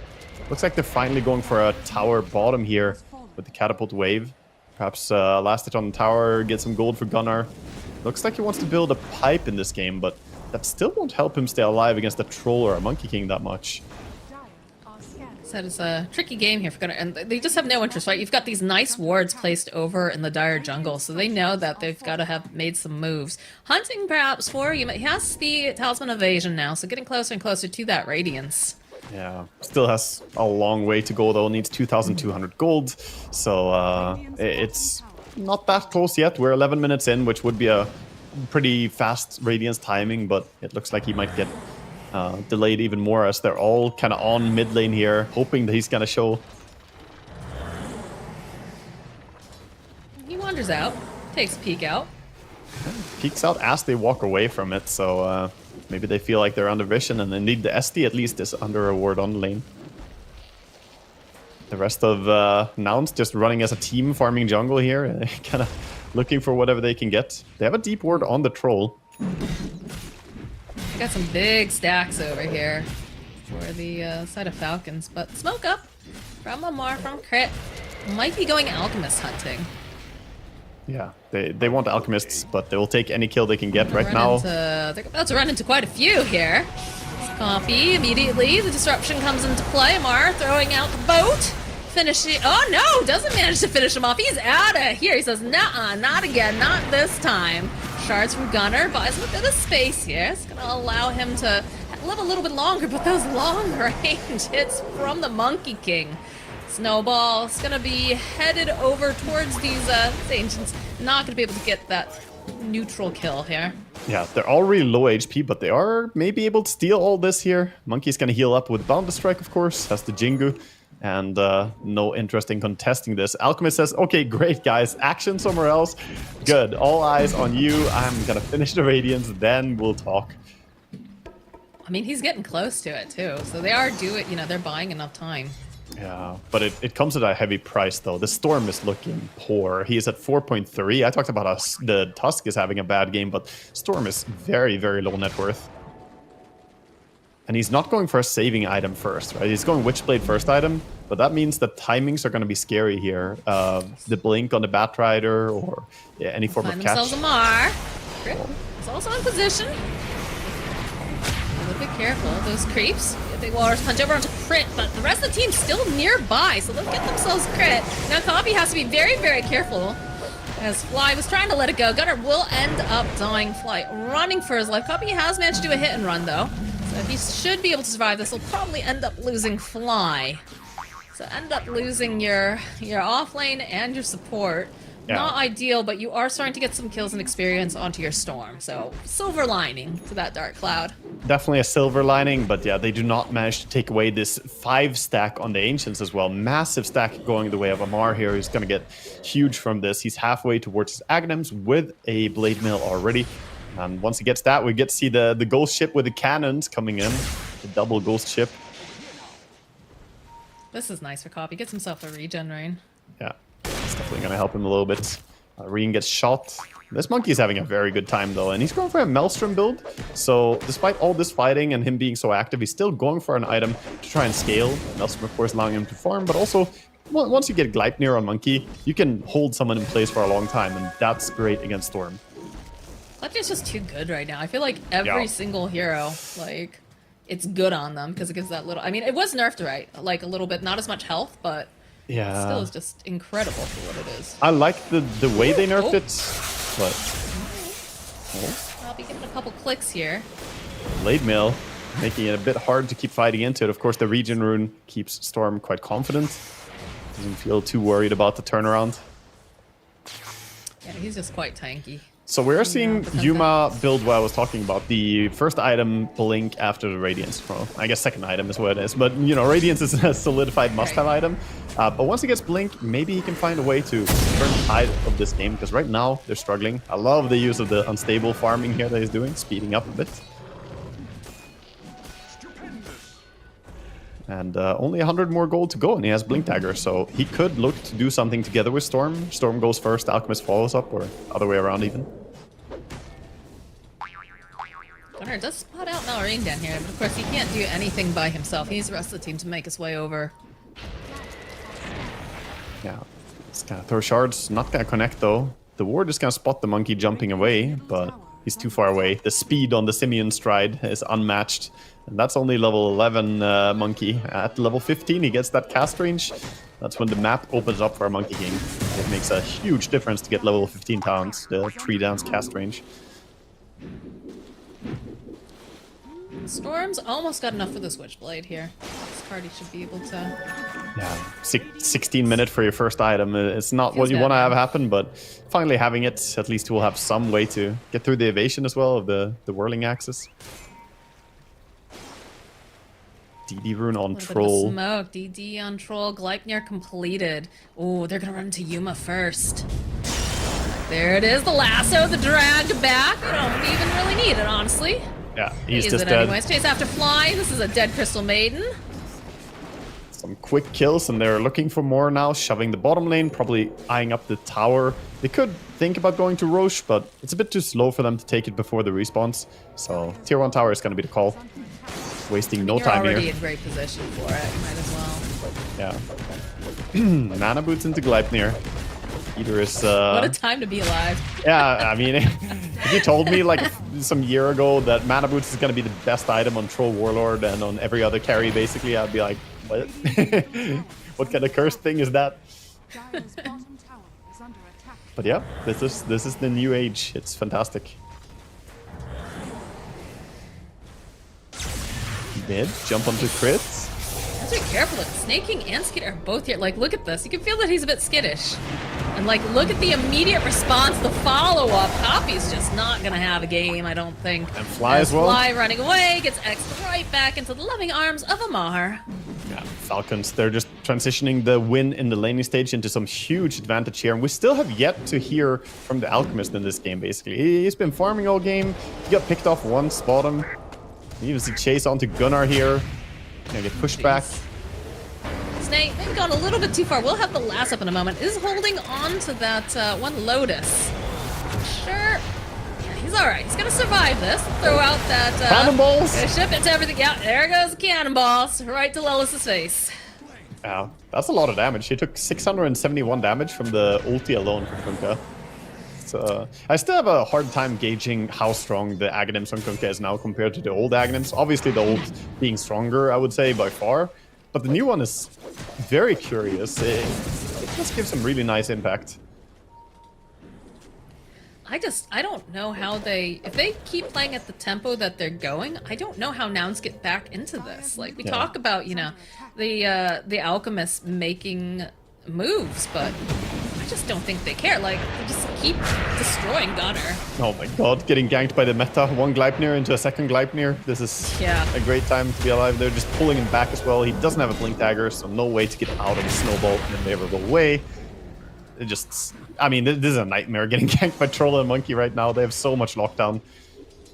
And they're Reminds me hunting. when there was the meta of, like, the Underlord and the, and, like, Gleipnir follow-up or whatever, or just bait it. Like, just circles on circles on circles. Like, you're never allowed to move. Especially if you can get it in a fast timing. They desperately need BKBs on, like, everybody in the side of Nouns. They need triple core BKB to be able to play the game. Otherwise, you're not moving. You're gonna get X-marked, you're gonna get Gleipnired, and that's just the end of it. And even when you get BKB, there's still tools to deal with you. There's Lasso, there's SD ulti. So, this is looking grim already, but everything has to come down to this Alchemist. He needs to get some form of hero impact. So far, he's just hitting creeps and farming, but you gotta get some ganks going with Unstable Concoction. Otherwise, everything is falling apart here. All I can think of when you're saying, you know, they need BKBs, I'm like, oh, I can just hear Tsunami now. Imagine if you had BKB. True. But, yeah, I don't know how you get a gank. Like, okay, Amar's up kind of far in this mid lane, but he's fairly tanky. The rest of the team's just constantly running together. They know that they're strong. They know that they've hit a power spike. Yeah, this is like, just... how do you get a pick off? Falcons are not wasting any time pushing lanes more than they need to. Oh my god, the Oh steal! my They got God. Oh boy. Well, Yuma's trying to fight back, but it's just proven to be too difficult. They've lost Gunnar. The Liz... Marlene's having, like, just the time of his life.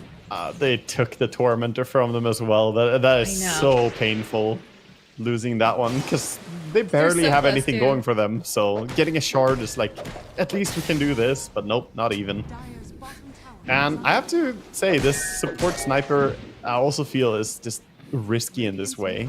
You play against so many jump heroes that you can't even show as a sniper. Most of these fights, he's just not even there. He knows he's gonna die. It's just not the ideal situation. Yeah, I think Falcons did a great job with the draft and understood how to abuse lanes. The Tusk offlane into Monkey King, or into Troll, sorry, is nearly unplayable, it feels like. I don't know how you auto-attack anything against the whirling axis. 60% miss chance is kind of shutting down that lane, the tag team combo. But I love the positioning, just watching them prepare for a fight, like a couple on the high ground, one in the back, like you're spread out enough, but you still have all the vision, and when you've determined that it's not going to be a threat, just immediately falling back and, like, you know, farming. Yeah. Just real efficiency. Beautiful Dota being played here. With the Aegis, the Troll is interested in going high ground as well. You frostbite me, I glide near you. And Amar Everybody's says, not here having comes a an good OP. time. We're all scanning. Ooh, uh-oh. Oh, Crystal Maid, no! Yeah, that's what happens. You walk up to cast a frostbite, he casts a Gleipnir, and then suddenly you're out of position. You can't put ice in water. You know what happens. Yeah, she melted. She's out of here. And the push continues. Meanwhile, Copy and Yuma are both just farming right now, trying to get any items they can. Ooh, Gnarin. It's like, hey, Copy, I've got a Gleipnir. I've got plenty of things to hold you into place. Let's give you a little scare. Just look at him dancing around, hopping around, no regard for the tower. He thought he was safe. He thought that no one was coming to get him. Yeah, he had a He was regen wrong. rune too, but the regen rune not able to give enough mana for him to get the distance there. Feels bad to lose a regen rune with no real value as well. And now everybody on the side of Nouns are stuck in their base. They have the pipe, but what is it gonna do? You can block some of the Kunkka damage, but there's so much physical damage coming in from this team already. This always feels bad when it's like under 25 minutes and you're just pinned in your base. Yeah, Alchemist is at least leaving on top. He doesn't have a TP now though, so this push, he has to walk here if he wants to take the fights. Or he keeps farming. We've still got an Aegis on Skeeter, and look at Marine, like his positioning. He's so ready to fight any moment. Does not have the Wukongs, but doesn't really seem to matter when you've got a Gleipnir, when you've got, you know, the Boundless. Yeah, I think they would do better to just open up the map even more instead of cracking and ending the game right here. They did some great damage to tier 3, but ultimately this is time that Alchemist is allowed to farm. He still doesn't have BKB, so right now is when Falcons want to engage him and try and stop him from getting that. So instead they go for the mid tower, don't go high ground, because it's a good place for Storm to fight. He can just go back to Fountain and get mana again. Very easy place for him to continuously fight. Still just don't think BKB's enough to hold these guys off, but it definitely is the, you know, the smarter, safer way to play this. No rush on the side of Falcons. Yeah. I almost wish that he was going for a Blink Aghanims on the Tusk, even though he's, you know, gone for this pipe. I feel like if they had Blink Ags, perhaps they could force some overcommitment in the base. But the pipe is going to be good for fighting outside base. I just don't really envision how they can do it right now. Now that is what they're asking themselves, too. 1,000 gold for Storm's BKB. So even if you get Alchemists, it's about 200 gold away right now. You still kind of want the Storm to have it too, so we're still waiting mode here. 15,000 gold lead on the side of Skeeter and the boys here. All the Falcons feeling very happy with themselves. 14 seconds left on the Aegis. They did manage. Uh-oh. Oh, Copy does have plenty of mana here. He's gonna try to zip himself up to the high ground. No one else is around, so we'll be able to survive teleport out, but probably pretty spooky at that time. Yeah, there's big circles up the top area. Yeah, they're saying, okay, let's go here, take back this area. They have the BKB, make a smoke play with it. They don't have Storms, but they do have Alk. And they also know there's no Aegis now. Problem is, if Kunkka is there, he can mitigate the damage with his Aghanim's double ulti and the pipe. So, hard to go on Feels like they anyone have next all to him. Wide sweep coming out from Nouns. Seems they can really. They have to like look away positioned with Skeeter. They're acting something's on. Oh my.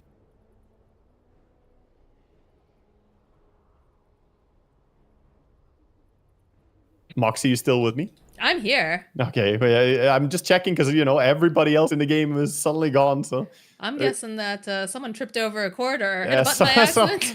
I wonder what this power button does. Oh boy, Slacks, get out of there. You're not supposed to be back there. We talked about this. Yeah, that's a classic Slacks moment right there. He's like, we don't need this. We have the players back in the game. So I think we'll probably get the show on the road quickly. We're not going to have a rehost or anything. We're good. The players saying, let's resume. We're heading back to the game, and as soon as we're able to, we'll play the if players. that ends the momentum on that a little bit, just because like it's weird, right? We got a radio cast. We here, are Moxie. radio casting, absolutely. You can see they're poking away over on Skeeter just a little bit, but it looks like the side of Falcons, they're gonna back off closer towards the dire side.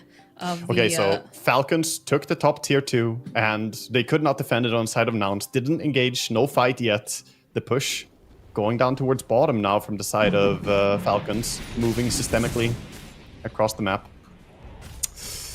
How frustrated are you right now here in Nouns, like with that smoke? Like, I feel like that definitely slows your momentum. Oh yeah, I mean, you know, it's obviously no one's. I don't know. I don't know that fault. they had anything there either. You know, there wasn't really an initiation happening. It suddenly just, but it does throw you a little bit. So. Yeah.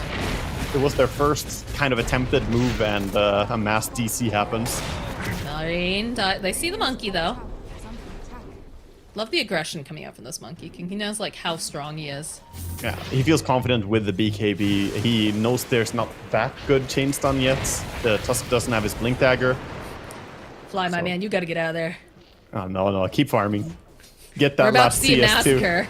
It's always the last creep that gets you. The last melee creep there. I mean, it's so hard to get any money as Crystal Maiden, right? I mean, this does open the door, though, at least, for them to try to put some pressure on Amar, because they know that 2 heroes are not there, but they can't really do anything.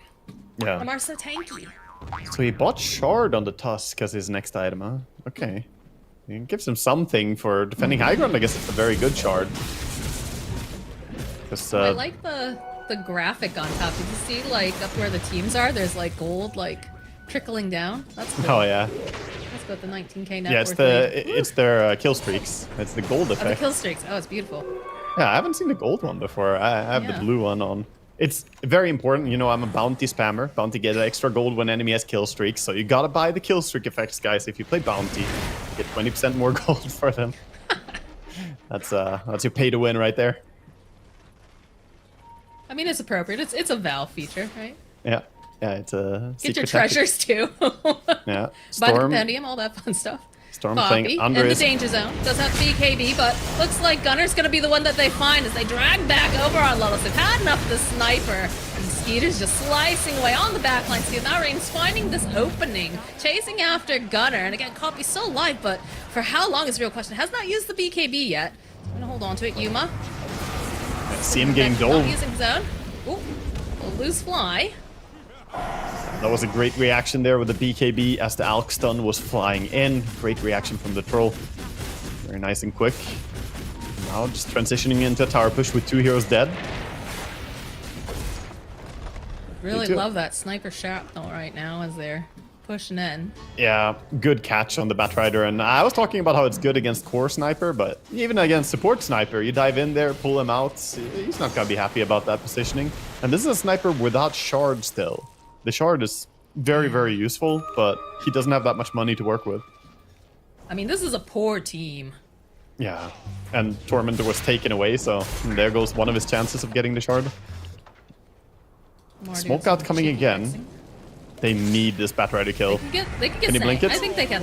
They don't have enough here to jump in and save him at this point. He doesn't have like BKB. Acid spray stopped his blink dagger, so snaking got caught. good. Tried to force, but not enough. By the way, Snay is building a block of cheese right now. He's holding. He's got a greater healing Lotus. So he has one of the massive ones, and he has a great healing Lotus as well. And there are more Lotuses to be picked up on the map.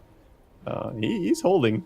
I don't think I've seen a block of cheese in any of the games that I've cast ever. I've gotten to see it sometimes. It's usually very unimpactful, to be honest. It kind of just means that you didn't have a great way to use your healing Lotus throughout the game. But in a game where it's as one-sided as this game is, you know, it can make sense to hold on to them. I know you're here, buddy. Maybe try trying to bait a little bit, but Oh yeah. not really gonna bait when he's just immediately erased. Guys, ulti cooldown. Ulti Good news, guys. Reports from the front line. We got him. Gunner's just getting the heck out of here. Nice. I mean, you still give a lot of gold, to be honest. Even when you're this far behind the CM, still a 400 gold kill there. And pushes Monkey King closer to his full butterfly. Yeah, the CM has arcanes, a null talisman, wands, and wards, and that's it. Like, she is so broke.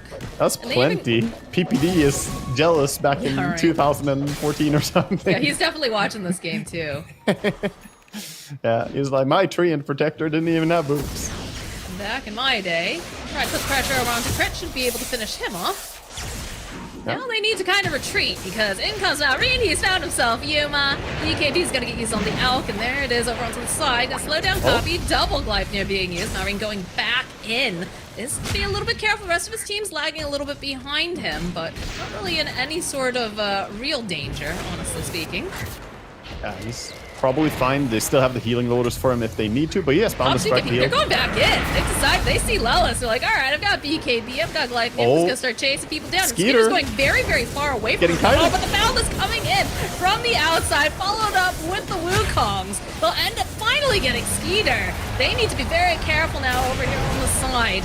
There's Amar getting himself a double kill on Lelis and Gunner. They'd love to get themselves Copy, love to get themselves Yuma, but they kind of spend everything that they had for the most part. They'll get Copy. Uh-oh, Yuma now on the run, and you can see they're teleporting right back in. Yeah, they're coming back into the fight. Buyback. All die on the side of Nouns, but I almost want to call that a good fight for them, just because every single kill gave so much gold. They started up with a kill on Esti and got 1,000 gold. They do have all buybacks now, and they're going to have to use buybacks if they want to keep their lanes, though. And I don't even know if they will. They're saying we need our money. They're going to trade the racks to keep their money here. This is the buyback on Snake King, ignoring that. It just felt like Skeeter just bad luck. He just got dragged so far back away from everyone else. It was the Tusk. Tusk came in with a beautiful save. He came in, snowballed, and that forces the troll to run even deeper. You don't have any authority over your own actions as a troll player in that scenario. You're just like, guys, I'm in. So that is one good thing. The lane against Troll Warlord is awful, but the snowball is fantastic at least. Well, Roche is up. So it looks like that's the next thing on Skeeter's mind. He's like, no more of that. I don't want to die ever again. Yeah. Come on. Of course, we still have clean slate here for Malrine and Amar. They're both sitting at 0 deaths this game. Skeeter was 0 deaths until that fight. So first core kill of the game at 31 minutes into the game for Nouns. That is rough. Shout out Nouns. They're holding on, but it's a hard game. It's very hard. Yeah. They're doing what they can. The map is very tricky to play right now. Monkey King, I believe, sent out a full Basher recipe, and yeah, he's gonna have the full Basher coming out now. With Butterfly, this guy can man fight. I mean, we've seen him. Gunner's like, no, no, no, no, no, no, no. Immediately uses that pipe. Just gonna retreat. Oh, I like the gem pickup. It's Crit's gem, but it's gonna make sure that they have very little vision. It's very spooky for this alchemist to go out of the base to do any sort of farming. Yeah, right now they're in a great position to take away all the space for Nouns. Just make sure they can't even come out on the map. They have 0 wards on the map outside their base right now, so they have a few sentries down. That's it. No vision to play with. Map is terrifying here if you're the side of Nouns. Even give the gem over to Marine. I love the backwards shard push from Tidal Wave. It's so buggy. It's like, yeah, it pushed me towards my throne. Good stuff.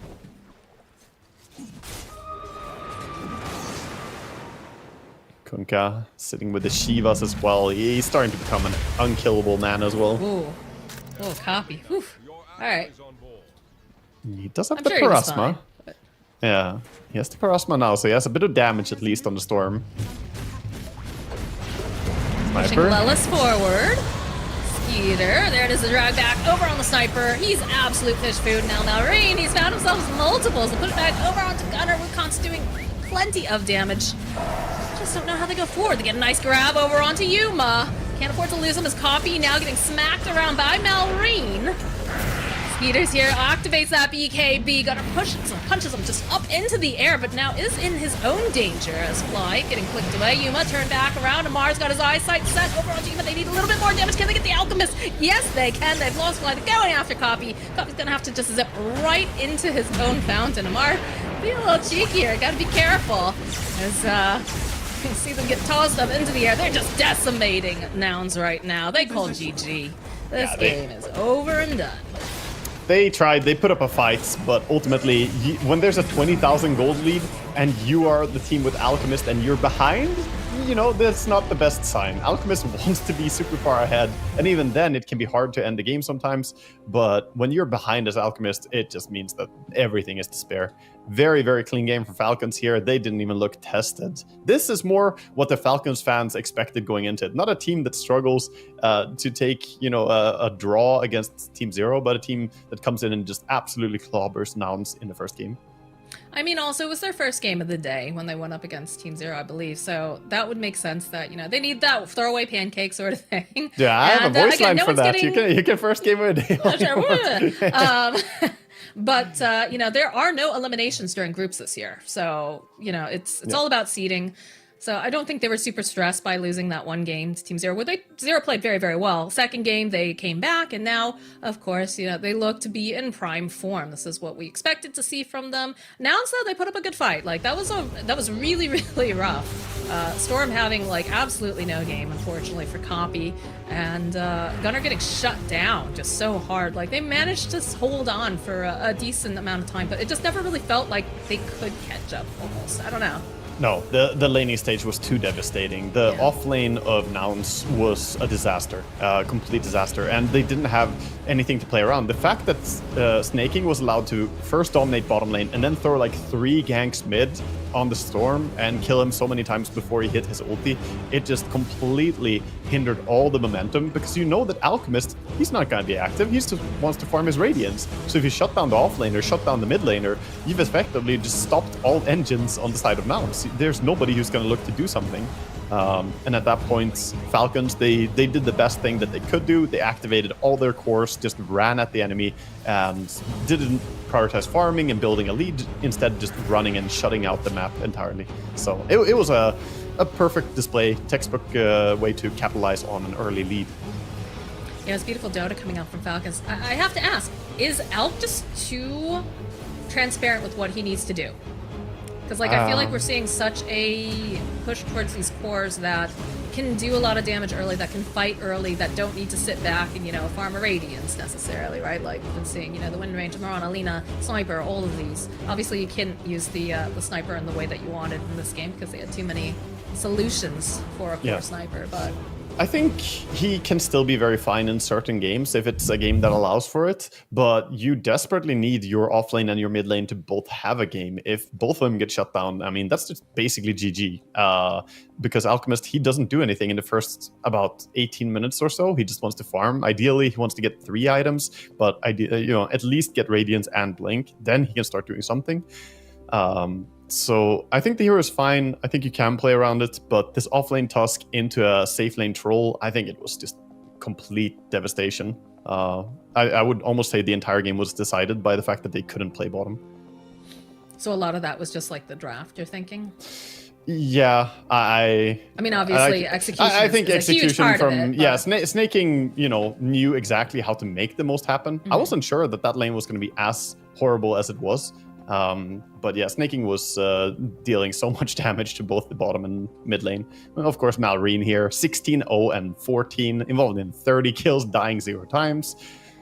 What a beast. 88% kill participation. Like, that's crazy. Like, this guy, anywhere you look, he was in position. He was usually, like, a little bit forward of everyone. Just like, you go in, bro. I'm there. Like, that's all I can imagine. Yeah, I mean, he was just absolutely having a perfect read on the game and where to go and when. So I think that's a very fair MVP. I do think that this is not the best that we can see Nouns perform, though. I think Nouns, they're a super solid team as well. They just need to get the lanes going in a decent way. And against Falcons, that is usually where teams struggle the most. If you can survive the first 10 minutes in a decent way, then maybe you can actually play the game. But a lot of teams crumble at this stage against them. I mean, this is an extreme measuring stick, right? Because a lot of people have Falcons as their favorite. They think they're going to win the entire tournament. And they might well do if, Tundra doesn't show up or Gaiman or, whatever. But like you said, their laning is usually impeccable. So they're going to have to go back to the drawing board over on Nouns. Again, this is a best of 2, so they get another chance to strike back. But it definitely feels like Falcons, they're in the driver's seat now. They're awake. They wash their face. They're ready. So we'll see what they can do in game number 2 after the break. Hello, we are joined by Gunnar, the offlaner of Nouns. And Gunnar, obviously, welcome to the International. You've defeated Shopify at last to get here. How does it feel, and what's the burden of the NA region like on your shoulders? It feels really nice, because last year we were the 3rd team from NA to get to TI, and now we're the only team. So it feels good to be representing the whole region. Absolutely. So, these qualifiers obviously were... a big moment for you guys. You were able to qualify for both the big events this summer. What was it that enabled you to sort of overcome those difficulties and get these qualifications? I think individually all of us tried really, really hard and played a lot before those qualifiers to prepare. I remember there was a day at Wallachia, I woke up at 5 a.m. or 6 a.m. and I played till pretty much I went to sleep, and I wanted to practice my Doom. I played 15 Doom games in a row. Specifically for those qualifiers, we hit a really good peak for the team at the time. And it was really nice to see that we felt really confident going into them. You obviously believe that this team can do it. You have a lot of trust in your teammates and yourself as well. But there's also a lot of underdogs at this DI. There's a lot of first timers. There's a lot of question marks. What do you believe makes you different from the rest of the teams coming in? I think recently we've gotten a lot better than we were pretty much the whole year. After Riyadh, it was pretty disappointing for us. I think we could have done better. But then in the last 2 tournaments, we got top 6 in both of them. And I think we're kind of hitting the point in the patch where we all feel really comfortable playing our heroes.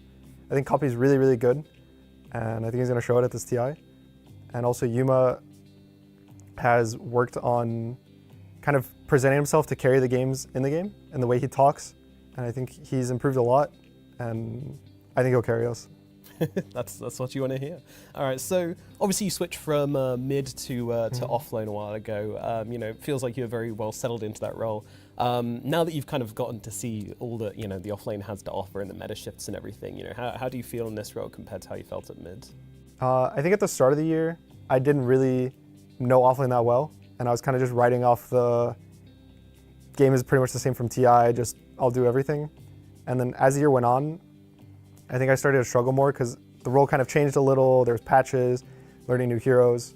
And so probably in the middle of the year was the hardest for me to really have to learn the offlane and play it. And then I think now it's getting back to the point where I feel really confident. I'm playing my heroes. And I would say the last 2 or 3 months I've improved a lot, I would say. Yeah, I think that comes across as well. Do you ever feel like you're kind of in a good position to constantly be adapting because you have swapped roles, you've been kind of more flexible than players who have just been doing the same thing since day one? Do you feel like that sometimes you can use that to your advantage when there's meta changes? There's been some heroes that randomly pop up in offlane, and it's heroes I played before, which are really nice. I played Mars mid a lot and Pango mid, and both those heroes, different parts of the year, were really popular. Yeah. Right now I think it's mostly pretty standard offlaners. So right now it's not per se what I'm the old heroes I used to play. Yeah. But in terms of kind of being aggressive on the map, I think last TI, the mid role was kind of similar to what the offlane is now. There was a bunch of tanky strength heroes that would just go in and fight the enemy constantly. Heart blade mail. Yeah, heart blade mail. And so this time it's kind of replaced with auras to some extent, but the playstyle is still the same. So knowing your limits, going in and living with 100, 200 health is pretty much what I was doing before. So to some extent, yeah, the meta's it's similar. followed you. Yeah. Well, as for yourself, I know your parents are, huge supporters of you. We've talked about that in the past. They came to Seattle last year. Are they going to be watching or attending this year? I think as of now, my mom and my sister are coming. Oh wow! So they'll both be here for the main event. Last year at TI, when we made top 8 and played in the big arena in front of my family, it was probably one of the best moments of my life, if not the best moment of my life. Not just because of the family, but just knowing how special TI is. Yeah. And so I think this year, I don't think it'll be any different. Even though it's a second TI and you could say it's not as special as your first, I think it will feel the same. How would it feel to win with your family audience and everything you've done to get to this point? This team does have has what we need to win. think it'd be amazing for Copy and Yuma. It's their first TI. I think we can do it. I honestly feel pretty confident going into this TI.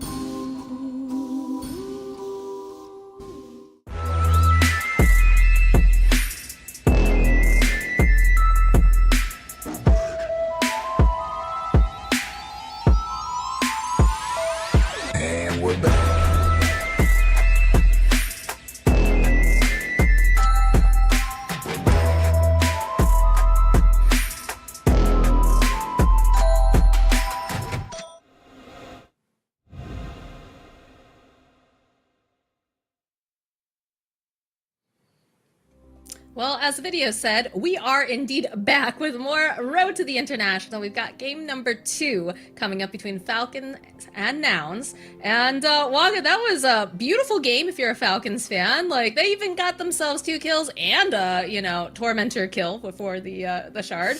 But if you're a Nouns fan, you're feeling a little bit sadder. You're hoping that they can bounce back. And I have a feeling that they can show up better than they did in game number 1. What do you think? I definitely think so. I think the drafts, they were doing some stuff with the mind games early on, and is it going to be support sniper and Tusk, and then they threw in the CM there, like a curveball. Suddenly, one of them is core. Perhaps they were trying to keep the flex open, that it's a core sniper. Maybe that was the idea, that they wanted to play core sniper at some point, but ultimately when the Batrider comes in and Monkey King, you can't really run it that way. And I think this offlane Tusk was just a forced thing that happened, and he didn't want to be on that lane at all. So game was just rough from the get-go for them there. I think Nouns, they got to get a stronger lane set up here. I think more priority on just surviving the first 10 minutes in a good way is where they should emphasize their efforts. Because Falcons, I don't know, I've seen it too many times, man. They just get away with this. They demolish teams in laning stage because they draft strong lanes, and they are very, very good at playing their lanes. So after that, it doesn't really matter if you have some nice ideas and, Alk is supposed to farm fast, or this hero is supposed to be good. If you didn't have a decent first 10 minutes, it doesn't matter. All that goes out the window. I mean, that's what SVG was saying too, is it all comes down really to that execution. That's what's going to give you an edge, because they're just so good at drafting, right? They're so good at drafting. They know how to play their lanes. You have to find a way to disrupt that, or maybe not even disrupt it, but just make sure that, you're not struggling within your own lanes in some case. It's kind of a low bar, but very, very important in dealing with this team. You just need stronger combos, right? Like, you need things that play well into each other. You ended up with this Sniper plus Tusk offlane, and against some heroes that can kill, it can be nice, but it's not really like a super broken combo, and ultimately Tusk couldn't even walk close to a carry troll, so you need a lot of priority on that. This time, it's gonna be Nouns leading with the first pick, and it's gonna be last pick for Falcons. Was that last pick last game as well? Let me see here. They had the last pick on Nouns last game. Yeah, they picked a Storm. So it's a little bit different here. Maybe I'd love to see something that's very strong within the meta, like a Wind Ranger potentially, or the Doom. I was about, there we go. There's the Doom. Something to kind of give them that edge and really good laning. Yeah, I love this choice. The Doom, I think, is fantastic as an opener. Yes, there are things that you can struggle against, but he does provide you something very, very nice in the mid game, where if you blink someone and you Doom them, it is hard to save them. You need to work very hard to keep that person alive at this point, because you can't heal them, and you need to mitigate the damage. You need to get the Doom off them so he doesn't scorch burn them down. I think this is just a solid opening. It also, of course, is a massive block for Team Falcons to not be able to take the Doom. They play it extremely well. And that also kind of, I don't want to say fully removes the opportunity, but things that Puck, or things that are really highly dependent on maneuverability, definitely are a little bit more afraid of a Doom. Things like Weaver too, that's been very popular. You don't really want to be playing that against this hero. But the Shadow Demon is proving to be a very good hero for the side of Falcons. Just in general, seems to be a very strong support pick. I think it's been first picked a couple times today. Yeah, he's looking very strong, and of course, Snaking very happy to play it. So I think this is probably going to be a hero we'll see a lot more of. I've heard a lot of people say that they think that Shadow Demon is probably one of the most reliable supports in the current patch. He just provides a lot that you want. You have a save, you have a way to catch people, and he's great against the bubble meta, because once you put ulti on someone, it will dispel, and you can get rid of some of the solar crests and whatnot. Been interesting to see how the meta has shifted so much. It was really about healing for a little while, and healing items, and those got nerfed, and now it's all about barrier. So yeah, it's a bit of a mix right now. It's barriers and a bit of healing here and there. It's basically a theme is still survivability. That's the main thing. But for carry and mid, it's more Gleipnir, catch people and kill. It's sort of an arms race. People are trying to survive, and you're trying to kill. We'll see what they're going to go for in this game, though, as a combination. Last game, they went with a Kunkka along with the Shadow Demon. I think it worked out really well for them. It is a hero that can be pretty good against Doom as well, as you can delay the damage coming in with the Rum buff. I mean, they like Marana, too. That's kind of an old, cheesy combo, but Marana's been seeing a lot more play recently. Very good setup with the Shadow Demon. That is a potential, for sure. Yeah, Marana hasn't been played that much so far. Only got 4 games, 2 wins, 2 losses here at TI. I suspect we're going to see a lot more of her as the tournament continues, though. I think she is quite strong. Not the highest contest rates so far. No sniper for this game, and they still, they just do not care that there's a Doom. They're like, we're going to still take a Puck. Yeah, Doom is great against Puck if you can land it, but you still need to catch him, still need to get on top of him, and Puck is pretty elusive, pretty hard to go on, So Get a Gleipnir. yeah, Gleipnir Doom. Having trouble getting Hey. that pesky puck? Boy, do I have a solution for you. Use the devil's bargain facet. Just quickly sell your items by There you go. Gleipnir. That will surprise him. We'll see if he goes for the gluttony or the devil's bargain facet in this game. We were seeing some gluttony earlier today. The Vailama. Shaker. Oh, that is interesting. Yeah, a hero that generally hasn't been super prioritized ever since the Slugger got changed a little bit, but still a very good hero. And this could just be a reaction to the mid puck. It's a hard counter. It's very, very rough of a lane for puck. Is it still good though with the nerfs? Oh yeah, the lane is still very hard for puck. If it is Shaker versus puck Specifically mid, for puck? yeah, it's tough because you still get those creeps slugged at you, and any single auto attack from the Shaker into Puck who has no armor, it devastates your HP pool. And Puck kind of, I mean, you're elusive, but you do want to get in there a little bit when you use your Waning Rift and your stuff. So if he just hits you a single time, all your HP is gone. Yo, I'm waiting for them to just flex this puck, put it somewhere, like, just totally bait them into it, like, I mean, Snaking would be the kind of player who would play anything. He would be like, yeah, I can support Puck. I can do that. I mean, this team has insane flexibility. Let's be honest here. They do. Yeah, wouldn't put it past any of them to do some surprising stuff, but could just still play it. It's a counter matchup mid, but maybe we'll still just see the Puck go up against that Shaker mid, and perhaps you just throw a little bit of a rotation mid and try to help him out a bit. See the Racer come out. Oh, they're fast here. They know exactly what they want. Yeah, Razor is one of the heroes you don't want to see when you're Doom. You want to run someone down and slowly deal damage to them. Razor will steal your damage, steal your attack speed, steal your life. Just take your armor away too. Why not? 10 seconds remaining. And Ench being picked up is a big thing as well. This hero has seen good success so far. She is one of the top contested heroes. She has 19 picks and bans combined. With a 57% win rate, she's looking pretty decent. Only Sniper being even higher. All right. Well, you know, we talked about it. We said that Yuma is 0-4 on Morph since patch 7.36. He's hoping that he can turn it around here. And again, they did ban it last game, right? Yep. So we did see that Falcons banned it. So potentially, you know, He's they're feeling confident. a little worried about it. Yeah. I mean, definitely. It's been a theme going back. Falcons banned Morphling several times when playing the Shadow Demon. For some reason, Morphling is a high priority for them. And in bans, they don't like playing against it that much. And against the Razor, you know, it can go both ways a little bit. But Morphling turning into Razor and running someone down is horrifying. Once he gets a bit of damage stolen, he then auto-attacks like a monster. And they don't have the best burst against the Morphling right now. I mean, if Puck manages to get like a Dagon and, you know, stuff later on, yeah, sure, you have some magic burst. But other than that, not the fastest damage to surprise burst the Morphling. Now, my concern with looking at this draft right now is it looks slow with a Morphling comparatively with what Falcons is bringing to the table. But faster than an Alchemist.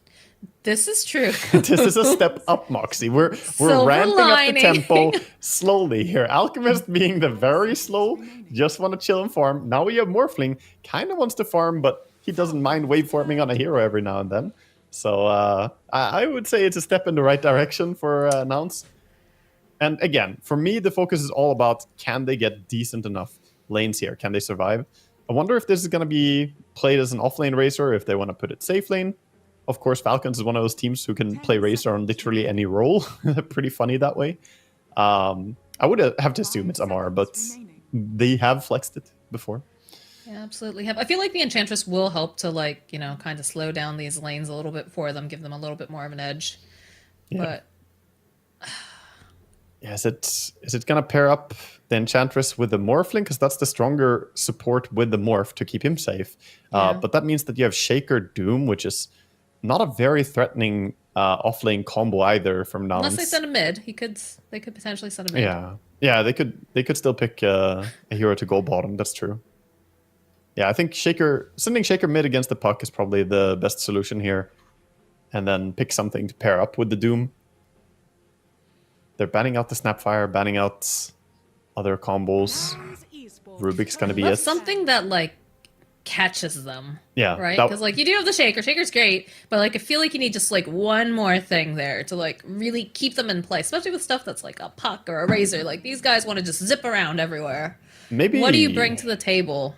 For this maybe draft? even something like a lion could be played. Like they need an insta stun. They Yeah. need something against Puck, or he's going to be a monster here against them. I think Rubik would have been super strong for them for sure. That's a great ban, but Shaman? I don't really like Shadow Shaman. I think he can't really pair up on the off lane. Right. Right, there's a He's lion. like, Shaman would have been like Lion, but with worse range, and that makes you vulnerable on that off lane. And again, I want strong lanes. Lion Doom isn't super strong, but it's good enough. And mid game, you have great ways to burst people now. You have Shaker ulti, you have Doom ulti, Finger of Death, and Morphling can do a lot of damage very quickly. So I like this a lot more from Nouns than what I saw in game one. Game one, I think, was just really rough. But this looks like they have more emphasis on getting the tools they need to deal with Falcons. Yeah, I was just thinking that the harassment coming out from Shaman would be potentially a little bit better, but like you said, the range really puts it in an awkward predicament. He's a hero who can very quickly turn into a feeder, whereas Lion, he can stay in a safe distance and use his off lane as a front line a little bit more. He can play behind him much easier. Plus, you get the mana drain against the SD, which is not a huge thing, but being able to immediately remove the illusions is still nice. If he makes Morphling illusions, you can just mana drain, they're gone. So what's the final pickup here for the side of Falcons? It's gonna be the Skeeter hero, potentially, if that is indeed Amar on the Razor.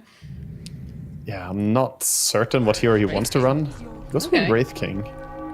Yeah, that's a hero that you don't really mind if Morphling turns into. Like, yeah, he gets a stun, but it's not that bad. A lot of carries you don't want to pick just because Morphling is there. You don't want to go for something like a Gyrocopter and give Morphling the ability to turn into a monster. But this gives them a little bit more stun, and also a hero who's good against Doom and all these insta bursts. I was saying how Nouns have these great ganking tools. Wraith King, he can just tank one of the ganks, die once and then respawn. So bit of a way to play around these ultis coming in from Nouns. Yeah, it'll be interesting to see how aggressive Skeeter's fighting in his placement and whatnot. I expect to see Crit doing a lot of, separating the fight using the cogs and whatnot, but I don't know, this is looking like a really solid draft coming out for Falcons. I feel like Nouns definitely, they've addressed a couple things for sure, but I'm still not sold on the Morph, honestly. Yeah, I mean, we will see if he historically has struggled on the Morphling. It could be a little bit scary going into this game, but I do like what they have here. Copy going on Shaker against Malorine's Puck mid. I think Copy should have a way better lane than he did last game. That's going to be crucial because he is a monster of a player. He is great. Copy has shown a lot of people that he is a star player. And I think last game, they correctly addressed him and shut him down before he hit level 6. This game, it's going to be harder to do that because already from the start, Shaker doesn't struggle against the puck in the same way. If Malorine somehow wins this lane, that just solidifies that he's a god. I also like the fact that they picked up the Enchantress. I feel like that's a good way to kind of like give you a little bit of an edge to that lane, also providing you with a heal, because you know that the harassment is going to be intense. So feeling a lot better looking at that. And also the fact Gunner's actually going to be able to have a game, If you're a Nouns fan, you're not going to win after I say that. But, Doom is a hero that is very strong right now. Strong in that laning with the Lion with him now, too. So could see, more of a game from Gunner this time. I definitely think so. I think last game he was just struggling. He was on food stamps trying to get whatever item he could. This game, we'll see which facet he goes for on the Doom. If he wants to go for the bargain or the gluttony, we'll check it out as we head into the game. Looks like bargain it is. So that's the one that most people use. And we'll see if he pulls any interesting plays with the selling of Midas turning into Blink Dagger, the way we've seen Ramses do. But let's check out the game. Yeah, let's go on, dive on in, because we already have a smoke coming out from the side of Falcons.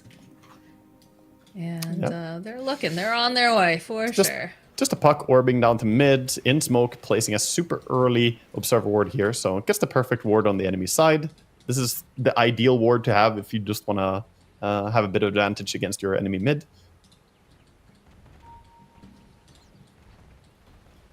Meanwhile, so what Shaker... are we watching in particular? Like, what are the key moments that we want to be Well, this late smoke tells me they're looking for a kill or for a something fight. here, but they're all gonna get revealed immediately if they walk up this ramp.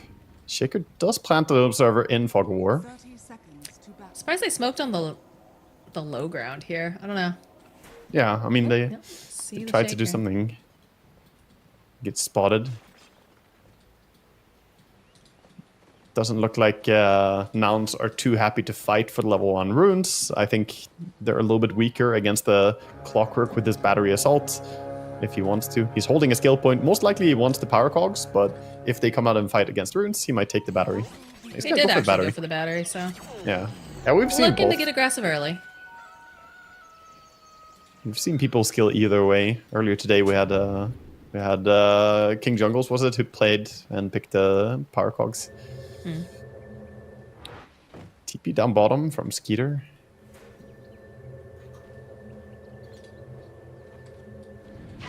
Gonna have to TP to her lane with both the heroes. As they were playing for the top runes, but even start here. Mid, no block advantage really. Yeah, not like some of the other games that we were seeing. Kurt's gotta just put out that harass. It's nice up close and personal with Yuma. Yeah, doing what he can here as a Clockwork. One thing Clockwork has going for him is that, you know, if he can keep the camp blocked here against Enchantress, he should be doing pretty well. But once the Ench gets these camps unblocked and gets his hand on some creeps, it'll be a little bit harder. Fly knows he's already on the nanny duty here. He's already feeding off those tangos. He's got the Nature's Attendants already skilled up. Yeah, making sure the Morphling gets to CS happily. Speaking of happy CS, we already have a perfect CS on mid, 8 and 1 out of the first 8 CS. Shaker gets every single one. Way to curse him. Way to curse him, Waga. What? No, I said Shaker is the one who's gonna be winning. I haven't been cursing.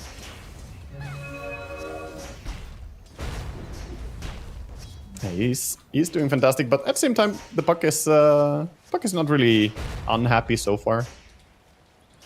These random slugger creeps, though, it's hard to stop them from dealing a lot of damage to you over time. Such an interesting concept that they added on there.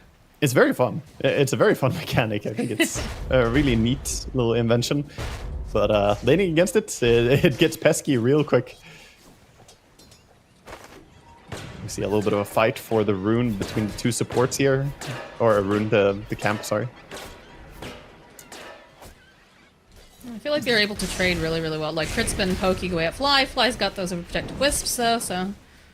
Yeah, he got the D ward at least on Fly, but the body block was still there for Crit, so he has to wait even longer for a creep. Could go higher and take one of the creeps in the medium camp or a small camp in the north. Get a mana burner, perhaps. Otherwise, it's a pretty quiet start. Yeah, it's pretty chill, but as expected, the mid lane 16 and 6 versus 8 and 0, so this is not a good time for Malrine. I'm happy to see that he doesn't win this matchup because, you know, it confirms to me he's mortal. I've seen him win some It matchups. confirms he that you're a shouldn't. hater. Got it. Got it. Waga. Yeah, yeah. But no, it is nice when you get to see other... Oop, as we say that, Fly gets taken down here in the top lane. Yeah, got caught. Nice combo they have, to be honest. The power cogs paired up with a static link, holding you in place long enough that you get a lot of damage. And Amar with a first blood. This guy knows how to farm on Razor, so having him get a first blood as well could mean he accelerates a bit more. But like we were saying, it's nice when you get to see, you know, the other like team have a game. Like not necessarily, you know, Stomp or whatnot, but you know, all the people that are here, they're talented. They're here for a reason. And just because you have one bad matchup doesn't mean that you're doomed. For sure. And a lot of it comes down to what heroes you're working with and doing best you can. Draft is such a big part of Dota at this level. Almost would like to see the Clockwork at one point in the Rocket and maybe find some snipe on Yuma as he morphs down all the way to 1 HP there in the tree line. Of course, he wants That'd be points in pretty cool. battery and power cogs first, though. So for the most part, these lanes are shaping up exactly as we expected. Yeah, nothing too surprising yet. The Puck is trying to go for a double rune control. Denies the bottom rune, takes the top one. So Shaker actually a little bit thirsty here with an empty bottle. That's a good play by Malrine, getting something back. It needs to be doing something to try to fix some of this equilibrium. Yeah, Crit going in 1v2 here. Has to pull the power cogs and run away. He's got to be careful he doesn't feed those cogs though too. They give some nice Yeah, 36 nice golds, gold. killing 2 of them there. Yeah, both teams kind of just wanting to farm at this stage. There's not a massive kill potential. We do see some prepping going on. Lawless going into a jungle, preparing some stacks here on the big camp. They do have ways to farm it later on. Could always farm it with an Echo Slam if you make a big enough stack. That's true. It's honestly not that uncommon to see mid shakers before you have Blink Dagger commit the Echo Slam to farm with it. It's Nice dodge. They send over Fly with that Centaur. We'll end up getting stuck in the cogs together, but Fly, you can see those wisps. Oh, the cogs coming in. Should be able to get the creep at the very least. oh, the deny. Never mind. All that hard work for nothing. I know. Yeah, Ench, very good hero against the Clockwork in lane. Always having your friend with you. You got your little creep, so you're never alone against him. Battery Assault really loses a lot of its efficiency if you're not trapping an isolated target. He's got self one of the Warpine Raiders now. Just the buddy system, you know. Yeah. 6-minute rune coming up. Checking for the top. Everybody running there. We got Lion and SD on bottom. Where's it gonna be? Gonna be snaking in this. Way over here at Crit. Sending Marine. that Raider. Can't really find a kill here. Has the double nuke. He's gonna go for the bounty rune though, so still gets a bottle refill. Same cannot be said for Copy, who has not had a bottle refill now for a long time, so he's running a little bit low resources on the Shaker. Sure, he's like, please guys, somebody die so they can teleport to my lane. Yeah, where's the Need some TP bottle refill? service. Well, it's continuing to be just as annoying as possible here to this Wraith King. Got a sneaky snaking here. Alright, they're trying to make some moves because they have Crit who rotated down here to Gunner. That's a good, Nice rotation. That's going to be a kill for Skeeter. good setup using the Invis rune, and Gunner just a little bit too far out. Getting something going for themselves here. Wisdom rune is gonna go 1-1 here. It looks like the puck is ready to bottle up. The top wisdom, or the left wisdom, I guess. I'll grab the other one. Amar, Put some pressure on the top lane. Lelis joining in. He's already used his ultimate. double blood Throw out a grenade. Hex. Need to be careful. Fly's getting so low. Oh, Marl, get a kill before he gets taken down. Yeah, he's fine with this. He's like, yeah, okay, I died, but at the same time, he gets something. That was 3 hero rotation, so he's not feeling too bad about that one. Meanwhile, bottom lane, this Doom just TP'd in bottom. Yeah, and in comes our favorite little robot again. Crit's here with some body block with the battery assault. And that's yet another kill here for Skeeter. Such good moves across the map right now from the side of Falcons. The supports are just activating, finding this, and this is really stopping the Midas timing as well. Probably the most important hero to kill right now is the Doom to prevent his Midas from coming up. There is also a Shaker Blink coming in, but On the low ground here, get the silence up, but they don't really want to push this too hard, I don't think. Dream Coil's gonna get used over on 3, allow Crit to walk away. Snake King's gonna waddle out. Got the Hex, go. Throw out a Fissure. Amar joining into the fight though, they have to be careful. Here comes Skeeter, again, this guy, he just wants to be everywhere. yeah, he's holding a love skill to see point, it. could skill up his ulti as well, so going on him is not that easy. Yeah, level 6, he shows up mid, same as last game. It's like the most ridiculous taunt, I swear. Surprised the Copy didn't go for the ulti there on the Clockwork. Holding his ulti, I suppose because he's so close to Blink Dagger, he wants to get a bigger payoff. He wants to get a kill on Amar or get a kill on the puck. Not wanting to waste. He definitely had a kill on the Clockwork if he wanted it, but prioritizes holding that cooldown ready. Alright, rotating on Amar again here. Alice gonna open up with that stun, the waveform forward. The Just links. look at this damage though coming off from him. They have to be so careful the way that they're cutting. They do get Amar, Yuma now separated from everyone, thanks to those nice cogs. They're thinking about potentially going after, yeah, they're gonna dive Crit under the tower. Double kill for Yuma. And the rest of the team though, still trying to get away from this puck from Skeeter, from Snaking. Fly's not gonna be able to do it. Lelis is like, I can't really do too much here, but they did get the Doom off over on our lane. Lelis trying to get just that little bit more mana. There it is. There's the kill, Snake King. Now the body block's coming out from Lelis. They don't quite have that acorn shot just yet. There it is. Wait for him. Yuma's dominating. Yeah, great start for him on his Morphling here. Being well protected by his teammates, you know, looked a little bit like Fly is just feeding, but ultimately he also set up and baits for his team. They find a great Doom on the back of it. So that's going to put Gunnar all the way towards his Midas now. He has that completed in Shaker, in a smoke, hunting with this Blink reveal. He's ready. Also, Lion is trying to get level 6 on mid. Here He comes wants... the puck. Oh boy. Oh boy, there it boy. is. That's what they've been waiting for. Copy's like, thank God, we got him here. Yeah, also a very nice way to get the kill. He just TP'd in on Puck, so that means he's respawning without the TP available. So just slowing down his momentum a little bit more. And they get the rune right after the kill. Yeah, Melrain's definitely struggling a little bit more this game than he did last time, for sure. Yeah, Crit has to be careful. Lelis wandering down the side does spot him out. Just gonna back off. Doesn't want to push it too hard. Protecting the Cardi. They've got a Centaur creep as well. Yeah, the Cardi plus the Enchantress can push quite a bit. They do need to give some levels to Enchantress, I feel. Only level 4 still. Kind of needs to sit mid or somewhere and just take experience. While Shaker, already online with this Blink, he could start moving around, farming jungle, or even setting up more ganks. The big thing now is that they have Finger of Death ready on the side of Nouns, so Lelis wants to be part of a gank. You can see that he's hugging Copy over here. Like, all right, boss, let me know when you're ready to do something. Yeah, you got the smoke in hand, so he's really just waiting for a chance. But perhaps Copy just wants to farm for a bit. He doesn't have ulti right now. Meanwhile, Yuma just having a very, very undisturbed game here on top lane, even doing quite a bit of damage to the tier 1 tower. You're seeing them take the Radiant jungle away. Pings are coming in, though. They see Crit. They're in a great position here, Lelis. Starts just running at him. Not sure if it's going to quite catch him, but should be able to put some more damage on this tower, especially when you have the Dark Troll Summoner and all the Skellymen.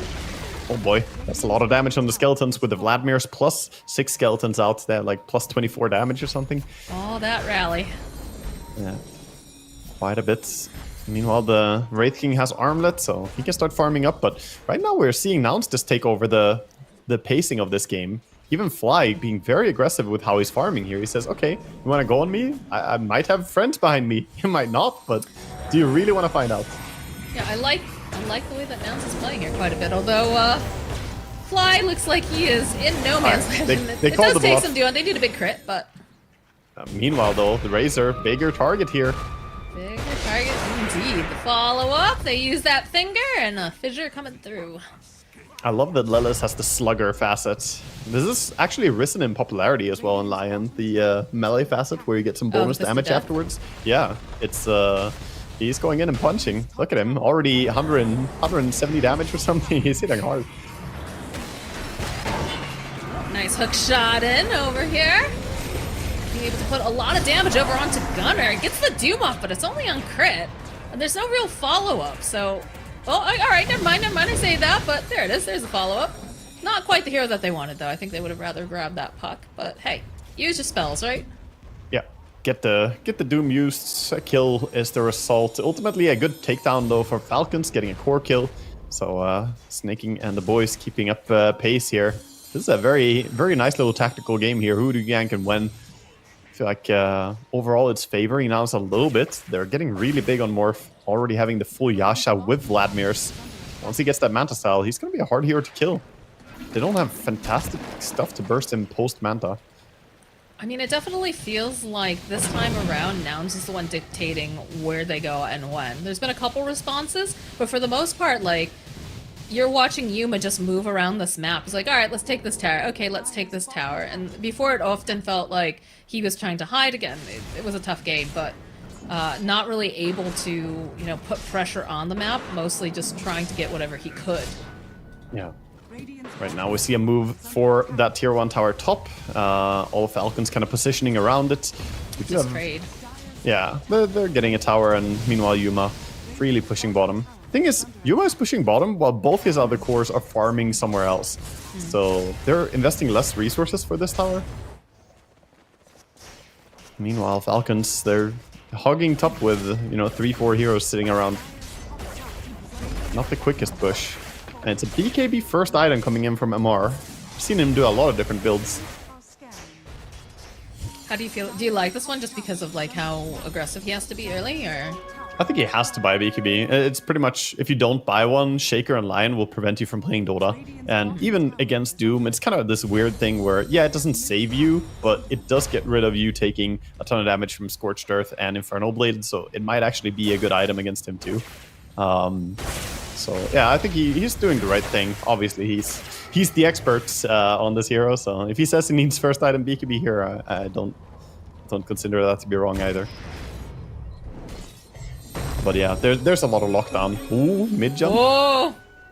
Malorine. He saw Lelis turn around. He's like, wait, which way is he going? A little bit off the initiation there. Only level 1 Fissure is only a 0.8 second stun, so you have to be very quick to follow up on it. If he had even a single more point there, that could have been a kill for him. Spooky moment for the puck. Pipe's gonna be finished on Doom soon. He's got Blink queued up. Yeah, we have not seen him do the abuse of selling Midas and ganking with a Blink Dagger and then getting back to the Midas, but perhaps he doesn't feel there's a desperate need. Also, he's playing against that Wraith King carry who isn't the easiest to gank. It's gonna be 4 bottom soon. Puck joining in. Crit waiting patiently, and they're snaking too. So we've got 5 heroes. Ooh, this is some spooky stuff, Fly. Yeah, Malorine. Sends a little ghosty over, like, hey, just only sees. Let's go Yuma. Right now, Silence. but yeah, they jump over onto Yuma on the other side, so that is just a surgical strike, and Fly just tee. Sorry guys, just kidding. That was such a good positioning for them. They all got close enough to be able to kill him. But yeah, Morphling also sitting at, 800 HP is a little bit low against this team.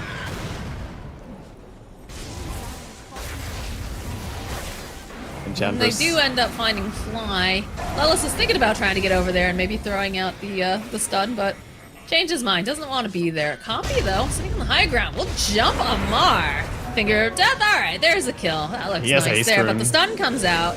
Now he is stuck in there. But he quickly procs one of the cogs with the haster and then runs through that. If he ran a little bit to the side there, he could have died. A little greedy. Woo. Oh, Lelis. Uh-oh. Skeeter joining into the fray. Gunner was also there, but they're gonna have to fight back here. Move back. Great stuff here for Falcons, getting several kills in a row. Sure, you lost a Razor. I don't know if you can. Like, they're just after Gunner. There's no I don't think you Shaker can ulti. keep him alive. Like, they just separate him from his Enchantress. Malorine's sitting a little low now, but they don't quite have enough damage to finish him off. And now it's just the 2 of them. Poppy trying to just get a little bit of space. Hookshot comes in right underneath the tower. It does not matter. They find themselves lying. It started with Fly. Fly. Him. Yeah, it started with Fly, and it's gonna end with him here in this mid lane. Whew. Oh boy, this is some real 1-by-1 moments. A little bit too disjointed. They committed a lot of resources to fight the Razor with the Shaker blowing his ulti. I'm surprised that they tried to keep taking the fight there. But ultimately favors Falcons so heavily, and this the Blink build on Wraith King working out fantastically for him. I think a lot of Wraith Kings would just go Armlet into Deso or Armlet Radiance or whatever, but the Blink Dagger, man, active choices.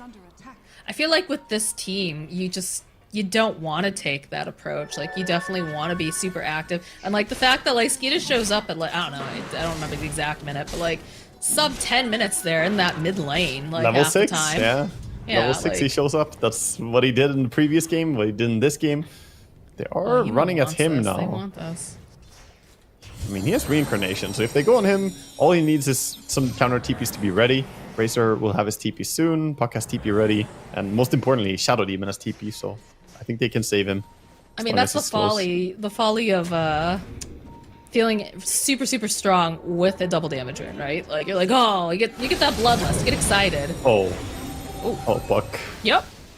You get excited. You get that bloodlust.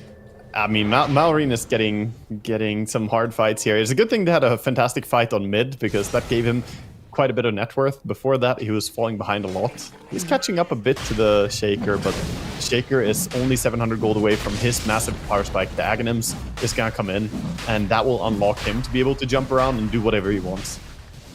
So Roche gets taken. Yeah, there's nothing that they can really do on the side of. Nah, they scouted with the rockets, but they are nowhere close to contesting this. Their positioning is not. I'd argue they proper. need puck too. They do. Part of this. Because of the pickoff on the puck, they just recognize they have a good timing to go and Copy, take an easy though. rush.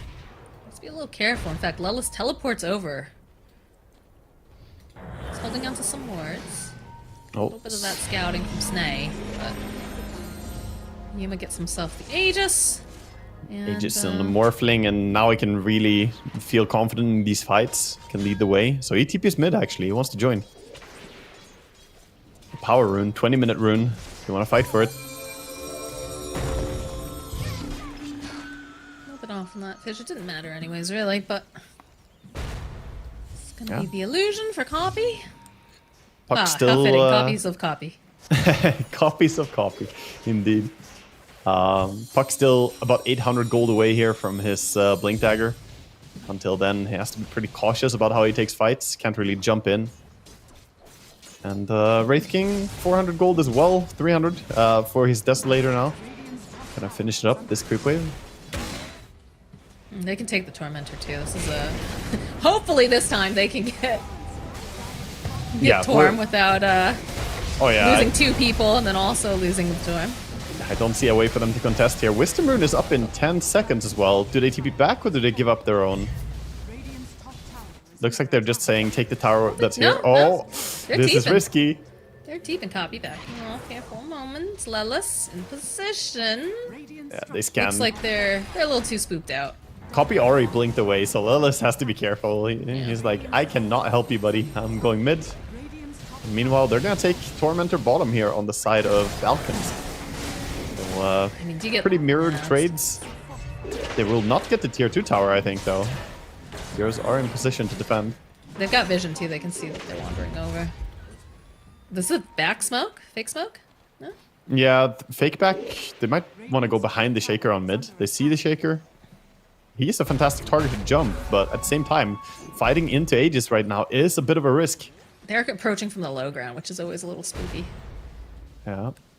I see the morph. Do you want Shaker or Lion? Those are the good all targets. of these couriers. Skeeter going in. He's on him. This finds the opening over onto Copy. Gets that silence off. He's not going to be able to do anything here. Although there it is. There it goes in. And man just land over onto 2. BKB coming out now from Mars. Yuma's chasing after, but a good disruption. The Duke gets used on Malrine, so he's not going to be able to do much of anything. They end up losing both the mids, but they still have their eyes on Skeeter. And Skeeter, he's very powerful. He's going to have that reincarnation coming up again. Gunner getting into position. Hookshot over onto the backlines, over onto Lelis. Oh no, static link. And they're just stealing everything that they possibly can from Skeeter. Can they get enough damage though? The jump forward from Gunner trying to keep the vision, trying to get the suns off anything. As Amar just stealing away all that damage. Yeah, again, fly on the run. They can see Snay. A lot of damage coming out from this Enchantress. They need to get their hands on him though, and it's just proving to be too slippery right now. Barely staying alive, getting away here. Yuma. They do not proc the Aegis on the Morphling. He still has it for 2 minutes, but yeah, that was a fantastic initiation from Falcons. A hard fight to take overall. They do get to jump onto the Shaker, and that was crucial for the fight. But even so, it's a little bit tough of a task to bring down everybody, as the Morphling with Aegis, you just can't really kill him. And even if you have Deso on Wraith King, hitting into that 30 armor Morphling, it's not gonna do that much. Well, pretty much everything got expended in that that last fight for the side of Noun, so we'll have to regroup. Yeah. Oh, right. The courier was dead before for Shaker, so finally he's gonna have his Aghanims coming out now. I was wondering why he didn't have it yet, but it's coming out with his components plus some. He gets an extra Ogre Axe delivered as well in this package, going towards the BKB. And they're in a good position here in this bottom portion of the map, preparing for the push to take the tower. They've also got the rally creeps, rally skeletons from the Dark Troll Summoner, so... Yeah, don't think that they want to defend this on Team Falcons. They're trying to split push instead, going top. I mean, it's risky. They don't have the Reincarnate over on the Wraith King. Radiant's bottom tower has fallen. Go for their own smoke right behind Yuma. Maybe expecting them to approach from the other side? Yeah, We're seeing TP's up, not Shaker wants to fight top. Saw a scan. Does have the blink. Pairing. Snaking did make his way home. Puck dodges the Doom. Yeah. He's fine, but now he TP'd out. Doom is gonna TP top and join. They don't have the vision necessarily. Oh no! Oh, copy! Oh Baited no! by the Manta style. Oh no! Skeeter's like, yes, let's go. Chase after this Earthshaker. Does have himself that haste through, and as Mar, though, will get spotted out by Gunner. Gets silenced.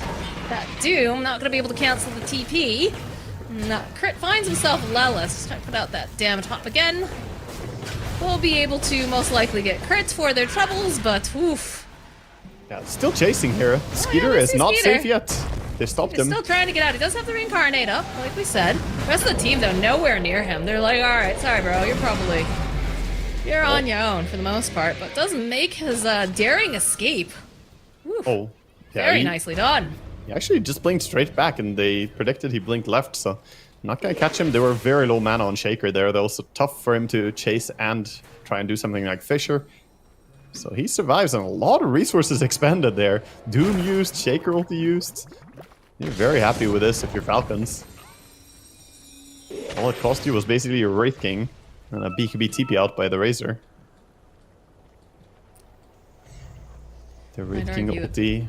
Barely cost you a Wraith King, considering. Yeah, exactly. Yeah. Just his ulti. Puck now ready to fight though. Spent some time farming. Has the Shard, Blink, and Witchblade. Ooh, Yuma. Sees that tasty rune. BKB's gonna get used. Yeah, he had cooldown on Manta style. He had to get rid of silence on him. Immediately Demonic Purge doing that fight here. That's a good force at least. Forcing out the BKB on Morph could give you a window to do something. As Roshan may respawn in 80 seconds from now. He's gonna have BKB ready in time for that at least. Check in with what we've got. Wraith King working on the BKB. Working on Parasma. Yeah, Crit actually pretty farmed in this game on his Clockwork, by the way. He has a 4-staff and he has the drums and 2,000 gold to his name. So looking towards a Lotus, which of course against Doom and Lion would be amazing. Even against Morphling, not a bad item to have. I mean, he's pretty much been in every single fight. Yeah, yeah, his kill participation is fantastic in this game. He missed one single kill.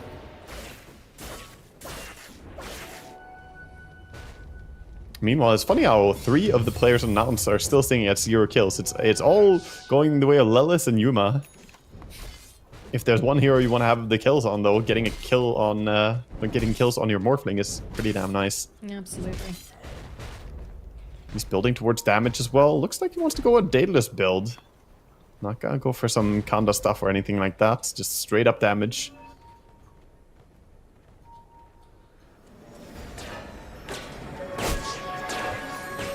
Poppy's gonna wander over, sees himself Clockwork.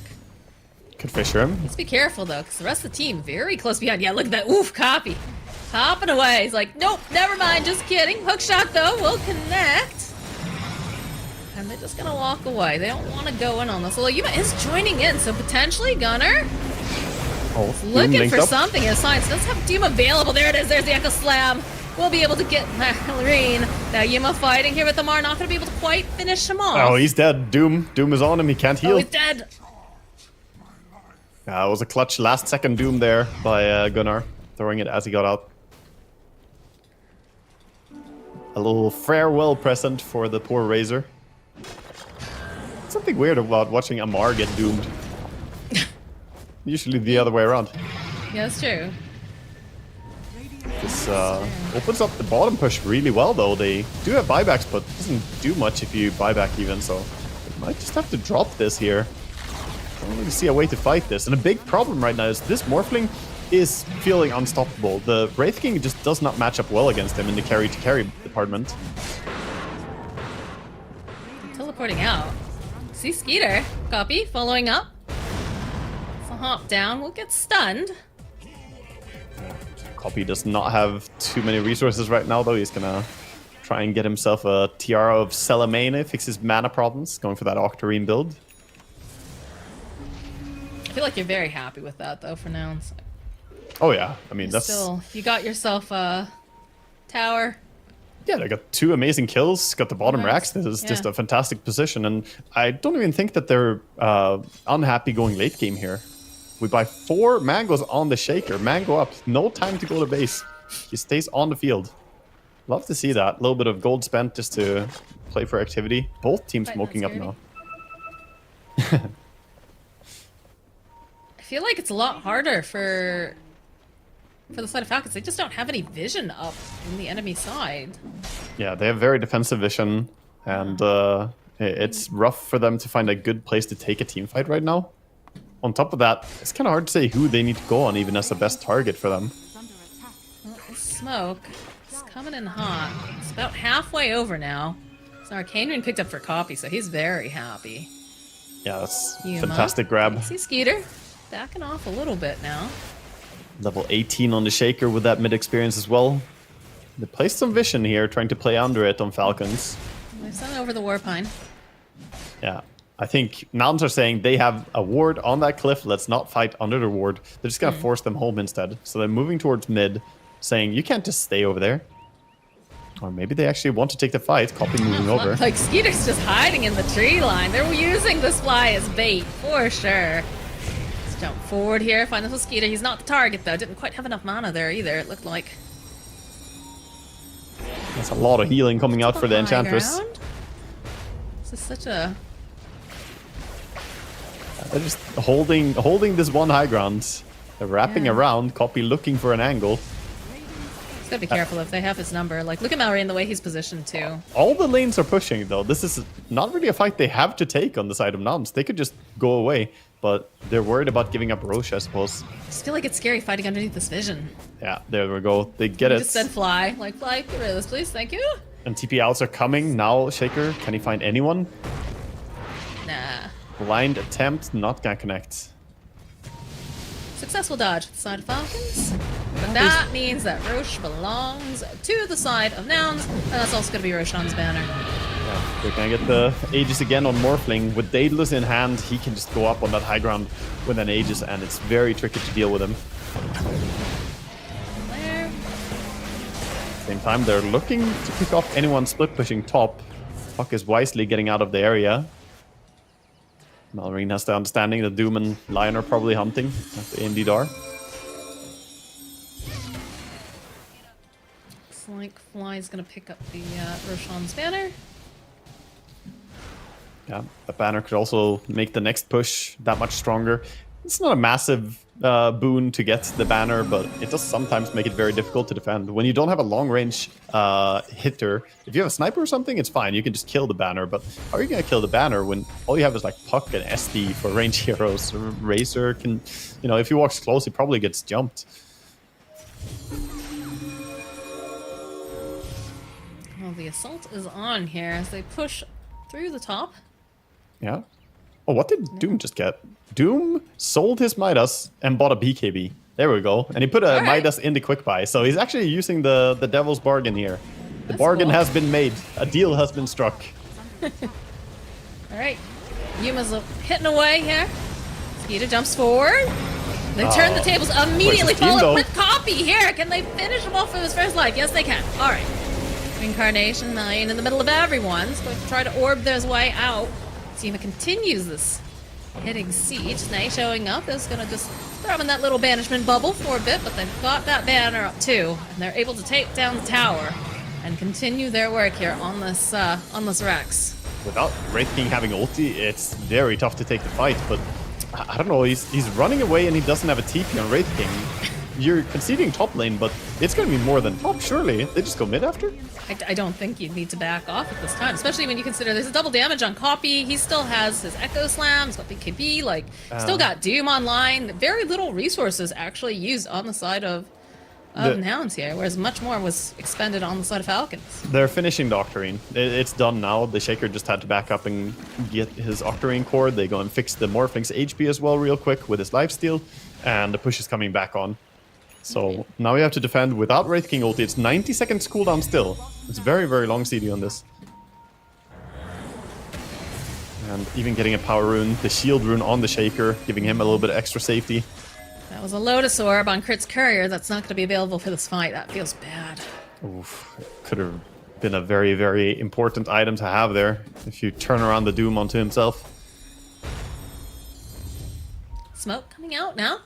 Gonna see if they can catch them by surprise. Send Yuma forward, let him be the bait. They're going through a side lane. They can show mid with Morphling, and then the rest just go wrap around. I think that's the call right now. You see Morphling showing, and then They're the already rest... showing down here. Like, Gunner's a little bit out of position because they were doing their own thing, and they'll go and use the Doom over on Skeeter Copy, looking for this opening. Sees these BKBs, can't do a whole heck of a lot. We'll go up to the high ground.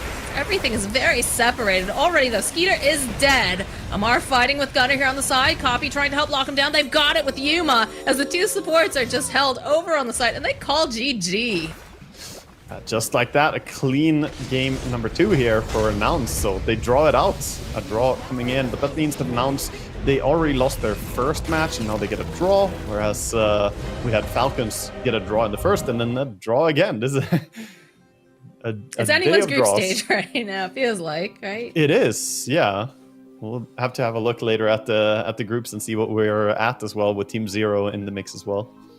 That's true. And again, reminder, there are no eliminations during group stage this time around, so still want to see everybody bring their A game, and I think Nouns did a great job. And this game number 2, and Falcons, you know, they had the idea, but this time it just felt like Nouns really executed quite well. And it was a reverse almost, right? Because they shut down mid last time quite handily. And this time, Malrine just wasn't really popping off the way that he wanted to. Poppy really showing off his skills. Very volatile mid lanes in this series. We saw first the Storm getting shut down so hard, not really having a game, and now the Puck going up against that Shaker. Not an easy time Shaker, just having a fantastic amount of farm. And Nouns did a good job expanding on their lead. There were moments for sure for Falcons, like here. This was the sort of 1-by-1 feed, as we called it, where I think they got a little bit too eager to keep playing for things. And here we go way into the late game, where the final fight, a Doom drops onto the Wraith King, who doesn't have his ulti, and that is just goodbye and good night, as we see Shaker as well.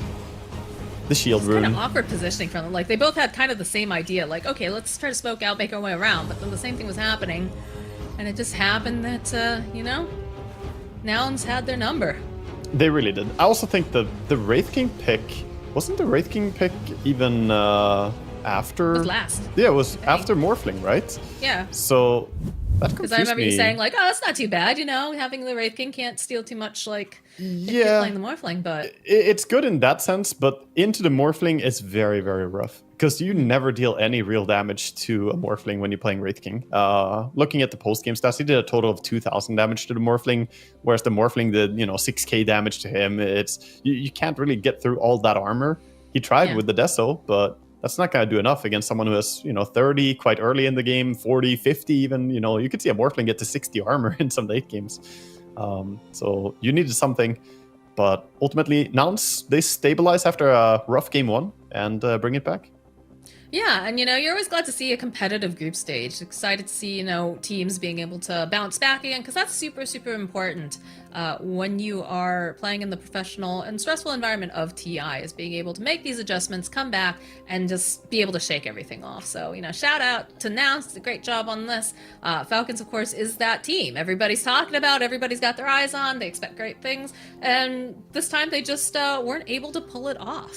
And shout out to Yuma for shaking off his previous record, as you were saying on Morphling. He now gets a very nice win here. Very, very solid carry from him. He was just completely uncontested in this game. Had a great laning stage, turned it into a fantastic mid game.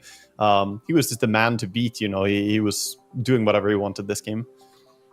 Yeah, I loved it because I was worried about, saw the Morphling. The stats didn't help, right? Knowing that he is 0-4 on his Morphling professionally for, since 7.36. But he really showed, he knew what he was doing. He knew when to come into these fights. And it really just took off. It was great. It was great to see, for sure. But that wraps up this series, guys. We have, of course, one more here over on the stream, and it's a great one. It's going to be Team Liquid versus Beast Coast. Oh, yeah. I'm excited for this. We've had a lot of splits, too. I didn't even mention that as we looked at the schedule, but I'm super excited for this. This is going to be great. Yeah, it'll be fun to see what they're going to bring to the table. I think draft is going to be important, Moxie. What we've seen so far, draft is really, really where a lot has been decided so far. I'll have to see if Beast Coast can bring some South American flavor, if Team Liquid is going to exactly know their number and take them down, but we won't see that until we come back after our break. Hello, I am here with 33 from Team Liquid, the captain. Sir, how are you doing? I'm doing good, thank you. This is the 9th TI for the organization, for Team Liquid. And I've always felt that you guys are one of the better supported teams, kind of a fan favorite. Do you guys feel that as players? For sure, you feel it. You feel it a bit. We just got back from Peru, and the fans there were like very, very passionate, and you could really tell that they really like the players and the team. So yeah, the support is always nice, and yeah, we are just trying our best. Last TI, you guys went out in 5th, 6th. Not me. Not me. The team went out in 5th, 6th. Obviously, things are going to change now you're here. What are you guys going to do to improve on that finish? Other than win more games, what is the sort of approach? Yeah, I would say we don't really think about it that way. Like, it's just another tournament. We just prepared for it. We had a pretty successful bootcamp, I would say. We have good ideas of what we want to play. And yeah, it just the tournament starts and then you get to test how good your ideas really were. Yeah. And if they were good, you're probably going to do really well. If they were not so good, then it's a bit unlucky because it's not as easy to like change things up during the tournament. Yeah, of course. So yeah, we'll just come into it with what we've practiced and hope that we practiced the right things. All right, let's talk about the other 3 teams you've got in your group, and I want you to give me your opinion about them, whether you're confident, what you're looking out for. You ready? Sure. Okay, Aurora. Yeah, Aurora is always a bit of a surprising team. I think in my career, I always kind of lost to them a lot, I think. I'm not sure, to be honest, but I have a feeling that a lot of times when I play against them, I lose. Okay. Like in group stages. I don't think I played them many times, if at all, in elimination games, but I always remember like losing to them. So they're kind of a wild card to play against, you think? Yeah, I think they're definitely a wild card. Wow. This year they haven't done as well, I think, as last year. Okay. But they always look like a strong team. I think so far this year they haven't lived up to the expectations. But I'm sure like TI is the time they will do the final push. So for sure. We'll see. Team Spirit. Spirit, obviously, everyone is always like expecting them to be like maybe not the favorites, but like at the top this year. I think they have looked very good though coming into this TI. I think in the last tournament they almost won. They ended up losing to Falcons, but apart from the finals, they looked very strong. They looked like they know what they are doing. I think Spirit, a lot of times when they are struggling, you could really tell by their drafts that they are not really sure like what type of heroes the course should play. They have very like disoriented drafts, and I think now they have a bit of a stronger ideas of what they want to do. So they're obviously a strong team, but for myself, I'm never like intimidated by Spirit. I think I have very good record against them, at least from memory. So they're obviously a really good team, but I'm confident against them. Nice. And lastly, Beast Coast. We played against them, I think, a bunch in the last tournaments. So they are not so like unknown to us. As a lot of times you go into a tournament and there is like some South American team from the qualifier and you're not exactly sure. But these guys, I would say we know them pretty well. Boxy is a big fan of the Pulse 4 player. Right. El Mishu, I think. I hope I'm pronouncing his name right. But when we were preparing for our match against them in Riyadh, Boxy was watching the replays and he would not stop telling me how this guy is like so good. He was telling me that he's watching him play and he feels like he's watching himself play. Oh wow. Like he's always making the best decision. So it was like that's a very Boxy thing to say. Yeah, right? complimenting himself a little bit, but also Mr. El Mishu. How crazy do you think this TI could be in terms of like the swing from what we see in the group stage to what the meta looks like towards the end of the tournament? Do you think it could be super wide, or do you think it's actually pretty set already? It's pretty set for now, but at least always in TI there's like some hero that everyone thinks the meta is figured out right before, and then some hero that everyone like forgot about just sneaks by, and suddenly by the end of the tournament is like the hottest hero of the tournament. So I'm not sure what hero that would be just yet, but there's probably going to be something. The group stage is a lot shorter this time. So maybe there won't be as much time for the meta to develop. I think the past TIs you play like what, 14, 16 games in the group stage? Yeah, it's a lot more. A lot more, so there was a lot more time to experiment. So yeah, we'll see how it affects the development of the meta this time. Okay, fantastic. 33, thank you so much for joining me, and it was lovely chatting to you. Best of luck in the tournament. Thank you. Moose or Mose? Which would you prefer? Moose. Moose. I'm here with Moose from Beast Coast. Has told me to pronounce his name Moose, but you would normally say it Mose. Is that right? In Spanish. In Spanish, but I can't say it properly, so we'll stick with Moose. First of all, how are you doing? I'm doing very good. Yeah? Very, very good. So, you played your first tournament that I could find, like Pro Dota, in 2016 in the Pro Dota Cup. Does that ring any bells? Yeah, it was online. It was on... But it's still a pro tournament. Yeah. I mean, it's on Liquipedia. I don't even remember the team. You don't remember? No. I didn't look up the team. I thought you'd remember. Your current carry player at that time was only 10 years old. 10? 10. So obviously, you've got some young players on your team. How have you helped them to deal with the Dota life? You know, being young, you are very inexperienced. So it's not like I know everything. I'm still learning. I'm still finding out what is right and wrong, but I try to teach the mistakes I made so they don't make it again, you know? What kind of things do they teach you guys when they come in? Do they have new ideas about Dota that perhaps you didn't have, or is that not a thing? I also was a new player one time in my life, you know? Right. When you're new, you kind of don't know what are the paths of Dota. So you think what you're playing right now, it's how Dota should be played. Right. What usually happens is with old players that they are kind of stuck with old ideas. And you kind of think Dota in a way that is in the past. But these new guys, they don't have past. They just things that are working right now.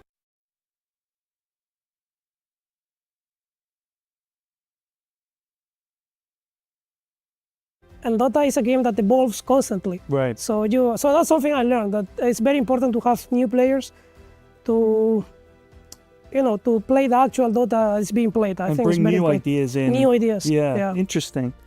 So you've moved from position 4 to position 5. You're the captain now, right?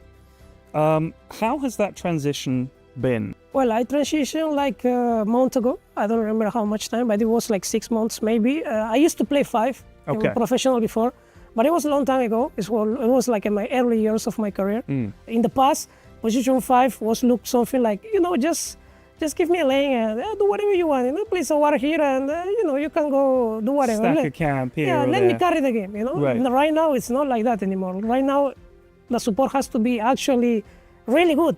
So this is a very inexperienced team in terms of TI. Like the young guys have played a lot of Dota, but they haven't played much Pro Dota, and 3 of them is their first TI. I know that you're saying that you guys are learning from each other, but what as an organization are you doing to give them confidence? I think they have this kind of personality that they don't care, which I find it could be good and bad. It could be good because they are not afraid of anyone, which is a good thing. But it could be bad because sometimes the ego goes up when you are like kind of inexperienced and you have suddenly success. So you need to know how to calm that down, But for my team, I told them like there's no hierarchy here. You and me are the same. That gives them the power to do whatever they want, whatever they think is good in the game. After we just discuss what is good and wrong. So it's about finding the solutions for those things. That's brilliant. I want to ask you about the other teams. You just give me an idea of what you think of them, okay? So, Aurora. We played a bit against them. I think they are a good team. I like their offlane player. He played like a lot of roles, so I respect that. That's it. What about Team Liquid? I mean, Team Liquid is Team Liquid, a very strong team. Always happy to play against them and beat them. What about Team Spirit? Same, the strong teams, best of the world. Which teams do you think at this TI are the strongest teams? Give me the top 3 teams in your opinion at TI. The top 3 teams for this tournament are Falcons, Spirit, and Gladiators. Okay. Moose, thank you so much. That was some great answers. I really appreciate it, and all the best in the tournament. Thank you. Thank you.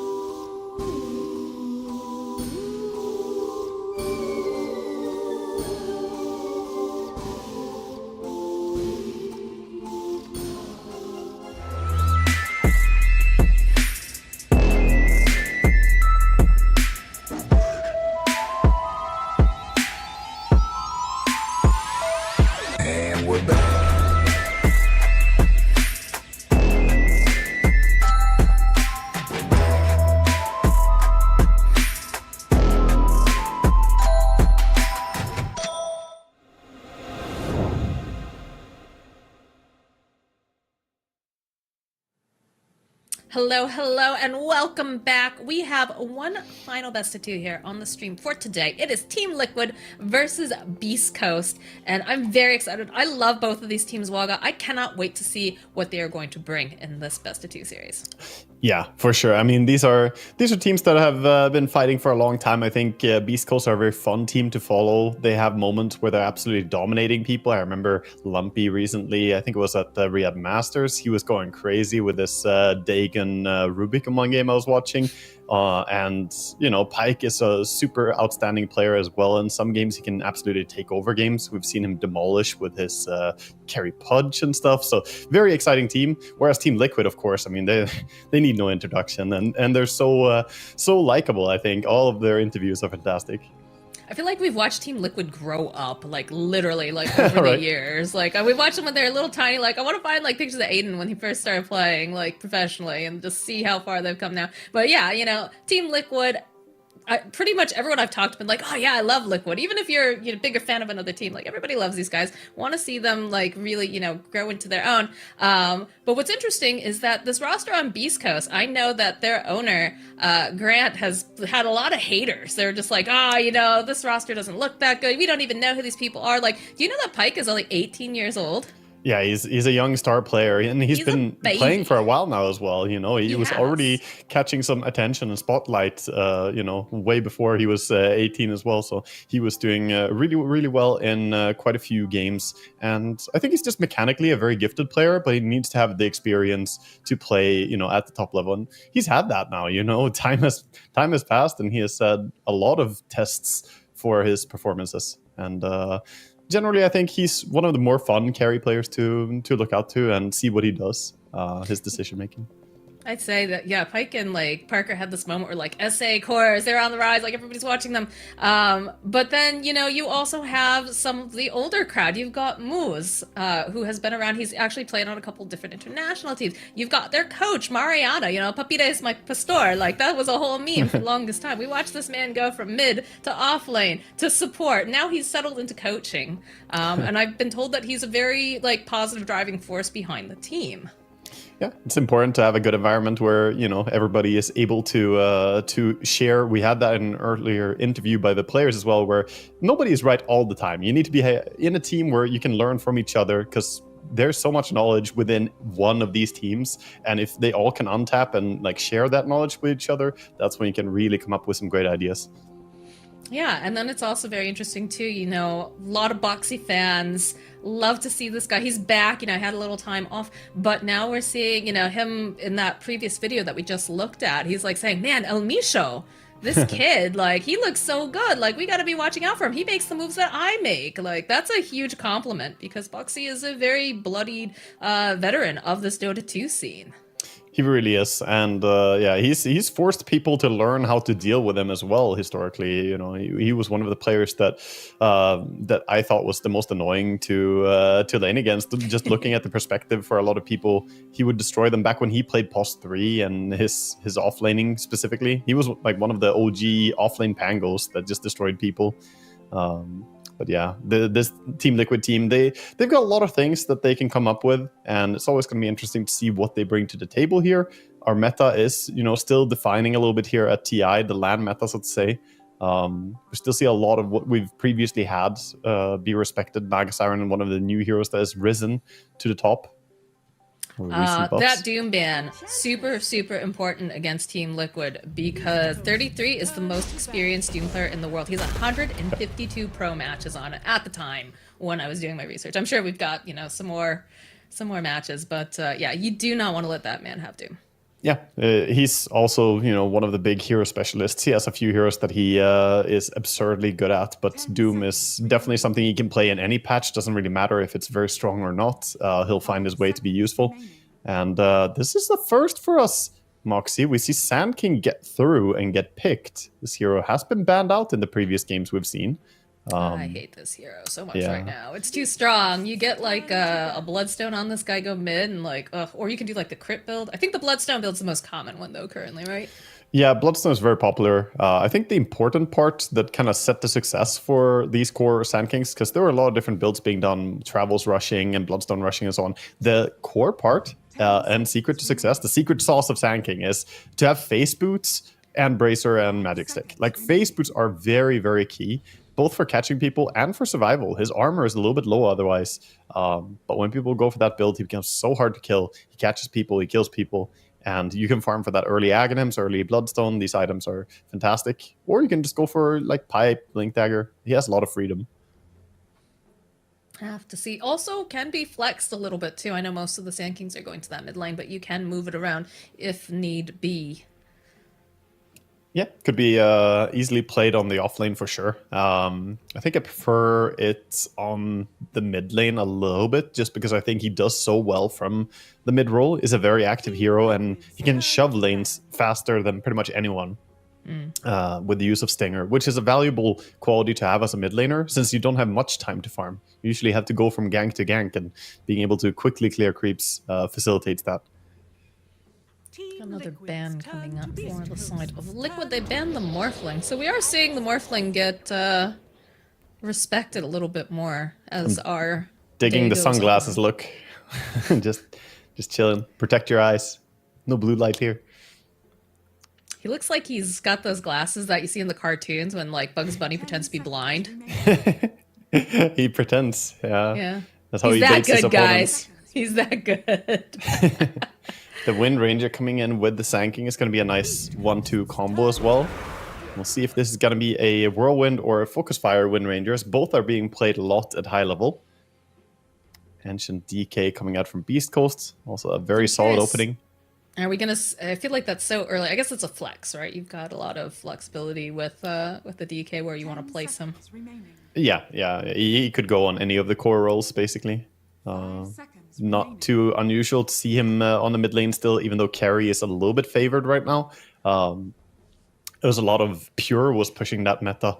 Back at Riyadh Masters, he was playing a lot of the red facet when people weren't really picking up on it, and he was flash farming like crazy with it. So then we saw a surge of Dragon Knight core. I really wish that we had like a big fresh patch right before TI. Like, I know that's a lot to ask for, but it just, I remember, again, I'm being a Dota boomer here, just like having this brand new patch, you're not sure what you're going to see, and it just feels kind of like it's a holdover from previous tournaments right now, which is kind of a bummer. Yeah, they did have a few nice small patches after Riyadh Masters, but I agree there could have been like more sizable changes, because it's still quite a lot of the same. I mean, it has evolved a little bit. The meta has some different things on the rise, like Naga, for instance, but she's mostly just occupying the ban phase right now, so it's not really changing that much effectively here. Centaur gets picked up. Be a good way to run away from any potentials, or also a good initiate going in. Yeah, also a good risk, like counter to the Wind Ranger in a way. Yeah. She does a lot of damage with her ulti, but she shoots very fast. Centaur can return a lot of damage with that, so not too bad. Also, they have some Centaur combo here. You get the Enchantress and the Centaur. Wow, thematic. Are they even human? Whoa, those are some deep philosophical thoughts right there. I don't know. You're gonna get some crowd angry with your answer, depending on what it beasts. is. They are the Beast Coast, after all. I guess it makes sense. A dragon man, a centaur man. Dark Willow gets picked up, and that's a lot of... I gotta get away from this topic right now.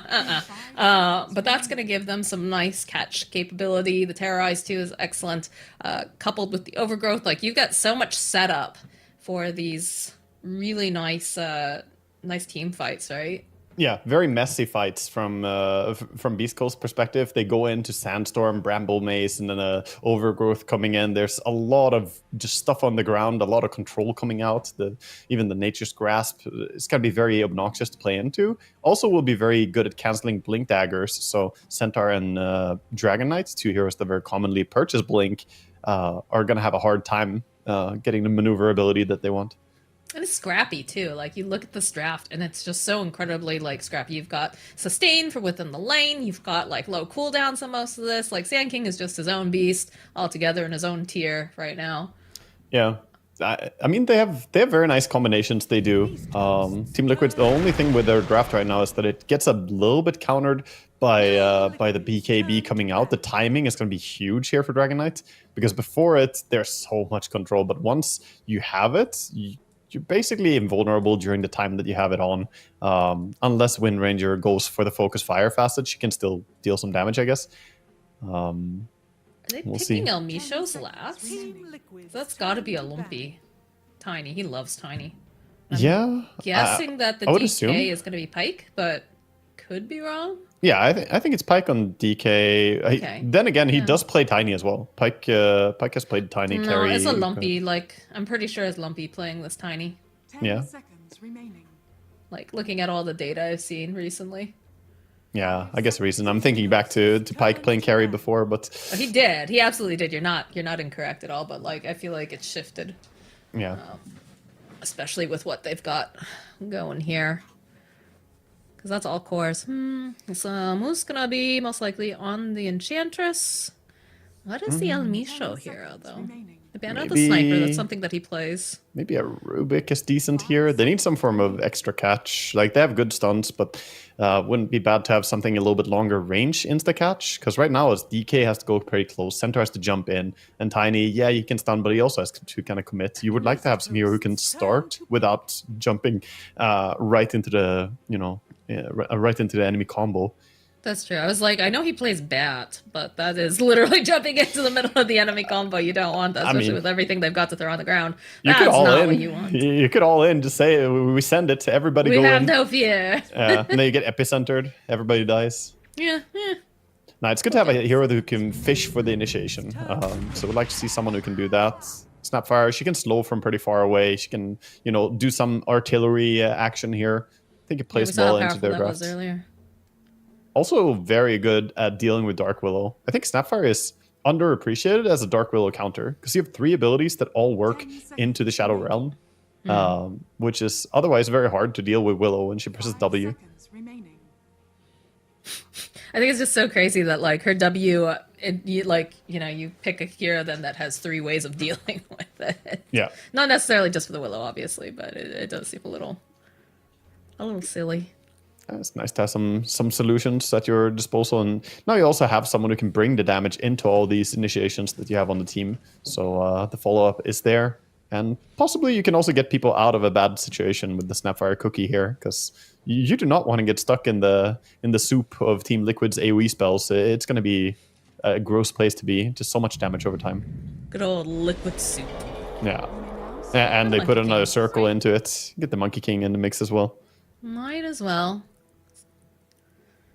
Yeah, not a So bad. they're gonna run the Sand King in the off lane this time around. Yeah, it's going to be 33 on Sand King, so he's going to take the Dust Devil and farm up. Mickey is going to run that Whirlwind Wind Ranger, it seems. And Nisha going to be the tempo controller with that Monkey King as well. So he's going to be the one that we're going to play around.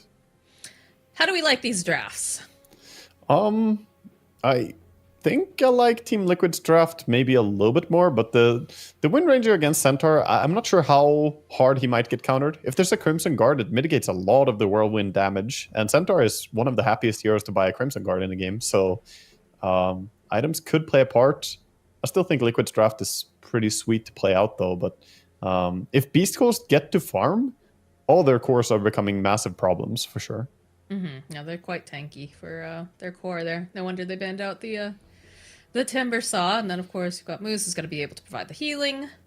I look at Liquid's draft. I see Sand King, and I'm like, ugh, I hate Sand King. Like probably like I'm tilting towards that, more for like I like that draft. But I do like what they brought to the table on the side of Beast Coast. I do feel like this plays into their kind of Dota, which I think has always been the South American edge. Yeah. Granted, they have played internationally, so like people aren't so mystified by it.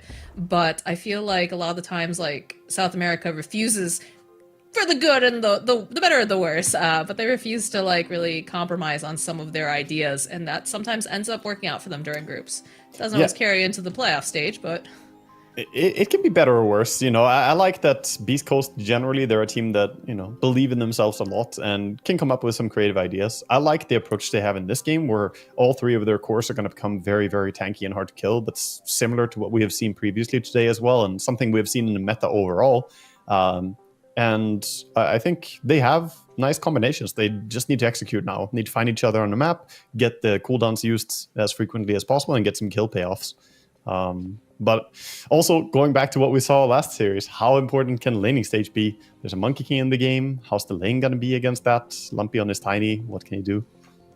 Yeah, I think that's going to be a bit of a rough lane for him to go up against early on. But we'll have to see as we're going to make our way into this game number 1. And is there any particular lane that you think is going to be more important than others?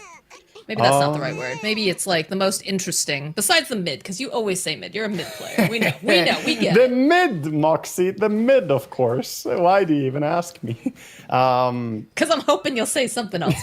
Never.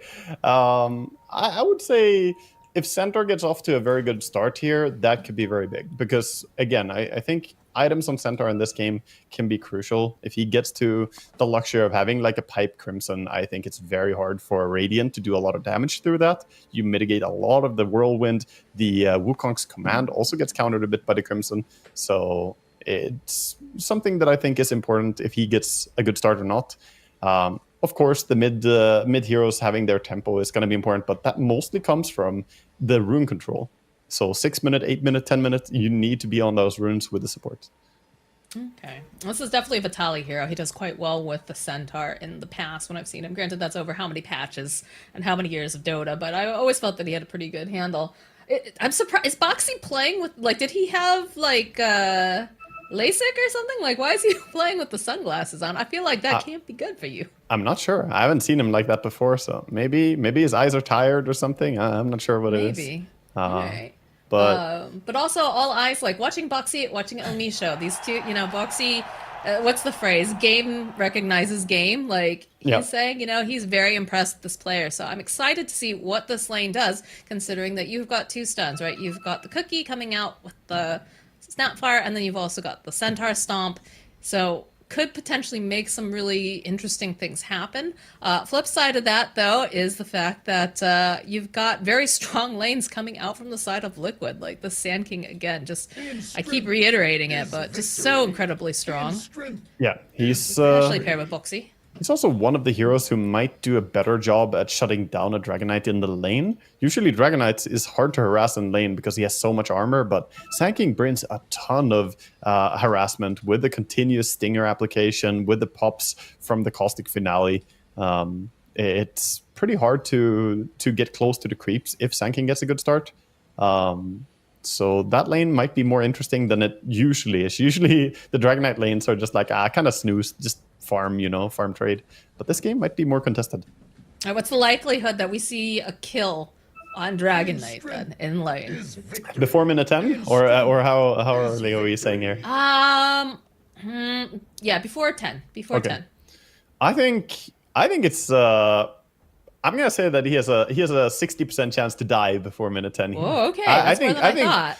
I think Pyke, usually it's a very hard hero to kill, but I think this game, with the rotations coming in perhaps from the Monkey King, with Sand King doing a lot of lane damage, and with the Willow as well, I don't know. I think they'll bring him down in laning stage, I think.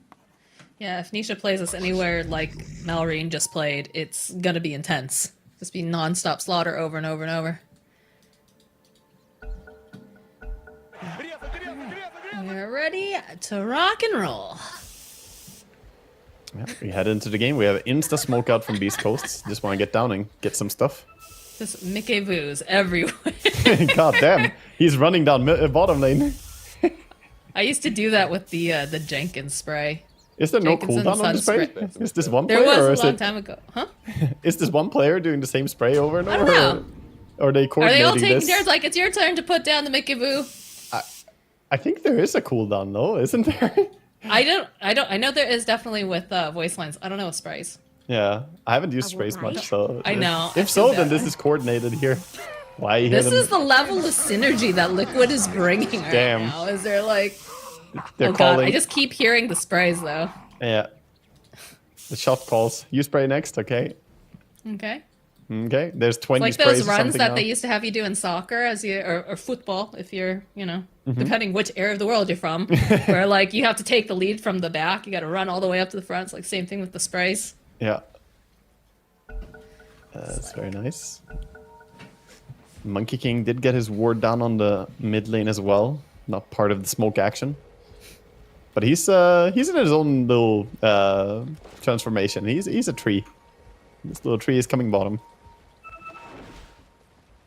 All right. Well, a successful dodge away for Vitaly. He walks right into 4 of the heroes. He only realizes 2 of them, but I'm sure they recognize something's up. Yeah. I like this by El Misho here, going in and blocking the Ancients. This is specifically to counter out the Sand King. Offlane Sand Kings love to farm Ancients. They clear them quite fast, and it's nice to just get rid of that extra bit of gold, or at least make it so they have to use some D ward for it. It's always good when you can make your supports poorer than your supports. Yeah. The top ward, I think, was spotted, right? He's planted after the smoke ran out? I'm not sure. Well, actually, no, I don't think so. All right. It's going to be an even split. Yeah, head to the lanes. Players blocking. Monkey King has become an extra creep on mid lane. There's 5 creeps coming down mid. Dear God. It's a feature, not a bug. Yeah, you can actually do that in mid game. Pretend to just be a creep. I haven't seen too many Monkey King players use it because there's still the risk of someone just nuking you, and then that's them initiating on you. But it's hilarious when it works. All right, so we're keeping our eyes down here in this bottom lane with Vitaly. Has not opted to scale anything just yet.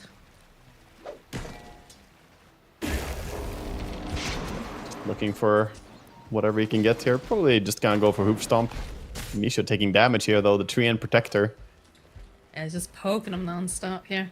They did go double Quelling Blade, but they didn't do pre-clearing. So he has a Quelling Blade on the Snapfire to cut the trees, so Treant doesn't have a home. But they didn't start cutting trees before lane that early.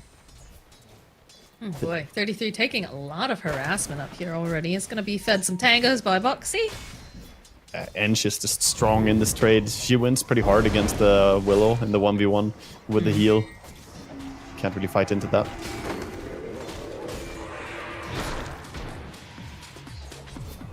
It's going to be able to secure Peg quite a bit of farm though, being able to trade. Yeah, so far he's doing a good job with the CS. He's 7-3, leading the way. A little bit of a slow over onto Boxy. He's got the Shadow Realm up in a moment here. No, doesn't even bother. Level 2 timing, just got too close, gets caught.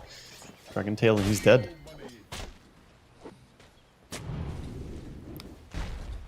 Now they get some time as well to get the D ward. Meanwhile, though, while top lane is going well for them, I would say bottom lane is going well for Team Liquid here. They're doing a really good job of just bullying people with the Treant, even though the trees have been cut.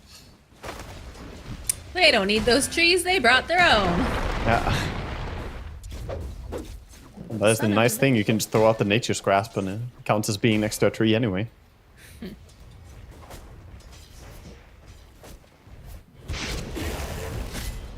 Little bit of that Leech Seed coming out again. Seeing it does need to be careful though. Yeah, trading hits. A little low. Poor guy, he has to use a tangle, cutting the few remaining trees on the lane. Not like Leaving this. his own children. Is this what we've come to? Moose trying to harass them here as they go for a steal on his small camp. He's just popping the heal and fighting into him, though Boxy has to think better of it and running away. He's gotta be careful too, they're holding onto a blood grenade as well. The Enchantress, so. Nice Jingo trigger for the monkey on mid.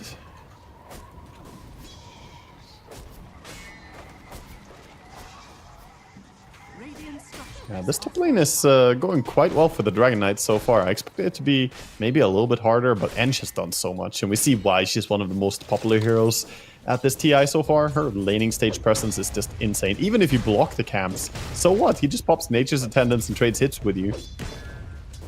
Yeah, and she's also managed to pick up the Hill Troll Berserker, which gives you that little bit of that Freaking piercing as well. It's pretty nice.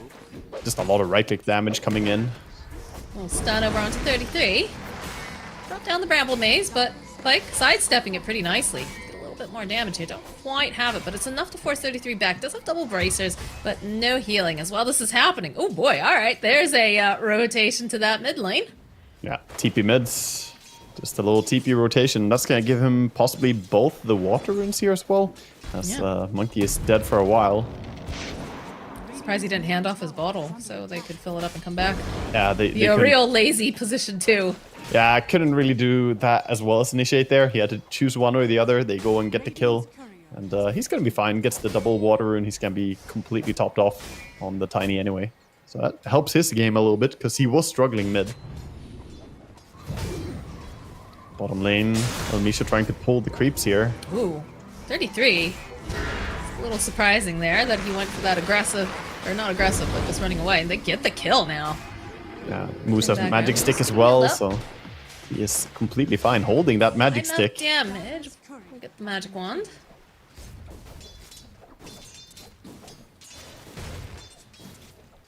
Interesting choice to go for the Spellbound facet on Enchantress as well. This is not the one we usually see. Normally we see the overprotective wisps, but he went with the Enchantress, or the Enchant facet, so the true Enchantress. He gets extra attack range and cast range onto targets that he has enchanted now, so he can trade hits pretty nastily. If he throws the enchant, he has 100 extra range on you. I mean, Moose is an excellent enchantress. Like, he's going to maximize the amount of microing that you're going to be able to do and take advantage of it. I'm not surprised. Though they do spawn him out, so now he's probably wishing he had a little bit more help. Wildwing Ripper, nicely put. He's going to be able to push him up to the high ground as Lumpy is here. Toss up into the air, get one of those nice impetus, and the follow-up from Elmisha. Perfect reaction, perfect rotation time. Blood grenade, there it is. The hunted becomes the huntress. Man, Moose the man, just using that Wildwing Ripper perfectly with the bait. Even dispels off the Jingu so that the monkey can't keep healing. And this is 2 deaths now back-to-back for Nisha, who was having a fantastic time, but now the 6-minute rune control also goes towards Tiny, so there's a rippling effect of the first kill into the second kill into now maybe some ganks coming out from Tiny. Meanwhile, this is all going on. Because Mickey, 41-7, and Pyke, 37-12. He's having a pretty decent game here. Yeah, he's definitely farming very fine on the Dragon Knight and the Wind Ranger. Going for a Maelstrom build, the Mana Boost Maelstrom. Classic. They do not like the fact that he's trying to do these shenanigans. Look at this. Immediately Lumpy's like, alright, let's now fire take my lane, get some levels, and I'll get myself a kill. Let's slow down the Sand King. Oh yeah, this is not looking nice for either the offlane or the mid of Team Liquid. 0-2 on both of them and 0-2 on Boxy. 6-0 so far. Wisdom Rune. Protected as well. Insania not getting to steal. They scanned for that too. They figured that he was on his way. Oh, the toss back over to Vitaly. Elmisha's here, and this is looking like a dead Insania. That's a nice play. Toss doesn't actually require you to have vision on the target that you're tossing, so he just walked towards the corner and threw the treant out of there, even though he couldn't see the treant. Nice, nice little play. Let's see, level-wise, 33 is level 5, Enchantress is 5. Got the 6 online now for Dragon Knight. Yeah, so he can start ramping up his farm speed. Already using the ulti just to farm. And nice first rotation takedown coming out from Nisha. Yeah, that was such a crucial kill for them. Now TPing mid, looking for Lumpy. Oh, down. Does have Elmisha nearby if needed. Can use a cookie if they need that extra little bit of save. We'll just try to stun him up instead. He uses the mischief, dodges the cookie damage at least. But Here again, comes Moose with his Ogre Bruiser. yeah, again the rune gonna go the way of the Tiny with the shield rune. That is so much HP for a Tiny. That's a nice one.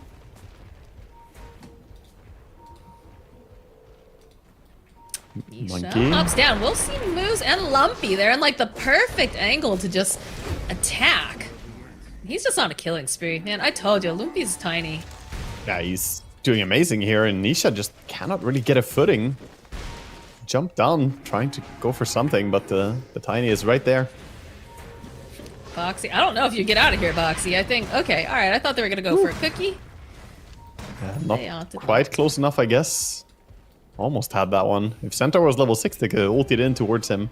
That's true. He's closing in. I think there's a lot of pressure on the Wind Ranger in this game with the way the ganks have been going. Yeah, she is the only one that has really been allowed to kind of just do whatever, right? There's been so much pressure on top, so much pressure here in the mid lane. So, Mickey, you're going to have to carry hard. Yeah. Using the ulti to farm there, clears out the double big camp. This was the small camp, but Lumpy is here and Mickey is running out. He's got a TP. He's out. Yeah, he I don't leaves think the we area. want to hang out here.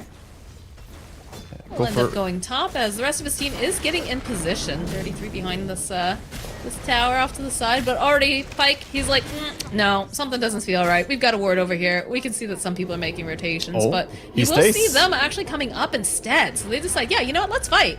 Let's fight. But do they see 33? I don't think they do. No, not yet. Not They're gonna yet. see him now. Oh, now they do. Now they do. They found themselves a Sand King. So he starts channeling up pops that ulti. ultimate, puts a lot of damage over onto moves, but these Snapfire Kisses slow them down just a little bit, turn their attention back over to the side. They get Nisha. Now Sania, he's hiding in the trees, 33. He's got that living armor on him. In comes the Roche, gonna try to cookie hop away for Elmisha, but he's still going to end up falling. As Moose needs to be careful, he's taking a lot of damage from that Sandstorm. Vitali, turn their attention back around. Looks like they're on the retreat because Mickey is here. The power shot comes through, will slow down a little bit this push. Will back him off. Ooh, close. 33 saw the Enchantress TPing out, but got the stun a little bit late there. Doesn't quite catch her. So you get out. The level 4 Sandstorm is dangerous to keep fighting in. The damage output is so high. 100 damage per second is not that easy to tank quite yet. They still want to fight up here, though. I don't know. The HP pools are Won't have pretty the dragon low. form soon. It's gonna be off. Just a minute. They know Monkey King isn't here, though. He's showing bottom, so the push is actually thwarted, and they keep their tier 1 tower alive. I don't know if they're gonna leave the area, though. 33 is still just gonna clear the next creep wave. I don't see any way to really initiate into him. I feel like Pyke's just gonna continue to farm. There's like really no reason for him not to, because he's not really threatened when Yeah. it's just the Sand King here. Yeah, the rest of the heroes retreat and pull out. Wind Ranger again using her ulti to clear another big camp. It's so funny how it's a farming tool now. It's kind of weird. I don't know. Getting closer and closer to the Maelstrom at the very least, and we'll be going for that Gleipnir Yep. eventually. You do proc really fast when you have a big fight with everyone nearby. Then the Maelstrom goes absolutely crazy. And Gleipnir, just necessary against this team. You need to lock them down so they can't stampede around and do whatever they want. Get more control. They already have so much control we talked about during the draft. But Treant needs his level 6. Still only level 5.5. Doesn't have that ulti yet. They saw 33 here. He's right underneath the ward, but they're just going to push him out of the jungle. Yeah, Nisha finding some space to jungle on bottom, but 0, 4, and 1. Pretty damn low on net worth as well, not really getting the most farm. I say that, but he's actually even with the Tiny. Tiny is also moving around mostly. He'll take the farm wherever he can get it at this point. Feels like they've been able to slow down the side of Liquid here effectively, but they have to keep up the pressure. I think that's also another big part of that. Vitali just gets shackled off the trees. Just gonna make his way towards that mid lane with the rest of his team. Looks like. Ench with that him up, though. annoying push towards mid. Insania really wants to keep his tower alive as a Treant protector. I feel his pain, you know, you want Ooh, to the keep stomp. your towers. Cute combo. The toss stomp. Takes another creep, and that should be the tier 1 dying. Again, Nisha bottom wants to farm, but Centaur runs at him. So what do we have for item builds coming out? It looks like it's gonna be a Dragonlance build for Dragon Knights? Or is it just SNY? No, it's SNY.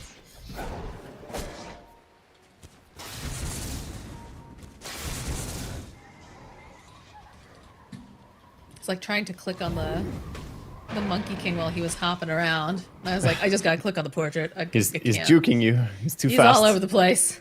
Yeah. And he's going for the Maelstrom as well, of course, so we're gonna see the double Gleipnir attempted build. as we have seen before today. Thoughts on Blade Mail for Centaur, considering that this Wind Ranger is going to be whirlwinding around? I think Blade Mail would have been a fine choice to go first item, but he's going for the pipe, and I respect it. I don't think Wind Ranger is the immediate threat, and even if she is, pipe actually stops a lot of her damage since Maelstrom is main source of damage for her ulti. But this is more addressing the Centaur, or Centaur versus Sand King. And Sand King is doing so much AoE damage. We saw in the last fight, and having the pipe will really allow them to chase in. That's true. So Blade Mill could have been a fine farming tool, but I don't think he needs it. The build he's going for is very nice.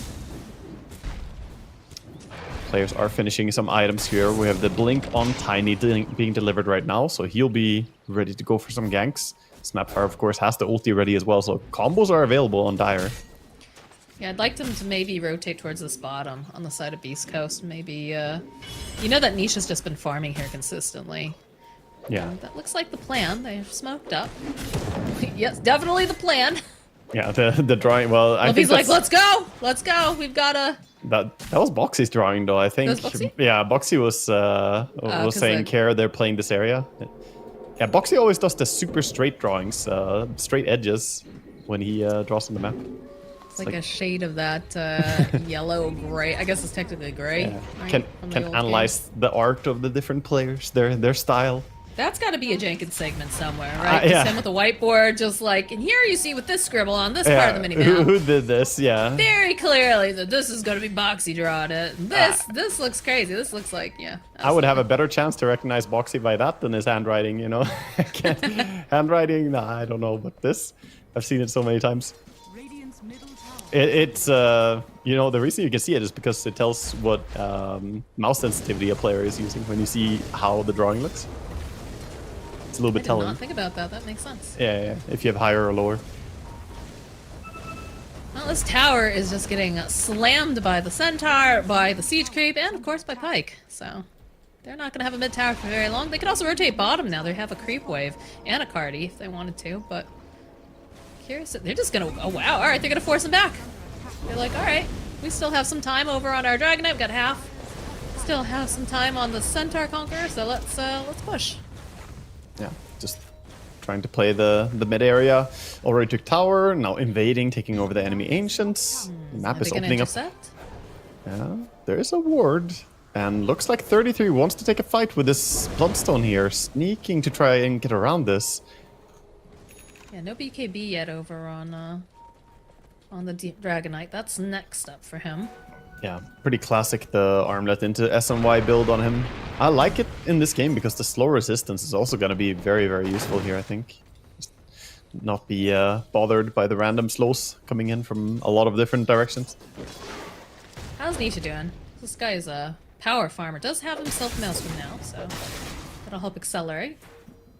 Yeah, he's finally getting to a point where he farms a little bit faster. Before it was really slow and sluggish, but now the Maelstrom will accelerate him. And looks like he's queued up the Aghanim Shard. I love that. That's interesting if he's going to buy it as the next item. Usually we don't see it purchased that often, but I think it's super strong. It applies a 60% damage max channel Primal Spring at the end duration, or at the end distance. And of course, getting the mobility. I like the wards that they have up on the side of East Coast. Like, they've got a clear line of demarcation. But you can see now Liquid also kind of like breaching the enemy lines. They go back around because they know that they're making moves over onto their monkey. Even going for the Stampede. They just want to finish off Nisha. It's hard though with that living armor. They need a little bit more damage. Wind is going to come in from McGay's doing a lot of damage. They need to keep Nisha alive. It looks like they're going to be able to because they lose Pike, they lose Vitali. And now Moose. He is in with Lumpy. It's not looking good for him. And Lumpy now, he is trying to just run away. Tosses back, but there's too much damage, I think. Yeah, there it is. The final hit. Wow, great reaction by Team Liquid. Yeah, fantastic counterplay there, coming in and punishing, recognizing that they can do it. The living armor helping the Monkey King a lot there. But there was a little bit of hesitation on Beast Coast. They chased for that kill. DK missed his fire breath, and then he was like, nah, I'm not gonna keep chasing. But the center actually did get the stun, so DK had to turn around and then go. Makes you wonder if they all continued immediately there. Could they have killed him? It was close. It was real close. Probably not. It looks like he was actually going to be fine no matter what. Fantastic punishment. I think they weren't expecting that, especially because they've established such a good line of sight, and I believe they smoked and made their way around through the gate on that. Yeah. Oh, Yeah. Mikke? Okay. Wind Ranger. Don't have a blink on the DK. They do on the tiny, but he's already used it, so. Yeah, gets to safety. Invasion. Seeing the Focus Fire, or the Whirlwind, sorry, along with the Wukong's command is a lot of Maelstrom procs coming out quickly, though. The amount of damage they did there was pretty absurd. So even these tanky heroes brought down quite quickly. Well, they've got their sights set on this top tier one. You see, then Sani has been trying to baby it, trying to keep it healthy. Yeah. Yeah, Those moves with the skeleton coup. he's done all he can to repair and fix these towers, but ultimately they're gonna go down when the full attention comes to a tower like this. Meanwhile, they're farming the rest of the map, splitting, building towards items. It does look like Monkey King might go for the full Gleipnir first before the shard. I was gonna say it's interesting if he goes for it, you know, but Gleipnir's probably too tempting to pass up. It's just such a good item right now. Like, we were talking about during the break how it needs to be, like, nerfed or something, 'cause it's just too good. Still a very, very, very popular item. And we might see an instant Tormentor take here by Team Liquid as they're all going over. Go for that immediately. They have the leech Shard speed. would be great on any of these guys, really. Yeah, Insignia has the money for Shard right now. He could buy his Shard before, but he wants the chance to get it for free. Boxy is dropping low. Boxy! Oh, he's fine. He risked it for the biscuit. Yeah, and he was rewarded with the free Shard as well, so always a nice Shard to get. Extra Brambles, and of course having the 1 second faster stun on the Cursed Crown, I think is very underestimated. I don't think it's very underestimated. I think it's really, really good. Most people know that. Yeah, but, you know, it's usually when people talk about strong Shards, I think this one is missed out in a lot of the topics. It has a sleeper effect. It's very strong. Looks like we're gonna have Roche attempt early? Maybe. All of them heading towards it here. Yeah, Luffy's headed bottom. Yeah. We've got plenty of time, so... Yeah, this is going to be a very fast Roche here, coming out from the side of Beast Coast, and Liquid's just not in position to deal with it. Yeah, just all laying in with the right picks. If they were here, they could maybe take the fight. 33 is pretty strong now with the Pipe and Bloodstone, but they're just not in position to contest this at all. Lanes were too shoved, they had to deal with lanes. They're gonna smoke over now, but a bit too little, too late. I don't even know if they suspected that they were... I mean, they probably thought they were in Roche, right? Because they have some wards up. They don't have any vision on them, but definitely too late. Yeah, they're still looking to take a fight even after Aegis is claimed here. But as they place their Observer Sentry combo and see that their wards were spotted, they're just going to deward and back out. So now their position is already given away. They'll go and take their own Tormentor. This is great coming out from the side of East Coast. Honestly, you know, they realize that they've got such an advantage right now. They don't quite have that BKB finished yet for, do they?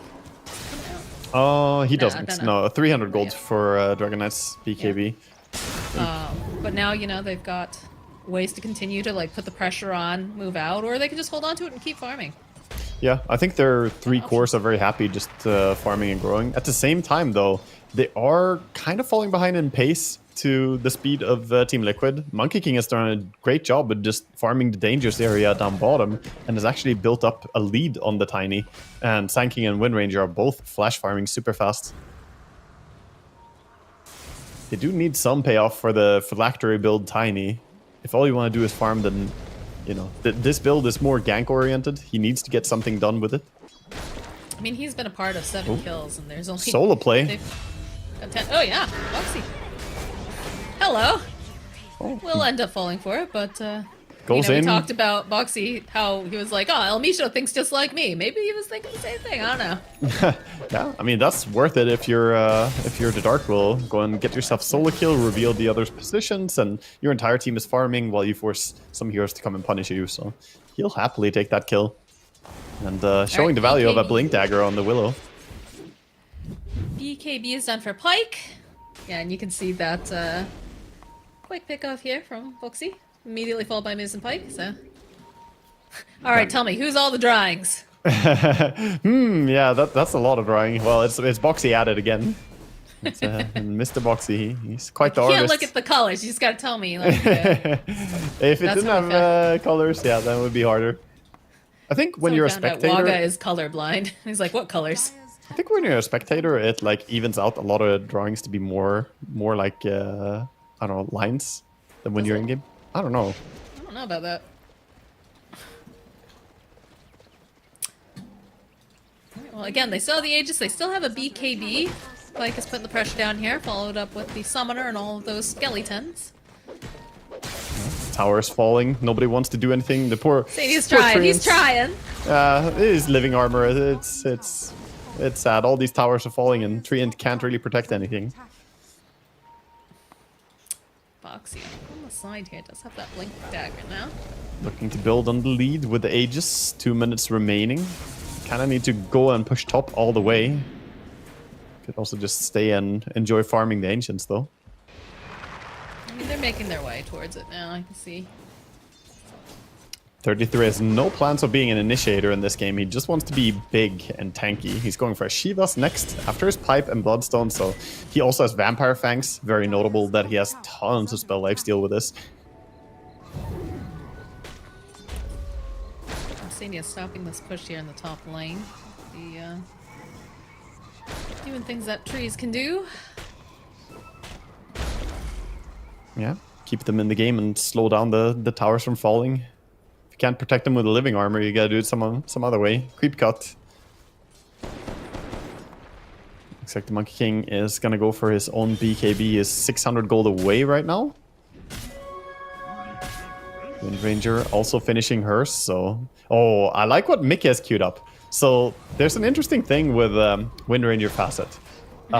This facet doesn't count as attacking for the Brooch. So, Brooch will still do magic damage, but it doesn't burn your mana when you use your ulti. So, you're basically getting Brooch hits for free during the ulti, and... Oh, 33?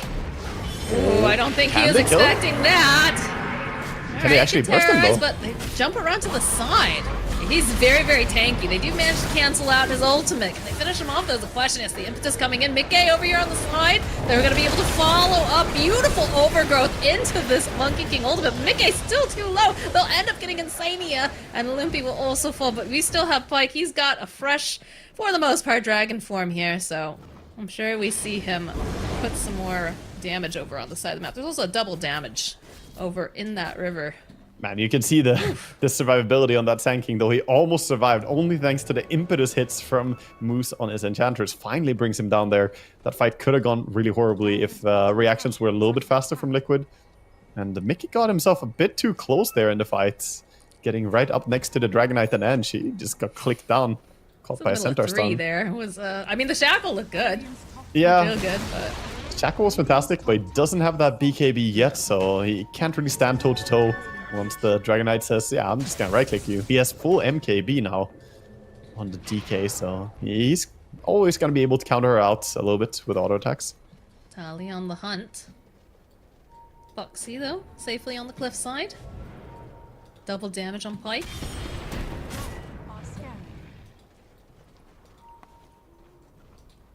Yeah, Boxy is just such a sneaky player. Look at this guy. He's still looking for solo kills here. This man. Just thinking about it, a but... blink dagger, boots, and some bracers, and a funny hat. Yeah, I don't think he can kill the Snapfire quite alone. Toss up over on Nisha. Doesn't really have the rest of the team. Oh, never mind. There they are.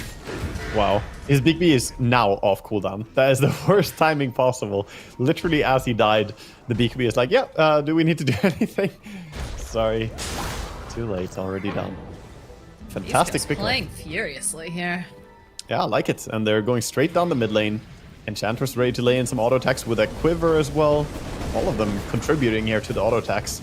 I mean, this is just so hard without the Monkey King ultimate, too. Like, they've got such nice, like, overlapping sort of team fight. Yeah.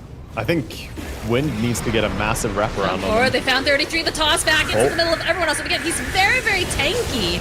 And look at this damage coming out from Wind Ranger. He'll be able to take down Elmish. Takes down Lumpy. Vitaly will They're just also melting. fall. Look at this damage. Pike barely gonna be able to just get out of there.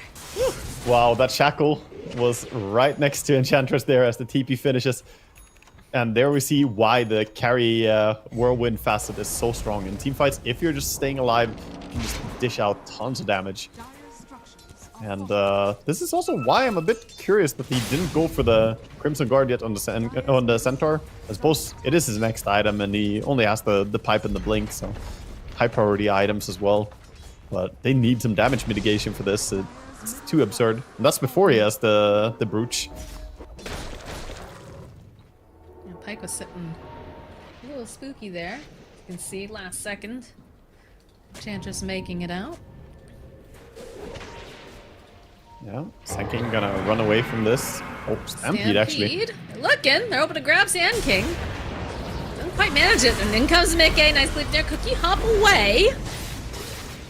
Pike, back off. Foxy got Limpy. All right. Yeah. There was something going together on top, with Monkey. apparently. Yeah. Monkey and Dark will bring him down. No real It's save so item. hard to initiate on 33. Like, again, we talked about he's not the one initiating, but they keep initiating on him. Yeah, So I guess. He's a very tough target to bring down as well. He has a ceremonial robe now, so extra status resistance reduction and magic resistance reduction.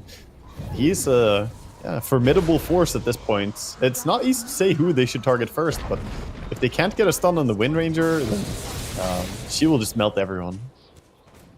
And I would have to say, Mickey's like positioning has been so good this game. He's never really put himself in a position where it's too dangerous. Like we had that one time in the mid lane, but that's basically been it. Yeah. By the way, I think I know the solution here. It's gonna be Moose just farming. He just needs a little bit more farm here. He needs a Moon Shard and an MKB. Then he can take up the role of carrying. He's already overtaken the Centaur in farm. So this Ench is growing. What a hero. Vitaly. It's not looking great here for Vitaly. Does not have the Stampede available. Try to run, but nope. Too many heroes and only one little pony. Yeah, brought down with quick, swift movements here. The mid-game Liquid are just showing up now. They finished enough items that they can finally deal with the draft that they're up against of Beast Coast. Beast Coast had been playing a ferocious game in the early game, but they're losing control now, fighting into a pretty big net worth disadvantage. Roche spawning in 3 seconds as well. Not gonna be easy for them to do anything. As Centaur is dead, this is gonna be a free Roche. It's just too scared to get in that pit too with everything that they're bringing. The soup, yeah. The soup. The soup.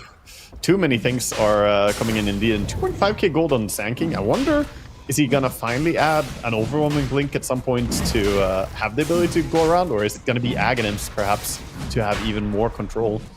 Let's see what he decides to add into the mix. Wouldn't even. Like you said, he's so tanky. Like it just lets them walk into him. He knows he's gonna be fine because the rest of the team has his back. It's a team that knows each other very, very well and has a lot of trust. Yeah, it's not the flashiest way to play Sand King, but it is very effective. He's just super strong, farms really fast, and happy to go late game here. He's scaling so hard. Even going a BKB wouldn't be bad just to disjoint some of this chain stun. Then he won't be able to die at all. I don't know, It definitely feels like Beast Coast has stalled a little bit. Yeah, they still have a super strong Dragon Knights. He does have MKB, and he's 1,000 gold away from Daedalus. So he can kill anyone, basically, during his BKB timing.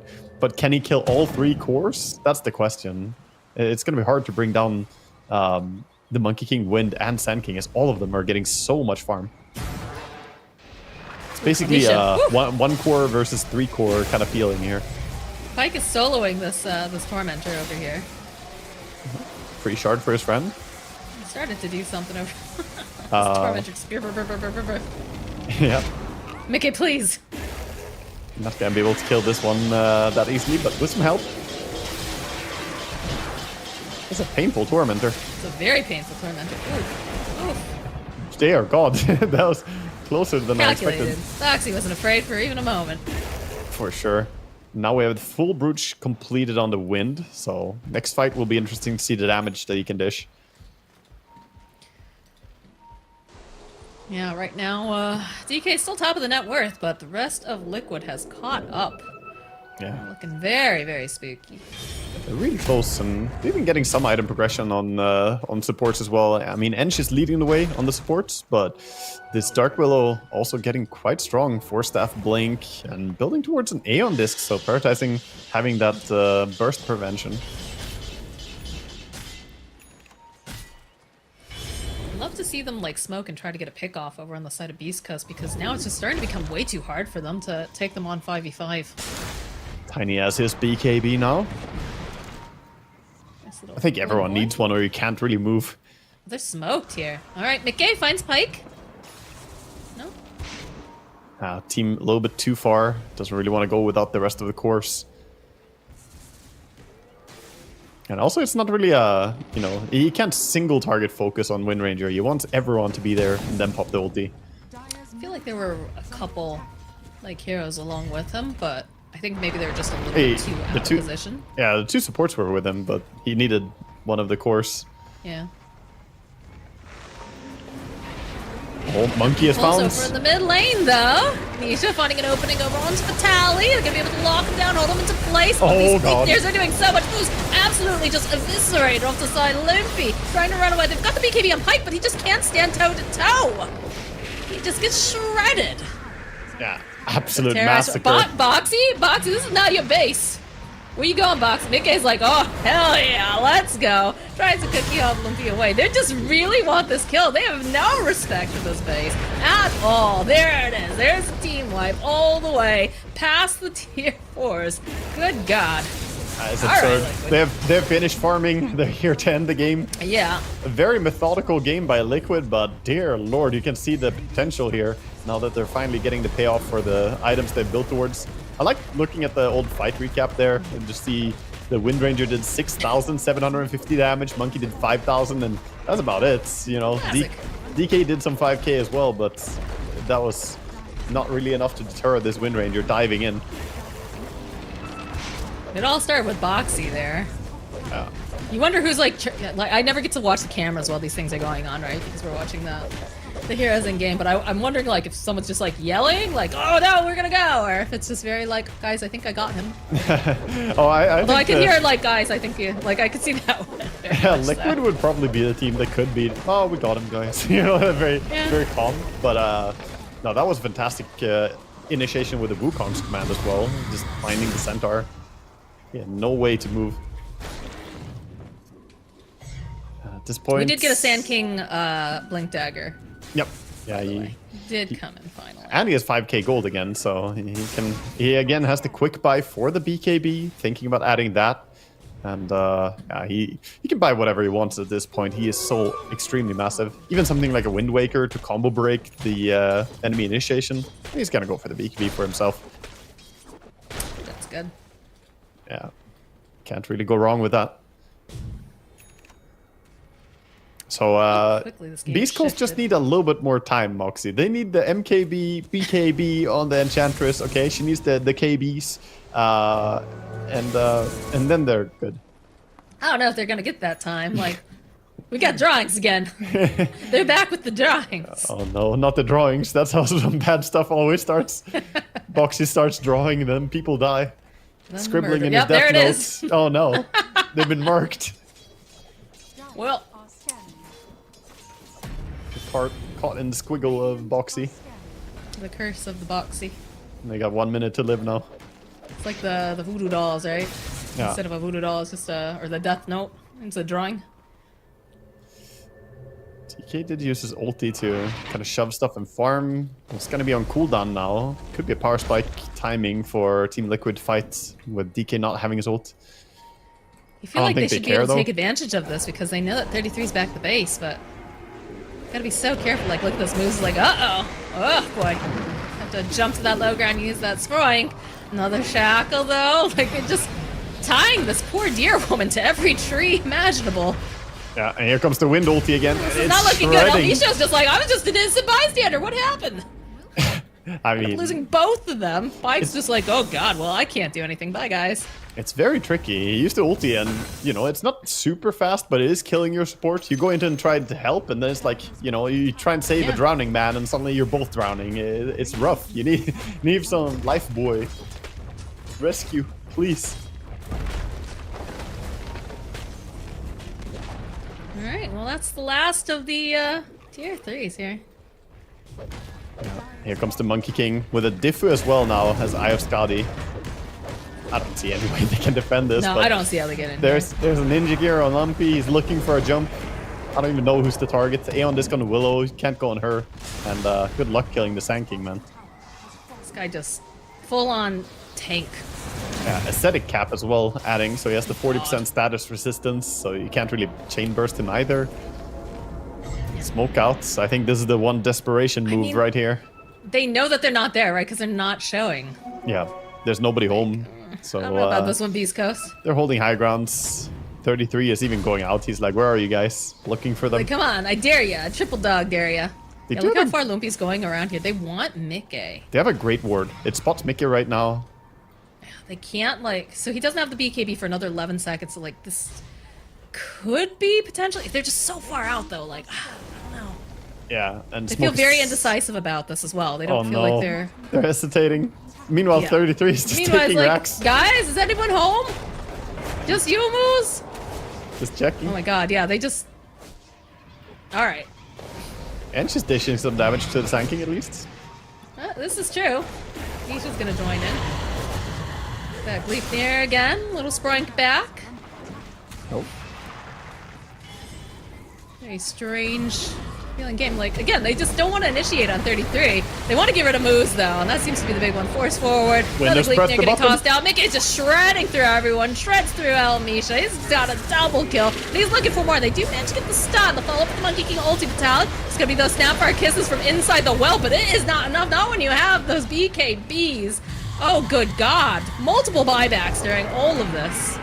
But again, I just don't know what do you do here? All right, Lumpy gets shoved around. He wants Mickey. He's gonna be tossed back. Got a lot of damage here, so okay, they'll finally get the kill on the Wind Ranger. 33 though, so tanky. Nisha comes in, has that Gleipnir again, trying to just move Pike away to safety as Vitaly's stuck in the middle of the sandstorm. He's got to blast Dragon over Knight? onto multiples, and Dragna, he's tanky, but I don't know if he's gonna be tanky enough. Still alive though, Terrorize coming into play. They finally get Pike. The chase is on. What a nice stun from the Sand King. Takes out Lumpy. Now Vitaly's got a Curse Crown. He's got everybody on him. Oh, and the Boundless. Oh my god. There has just been a slaughter in the Dire base. DK bot back. He's back. He got this.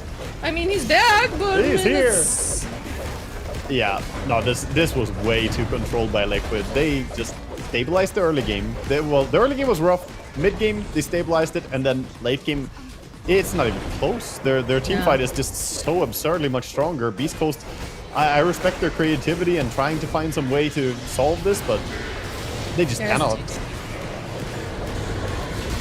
Yep.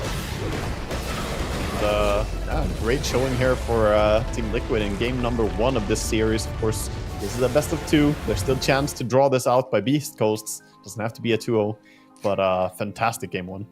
Look at Nisha, all smiles after having like kind of a rough early start to his game. Team though showing up clutch. They made sure that he could get back into it. Mickey dished out so much damage. 33 absolute tank on the Sand King. I don't think we should be seeing Sand King in games. I feel like he's just too strong. Yeah, personally. I agree. I think the Sand King slipping through the first ban phase is probably not something we're gonna see too often. It is absurd. Here we see one of those moments they were close to killing Nisha, but all the backup was there so quickly from the side of Team Liquid. They used him as a bait, turned it around into a fantastic fight with a Wind ulti, and that is Wind Ranger carry. Mika is showing how strong the potential is for it, and she is one of the highest rated carries right now. Yeah, I think it's also like, it's not just Mickey though. Like, that's one of the things I really love about Liquid. I'm a Liquid fangirl, I'm not gonna lie. I'm a Beast Coast fangirl too, let's be honest. But the fact, like, you watch them play together and they clearly know what the assignment is, how they need to move, how they need to protect each other, and it's just awesome. Yeah, It's so awesome. Like, again, we talked about that bottom fight that we saw earlier with, you know, getting the living armor, having the rotation come in. Like, yeah, they really took fantastic fights, and also, you know, itemization was on point. Not going for a blink dagger. A lot of Sand Kings would think, oh, do I need to initiate for my team? Do I need to play around you guys? Nah, just become massive. What are they gonna do? He got to a point where he basically is not even a target. the home invasion. Yeah, too many Too many key items coming up early there for Team Liquid. The start was pretty damn good for Beast Coast. The game was pretty even, and the win probability was pointing in their favor as they were kind of taking objectives early game, but it all fell a little bit short. The Centaur didn't really keep scaling. The Tiny didn't find a lot of kills. Did they just lose momentum on Beast Coast? Because it did feel very, like, obviously Liquid knew exactly what they're doing. They were being patient, they were dodging, buying more time, but, like, did they just kind of lose momentum on the side of Beast Coast? Because it did feel very good initially. Okay, my take on this, how this game fell apart, is that the heroes that you have on Beast Coast, they didn't shove creep waves fast enough. You have Centaur, who farms decently, but he doesn't really farm as fast as the Sand King on side lanes. Monkey King is great for split pushing as well, and the Wind Ranger was also pushing side lanes a lot. While DK can farm fast, Tiny was mostly wanting to do some ganks rotations. He doesn't really farm that fast. And Centaur also, getting killed a few times, he was really struggling. So because of that, they didn't find the fights they wanted, and the game just kind of drew into this lull where we're just heading late game. And late game, these items on Team Liquid just kind of win the game. Their heroes are insane with items. And look at that Wind Ranger full slot. If you replace the mana boots as well. That we've seen as a spray all over the game too. Yeah, where's the thumbs up, man? Should be happy. Easy game. He's got the esports pose, It's either that or the finger guns. Yeah. But Mickey looked incredible. His positioning was very, very good in these fights. He only had that one incident over in mid, I think. Yep. Where he was a little bit out of position. It was just kind of a little bit of a messy fight in general. But yeah, definitely, showing us how strong this Wind Ranger can be, especially when you're enabled by your team and you've got the soup, as we like to call it. Yeah, they had fantastic team fight draft on time of Liquid. So many big spells to terrorize the Overgrowth, the Wukong's command, and Windrunner ult is seriously probably the strongest team fight spell they had. So we'll see what the draft is going to look like when we come back for game number 2 here, Moxie. Gonna be exciting. I'll be looking forward to it. So stick around, guys. We got one more game left. Again, I am here with Insania from Team Liquid. First of all, how are you doing? I'm good. How are you, Todd? I'm doing well. Thank you for asking. I will keep track of any other players if they ask how I'm doing. You asked. That's very, very kind of you. How old are you? 30. You're 30. And how many TIs have you been to now? Not that many considering my age. I think TI 9 was my first one. Yeah. And I picked the gyro and then... Famously. Decided... I wasn't going to bring that up. No, I mean, I do, so nobody else does. Okay. So then I skipped TI 10 out of shame. No, you did. No, we didn't qualify for that one. Yeah. And then, so 11, 12, and now 13. So 4. Grimstroke. You are supposedly the best professional Grimstroke player. This is a statistic I got off the internet. All right. But I feel like some of these supports, like maybe Grimstroke and stuff like that, and maybe even Disruptor, are they still super popular? Because now it's all this Sven and Tinker and stuff like that. You're a support player. Have you now had to suddenly start playing heroes that maybe traditionally wouldn't have been considered supports? Absolutely. Like, I've been playing Naga Siren, I've been playing Tinker, and then like sometimes I just look at our entire draft and I'm like, how is this like what Dota had developed to? Like when I started playing the game, it was much more clear like what a support was. This is a support and hero. What a core was. Yeah. No, times have really changed. And I know pretty recently, I think I said in another interview that I miss playing like the traditional supports. Yes. I wouldn't mind playing, like Lich every once in a while. Yes. And just, Or Oracle, for example. Being a Lich. Yeah. I don't need to stack 3 camps with illusions while like I'm like at the same time deluging someone and then netting them for 7 seconds and like you have to do all these mental gymnastics. I'm okay with like the boomer supports being good for a bit.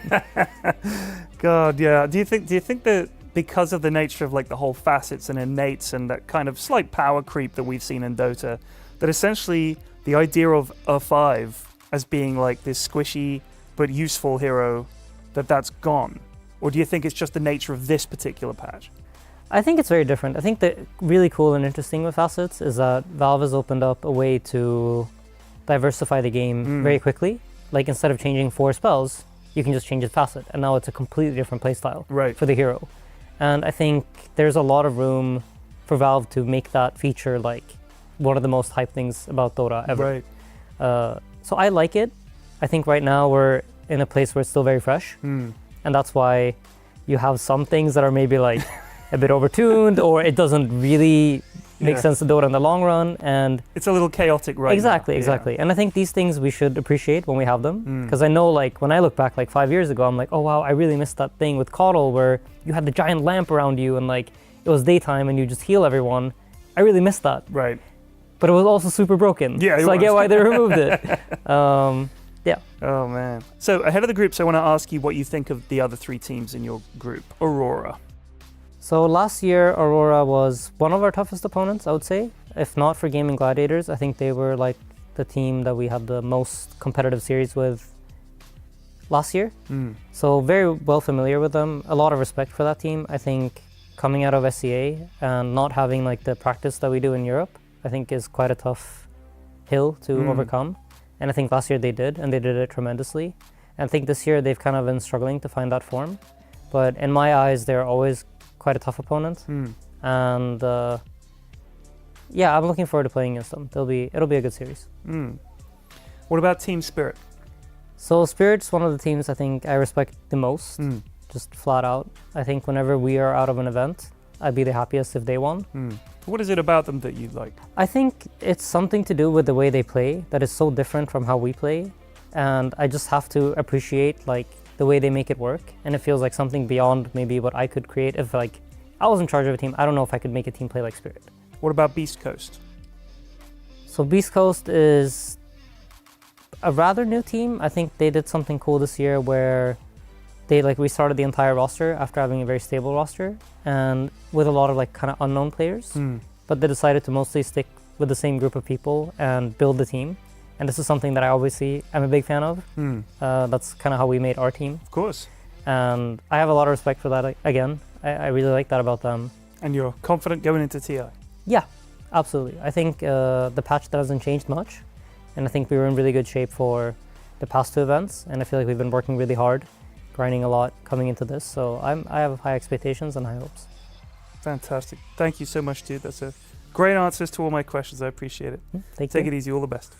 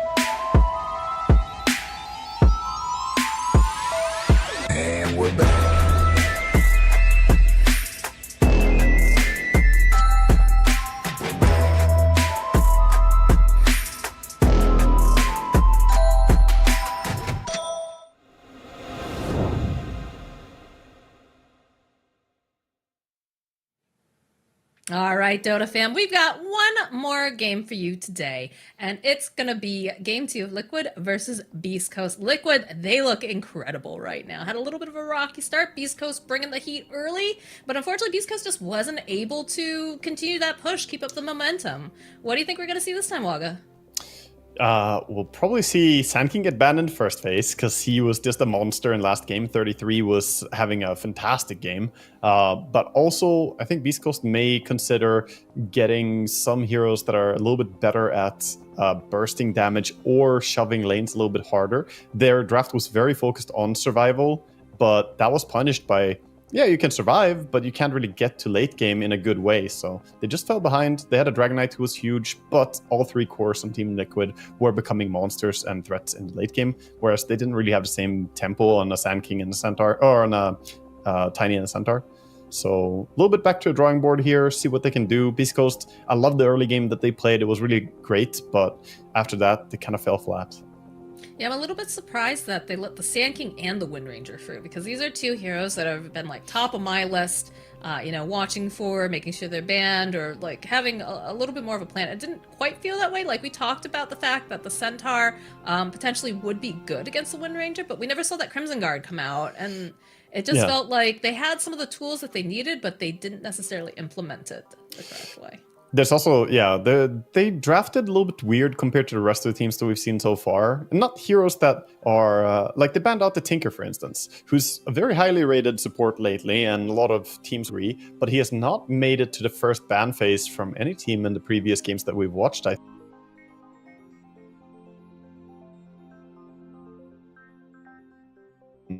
we'll see what their approach is going to be, as the lobby seems to have failed the launch. Everything just went on me. So yeah, let's see. Hopefully we can fix this here.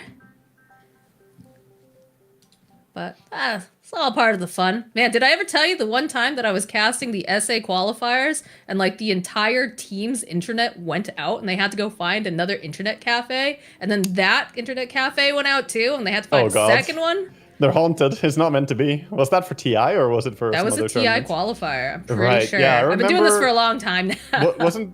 There was some teams that didn't manage to make it because they had outages and weren't able to play. I can't remember names, which there was another one too, like more recently. Yeah, there was a recent one. It was like but I'm 2 years talking ago like or even whatever. further back. I'm talking like the J. Marie era and stuff like that. Right. So, this is fine. This is nothing. But definitely. We also had the one that he quit in the middle of right, in the middle of qualifiers. He's like, I gotta take my go. mom to the mall, and we're all like, you're playing qualifiers, what do you mean you gotta take your mom to the mall? Well, And then someone has to take his mom mom to the mall. Yeah, he didn't even, he was literally like, he's still logged into Steam and he was playing like, I don't know, Cookie Clicker or something. I don't know.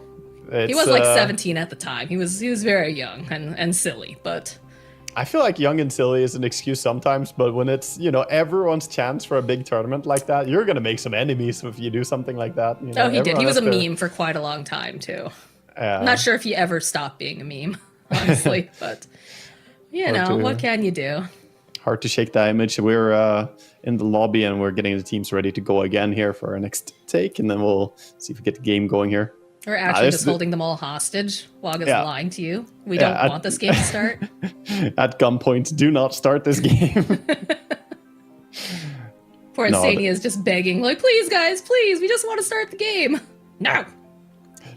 Yeah, I mean, at least we're not really having the old issues of like having to reload and rehost and stuff like that. Yeah. The good old competitive Dota days. Now it's just a quick rego. Even the lobby doesn't cancel. So don't jinx us, Wag, please. Yeah, no, it will work this time. I know it. I called a friend, called in a favor. He was holding them hostage. This is all Waga's fault. Now the lobby works. It's thanks to Waga's blessing. I was just waiting for the ransom. There we go. It's in the bank account. We can start playing Dota.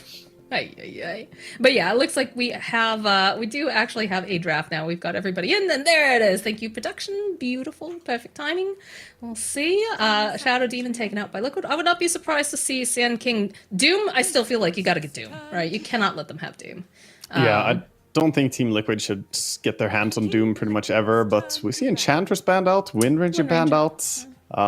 They do have 2 more bans, of course, but I'm a bit concerned. The Sand King, it's just too impactful, I think.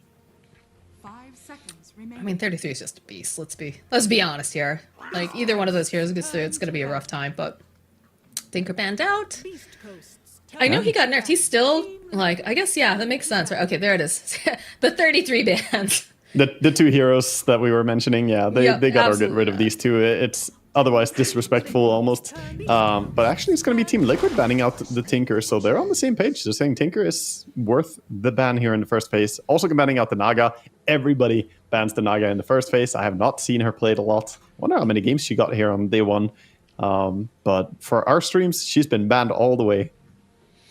For sure. Which means now, what is the opening pick for the side of Beast Coast? What feels really, really strong? I'm looking for the Primal Beast. Okay. I was looking it up, by the way. It's 22 bans on the Naga, the most banned hero, more than Sand King. Really? Wow. Only played I mean, 4 games, but yeah, 22 bans. that makes sense. Only second to Sniper in contest rate, but Sniper usually gets picked more. He has a 27% win rate, by the way, so it's not looking that great for him so far. I mean, one of those is the Lullis Sniper support, right? A lot of them are Sniper support, I would wager. Probably True, most true. of them. It's all Scattershot support Sniper lately, but yeah, I'm not sold on it. It's so weak level 1, level 2. I think it's a bit of a weak spot where you need to do stuff in the first levels. I think there are better supports for like the way that they want to play, because like it's one thing to play it in pubs, it's another thing to be playing it like with teams that are very synergized and understand. So Yeah, for sure. we Yeah, shall you see. relies a bit on catching people off guard with the triple scatter shot, but that doesn't really happen. As we head into a draft here, though, Beast Coast getting the Primal Beast. That's a namesake pick on the first phase, and Team Liquid with the Nature's Prophet, a hero that has been played a lot core lately. Post 1 and Post 2 being the primary roles for this hero. Could be played anywhere, though, realistically. He was a very popular hero in South America for a long time as a position 1. I know HFN ran it Oh, yeah. quite a bit. Parker did too. Ecuador, Yeah, all of them. they've been on that for a long time, since long before the Facet patch. So I'm very surprised that they're not taking advantage of it more right now, but I guess it has been banned out in several of those matches too, so. They get some nice heroes against the Nature's Prophet, though. They have Primal Beast, who has multiple ways of stopping the TP out. You have Batrider, who can also grab you and can get through the Sprout very easily. None of these heroes get stopped by Sprout. Is a pretty good part of the matchup. Curious where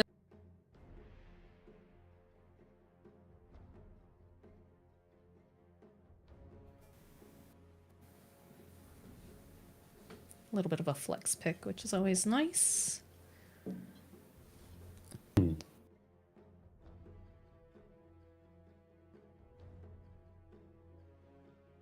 Here You still against there, the Primal Waga? Beast ulti. Yes, I'm here. Hello? Okay. I lost contact there with the mothership for like a second, I think. Oh, I see. Yeah, I Everything heard is you start a frozen. sentence, but yeah. Monkey King gets picked up here by Team Liquid. Hero that they have historically used a lot as a support, but can also definitely flex it over to the core role.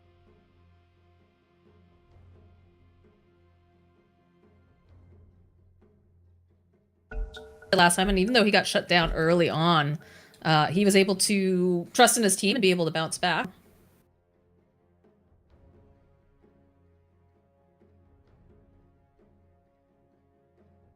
Figures all day on that mid lane, and then the lane is easy. So Oh, there it is. There's the Insania Oracle. Insania. Oracle feels like an underappreciated hero overall. I think a lot of people are just shying away from that hero, but Insania has had some crazy plays through his career on this hero. It's like one of his signature heroes, honestly. Oh yeah, definitely. And do they do it's a anything to try fantastic hero against Primal Beast and Batrider. You know, you just press Yeah. W and you're mitigating all the damage from these heroes, basically. So much of the damage is gone. And also you can lock them down easily. Do you try to mitigate healing now with like a pick, or is that too much of an adjustment? No, probably more so getting stuff that can kill backliners. So you already have Batrider who can jump the backline. Primal Beast can get in there too, but getting something that is quick at killing off an Oracle and maybe even some silence in your mix wouldn't be too bad to have on Beast Coast. So I'm curious what they feel is a good option. You could also go down the route of Chaos Knight later on. Looks very good against the 3 heroes you see so far. I don't like, or I don't mind playing CK against Nature's Prophet, and it's great against Oracle. And even the Monkey King matchup is pretty good as long as you can get the initiation onto him. Beast Coast's turn to Pick up the tree for themselves, gives them a little bit of that nice healing. The overgrowth, very useful in making sure that everyone's held in place as the Batrider flies around with all that firefly and fun stuff. And one more hero who doesn't care about the Sprout. So, so far, very tough to catch anyone. That's honestly pretty grief for the Nature's Prophet, who wants to be able to catch anyone, and not Marana as well can leap out. This is I believe not that's a great time. pike. That's a pike Marana. I'm excited. First carry Marana that we get to see in our games, Moxie, and I think this hero is super strong lately.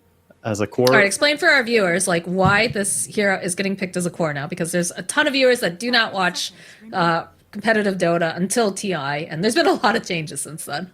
Yeah, so it all started with them giving a little bit of a buff to the damage rate on Solar Flare. They buffed it a little bit here and there, they buffed the duration on it, and then they decided, okay, let's buff her base damage, let's keep buffing her, and then she got base agility, and they buffed the Solar Flare again, and they buffed the Starstorm, Sacred Arrow, and her talents. She got so many little nice touches here and there, but primarily the Solar Flare is the reason the hero is good now. The Solar Flare has become a very, very powerful ulti, and her right clicks become absolutely crazy at level 20 when you get that crit talent. It's one of the better talents in the game, I think, for any right clicker. But when you're playing a universal carry like Marana, you can really scale some damage into that. 5 seconds. Be interesting to see how this plays out here, especially because now we have the Beastmaster picked up for the side of Liquid. Yeah, they get themselves something to lock down the Primal Beast, even if he's in a BKB. They have the Beastmaster ulti now, so pairing up a Wukong's command and a Beastmaster ulti, they could take him down even. But Beastmaster against Mirana, she might be able to get some cheeky arrows against the boars in the lane if you're not careful. We'll see how the matchup is going to go. I think Mirana tree is a super strong lane. We might see Team Liquid rush up there and cut trees, though, the way we saw in previous games. Try and lower the area that Treant can move around. Yeah, they didn't really cut down that many trees early on the side of Beast Coast when they were playing up against the Sanius tree. Something to keep in mind. It's very very useful to try and take away everything, because then they can't really get in from any surprising angle. And then all you gotta do is contest the small camp. Finally here, we see a little bit of Puck gets removed from Beast Coast. Yeah, most of looking at Lumpy's pool of heroes that he usually likes to play. Storm's taken out, Puck's taken out, Monkey King has been chosen. Does like the Zeus and the Tiny. I'm not sure those necessarily fit here though. Yeah, that's gonna be the interesting part here. I suppose it's very likely that it's just gonna be a Primal Beast. I think it's gonna Primal be Beast Batrider. PV. Yeah, exactly. Yeah, I was at first thinking it's gonna go mid, but no, they're sending that off lane. They banned the Tiny, so I'm curious what that indicates to you. It's just another good catch hero, and I think Mirana struggles a bit against Tiny. Same with Batrider. And they need some jump hero. It's the same as Puck. They need some hero that can jump in on Team Liquid right now to follow up with the Monkey King. I'm not really taking sure. out a lot of the jumps. Like there's still a Queen of Pain, who's been fairly popular. Timbersaw's taken out. Yeah, that would be not great for them. I feel like they need something that's gonna jump at the back lines and also have some sort of a silence. Right, we've talked about this. I like Ember for them here, but there's a lot of options that they can head into. 10 seconds remaining. I mean, there are still the Spirit heroes when in doubt, except for the Storm. Cannot have Storm. Yeah, Storm being removed. I don't think it's a fantastic Void Spirit game. Looks kind of meh. Also, they have the problem of having to pick and then getting counterpicked. So some of the heroes are risky. We have seen how you can get hard countered with some of those volatile mid heroes. Here comes the Huskar now. Yeah, exactly. But they have good heroes to deal with it. So if they get cheese picked by something like Huskar, they can easily just Beastmaster ulti and Monkey King go in and kill him. They have the tools. I don't really want to play that up against an Oracle anyways. Yeah, he's very good at protecting.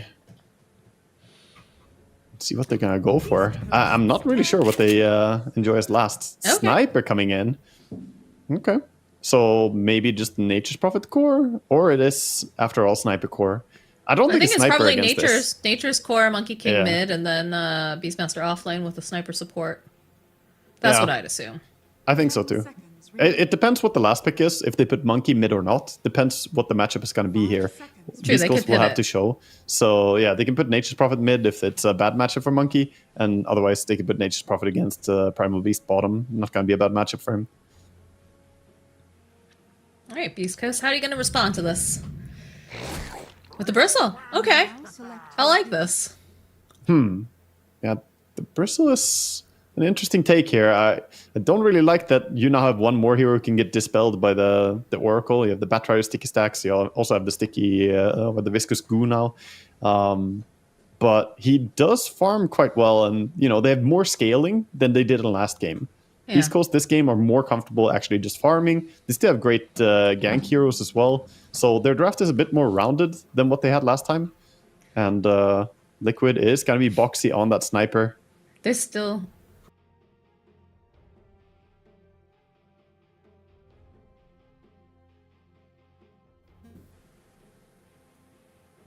Up against Lumpy's Primal Beast mid here. For now, it looks like Nisha is going to take the Nature's Prophet this time.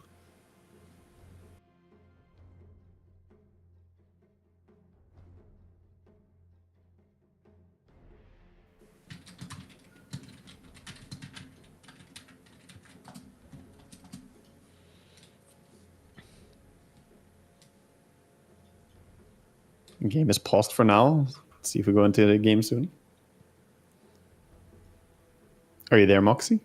Yeah. I'm having like some little hiccups here and there. So I'm not sure if you're like talking. Yeah, things were freezing on my end as well. I just saw the players. Either things were frozen or the players are intimidating me by doing some statue poses.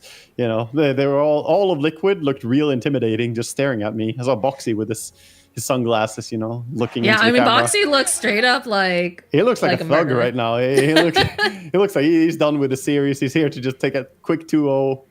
Yeah, Get out of here. I mean, he's got the sniper, so it makes sense, right? Right. So he's on the sniper, Mickey's on the Monkey King, like you said, Nisha on the Nature's Prophet. So they did have a little bit of a shift. How does that affect Lumpy then here in that mid lane with the Nature's Prophet? I think you're fine against the Nature's Prophet mid, but at the same time, Nature's Prophet does hit pretty hard. I think Lumpy should still be able to farm just fine. Much happier against the Nature's Prophet than a Monkey King, though. That's for sure. So what is the mindset behind kind of playing around with this a little bit, right? We always knew 33 was going to take the Beastmaster, but we weren't sure about the Nature's Prophet and the Monkey King. It could just be that they're happier having the Monkey against the Bristleback than having the Nature's Prophet against it. Because Monkey has very good armor at a base, and of course just punishes a lot of melee heroes by just getting the Jingo trigger. So maybe they're happier about that and say, either one of our heroes could have gone mid against the Primal Beast. We'll just do it like this and get the best possible safe lane for ourselves. Other than that, I'm not too sure what would be the reasoning, but that's the way I read it, Just at least. theory crafting, Yeah. And then what sort of a build are we going to be seeing on Pyke on this Marana? Usually it's Gleipnir Rush, of course, the first item. After that, he has a lot of options here. Could be decent to go for a Manta Style at some point. BKB is super high priority normally as well to give yourself some safety. And in this game, maybe he finds himself buying a Linken's. It is a universal hero. You want a lot of stats, and preventing the Beastmaster ulti could be a really big thing for them. I feel like there's so many ways to just like pop a Linken's though. Yeah, there are, but it's not as easy as that. You know, they can pop it, but Beastmaster can't really do it himself. So Oracle would have to get close. Monkey can't really do it. Nature's Prophet or Sniper can do it, but it's not that simple. And Linken's, in this case, of a universal hero like Mirana, it's a bit different than an agi hero like Weaver that we were talking about earlier, because universal heroes get a lot of damage from Linken's. Just buying a ton of stats like Manta, Gleipnir, and Linken's, and you're hitting hard. So it's a completely fine build for Mirana. And then what are we looking at for like the timings, you know? What do you giggle about? I'm giggling because I'm reading the chat, and apparently Insania says he can't buy items, and Moose says unluck. No items for you, Insania. It's the new support change, new patch just rolled out. Want to bring back the POS 6. I mean, they always have a very good rapport with one another, which is great. I feel like Insania gets along with everybody. He's just like the friendly, almost like an ambassador of Dota, right? Kind of like how Dendi used to be back in the day. Like just happy to see everyone. Glad to be He's all there. smiles. All smiles, very easy to get along with. So yeah, usually people are happy to exchange small chats with him in good ways. We have a little bit of banter, but of course we also have a little bit of game now. The game is going. We have double smokes coming out. Both the teams are heading out for some ward placements, possibly some ganks. But did he buy anything? Was he able to? Yes, he is. All right. Yeah, he said it finally worked, so he does have items. Not gonna have to play the game naked.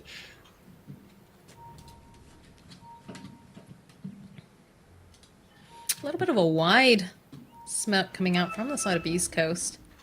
Yeah, kind of split up here. The Beastmaster going in looking for something, scouting with a boar, looking for vision. That is so cheeky. Found it with his boar. The fact that the boar got attacked. Bounce back over onto 33. It's getting slowed up though. No, denied his first They boar. want this boar, but nope. Denies the second boar. And when you deny the summons, you get nothing. So it's not like a lane creep. You don't get like half of it or something. There's absolutely nothing being fed away. So nothing was lost. And he did find out about the vision by getting a tower shot there. This tree is an absolute unit with this cosmetic. Oh my god. Let me have a look at him. Takes up like a quarter of your screen. Too bad he went for the wrong facet then. He should have had the primeval strength or whatever it's called, where he gets 8 damage per level up. I think I've seen anyone run for that. I've seen Skem, the 15,000 MMR POS 5 player. He actually plays both facets on Tree and Protector. Very interesting. He alternates between the two of them. I think hasn't really made up his mind which is stronger, or perhaps just one is better in one game. That's a good Dota player right there. Someone who's able to not play statically and make adjustments. Yeah, always gotta adapt in Dota. That's the beauty of the game. What you love to see. All right, so this time around, we've got Boxy on the position for Sniper. We've got 33 on the Beastmaster. How does this play out? They can shove lanes super well, so they're gonna use their nukes and just try and push the lane back. They also have, Quelling Blade to try and cut some trees, but Boxy didn't start with one as well. So Moose still has some space here. I think Boxy will struggle to do what he's doing now. Going out and body blocking small camp is super dangerous against the tree, and he actually has to TP out. That is costly. I guess on the other side of it, it's very unlikely that you're going to have any sort of rotation super early right now, so even though it does cost you that TP, you're not really worried about, Nisha getting jumped immediately. Yeah. And not having that TP to save him. It's less so about being able to TP to save someone else. It's more that now you expended your TP on Sniper, and if you get gone on, you do get a new TP, but you're going to have to use it immediately, so it's still minus 100 gold. And this Treant is showing his force in the lane. Sniper has to play very far back. Well, lucky for Sniper, that's a hero that doesn't mind being too far back for the most part, so not an absolute waste here. I think it's taken a lot of damage here. Top has like 3 close break stacks on him. Yeah, he does have magic stick, but even with using that, he drops really low here. All the mana was used by the bristleback, but he has Mango ready. This is one of the camps too. Look at this. Woof. All right, Satan's gonna have to go for that purge. Careful, Misha might have gone a little bit too far. They've got a kite. Just didn't kite enough. he But tried. Nikkei did get the experience for killing El Micho. Yeah, they got killed before he died, so always something for him. And kind of like the aggression, though, from the Batrider and Bristol back lane. If they play cautiously, they're never going to do well in this lane. They have to just go in, commit everything. And Magic Stick has a cooldown, unfortunately, so he can't use it all the time. Like, SA Dota does not like to play cautiously ever. Yeah, no, that's not how you play an aggressive lane or an aggressive style like theirs. Bottom lane, the 33 Beastmaster is doing really well. Of course, Beast is one of his signature heroes that he hasn't played as much lately. It was more during the Helm of the Overlord meta that he was really playing it a lot, but he still, of course, knows his ways around this hero perfectly.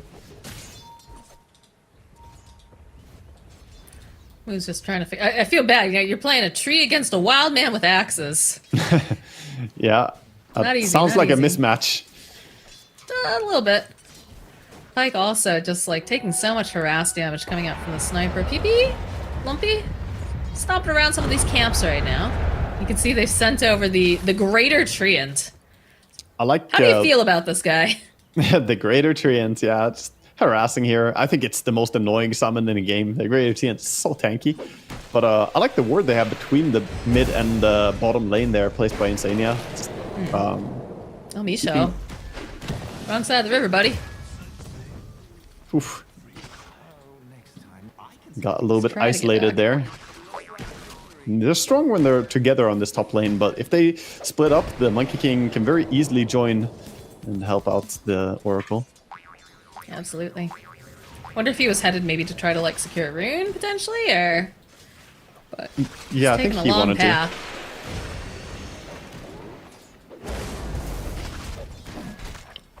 Trying to Again, commit here, spam Mikke. begins.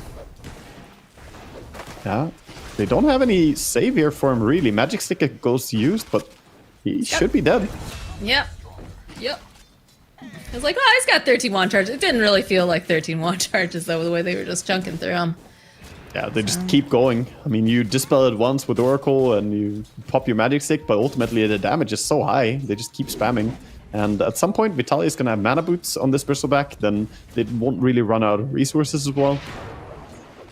Batrider taking time to prep some stacks. Here. He's got his level 5. Won't be just getting it now. Being dogged by this one tree the entire time. Yeah, always keeping track of where he's moving. It's not so much about the damage the Treant does, it's just always having vision on him. So they see that he's rotating, and see he's close to top lane right now. That just gives a heads up, like play cautiously for a little while. Bottom lane Pyke has to jump so away. Low. A lot of quacking from the sniper shooting the Treant. Doesn't really take that much damage though. Just the harassment that comes out from that trap. Like, Mirana is not known for being a tanky hero. Yeah, not right now, anyway. It's not the beginning of the phase, but... She doesn't have the sustainability really to happily lane here. She tries to snipe with the catapult, doesn't get it. Range creep instead. And soon we'll see impact from the mid. Nature's Prophet just about to get level 6. Once he gets that, he could start looking for moves to side lanes. Fortunately for him, the double damage rune is bottom, so Lumpy not going to be able to get that. Yeah, they have to be so careful in the side lanes right now. Mirana could be the target with this first TP. She's already a little bit low at bottom. There's not too much that they can do to kind of save her in any case if they decide to go hardcore for this Mirana. Yeah, Primal Beast doesn't have HP. If he TP's in right now, he would probably die pretty quickly. Only 400 HP, so it's a good time to go.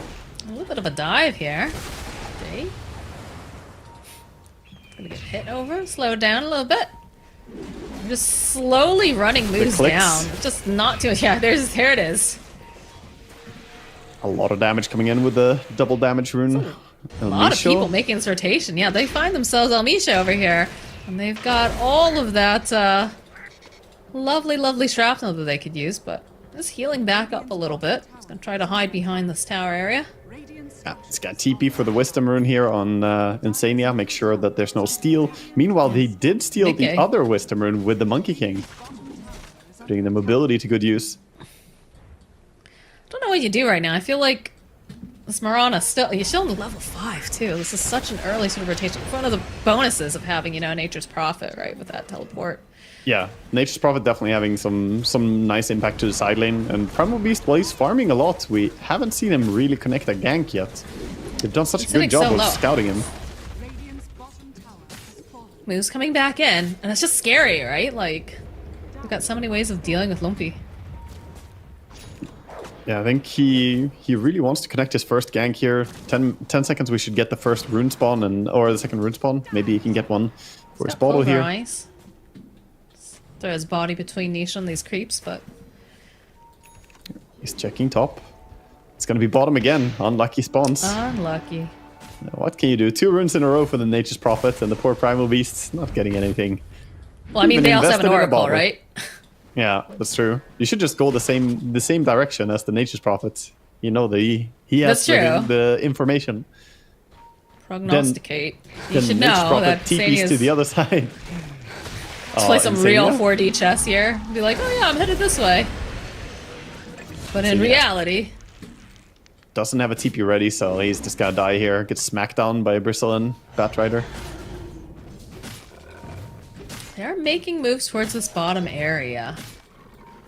33 does have the roar. They're gonna have to lock him down and do enough damage so that way. So, immediately run on through, pick him up, start slamming him around. Already taken out that boar, so it's gonna be a nice kill picked up for Pike here. Yeah, very good rotation. Also getting the pig pull on Primal Beast, always a nice neutral item in the tier 1. 15% extra movement speed.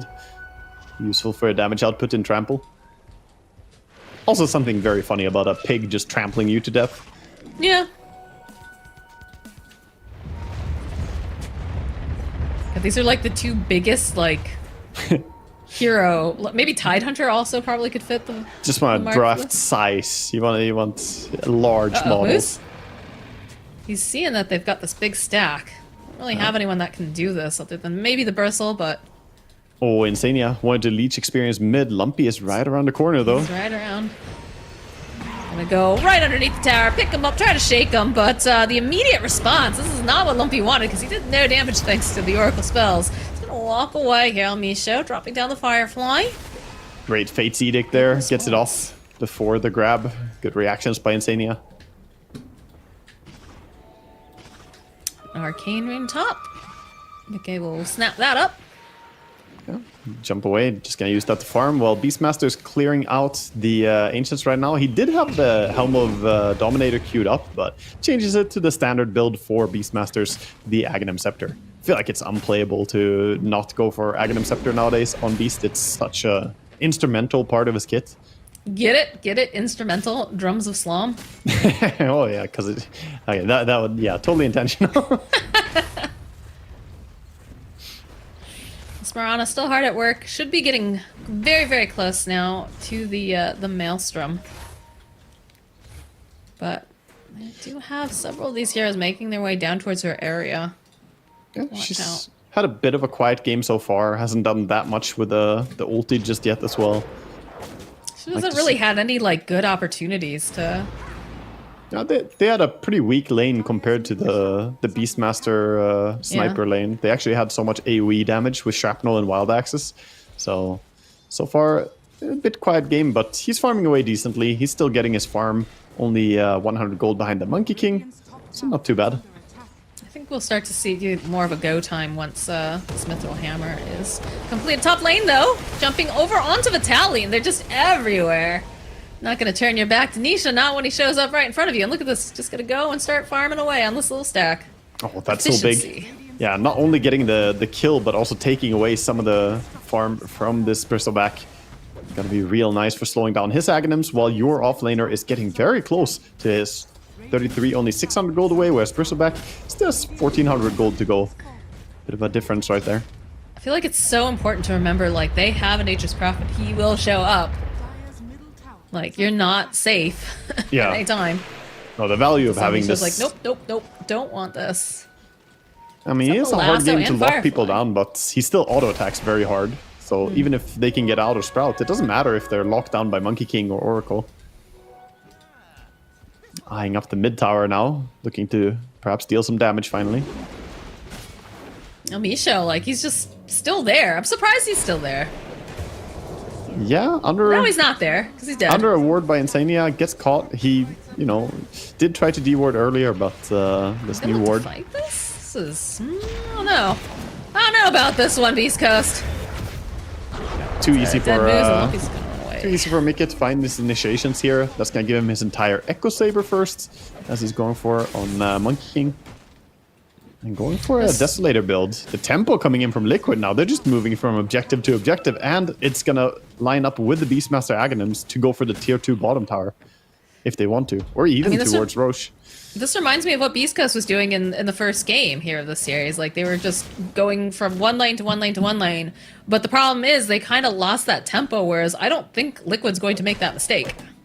Yeah, no, I think they have the right things to keep scaling as well on the side of Liquid. So this early game lead speaks a lot towards how the game could continue. And they are starting Roche with Beastmaster. He's kind of alone on it, but meanwhile mid, we see a chase down again. El Misho is just getting a treatment here by Liquid, finding him all over the place. Yeah, Liquid just slowly taking a leisurely stroll.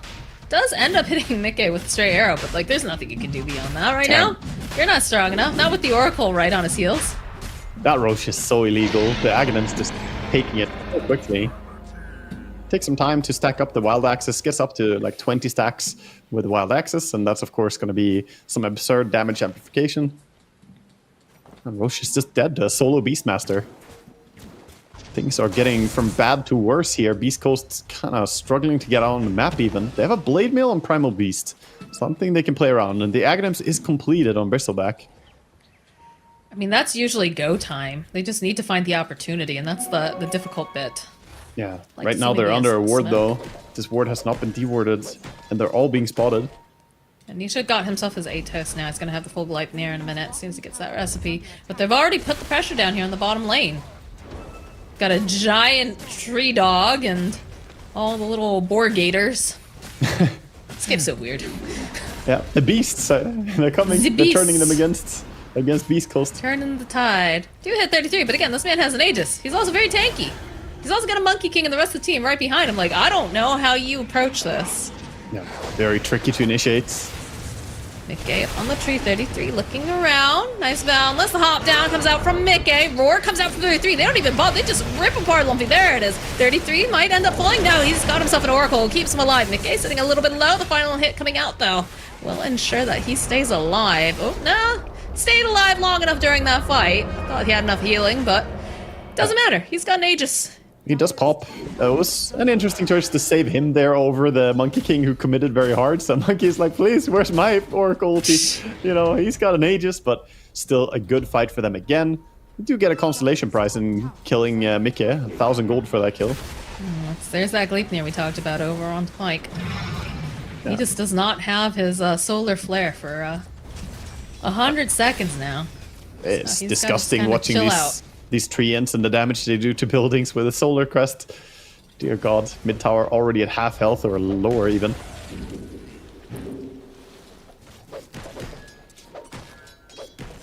Yeah, everything is just falling out of control. I'm waiting to see what the Beastmaster or the Bristleback Aghanims can do in this game. Bottom fight looked impossible. Definitely felt like that should go perhaps a little bit better for them, but Yeah, right hard now they're though just again with an Aegis too, so. they're being outscaled. The Blink Dagger is up now on the Beastmaster, so he has ulti in 5 seconds. Chasing. There's a lasso coming out from Elmisha. They want Mickey. I already see the Oracle TPs are coming out, tries to dodge a doesn't little have bit of ulti. the arrow. No, Insania's here. But he doesn't have Insania's ult. like, I will try to keep you alive. Please just keep running backwards for now. That It works. looks like he's done his job. Yeah, the W is enough. Magic Resistance gonna save W him. is just so silly. Like, not silly, but so good, right? Because everyone thinks like, oh, it's the False Promise. Now it's the W. Yeah, and off cooldown again, the Beastmaster getting a kill, killing the Primal Beasts. It's only fitting. It's the lore. You can't go against the lore. Putting some more pressure over onto El Misho. But Boundless, the Assassinate, doesn't even need it. As Beast Coast in the top lane, they're like, alright, well we can't fight right now, so we gotta get something out of this. But even now, they're turning tail. a single tier 1 tower, finally, maybe. But the smoke is coming. They're wrapping around, going behind them. They need to get out of there. They really do. Taking too much time. There's a courier that just goes sliding by. Boxy placing down some of that vision. Oh, okay. So Primal Beast TP'd bottom, then used the gate to join his team. So you want to try and take this fight. They have a ward placed. Saw Monkey. Yep. All right, there it is. There's a solar flare, immediately stunning up Mickey, but they have the save. Insania throwing himself, trying to keep him alive. It does manage for the time being. A nice whir over on the side. They'll pop Pike, and now they'll go after Lumpy as they lose Moose over on the other side in a circle of trees. Dear God, they're so strong. I mean, it's beautiful again from Insania. He's in position, saves the Monkey King, and it's tough to say how you're supposed to address that even. Bursting Monkey King there when you had vision on him felt like a good call, but the moment the False Promise is down, he's just gonna heal. The moment he gets the Jingo Trigger, he's completely fine. And still, the big story of this game for me is that 33 is just absolutely ramping away. He is becoming enormous. I mean, there's a reason why his Beastmaster is something of legend. Yep. But yeah, it definitely feels like they have to think about Insania as one of the first people to grab, but it's too hard with what they have. Amisho, he sees himself boxy. Are they gonna go for this? Yeah, they figure might as well. Commit the lasso. That's lasso on cooldown though, so some safety for Team Liquid in that the catch is limited right now. But they need anything they can get on Beast Coast. Any kill is a good kill. You're 10,000 gold behind at 18 minutes. Just a monstrous lead building up. Yeah, it's rough. It is rough. And Nisha is working on Silver Edge over on the Nature's Prophet right now, almost as the Shadow Blade completed. So that's going to be fantastic against the Bristleback, of course. We love when we see people itemize against Bristle, although he has not popped off the way that I think they were hoping he would. No, not quite. This is a tough game for him. He got pretty decent farm, but the rotation top with Nature's Prophet stunted his timings a bit. Yeah. And I think that's probably a big takeaway from this game. The Nature's Prophet from mid has just been able to rotate in much smoother ways than this Primal Beast. Primal Beast, he's tried. Lumpy has been running around, but can't really find the fights.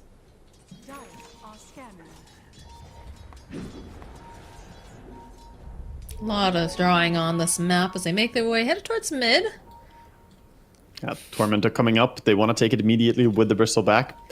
Might even see attempted Curious if they're going to try to fight on this, because I know... Okay, they smoke up. Already got a Moose. Oh, nice Boundless over onto El Misha. They'll finish off the spout. And of course, there's just a creep wave over here, right? Like... Yeah, and you also know that the moment they take Tormentor, they're going to be a little bit low HP. They're not going to want to fight immediately, so they turn this into straight tower push. But you get Tormentor over on Moose, so it can be sneaky now on the Treant. I don't know if that's going to be enough, though, at this point, honestly. No. Gleipnir catches the beast. Uh-oh. Hi, the lore. Lumpy. Oh, the lore. The lore. And Beastmaster while this is going on, in. you got a Beastmaster in there. They buy back on Primal. They're not happy about this. This is Insania. Trying to get himself a little bit more space. Still holding on to the ultimate, although he's got to get popped before he's going to be able to really get it off. There it is, the Solar Flare. They want to take down 33, and it looks like they should be able to do it this time around. Okay, let's go. Got some nice fight going on here. Getting onto the Oracle. Still thinking, like, look at him. He's thinking about it. He has the ulti. Andy, he does have one stack still. Are in they the baiting Ginger. Boxy? Feels like they're baiting a little bit because, like, it's a choke point. It looks nice. Yeah, moves. And there they go. They wind up. They lost Boxy, but Mickey doing a lot of damage here as Nisha jumping in, finds himself Pike over here on the side. Mickey needing to close this gap. We'll turn his attention over to Lumpy. Doesn't want to exactly hit him, though, with that blade mail on. So instead, Nisha's going to get shaken around. And this is not looking good for Nisha because he is going to fall to all that damage as Mickey over on the tree is like, sorry, guys. But now he's got Insania, so I feel like they're going to try to go back in yet again. These fights are just going on forever. So Mickey slapping away over at Limpy. Sees Vitaly, wants to finish him off. Needs just a little bit more damage. He's got it. Limpy interrupting just a little bit. And that blade mail, you know, it looks really nice. Gleipnir's going to come out here from Pike. But Mickey's just waiting patiently, jumps back down, says, hey, Pike, I need to be careful, though. In comes Elmisha. He's got the lasso. They're going to hold him into place. But Insania, oh, man, this Oracle is doing so much. The pickup, the shake, it's not enough. The roar comes out for 33 as he just chases after Lumpy, and he is absolutely dead. Mickey still on the hunt, finds himself moves, thinking he's going to cut himself down a tree. And it's looking pretty good, except for, no, there it is. There's that bird. A little bit of a chase, and it's going to be Insania who gets the double kill. Oh my boy. goodness, there's still Elmisha's just flying away. But oh hey, Boxy sees him. He's like, oh, you want that shield rune? You're gonna have to work for it, my friend. As while this is all going on, they are just taking down the tower. Yeah, just keeping him busy. Meanwhile, Nature's Prophet not interested in that. He's just going straight for the racks. Eyes on the prize. And Monkey King with the Deso as well. This push is real fast. I mean, they've got Solar Flare in 5 seconds. I just feel like he's not survivable. Yeah, They just no, have too much damage. Like usually you'd have, your Vitaly would be up front and center, but even he's having some difficulties because of the itemization.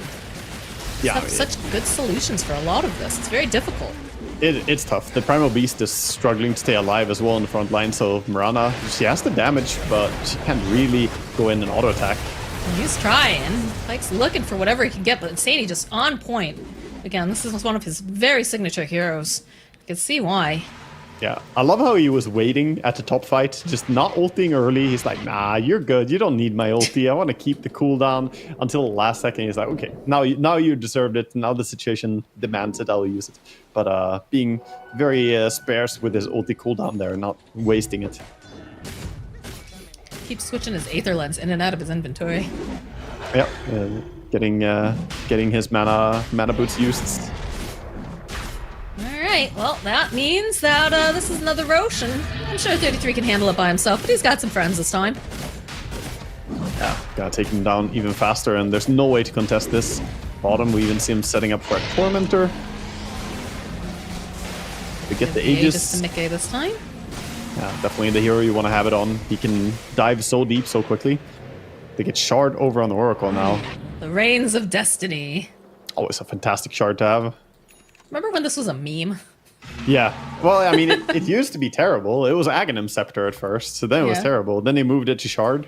I think there were a lot of those move from Aghanims to Shard became absurdly much stronger because suddenly Yeah. you don't have to spend 4,000 gold for it. It's like, oh yeah, that is worth. Even if they tweak the numbers a little bit.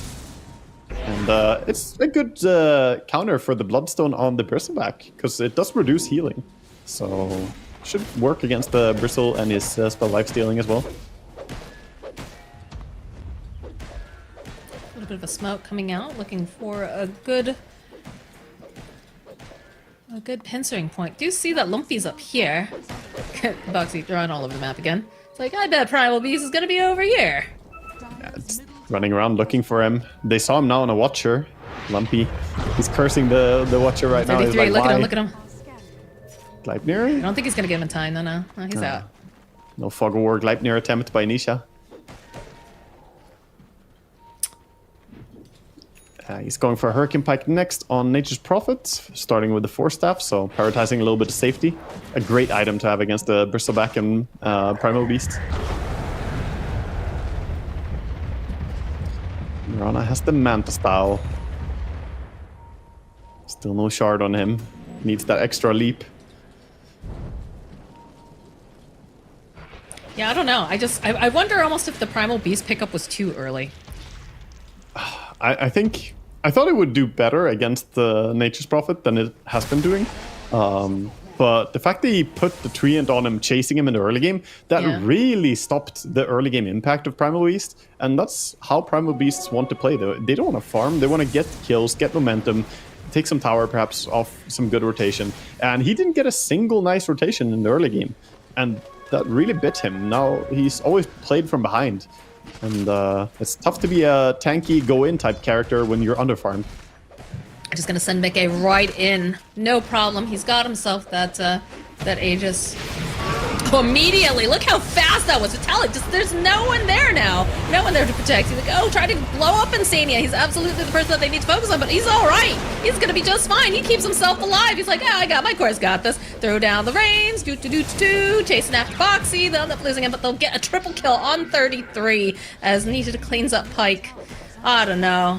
Absolutely dominant performance here. Team Liquid, first team of today that we cast Moxie that absolutely just destroyed their game.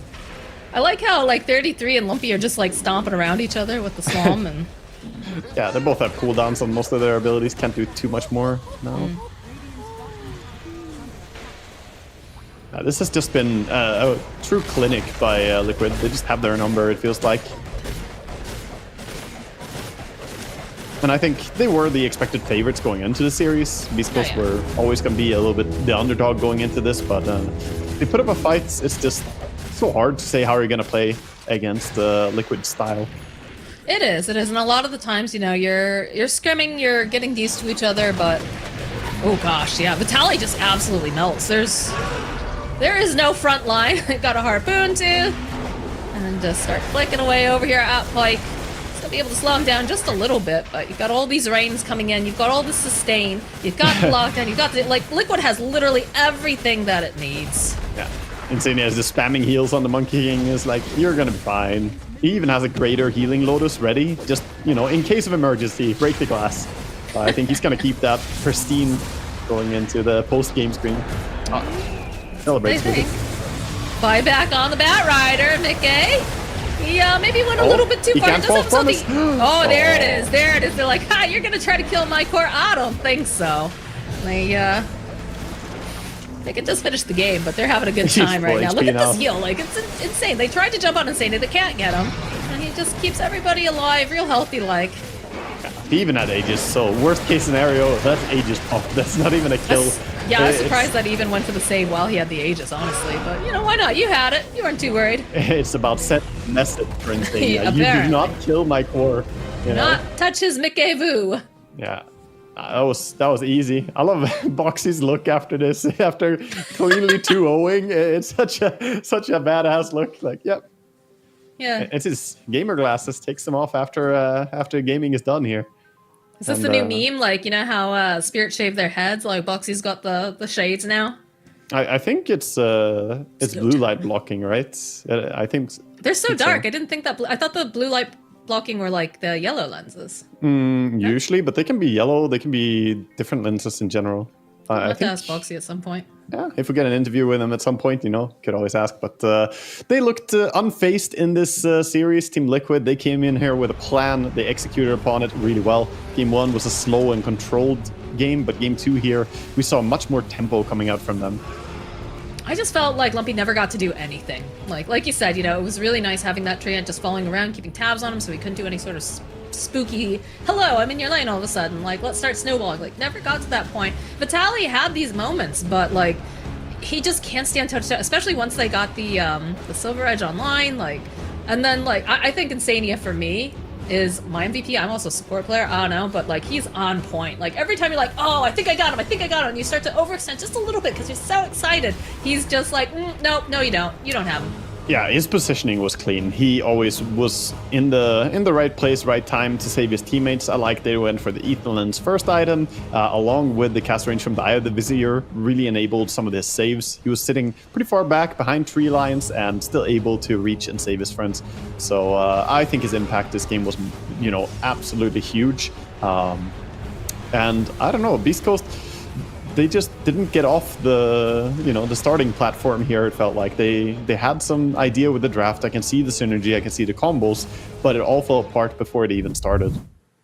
Yeah, and I think that's definitely a huge part of that is I felt like Mirana just constantly with dealing with the shrapnel coming out from Boxy. 33 obviously is just amazing player, but like just that lane was so hard for Mirana, who's already kind of squishy, and you did have, you know, this healing coming out from Moose trying to kind of offset some of it. It just wasn't enough though. It just proved to be very overwhelming, so she wasn't quite getting what she needed, or Leon Lumpy obviously was not getting what he needed. Vitaly's the only one that was having a pretty decent game up there, but the way that the rest of Liquid just started snowballing, just there was no way that they could keep up.